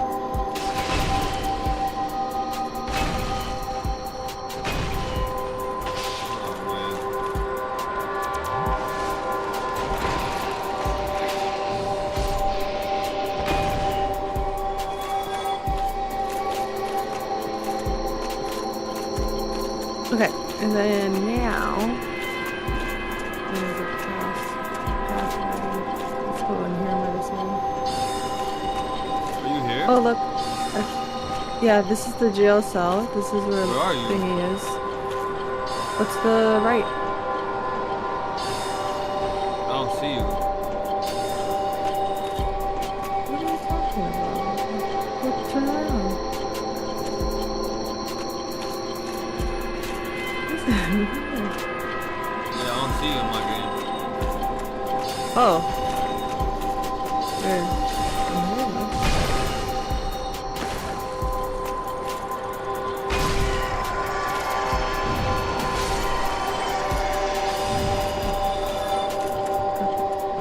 Wait,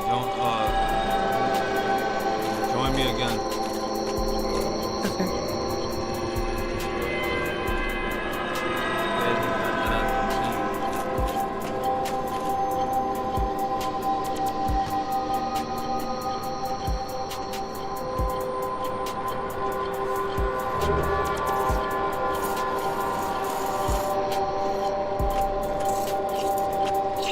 You see me now? Yeah. John Cena! Twinkling Titanite, blue Titanite chunk. Oh, they dropped it. Do you That's see? fun. See this guy? Yeah, I see Again? him. What can he do?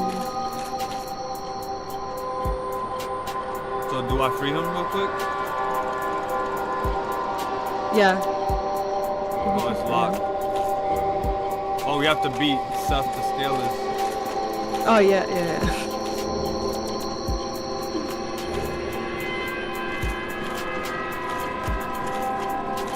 He's just chilling. He's choosing to be there because he can damn well escape. You are a wizard. He can escape at any time. He's choosing to stay there. All right, we're gonna find a pathway.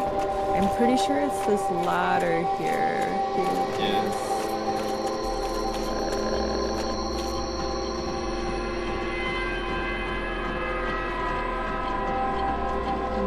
sure it's this ladder. I've seen this ladder before. Turning this bum ass shit off.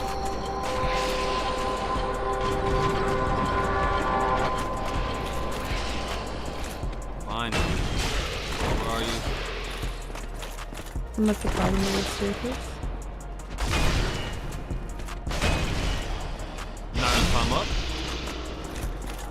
I'm coming up. We're right here. Come on, Bruisey Tank. Come on. You about to miss. Clear that pathway from us.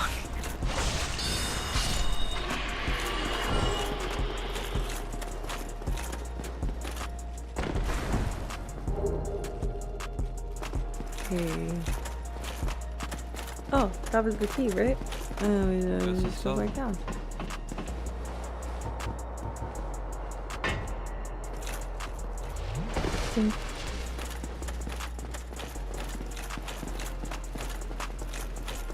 Free mans. You're a free man. Oh, it's not right. Oh, it's the archive key. Wait, what key did Oh, we gotta go all the way up, I'm guessing.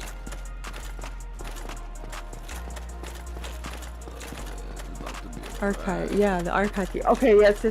Then once we're in the archives, then we find the path to the crystal caves. We're good. One back up. Wait, what? Yeah, I went back up. Yeah.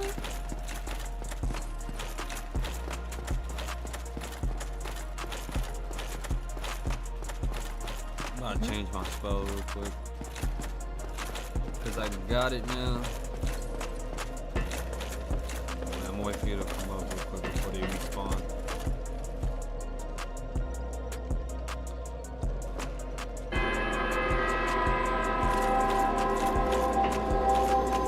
I pulled the lever. No, why would you pull? You can pull it again?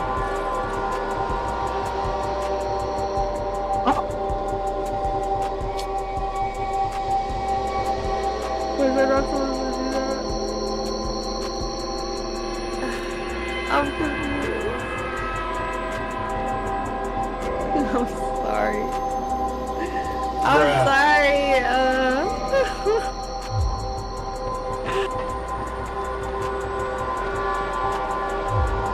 Wait, did we both just respawn back here? Yeah. Okay.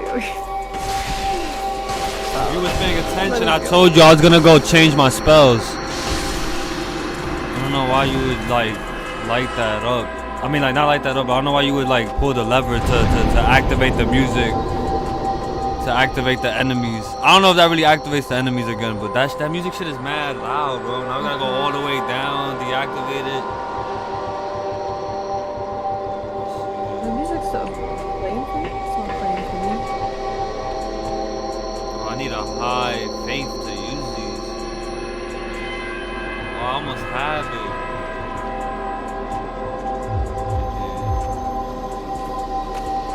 I can't even use them right now. I need a higher level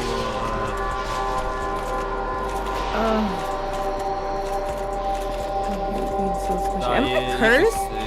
I think I'm cursed or something. I have no idea. I have like, yeah, isn't there? Yeah, I'm like cursed. 'Cause my health is low. Or maybe I'm just. That's it. That's all that happens. I don't remember being so low.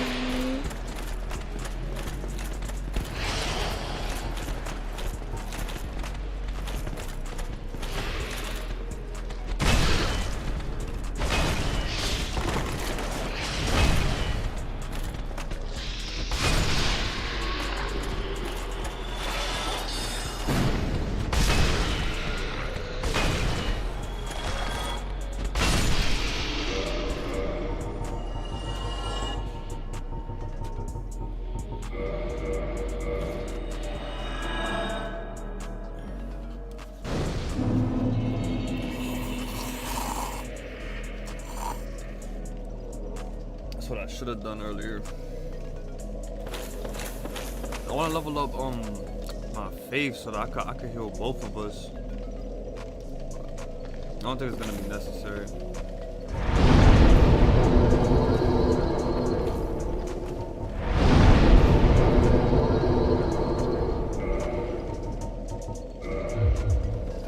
Fuck, let's go up to this door. We gotta go up here, right? Hello? Oh, yeah. You good?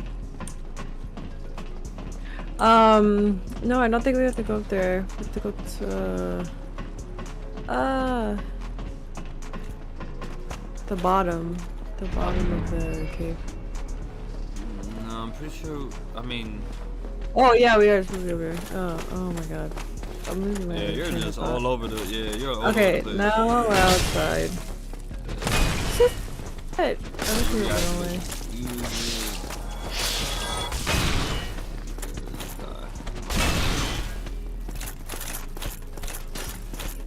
Oh, fuck, there's two of them here. No!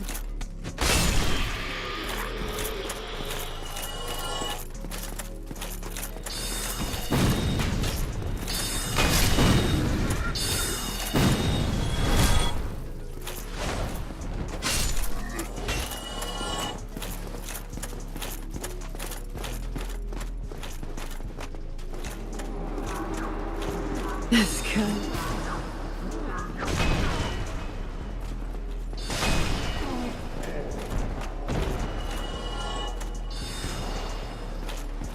Ooh, a trident.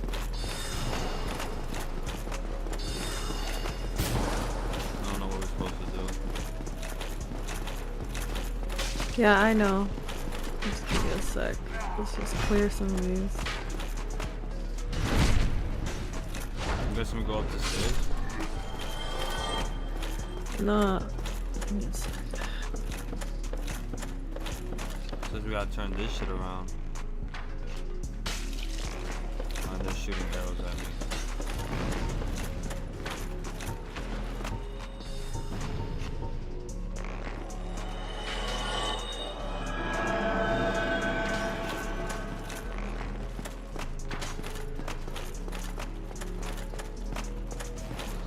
I'm gonna turn the thingy clockwise or some shit.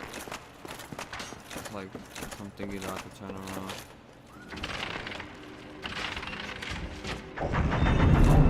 Oh, it's moving.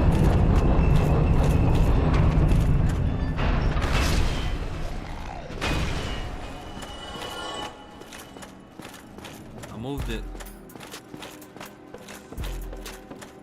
Let me just turn it back around so that you could come over here. Yo, pull up. Come over here. Come over here. I'm just looking where. Can I just see where I'm supposed to be going? Okay, so you're on. Okay, so that's good.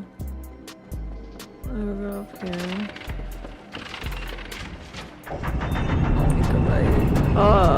Why would you do that? Why would you do that? Because we had to change it. Like, you didn't see me changing it? No.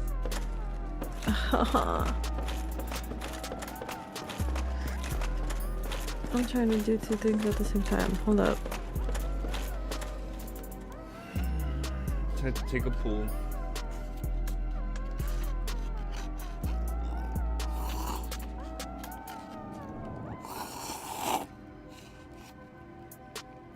Yeah. Oh, okay.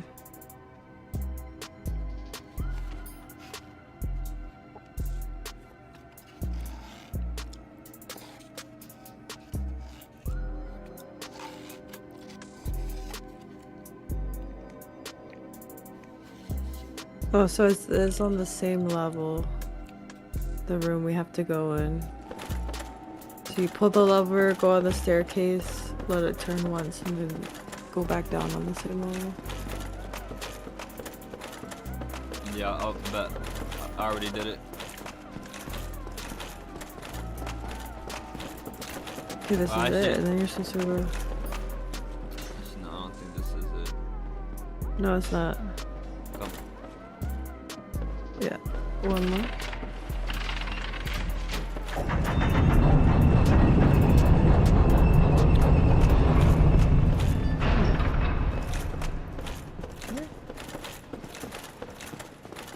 Wait. Does this not look...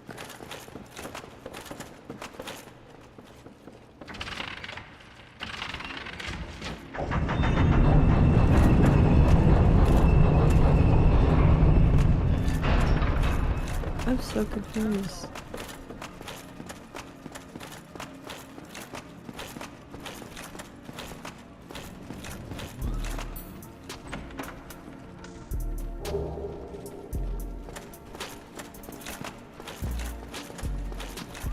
There's supposed to be a door to the right side when you...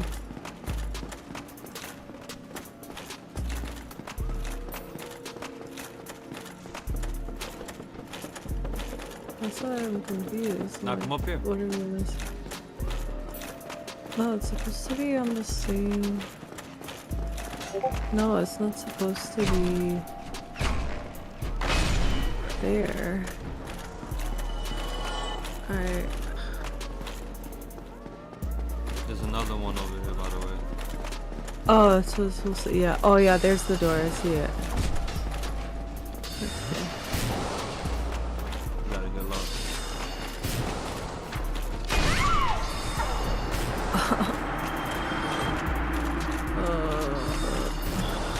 Oh, shut up this game.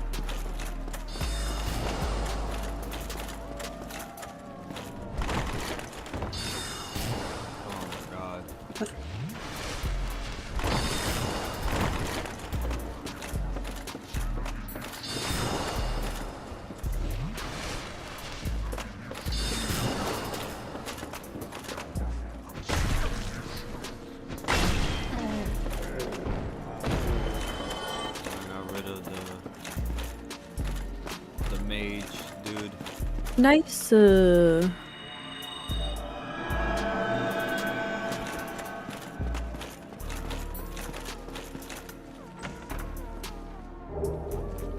sorcery strong magic suit. Where are you? Yeah, come down here and then come up here. You should pick this up. Alright. Where are you though? Oh, you're at the end of this hallway. Take a right.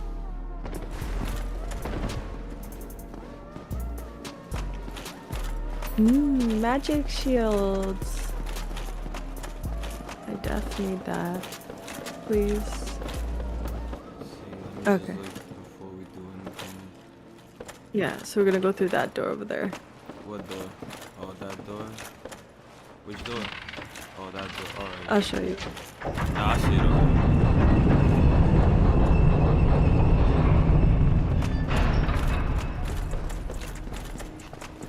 And we can kill that guy there.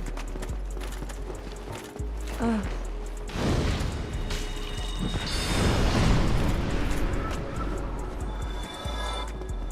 I go down the ladder.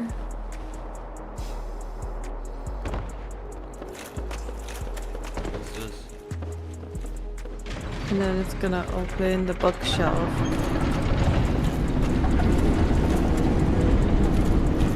Here we are. Okay, this is where I wanted to be. Then there's a bonfire somewhere. Go a little bit forward, go left. And then there, yeah. There we go. Now we're on our way.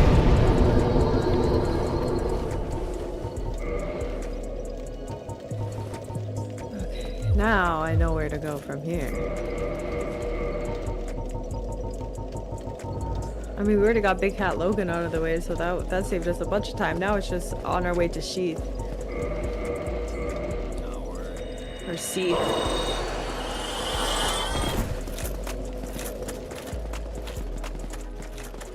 Yo, hold on. I wanna do some shit real quick. Yeah, sure thing.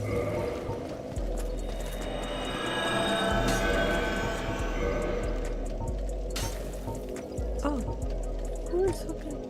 Oh, demon tit tonight.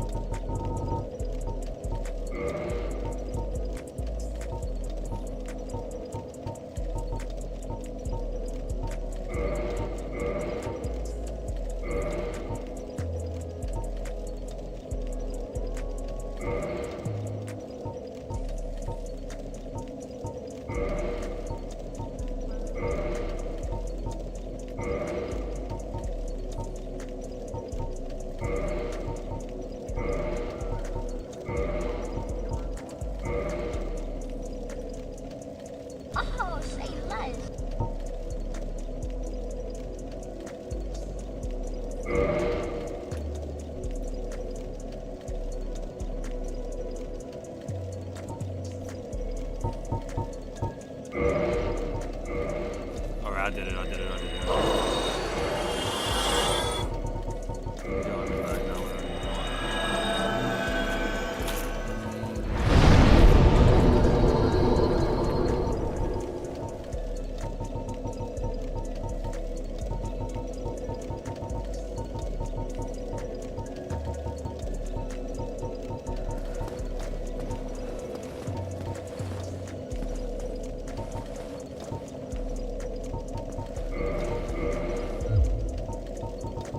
Now I should be able to use it.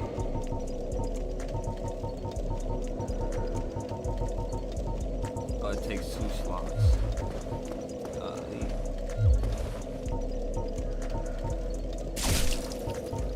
Oh.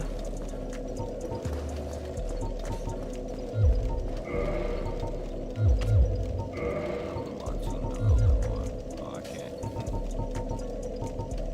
Does it give me an extra slot?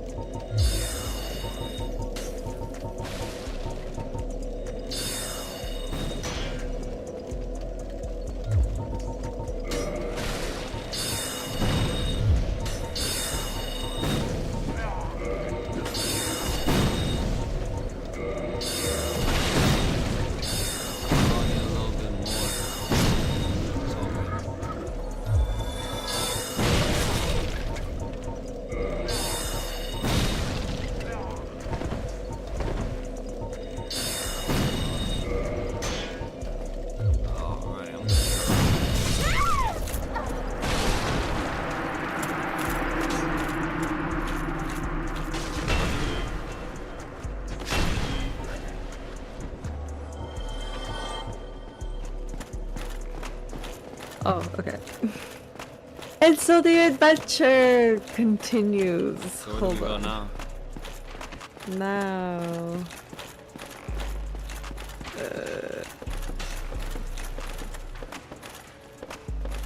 There's a chest over there. Where did the video go? Blue Titanite chunk.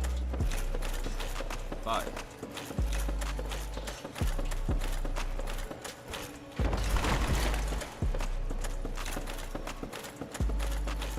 Oh, not dumb. And something leads down here. So Pull the lever down. Found a secret we're supposed staircase. to go to the right. This right door here. And then Oh yeah, I already did it. yeah, we're supposed to go down the staircase. You ain't see, I'll Through this.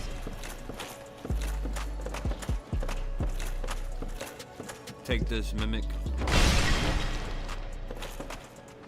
Just fight him real quick. Yeah, I'm fighting a skeleton.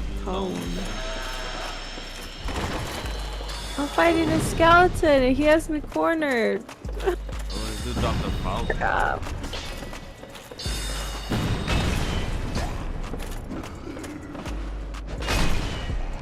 Dude. Come up here.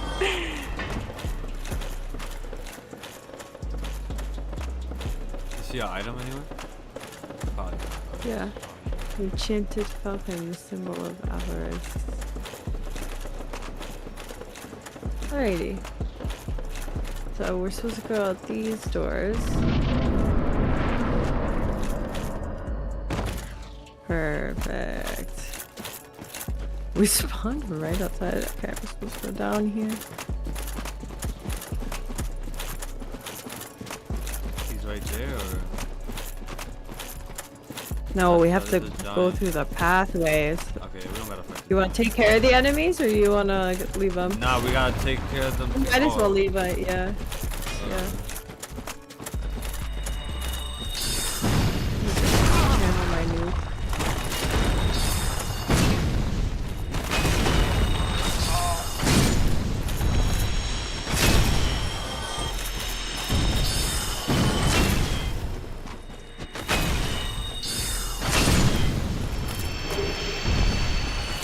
Nice. Alright, down into the crystal caves. Our adventure awaits. There's a thingy to do here.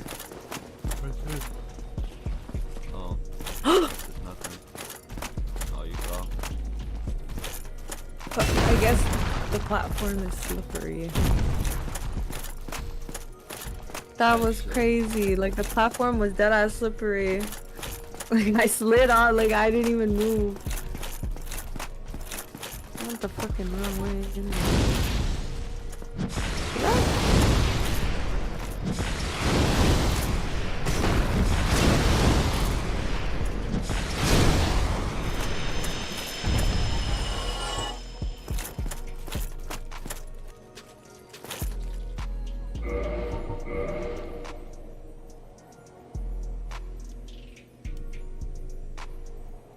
Supposed to go to the right.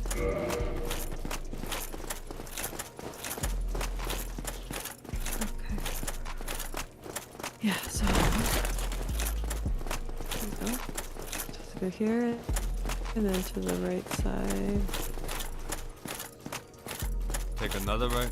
Yeah. And then yeah.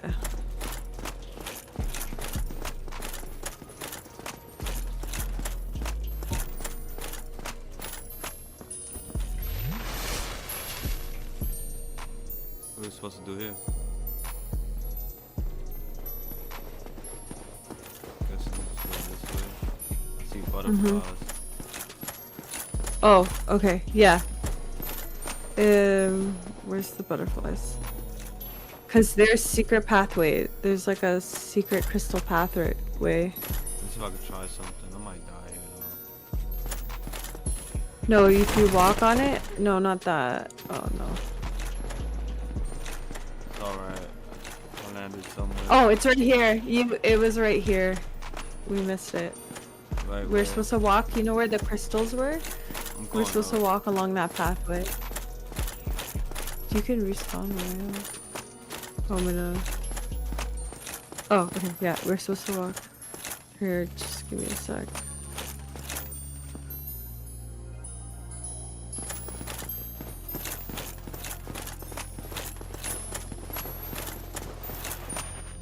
Bruh.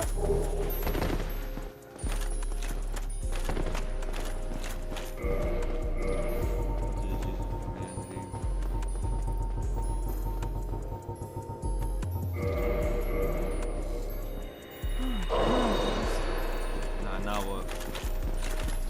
Okay. Give me a sec. It all looks the same. That's why it's like confusing. Path Okay, ahead. so we did that.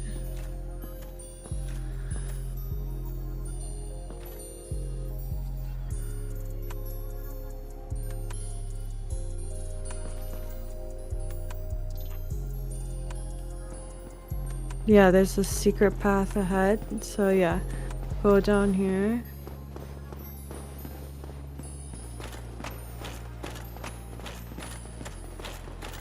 We can take care of him. You wanna shoot him? Yeah. Oh, and I fell to my death.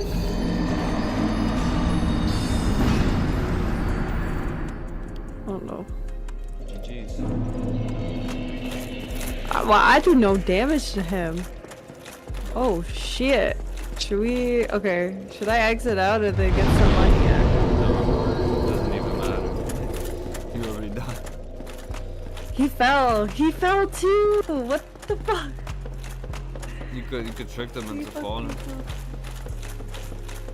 Okay, maybe that's the plan.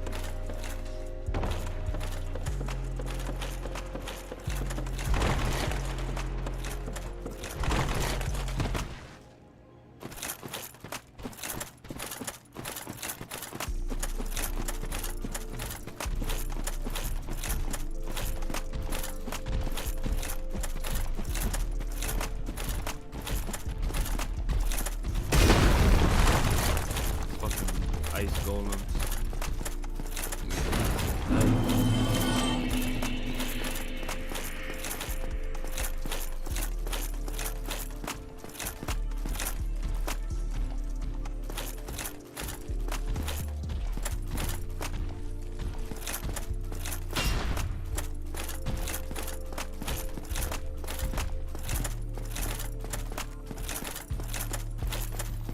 Did you join me?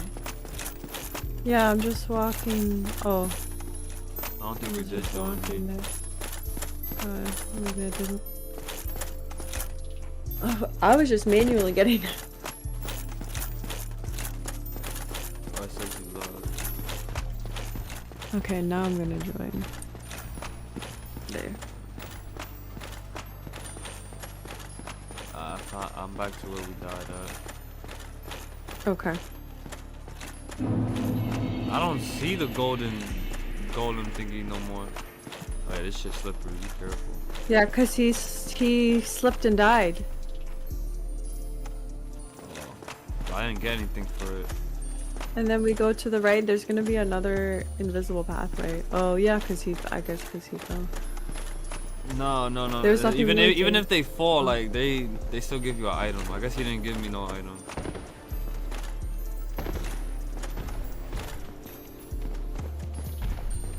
Eminent fall. Supposed to go forward? Yeah.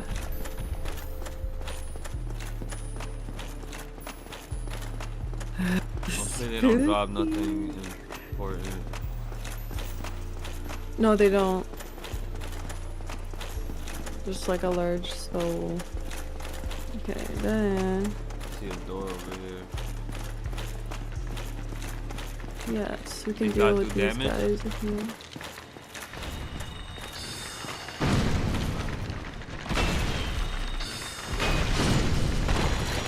And then I think we're here. And so the way to defeat him, there's gonna be, like, you seen how he looked like? There was like tentacles underneath him. So we have to just kill the crystal behind him, or first, because he's inevitable, and then, or invulnerable. And then, if you just like stay in front of him where his range attack can't hit you, you just attack his tentacles. That's it. Boom. You died. Easy. Ooh, caviar. Ah. Except I don't have any soul arrows left now. I used all those. That was not a smart idea. Oh.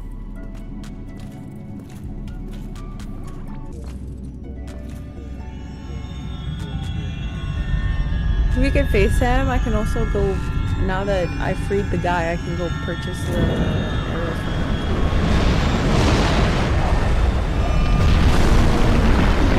him. You look like freaking Pokemon. Yeah, I can. I said I go kill. So we have to go kill, right? Okay, so if you first you have to kill this thing here. Guess he's Kill gonna this stop us, motherfucker right? thing. Hit that. Period. You could have hit it, but alright. Oh, okay, so if he's gonna use a range attack that breathes fire. If you just tuck in close to him while he does that, and then attack him. See?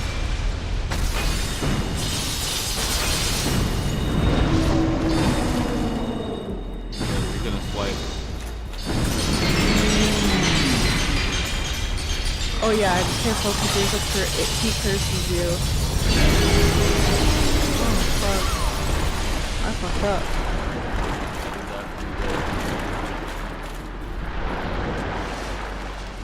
I guess it's hard to do when you're...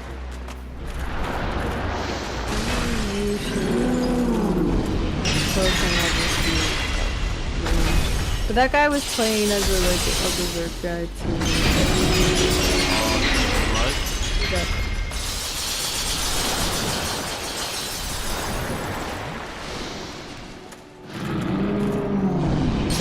You got this.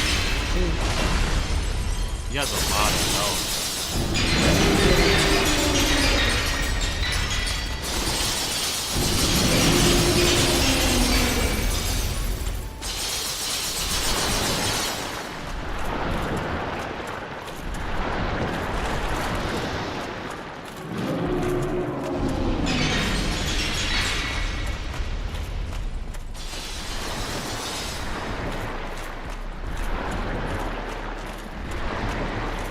You got this. That does not.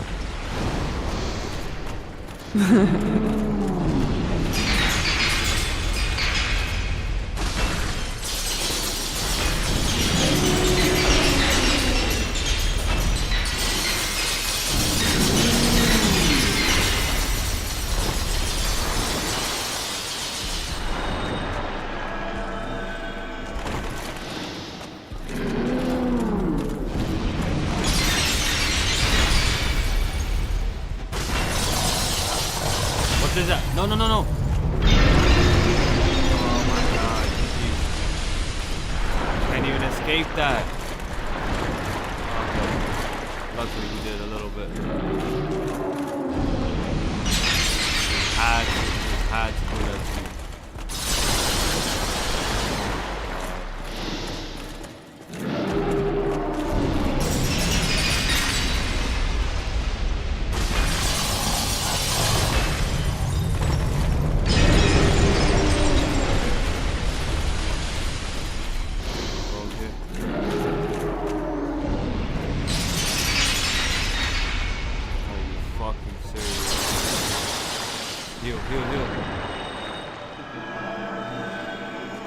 You got this, yo. He's got a quarter of health. This is all you. Ooh, look at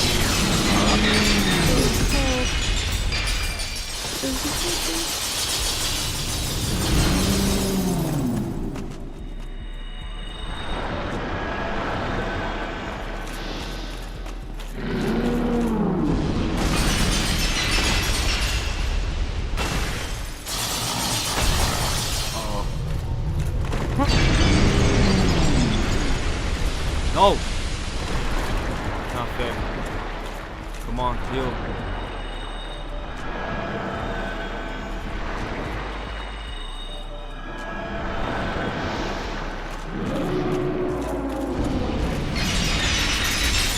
Let's go! Hey.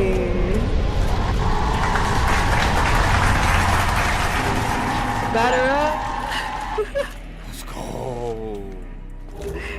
Get ready to play baseball.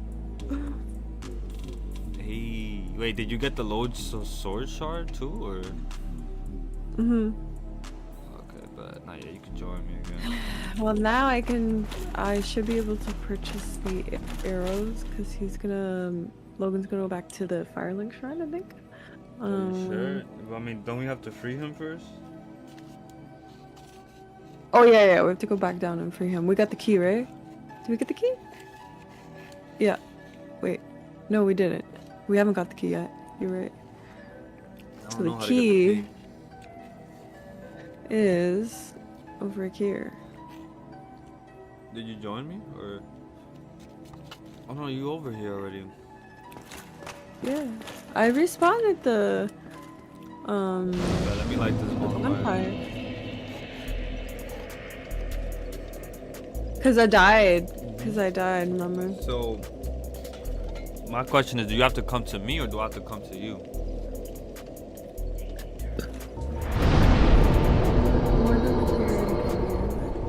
Give me a sec.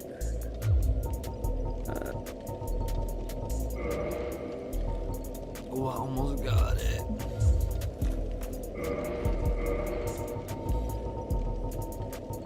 Solo va breve, via.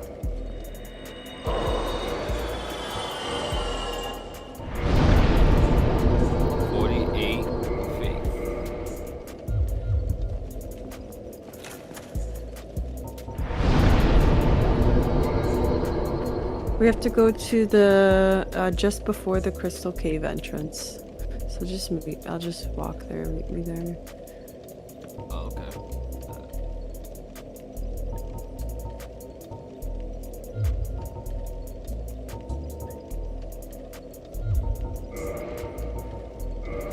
I only got healing spells now, so I'm not really using my pyromancy for now. I gotta get more attunement slots. So what do we do? Am I supposed to go to you? Come back up? Okay. Yeah. to the library before the crystal caves, where the bonfire is. Alright. I'm about to warp. Okay. That's far. I gotta smoke for that bus, babe.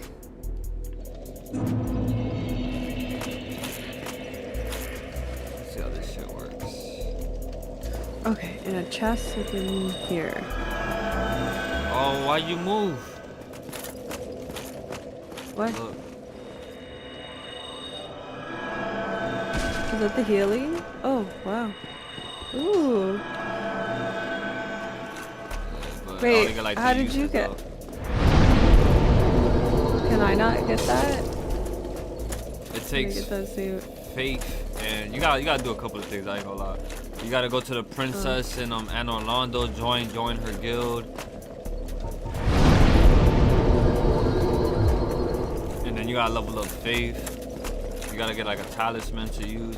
Alright, so where do we go? That's what the talisman's called. Okay, healer. No, I'm saying like where do we okay. go? Where do we have to go? Yeah. So it's in the library here. It's in a chest in the library. Don't we like go up the ladder here? Or? We Oh, no, have you to said it's go in the to chest. the lowest floor. Wait, Yeah. what? I'm confused. It's in the library here. We have to go It's to here or we gotta go somewhere else? the lowest floor. Hold on, let me see. Let me just get rid of these fucking guys first. No, I missed every shot. Just run to it if anything.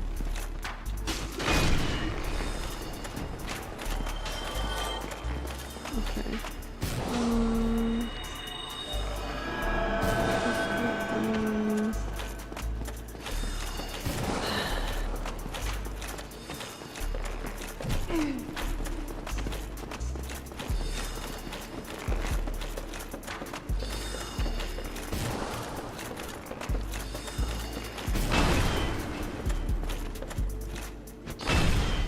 Oh, okay. Where are you? Back in the lover room.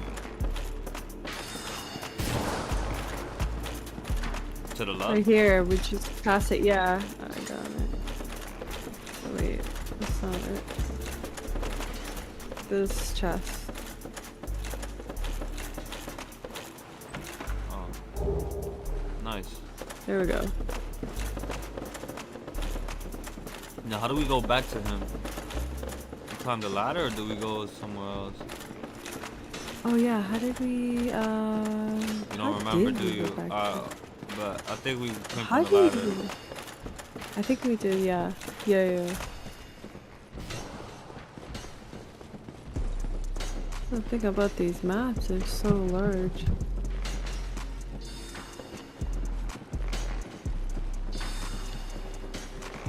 Yeah, we did. We went up. He's on the top floor. We went down.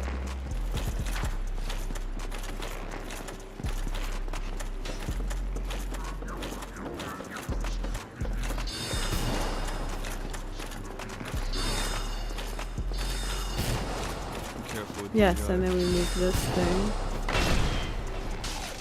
No, we don't move it. Oh! You tripping? We don't Where'd move you go? it. Oh yeah, you're right. I don't think we move it, right? Oh my god, there's just so many fucking enemies everywhere. It's all good. You can just join me.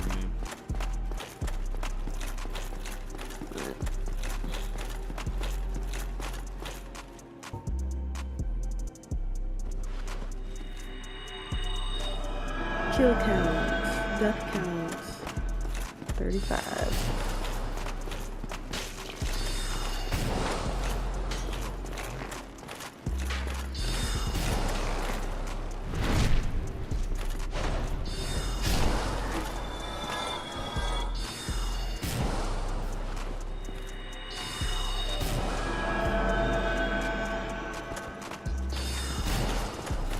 Alright, bye. I don't know where your souls was, but nah, you probably It's all have good.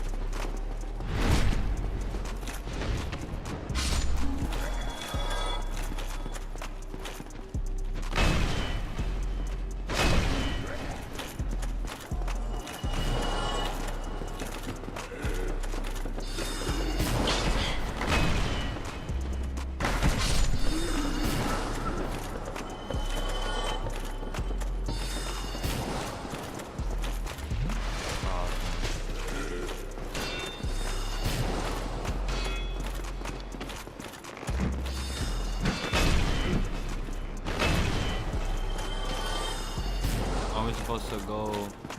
Wait, where the fuck are we? Yeah. How do we go down? It's all good.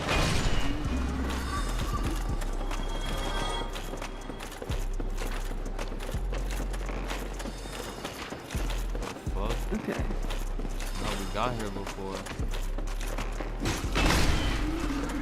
Oh, yeah. Oh my god, these fucking staircases.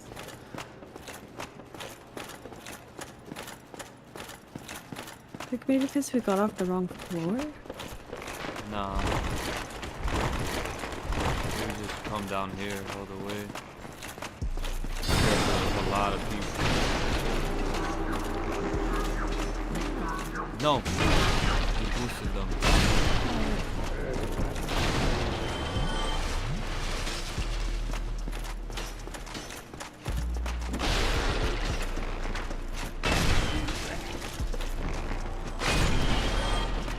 Where are you? See where I'm at? I hear you. I went down the main steps.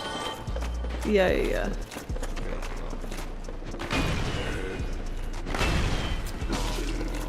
Oh yes, I remember, and then we went down these stairs. Go back. Wait, come back, come back, come back. Where you going? Man, wasting my spells. Oh yes, you got spells now. Ah, fuck it, forget it, bro. I mean, why don't you announce that you're healing? Right? I said don't move.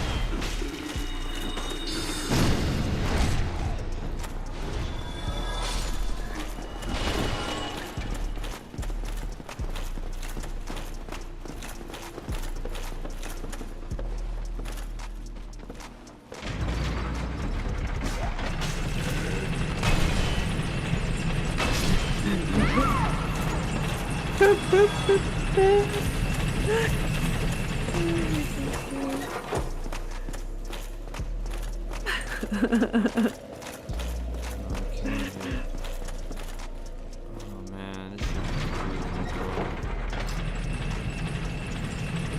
went back to the first bonfire. Oh.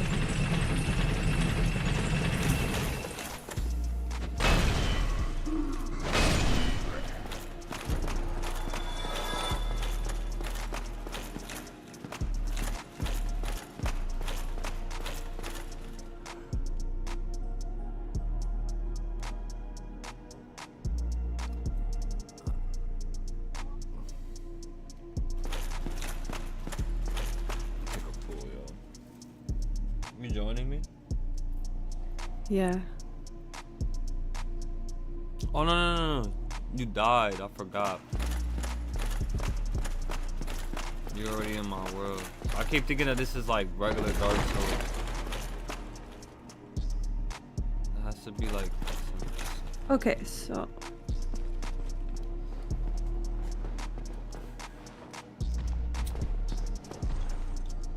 I hear some big dude. Wait, come over here.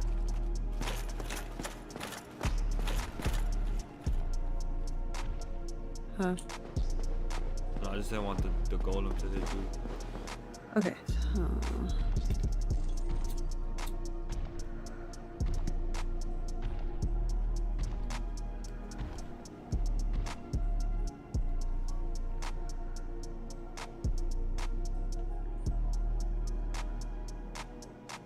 So then after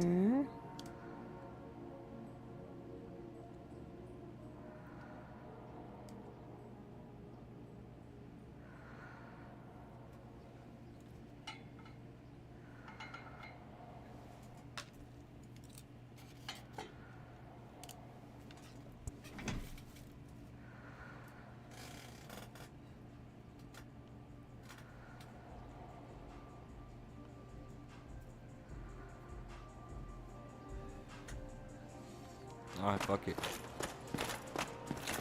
Okay, so we're going up the ladder. Oh, we just have to go back the way we came, but why can't? That's so fucking. Alright. You sure? You want to just homeward bone over there? But we have to. Yeah, we do have to twist the. I think where we failed is we didn't twist the staircase. Okay. Because we twisted the staircase to get here. And I don't think we did that last one. I hate that everything looks the same in this now.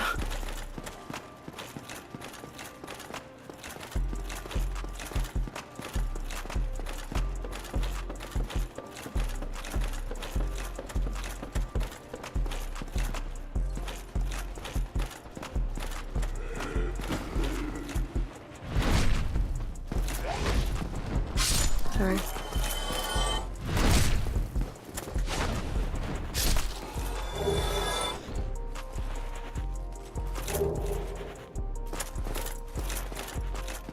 Okay, let's go back up that ladder. That.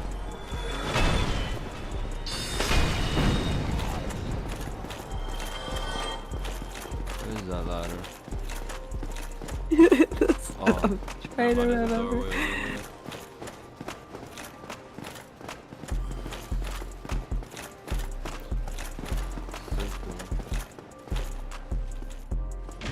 Where the fuck is that ladder? Let's see.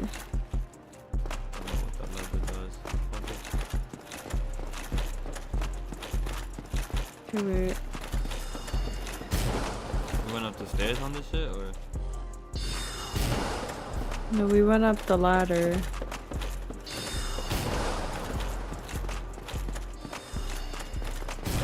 I'm just trying to see. Oh, it's just by the chest. It's by the chest room.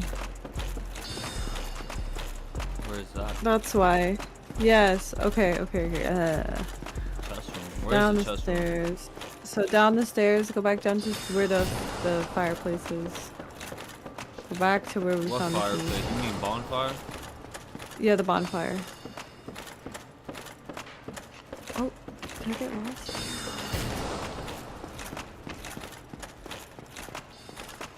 Wait, where the fuck am I? Why is there a golem there?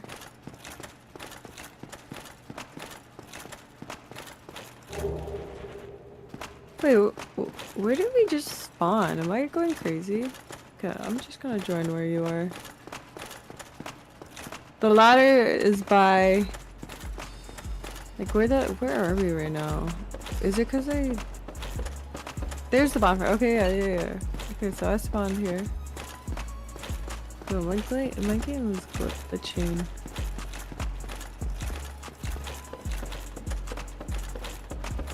And then the ladder, yeah, it's right here. Perfect. Where are you?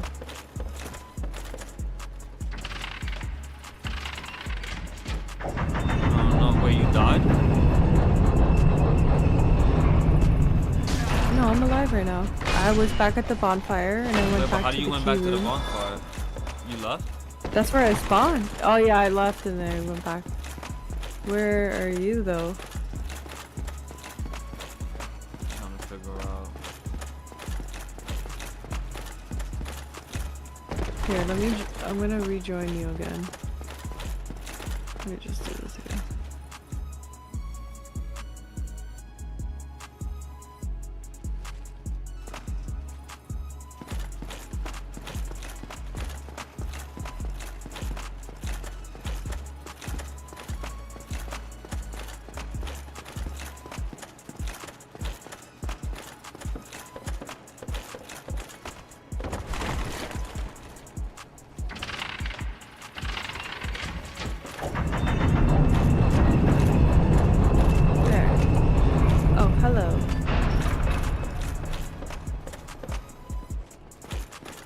Where did you go, sir?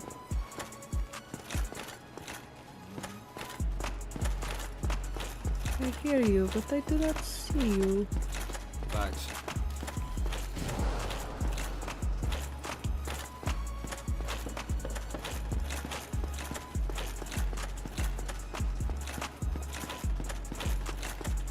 Oh. Okay, let's go. I think I found it. Yes, come on. Over here. I mean, if you die, you spawn at the Duke's Archives. I'm just like, that's I where found you need it. to be. Oh. Found where I needed to go. You can join me.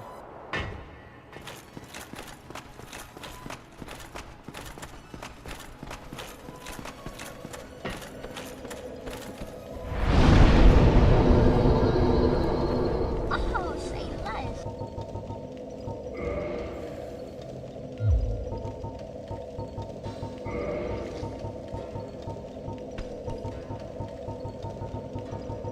Oh. Yes. For some reason I don't see you though. I feel like I hear you. You're right here. Go Did down. you go up the ladder or down? No. Go down the yeah. ladder. Yeah, we just came from up there. Come over here. Nah, I literally just got down here.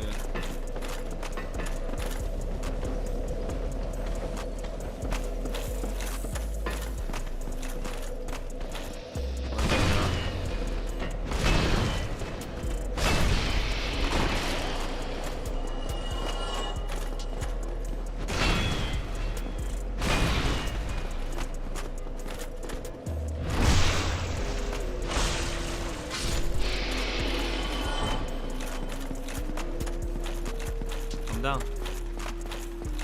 I'm coming.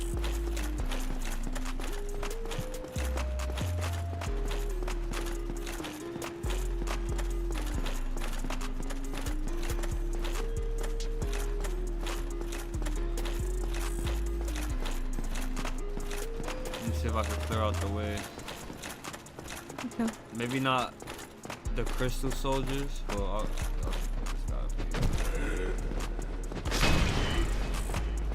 watch out for the squids. You said they one-shot you, right? Yeah. The We should have killed octopus. him. Go like this.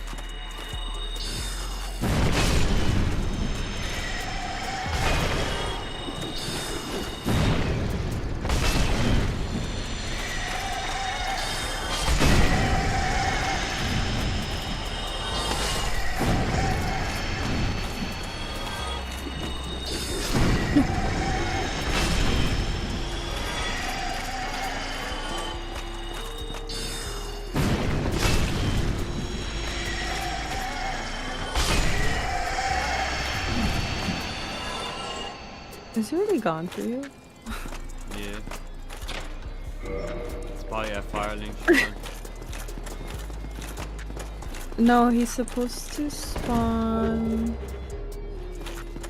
Firekeeper, so if you wanna use it. In the archives. I believe. He spawns. So come pick this item. What is it? Ooh. Oh, Firekeeper Soul. Ooh. No, I don't know what we're supposed to do here. But Yeah, return to the room below the library in the Duke's Archives. And then he'll be there. what room below the archive? The room below the library. Isn't this the Let's room? go back. No. Where the library is. Okay. Where is that? Hold on, I'm looking. I think back where we got the key.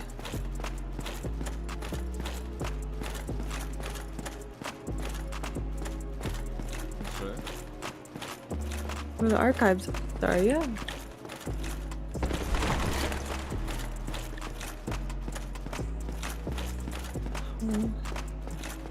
Yeah, back where that bonfire was. Which one? The ones that's outside of Duke's Archives. Right outside with the golem? Yeah. That's right before the confusing clockwork staircase shit. Where we found the key. I don't remember where we found the key. We found the key by the bonfire. Like it was in the room to the right where the bonfire is. How we got out to go beat the guy. Can't warp. Can't warp there. Went to go beat up who? It's the bonfire of the Duke's archives.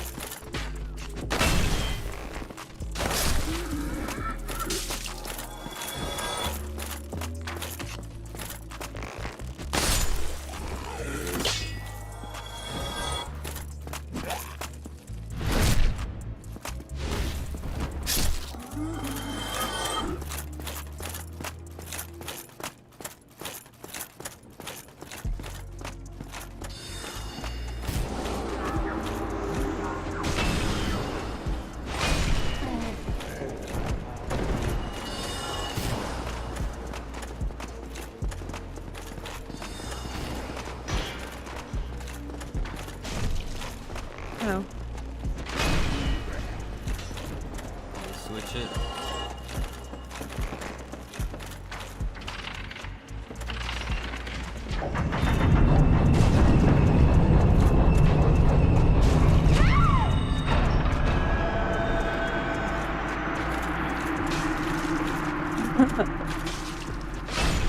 Pay attention more. I'm doing like 3 things at once. Like, it's where to find this shit.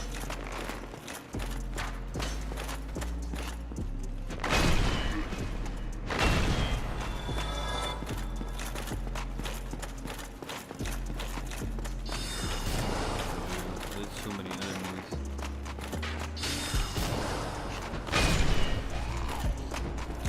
Basically, remember the ladder, how literally right back where we started? That's where we need to be. And that room that had the lever in it, in the ladder, you just go to the left. There was a bookshelf, and then we opened it. The lever that opened the bookshelf. And then he's just in that room there.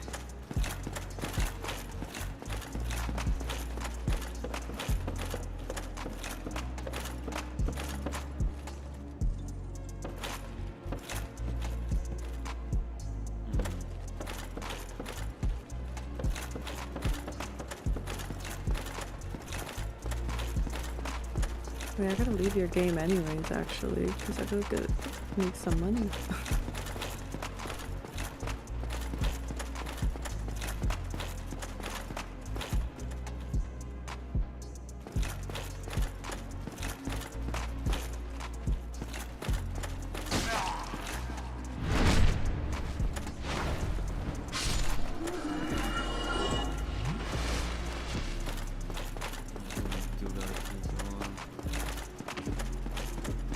Go down the steps with a lot of things.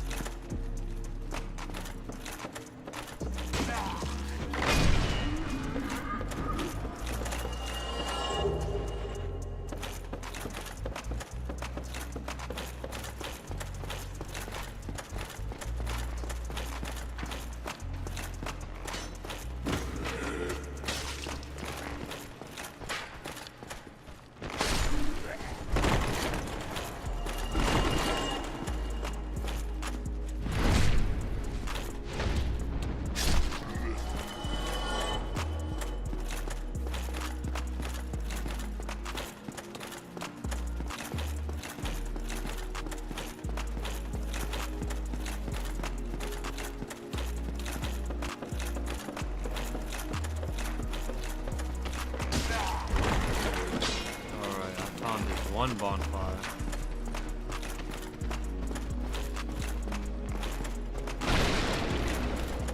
Is it in the library? So then we go to the right of where the lava room is, and then make a left. And then he should be in behind where, if there's a bookshelf, there's a way to remove the bookshelf. If there's not, which I'm pretty sure you removed it. I can't remember. He's right here. There you go. Yeah.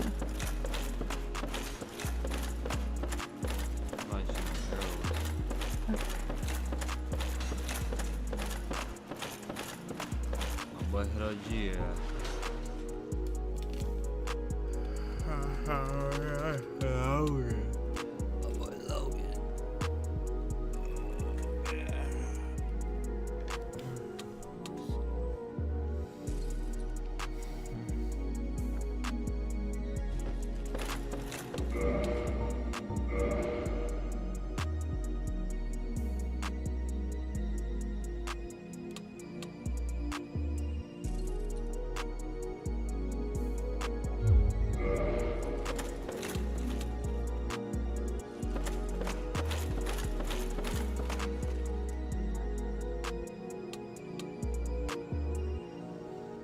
My boy got blonde hair, okay. I'm gonna restart my game because it won't let me do the thing.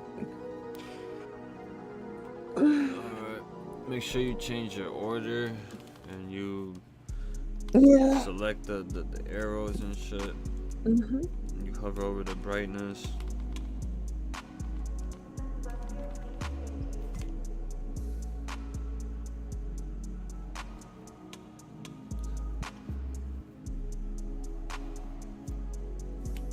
I don't think I could buy that shit from him.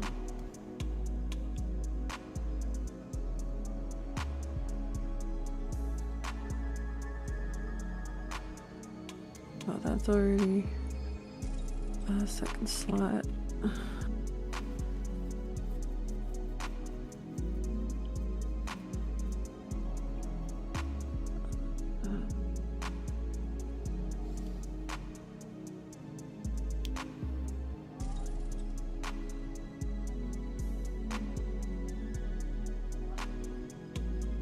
I did it. Yes, now we just warp to you.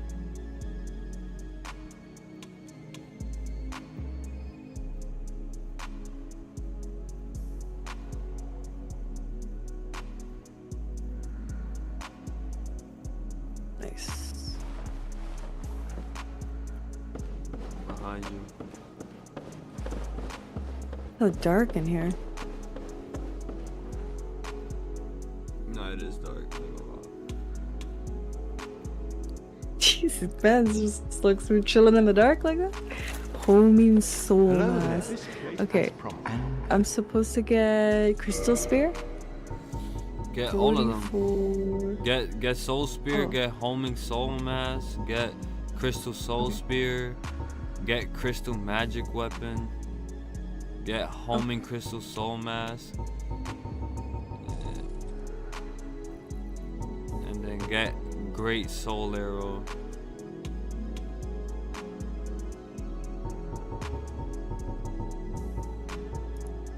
Make sure you get the homing crystal mask and the homing soul mask. So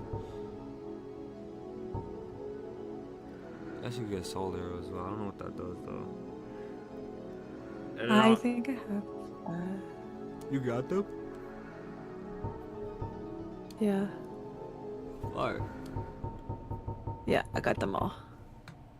Yay. No, I don't know which ones are the best ones.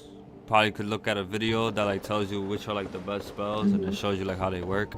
No, yeah, you should do that. You should do that. They're probably like mass choice, probably like 5 minutes. They like demonstrate all of it. Okay. I'll do that. I'm about to search out what the fuck I gotta do now.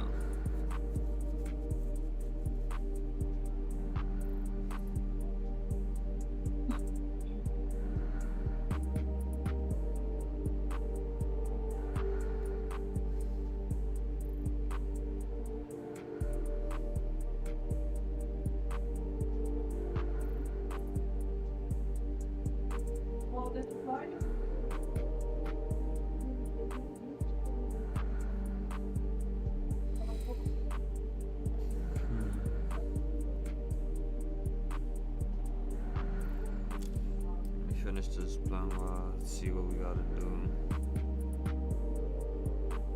do. Buy his entire stock. Witness his madness. After buying everything, talk to him until he stops recognizing you.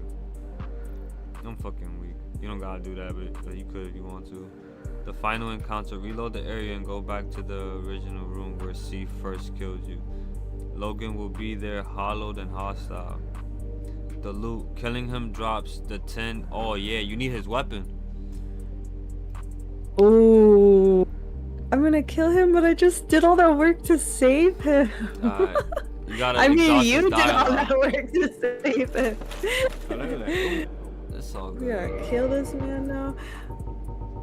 I could buy those, Yeah, but it's like this character's not really meant for all this. Hold on. Oh, yes. Let me see. Let's kill this motherfucker. Not yet. Rent's overdue, bitch. I want that hat. You don't kill him down here, longer than though. that. Oh, okay. Yeah. Damn, I wish I had some more souls.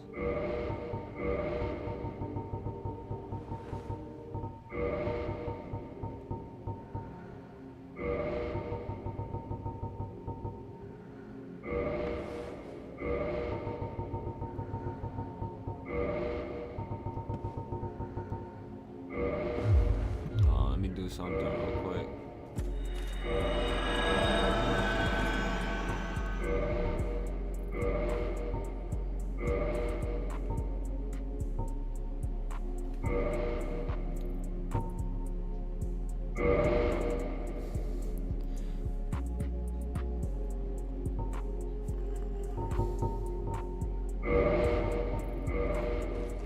You could join me.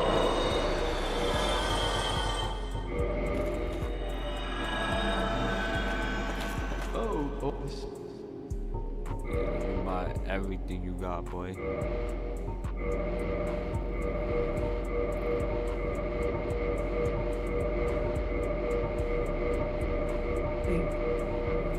Hey. Alright, now we could just talk to him until he. If you Till he goes hollow. The tome stop. Or he just don't.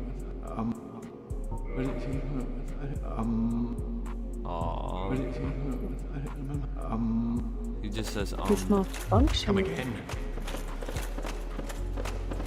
Phooey, stay clear, stay clear. Curses upon you.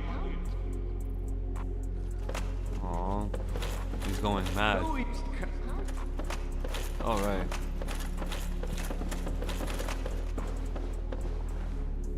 Okay, you know where we gotta go now? We gotta Where? go. You remember where Sif first killed us? Oof. That was mad on these far. Yeah, but that area, that's literally the beginning, the like very, very beginning start. Between, where did we come from? Anor Londo? Is that where we came from to get here? Yeah. We could Yeah, warp. it's between there. Oh yeah, true.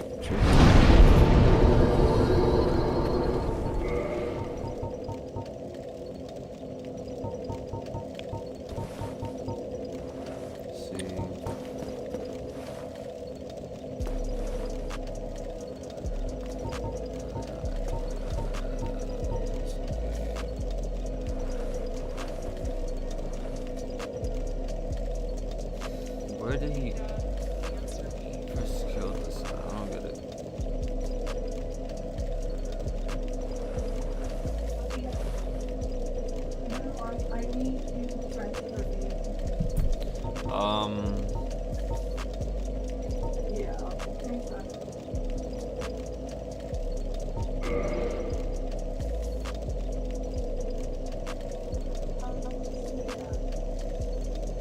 Fuck, I don't know.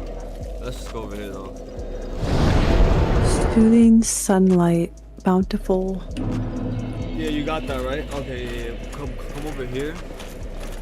Wait, let me add some stuff to my thing. you can't add those spells that you just mentioned because of the faith and because you're not in her covenant. But if you talk to the princess here, you could join your covenant. Okay. Too strong.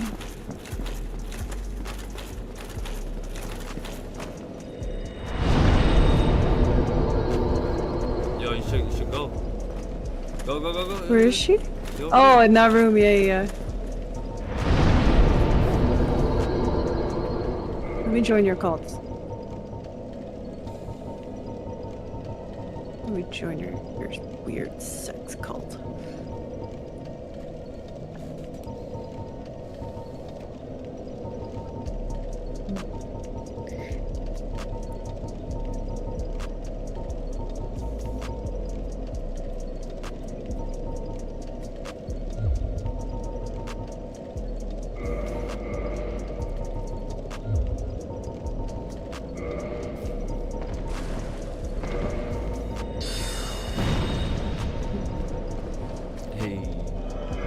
I got a magic shield now. I just leveled up my machine. Let's get it. Nice.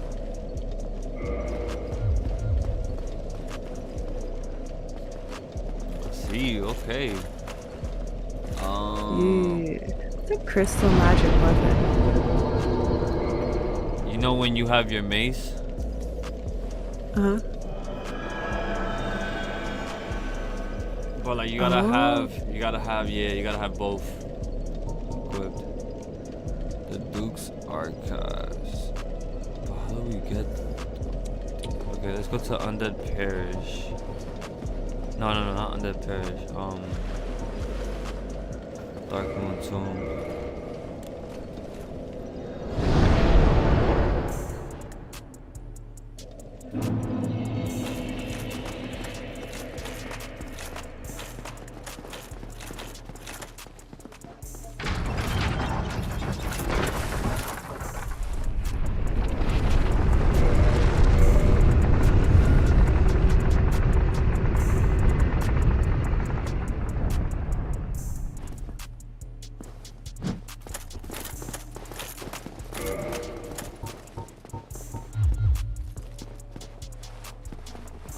I look dead.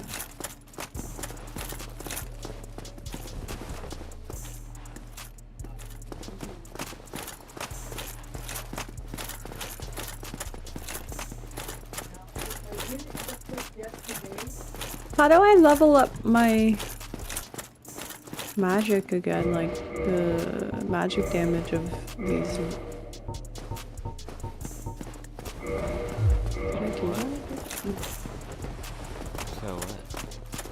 I can't level up the, you know, the stats of these magic spells, or I just have to find better magic spells. Nah, it's like it's your weapon. I mean, it's the staff, your catalyst. You gotta get a better catalyst, and you gotta be able to like. I don't know how you upgrade your catalyst, but probably figure out how to upgrade it.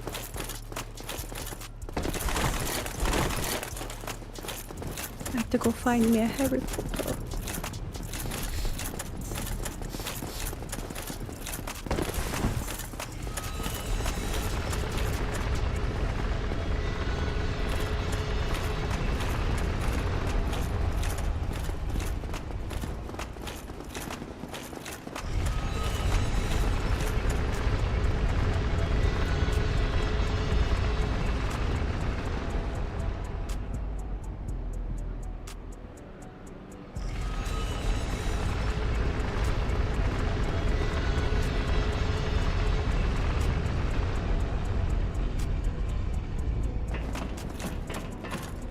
If you want his set, like his armor set, it's where we saw him when he was like sitting down and like where we bought his stuff.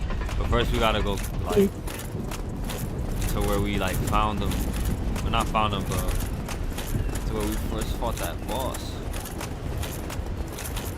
This might be the long way, but it's the only way I remember it. I'm gonna fight these guys. Oh, we could though.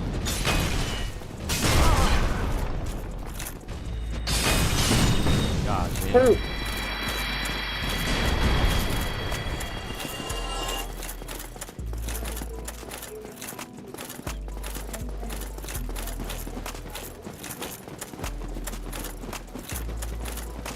Probably use it on this board if it's still here.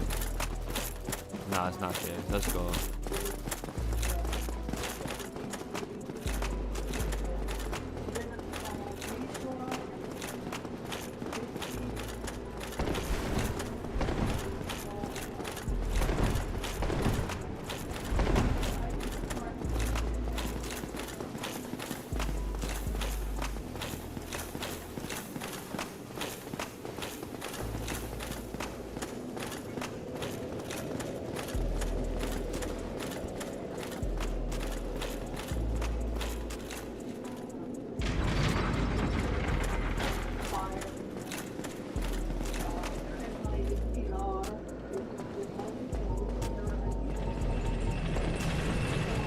I wonder what this does.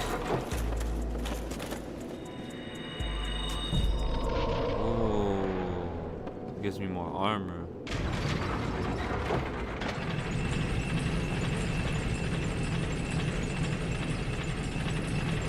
I wonder how much armor. I'll have to find out. Oh, I can't move that far. Oh, that's crazy. They can't knock me over. That's lit. Oh, but it goes away though. I can't run when I do that shit.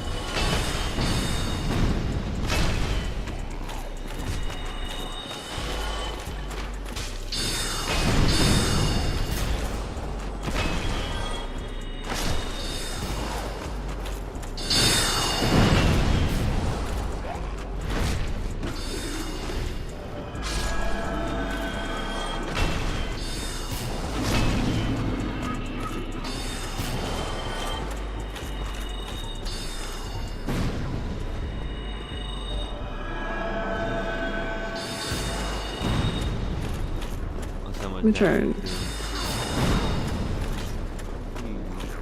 Wow. He has a lot of magic resistance. Don't worry about him. He's a mage. I feel like all the mages got like magic. But like regular dudes.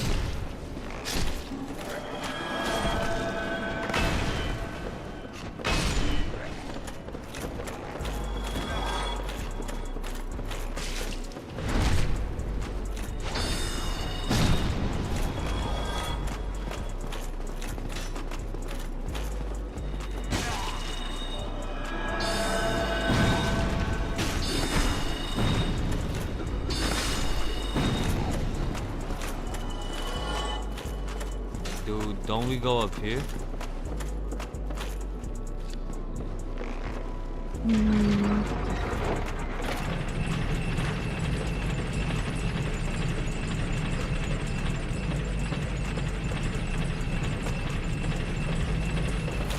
Yeah.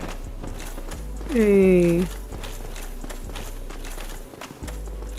Yeah, I was like, yeah, that's gonna be the whole new way I remember it. And then it was like a little side door. And then like when we went in it was like the boss fight. DK.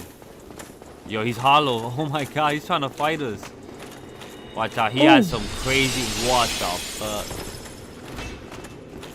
Why is he naked? Remember his armor set is back in the library where we first talked to, or like not like first talked to him, but we have to kill him first, right? Yeah. I want you to land a hit on him. Ooh. Oh, damn, we were here on this side. Good shit. Ah, he dropped some shit. I know he did. Yeah, he dropped something. Sorcery, White Dragon Breath, Big Hat, 10 Crystallization Catalyst. Ooh. There you go, you could equip that and you do more damage. Give me my motherfucking hat, bro. Yeah. I told you. Now you did Logan's storyline. It's a sad storyline, but a lot of the character storylines are like that in this game, or in all of the games. Now. Yeah. Hey. You went from riches to rags. Large. I got my magic motherfucking big cat. Ooh, you could use this to upgrade your staffs, but you gotta take it to the blacksmith. Oh. You should probably look up like how to upgrade your catalyst or stuff like that. Yeah. Yeah, since you want to do more damage.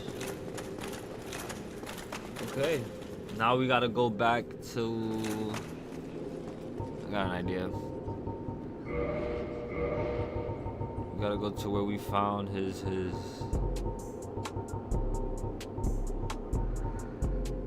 Spell by switching to a better catalyst. Oh, so it just has to fit your intelligence. Oh, okay. Crystallization catalyst for high intelligence. So I have high intelligence. So I do need Logan's catalyst, and then that'll just be the best staff for me. Yeah. How You do I can't get upgrade it, or that's not. The tiny crystallization. No, you can't upgrade it. This is just the best one based on my stats. Oh, fire.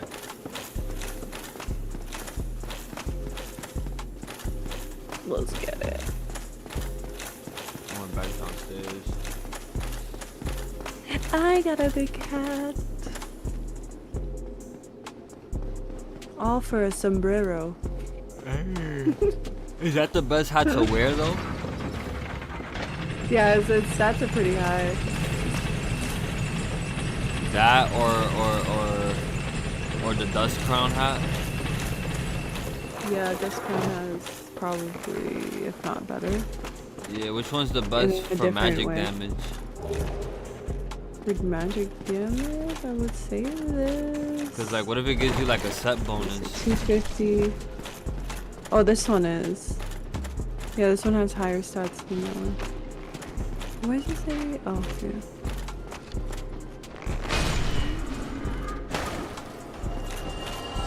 This is 43.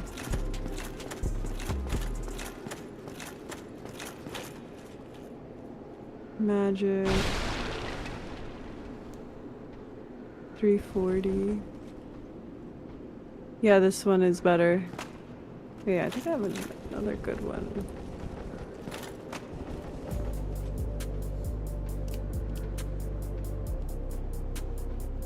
Yeah, this looks good. Let's up. Is that the best mage I'm armor or? Yeah, that's what I mean, I leveled out this armor to the max, but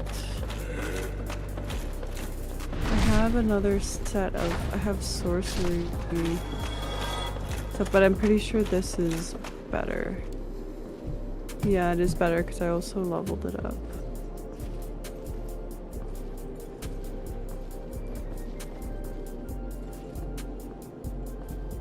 Let's see what the best.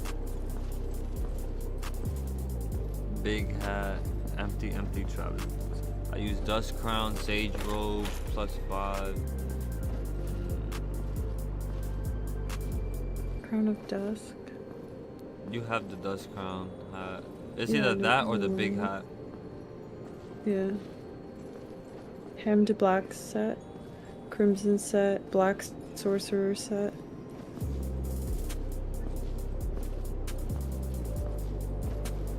I can get the gold hemmed black set, crimson set, or black sorcery set. Black. I think the crown of dust gives you a 20% sorcery damage. I'm not sure though. Yeah, it does. But I don't know what the big hat does. Or Logan's hat.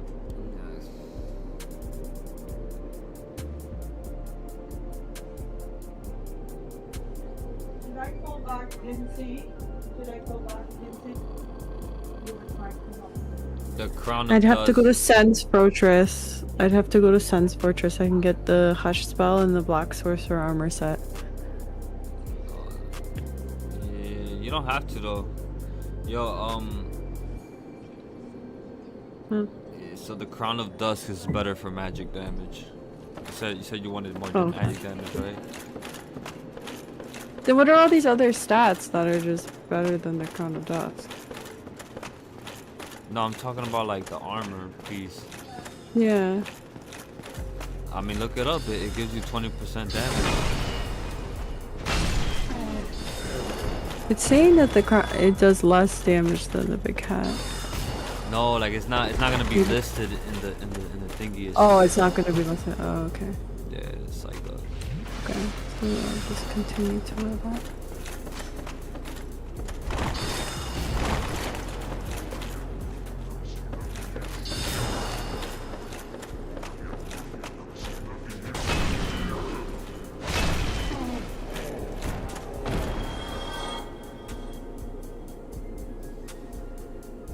My motherfucking staff, though.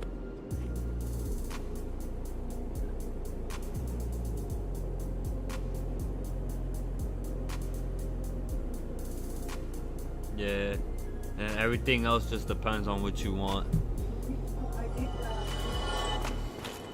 I kind of want that black sorcerer set. Looks fly as fuck. High mobility. I just want to start like Or the Sage making a little Row. bit of progress before I get off. It's like Okay.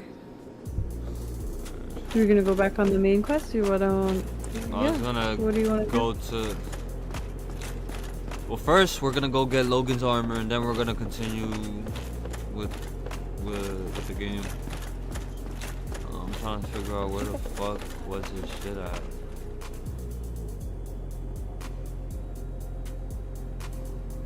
Let's see, where was his armor shit at?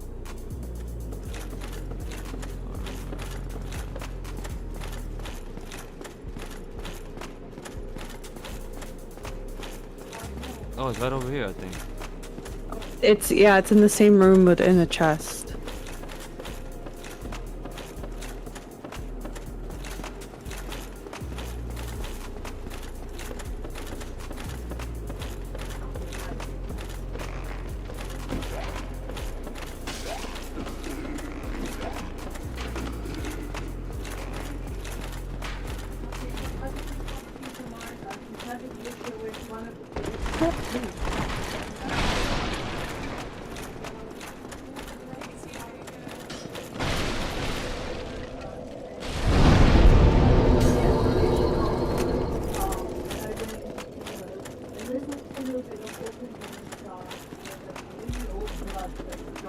Yeah, I'm here. Okay.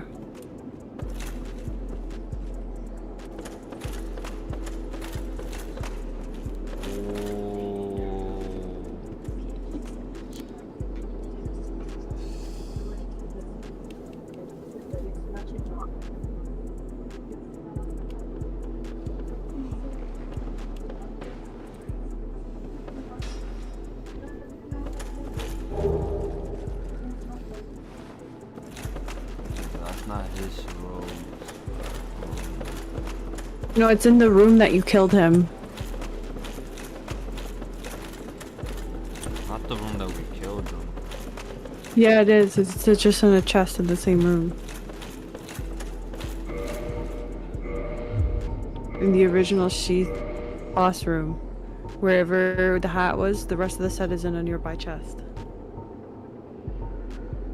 Oh, why didn't you say that when we was over there? Because I didn't find that out until like 2 minutes ago.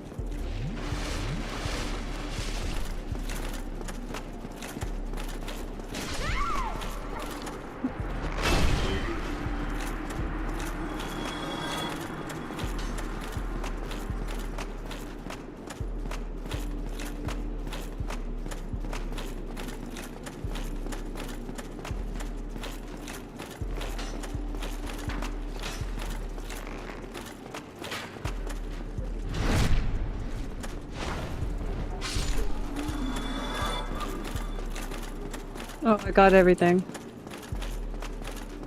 I got it. Did you get it? No, how did you? Did you get it when you were in this room? Okay, so go back. Sorry, go back to the. That's what I'm doing. I'm going over there. No, go back to the fire shrine, the fireplace at the Duke's Archives. Which one? There's 3 of them. The one to the in the library.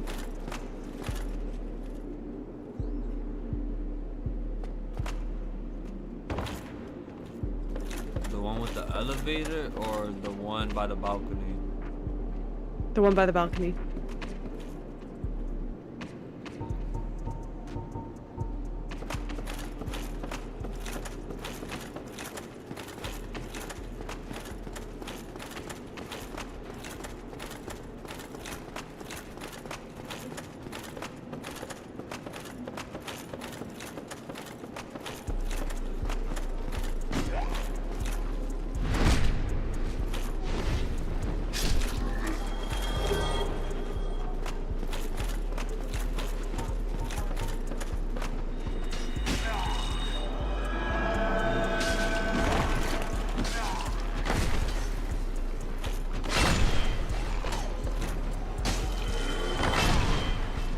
Over here. Come here.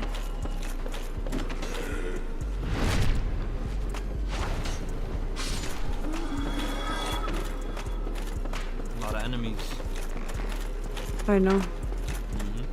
A lot of enemies. But you got that giant club, you know? Yeah, where the fuck is this? Yeah, it's right here. Yeah, I was here. I was literally here. I know, yeah. Alright. Yo, his Cadillac was here too. You picked it up. Yeah. Yeah, I'm using it right now. The crystal. We're gonna do the main story. Let me just grab my headphone case.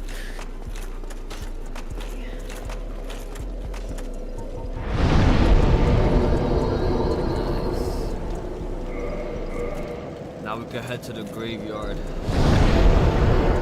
I don't know how far we're gonna get though. You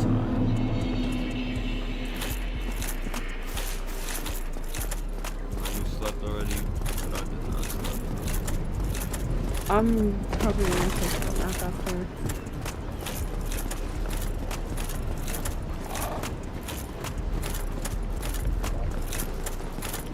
I was not expecting to sleep for that long. 6 hours?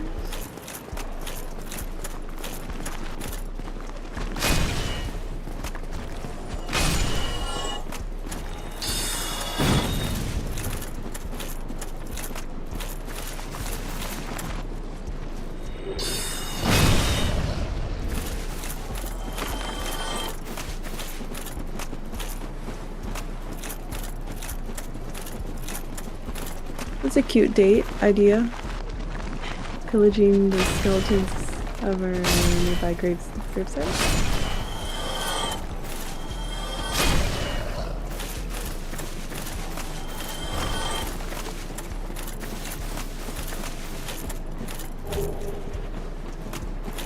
Ooh, binoculars.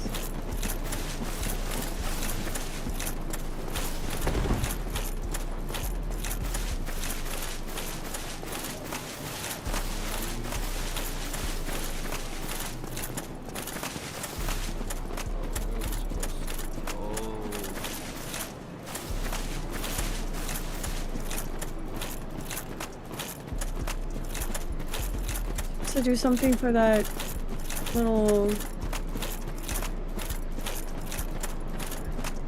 sea creature? Right here.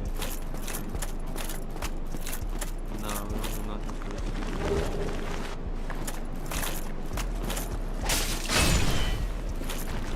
Oh. No, it's not here. Take a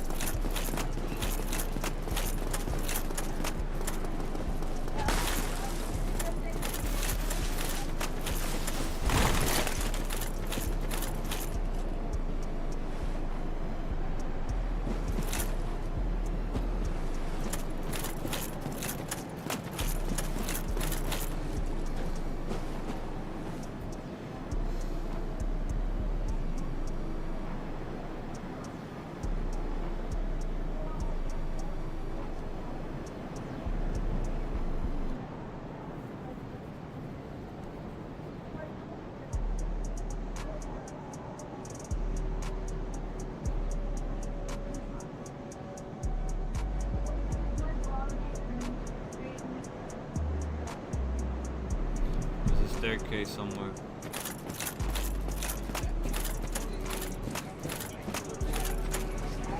See that staircase.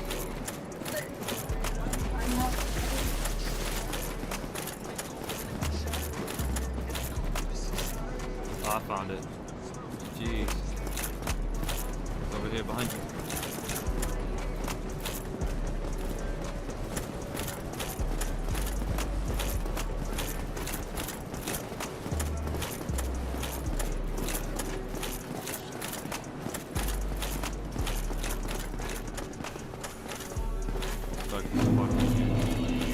There is a spell that we could use. Oh! They didn't do too much damage to you, or they did a little bit of damage. No, it did.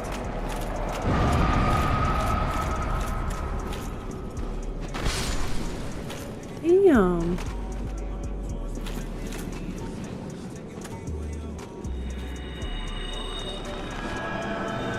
Thank you. You gotta kill them twice. Motherfucking skeletons. Oh. But sometimes they just don't die. I don't know why. There is an enemy down here that's tough. They're called the pinwheels. Mhm. Those do a lot of damage. You got them.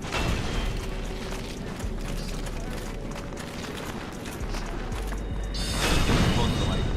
They're supposed to die.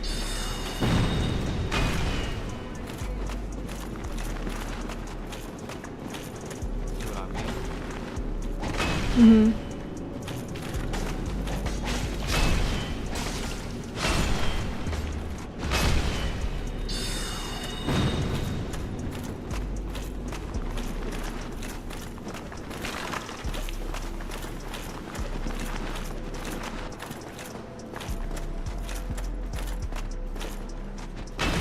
There's another.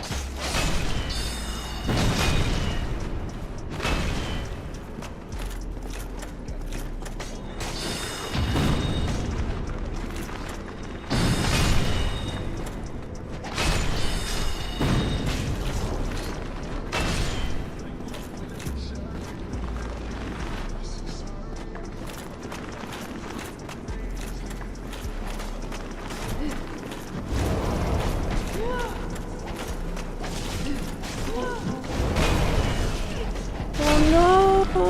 They got me.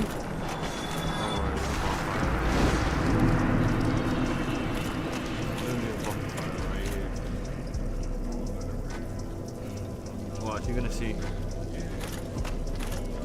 think I know where you died too. Can I warp there maybe?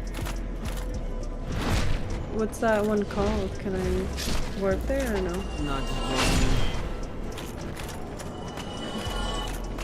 Actually, yeah. Don't worry, you're gonna see where you died at.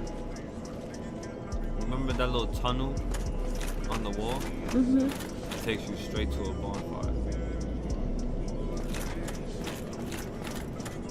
Now we just gotta beat Graveyard Needle.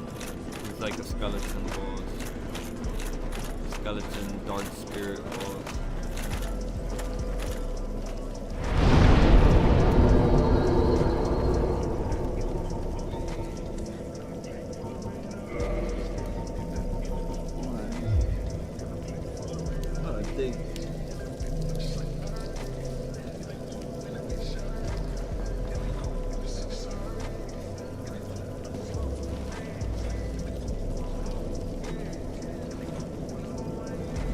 So how to use magic weapon I have to,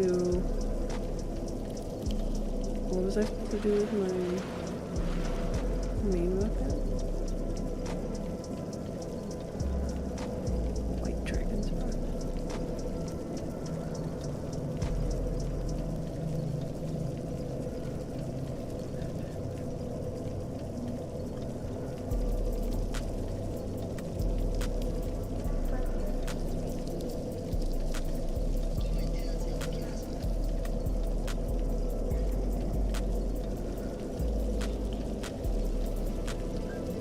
Oh, I have to put a buffable weapon in my own right.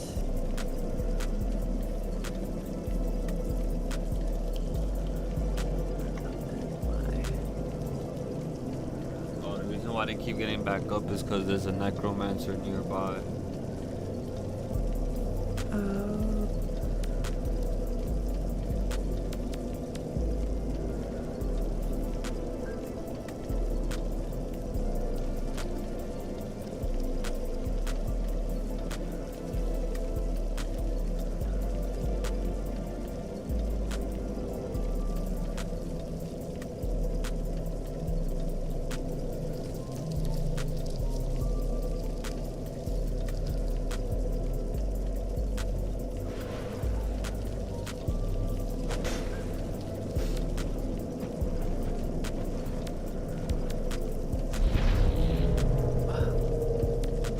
Hey, I got the crystal magic weapon. Yes.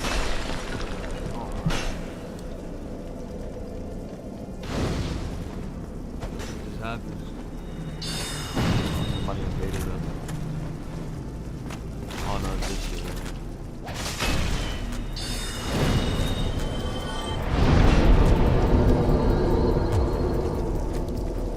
Yeah, fuck it. Let's go take out Pinwheel. There's two bosses. It's Pinwheel and then there's Nito. Nito has a Lord Vessel. He doesn't come until after.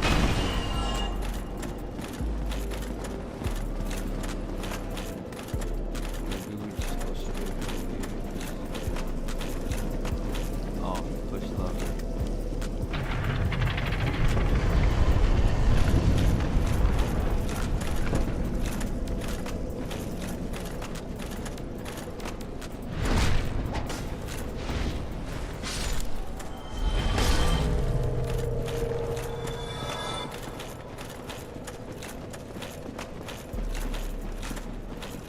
Every Dark Souls game has a catacomb. Yeah. There's always an Anor Londo, there's always a catacomb, there's always a forest.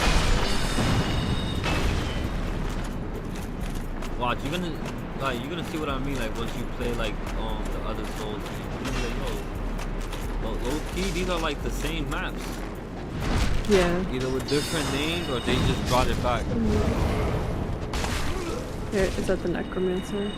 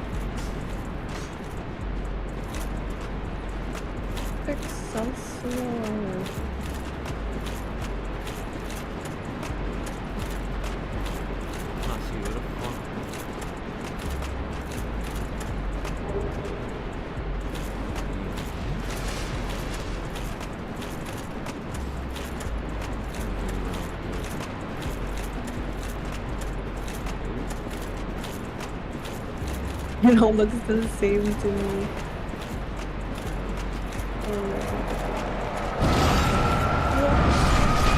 Oh! Spikes. Spiky things. Oh, more spiky things.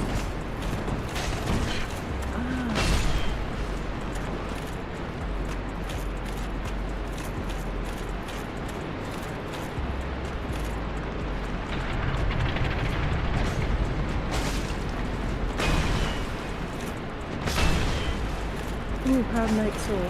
Money!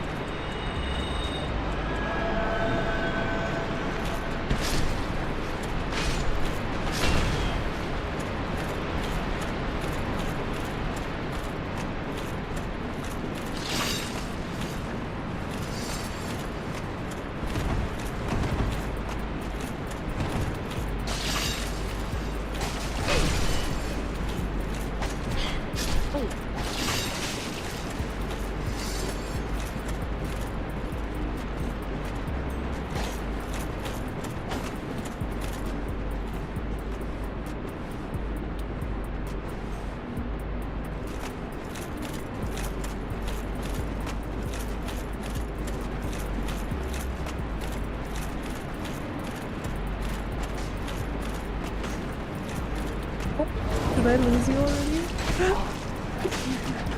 You guys. Where are you? Help. I don't know. Wait, I just said I think I lost you. I hear you. There you are.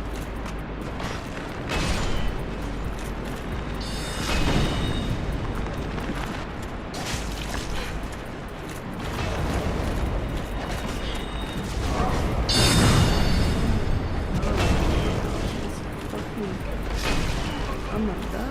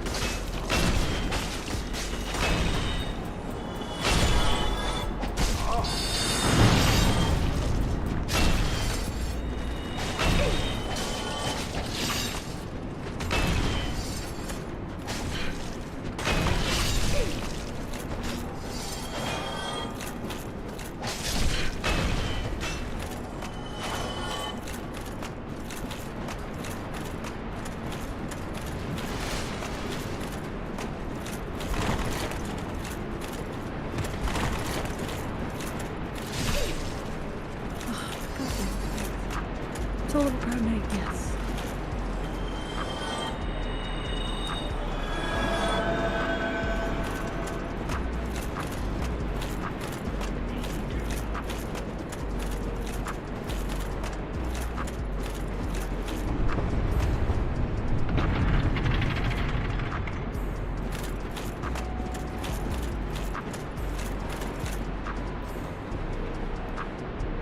Oh. There's something down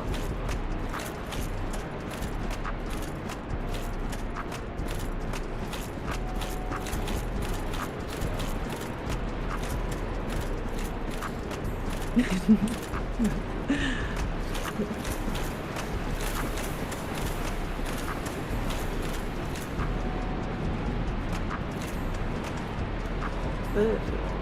Oh no, that's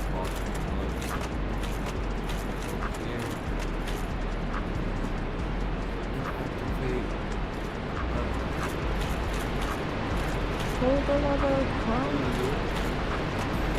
Yeah. fixing the bridge. Ooh.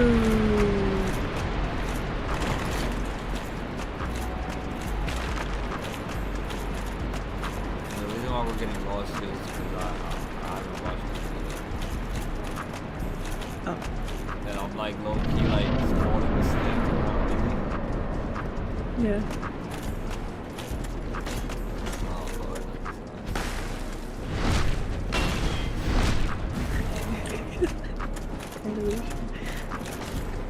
Yeah, when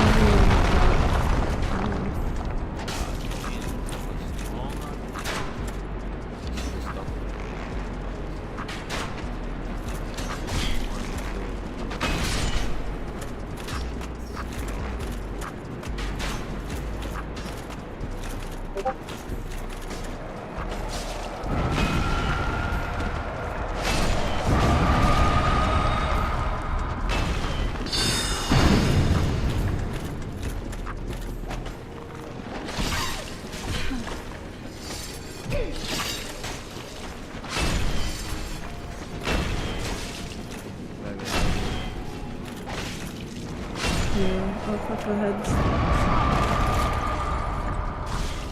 Oh, god, yeah.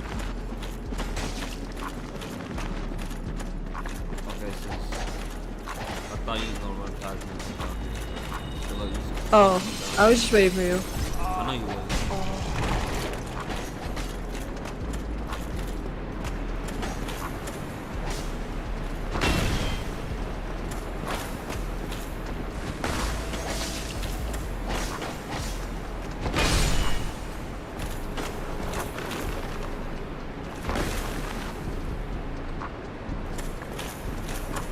Crystals or something.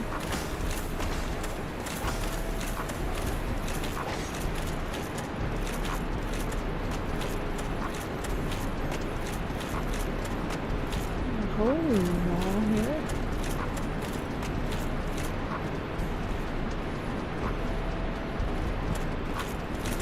Ah! Yeah, I done so.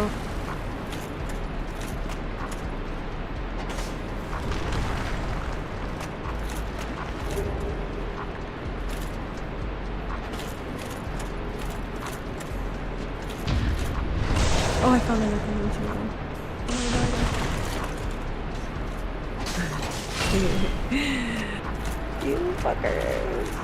I didn't fall to the bottom of that shit. So you died. Yeah. We'll respawn.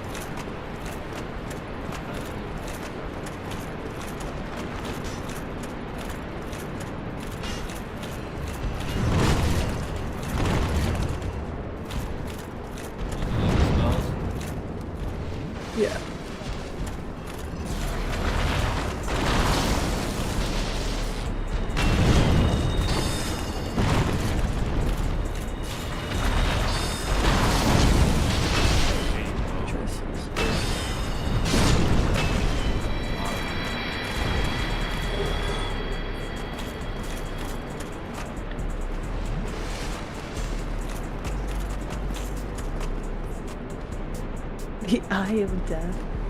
That's what I just picked up. The Eye of Death. Said the what? The Eye of Death. It was right over here. Yeah. The Eye of Agamotto.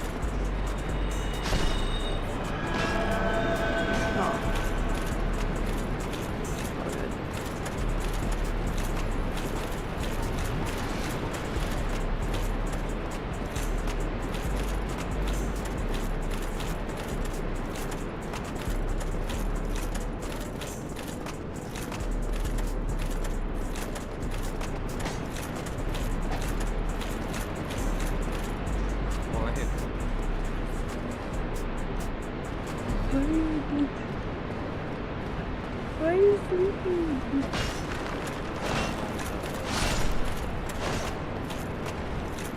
Nestle in the cafe. Take a nap.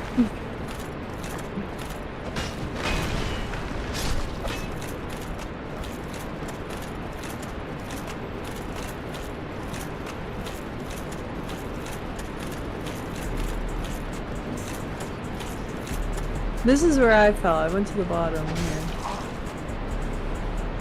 Probably where we have to go.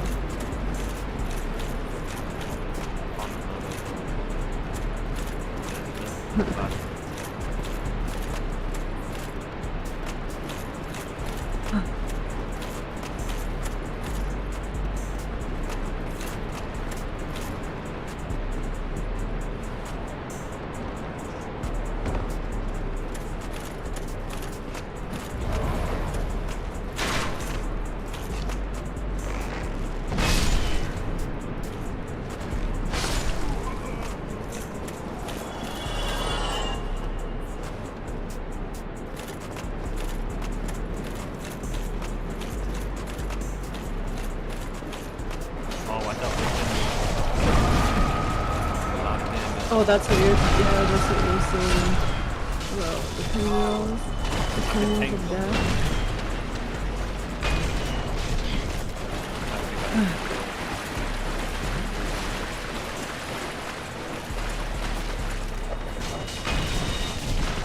Fuck you, Pinwheel. Fuck you, other Pinwheel. I'm so squishy. I know.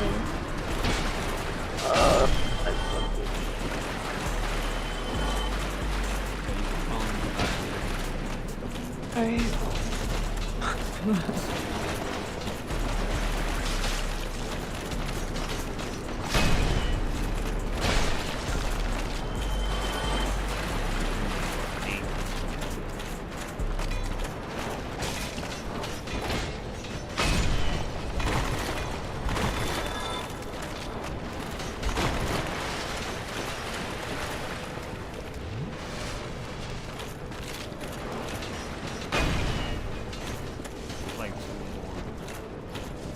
Holy fudge sickle.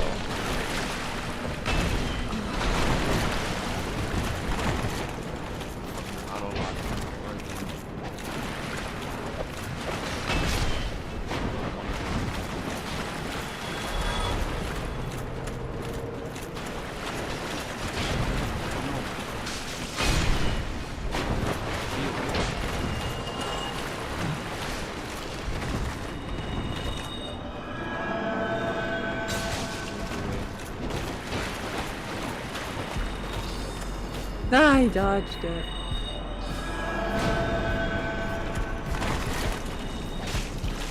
I fucking... It was like a one shot. Ah. I switched my staff and my wielding weapon now. I'm getting used to like fighting with it. Nah, you can join me.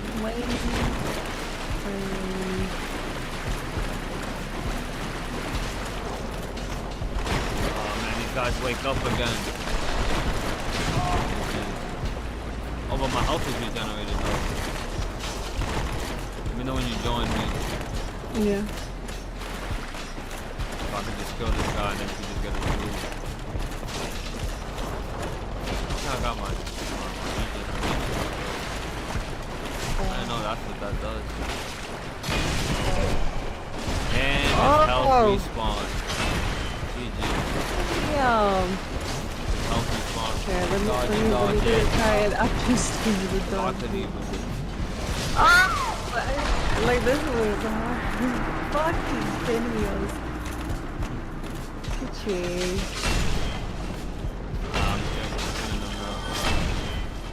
I think they just respawned when I went over there. I don't know why.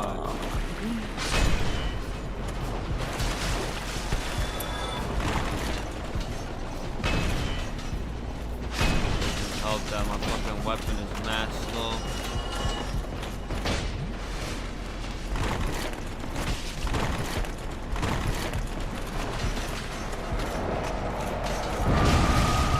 Oh my god.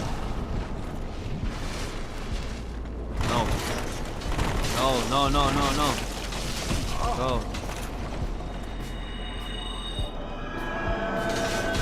Oh my god.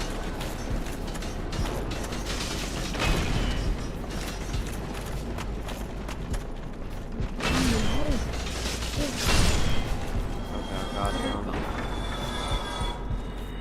Look the guilty. Watch out, he's right there. Kill him. You just fell. Good shit. Alright, we out of here. They're about to, oh no. Wait, why'd you left? I didn't. Oh no, what happened? I have no idea. Oh man. Coming.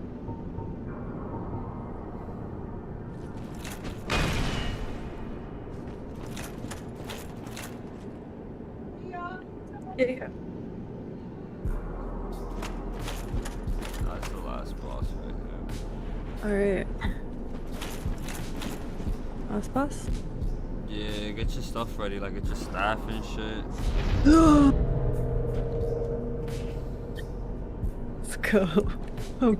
That's Logan's catalyst? Yeah, it's in my left hand.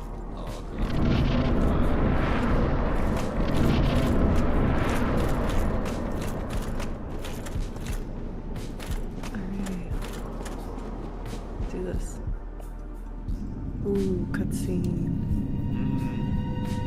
I didn't know if Pinwheel was a boss or not, but this is Nito. Ooh.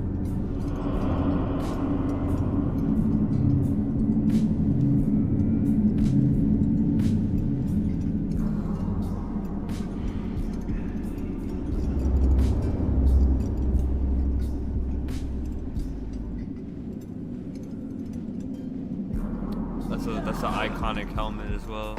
The granddad helmet. Oh no, this is not Nito. This is Pinwheel. Oh. Okay, so what's the key here? I don't know. You gotta hit the right one. Okay. Damn. Pretty much did most of the work right there. We got that. That's it? Except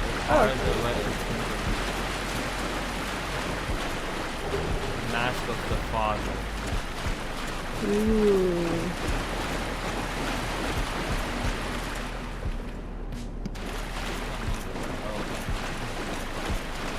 Okay, so we got Pinwheel.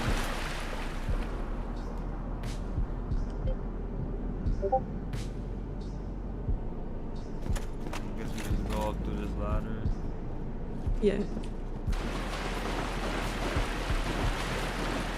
Okay. Now we gotta go to the Tomb of Giants. Ooh. Climb up.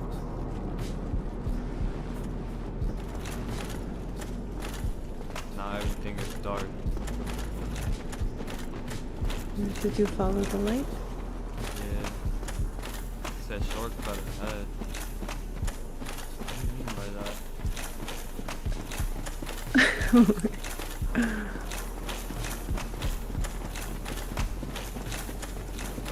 It said shortcut ahead. Oh, I see.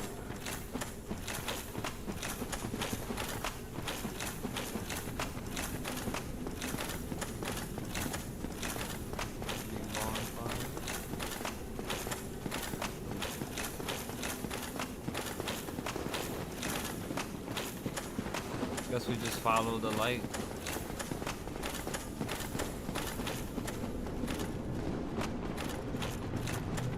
Don't follow the light. I damn near died. No, you didn't. You missed one. You're supposed to go to the left. There was one to the left. Okay, I'll just. You want me to make a world and you join? Don't follow the light.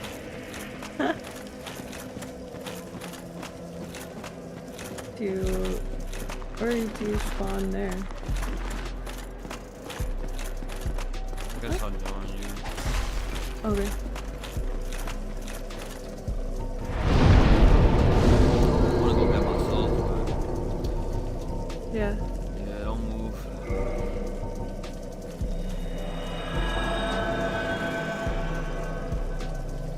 Create a world. Okay.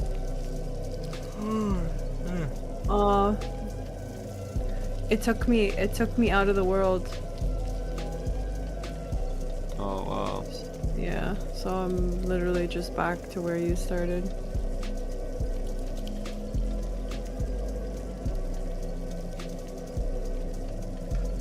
Okay.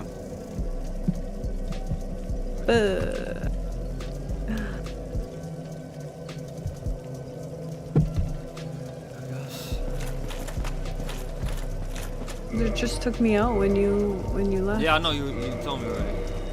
Good job. Oh.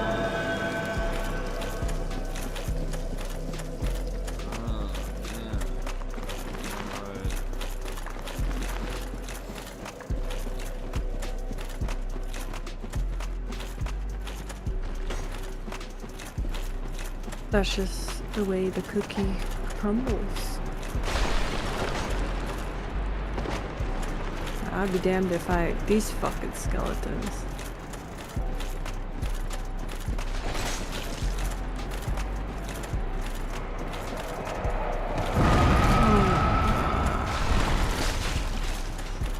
See what they meant by the shortcut, but I didn't activate the shortcut. Alright, I'm done.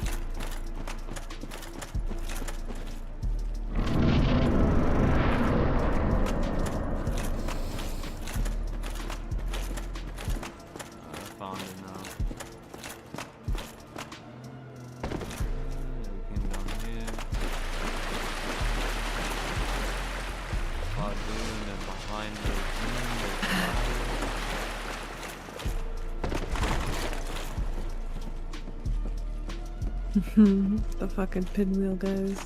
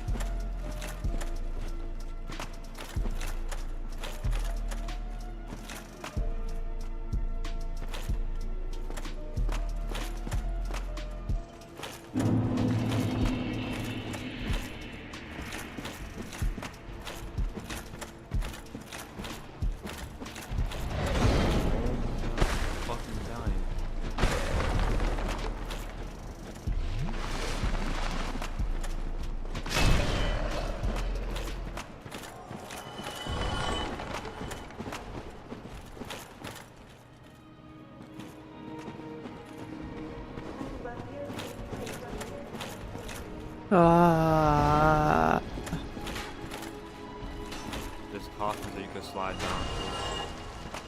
Yeah, I slid off of it.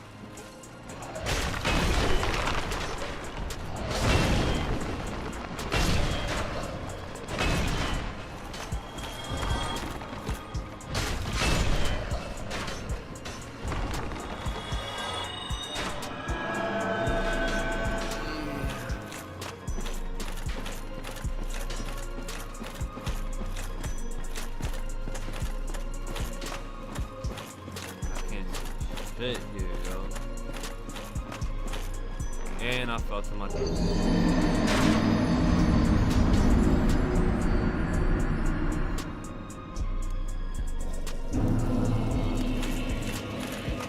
Gotta be like quick away to access that. I haven't watched any videos.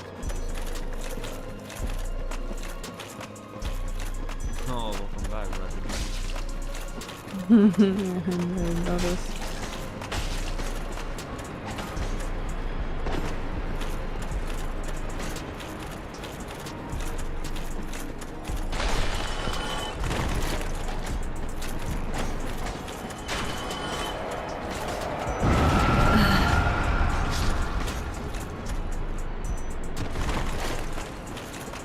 My motor skills are now depleting.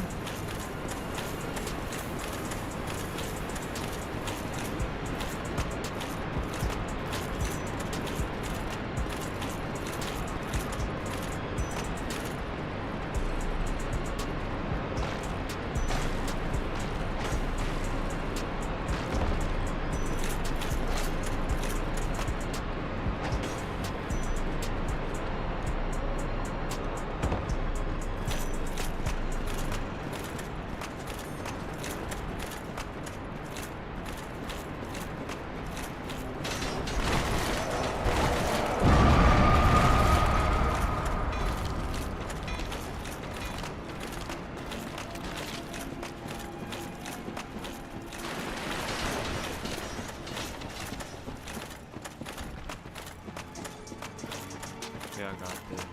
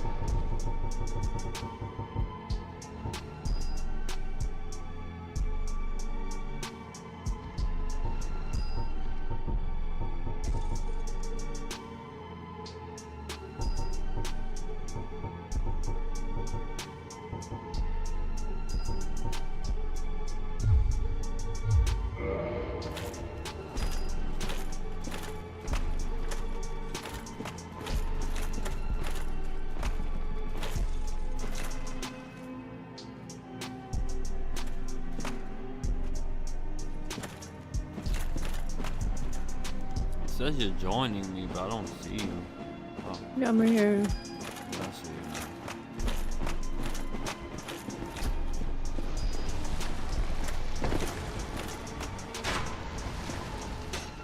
Nothing here. I don't know where we gotta go.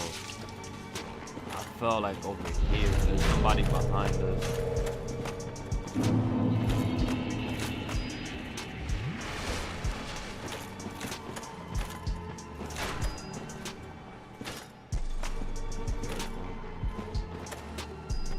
Maybe if we go to the front. Nope. There's no light anywhere. See anything over there?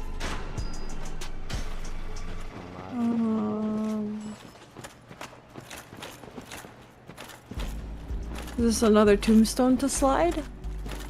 Yeah, I guess, yeah. So, Oh, scared the shit out of me. Oh, there's a green light over here. Oh, holy fuck, dude. Good day. you were just chilling here? What are you doing? Patrick. Baldy? Yes, I'm clear. Yes. Well, there's a stash of treasure right down. I found it. I owe you In the for middle of that, these caves. trade or whatnot. Well, go on. Ooh, treasure. There. Nah, I don't trust him. Where's take a bit?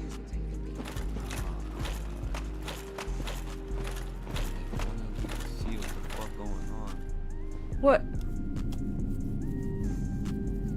Look at what he does. Look. What's he gonna do? This bit.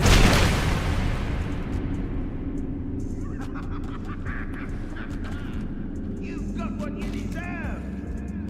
You damn clerics. You're worse than maggots. Okay, it's character development. I'll strip your corpse clean. Oh.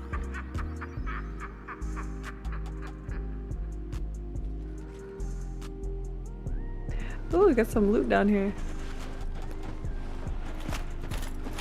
Oh, I got a skull lantern. Maybe we can use that.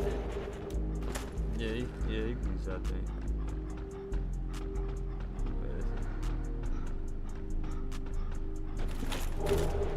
Yeah, I also got one. True. Let's see what that does. How does it go on though? Here. Let's pave the way with lights!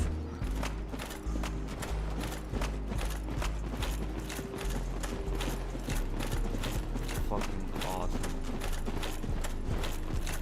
I can see everything now. HD. Ooh. Oh my god, he's moving. Ooh. Where are you? Stop moving. Behind me. Wasn't for me, I guess. Oh no, I think we're going to use that.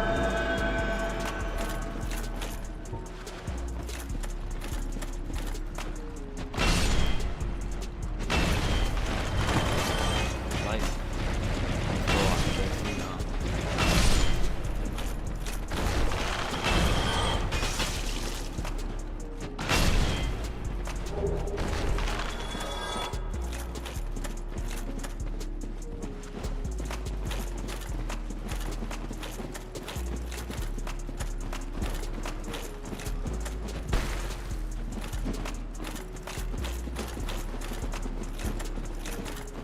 Oh, the cleric. She has.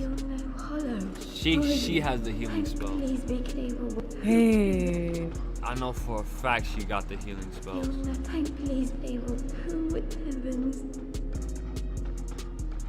I just realized I lost all those souls I once had. There they were once brave. Who would let heavens? I guess we gotta go find the two knights that was her friends or some shit. Okay. It's these guys. I need like. Man, they got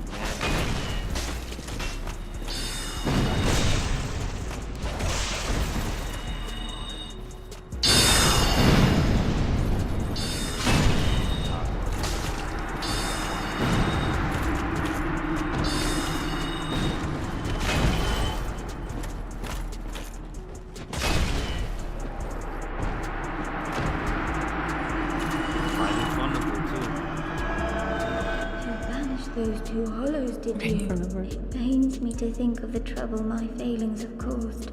I am certain that both Vince and Nico are going to thank you. Here, these belonged to them. Thank you. That's it. I am certain.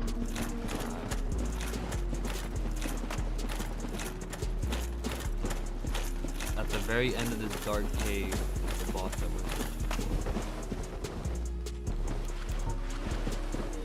wait, come back. Yay. I don't know if you needed that.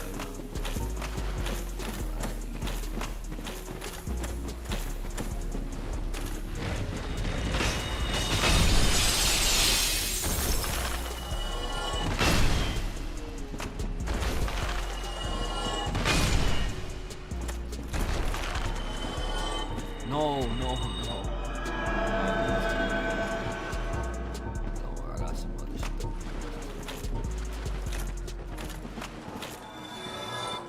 Ladder.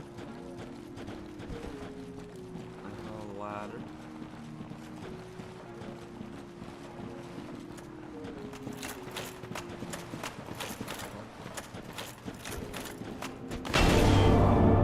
Oh, secrets. Yeah, because there's no way they would just do Ah! that for no reason.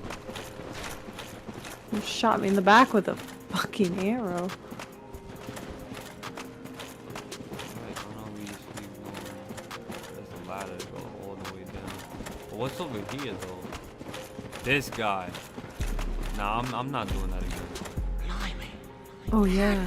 Kill this motherfucker. He actually want to fight? Oh, you got the good spells. You are finished. Get your ass out of here. That was patches. I think he's in all the games. Oh. Even in Elden Ring too.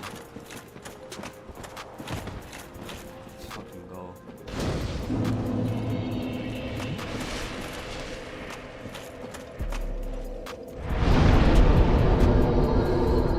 It's like a fan favorite.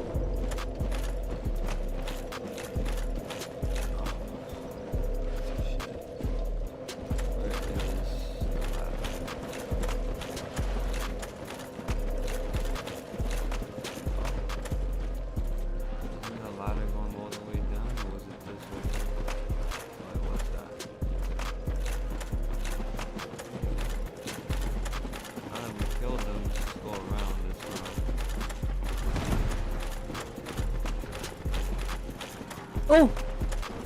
I see a boss fight. Don't worry. Shit.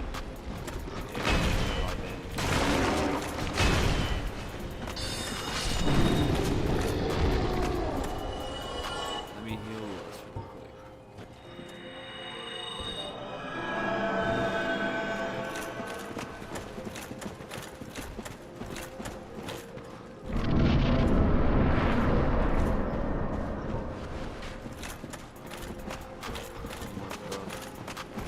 Oh no no no no!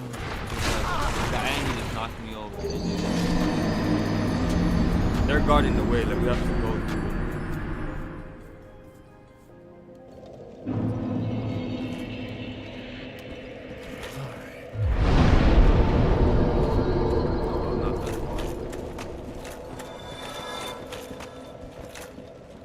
Okay.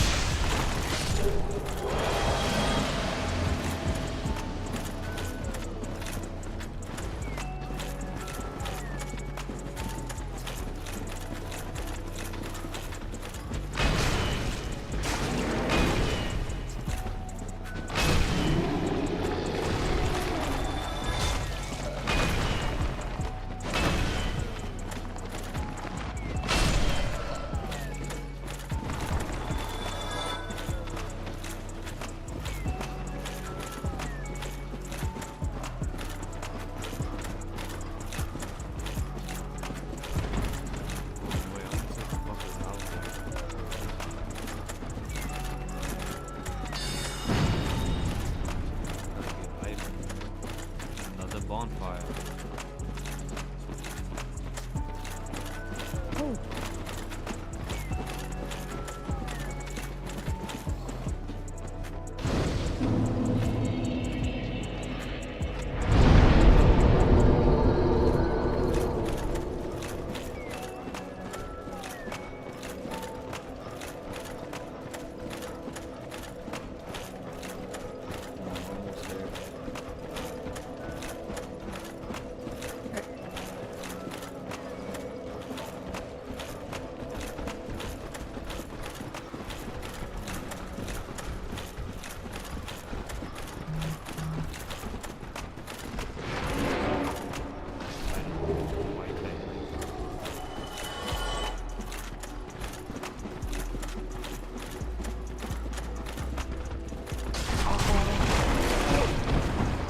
Oh.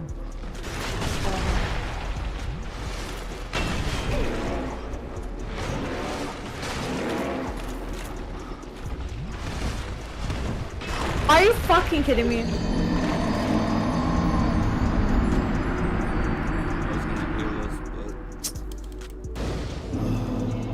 Oh, at least the thing is right here. Thank heavens. Forgot that that was there.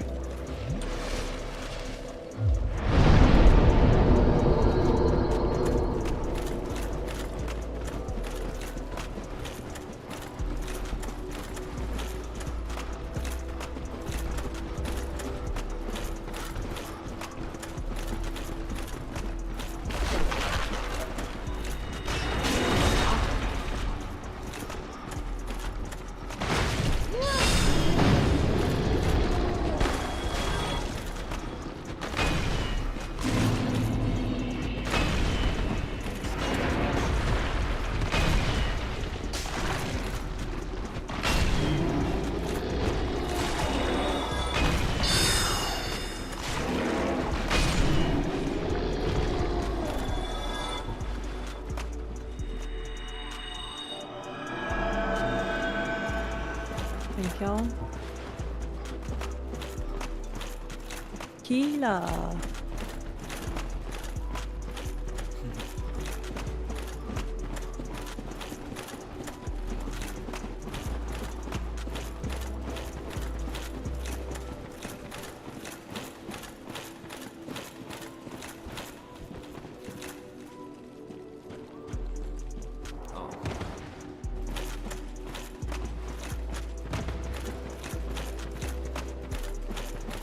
Oh, I remember this place. Ooh. It's fire.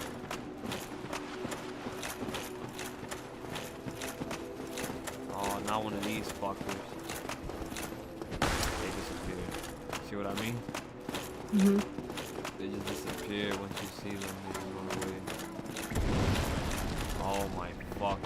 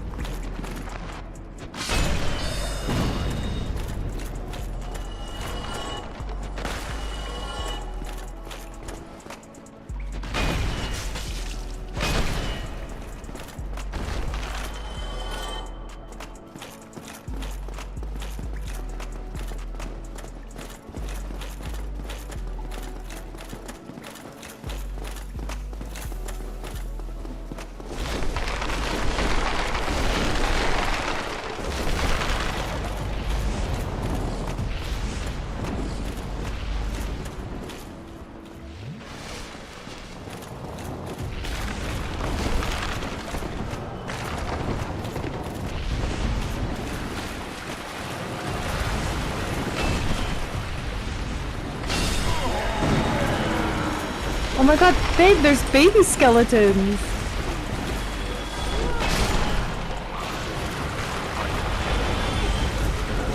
I'm getting cooked.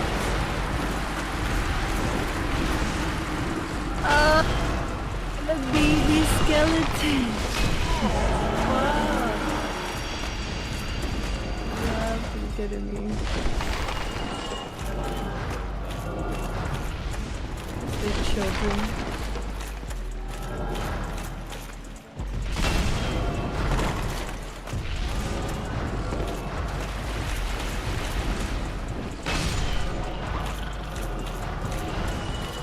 Hello.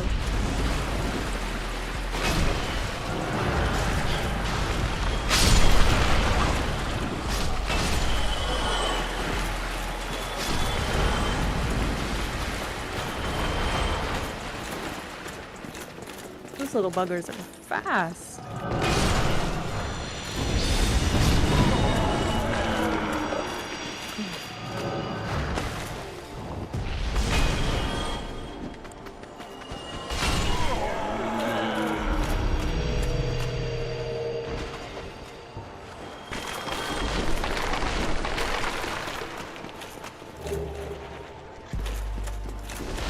Hero どこだ? Ooh.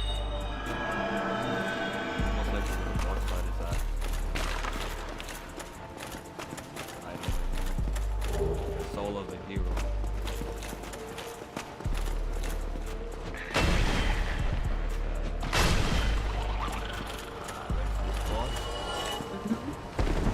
Let's get it.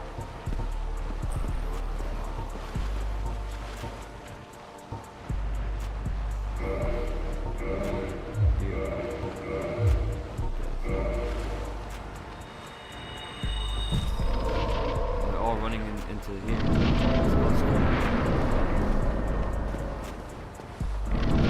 The boss right here. Oh. Guess we just drop down. Ah. Yeah, we do drop down. Okay, bet fire. Last boss for me. Alright. Go watch the episode.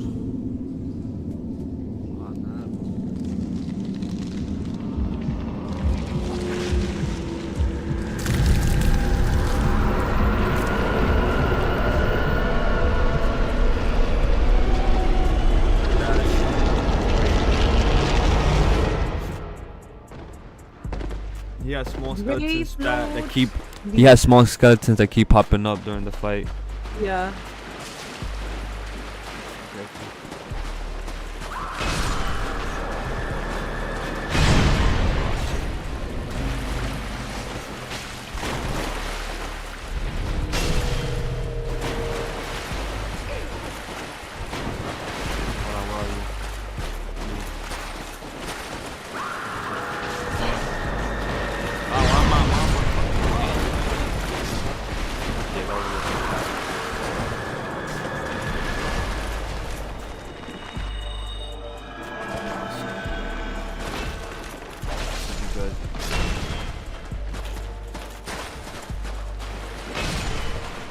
Now we gotta start hitting the main dude. He doesn't lock up.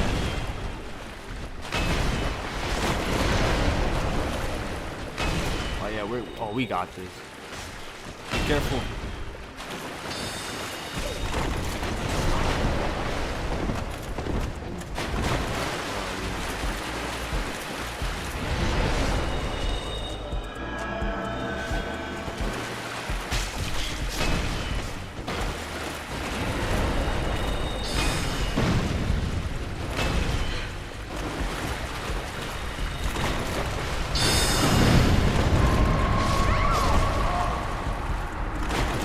Damn. I should just depleted my health. Yeah, so many bosses be having that. Oh, if you get too close to me, I'm gonna explode. Yeah. Attacks. Yeah.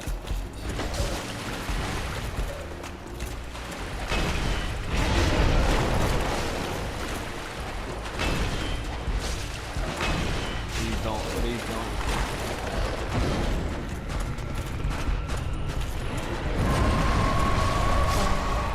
Still fucking 50.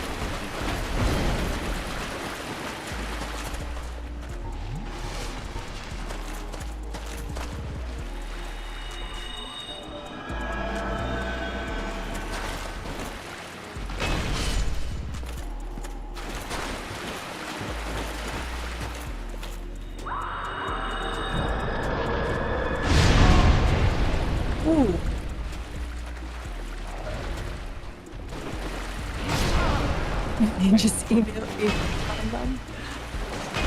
Fuck it. Unmovable object. The immovable force. No. Ooh, you're tanky. Can't even move though. Okay, there you go. Woo. Run. Let's go. Jeez.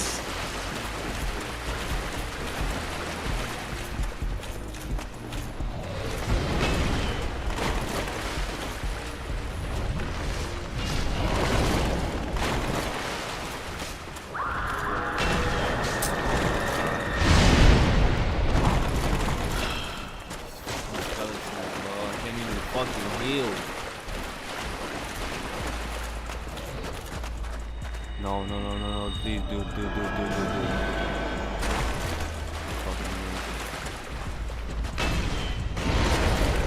fucking go. Weave.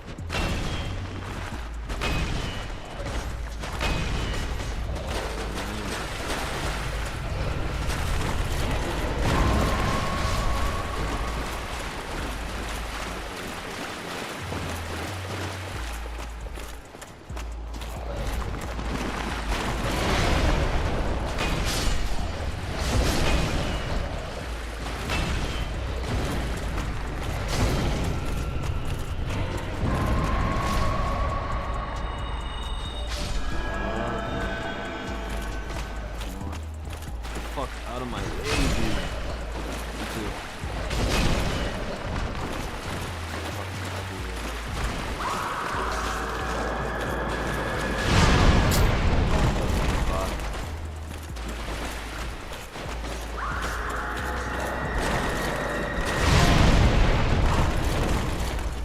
Okay. Alright. I know what I'm gonna do.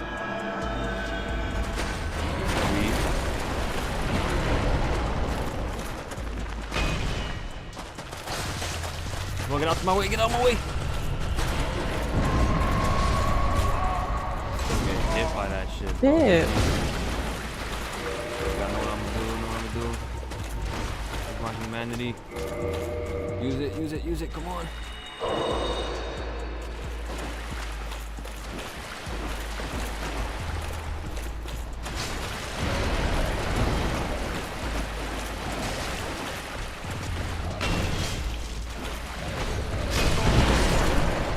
Get up. Let's go! Yeah. Let's go. That was tricky. He has a lot of skeletons. Did you get the achievement too, or? Yeah. Oh man, that was tough. So squishy, and the skeletons killed me in 2 blows. Nah, yeah, I'm not gonna lie. Those skeletons were annoying.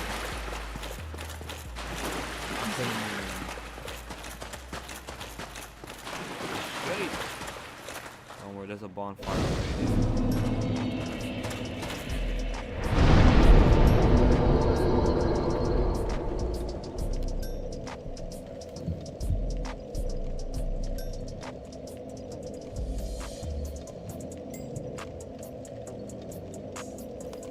GG's.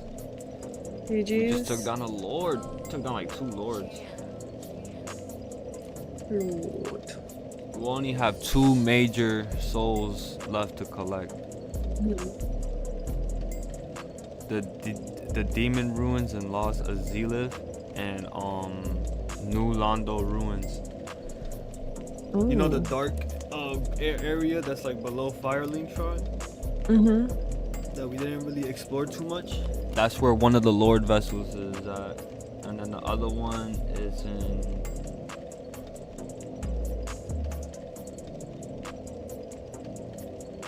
I forgot what that shit is at. But the Demon Ruins, yeah. I know how to get to the Demon Ruins. We got there one time. Remember when we was at the Depths?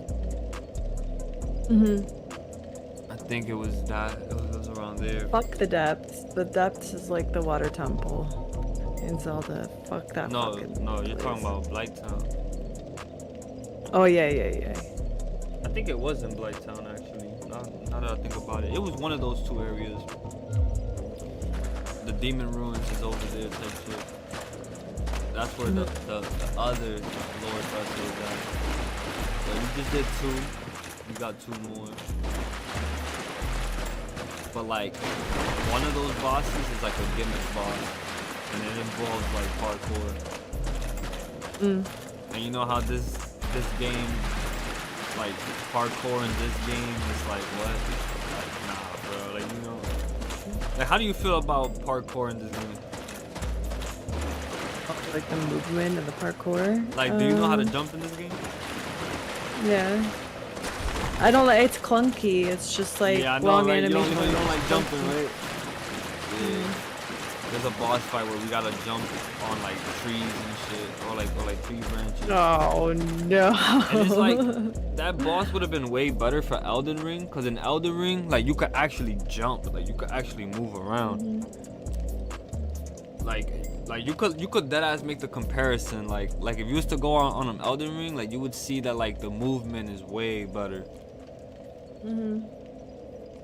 Cause that game is like is more geared towards like moving around and riding a horse and jumping on shit. This game is like they make you jump half an inch, and then they expect you to like go over ledges and shit, do all this and that. But yeah, let's take this last pull.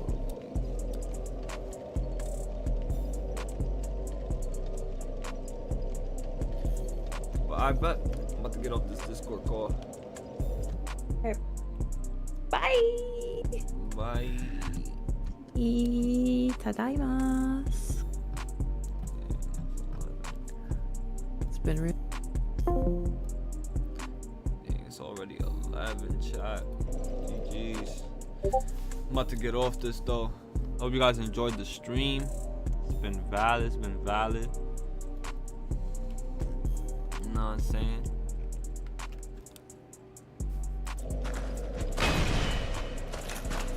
Yeah, correct.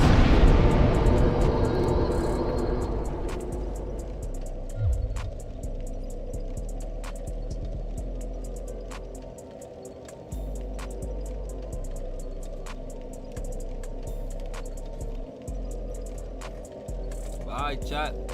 That's been Dark Souls 1. We're getting pretty far into the game. We're getting pretty close to the end of the game.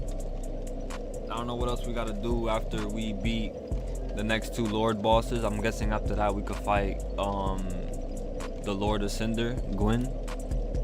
But yeah, chat, if you guys appreciate this stream, man, make sure y'all hit that follow button, sub up, hit that subscribe button on YouTube.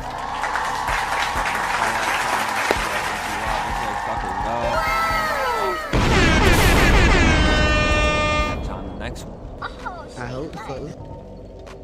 Hey, hold on, let's see, let me end this shit real quick. Peace, chat.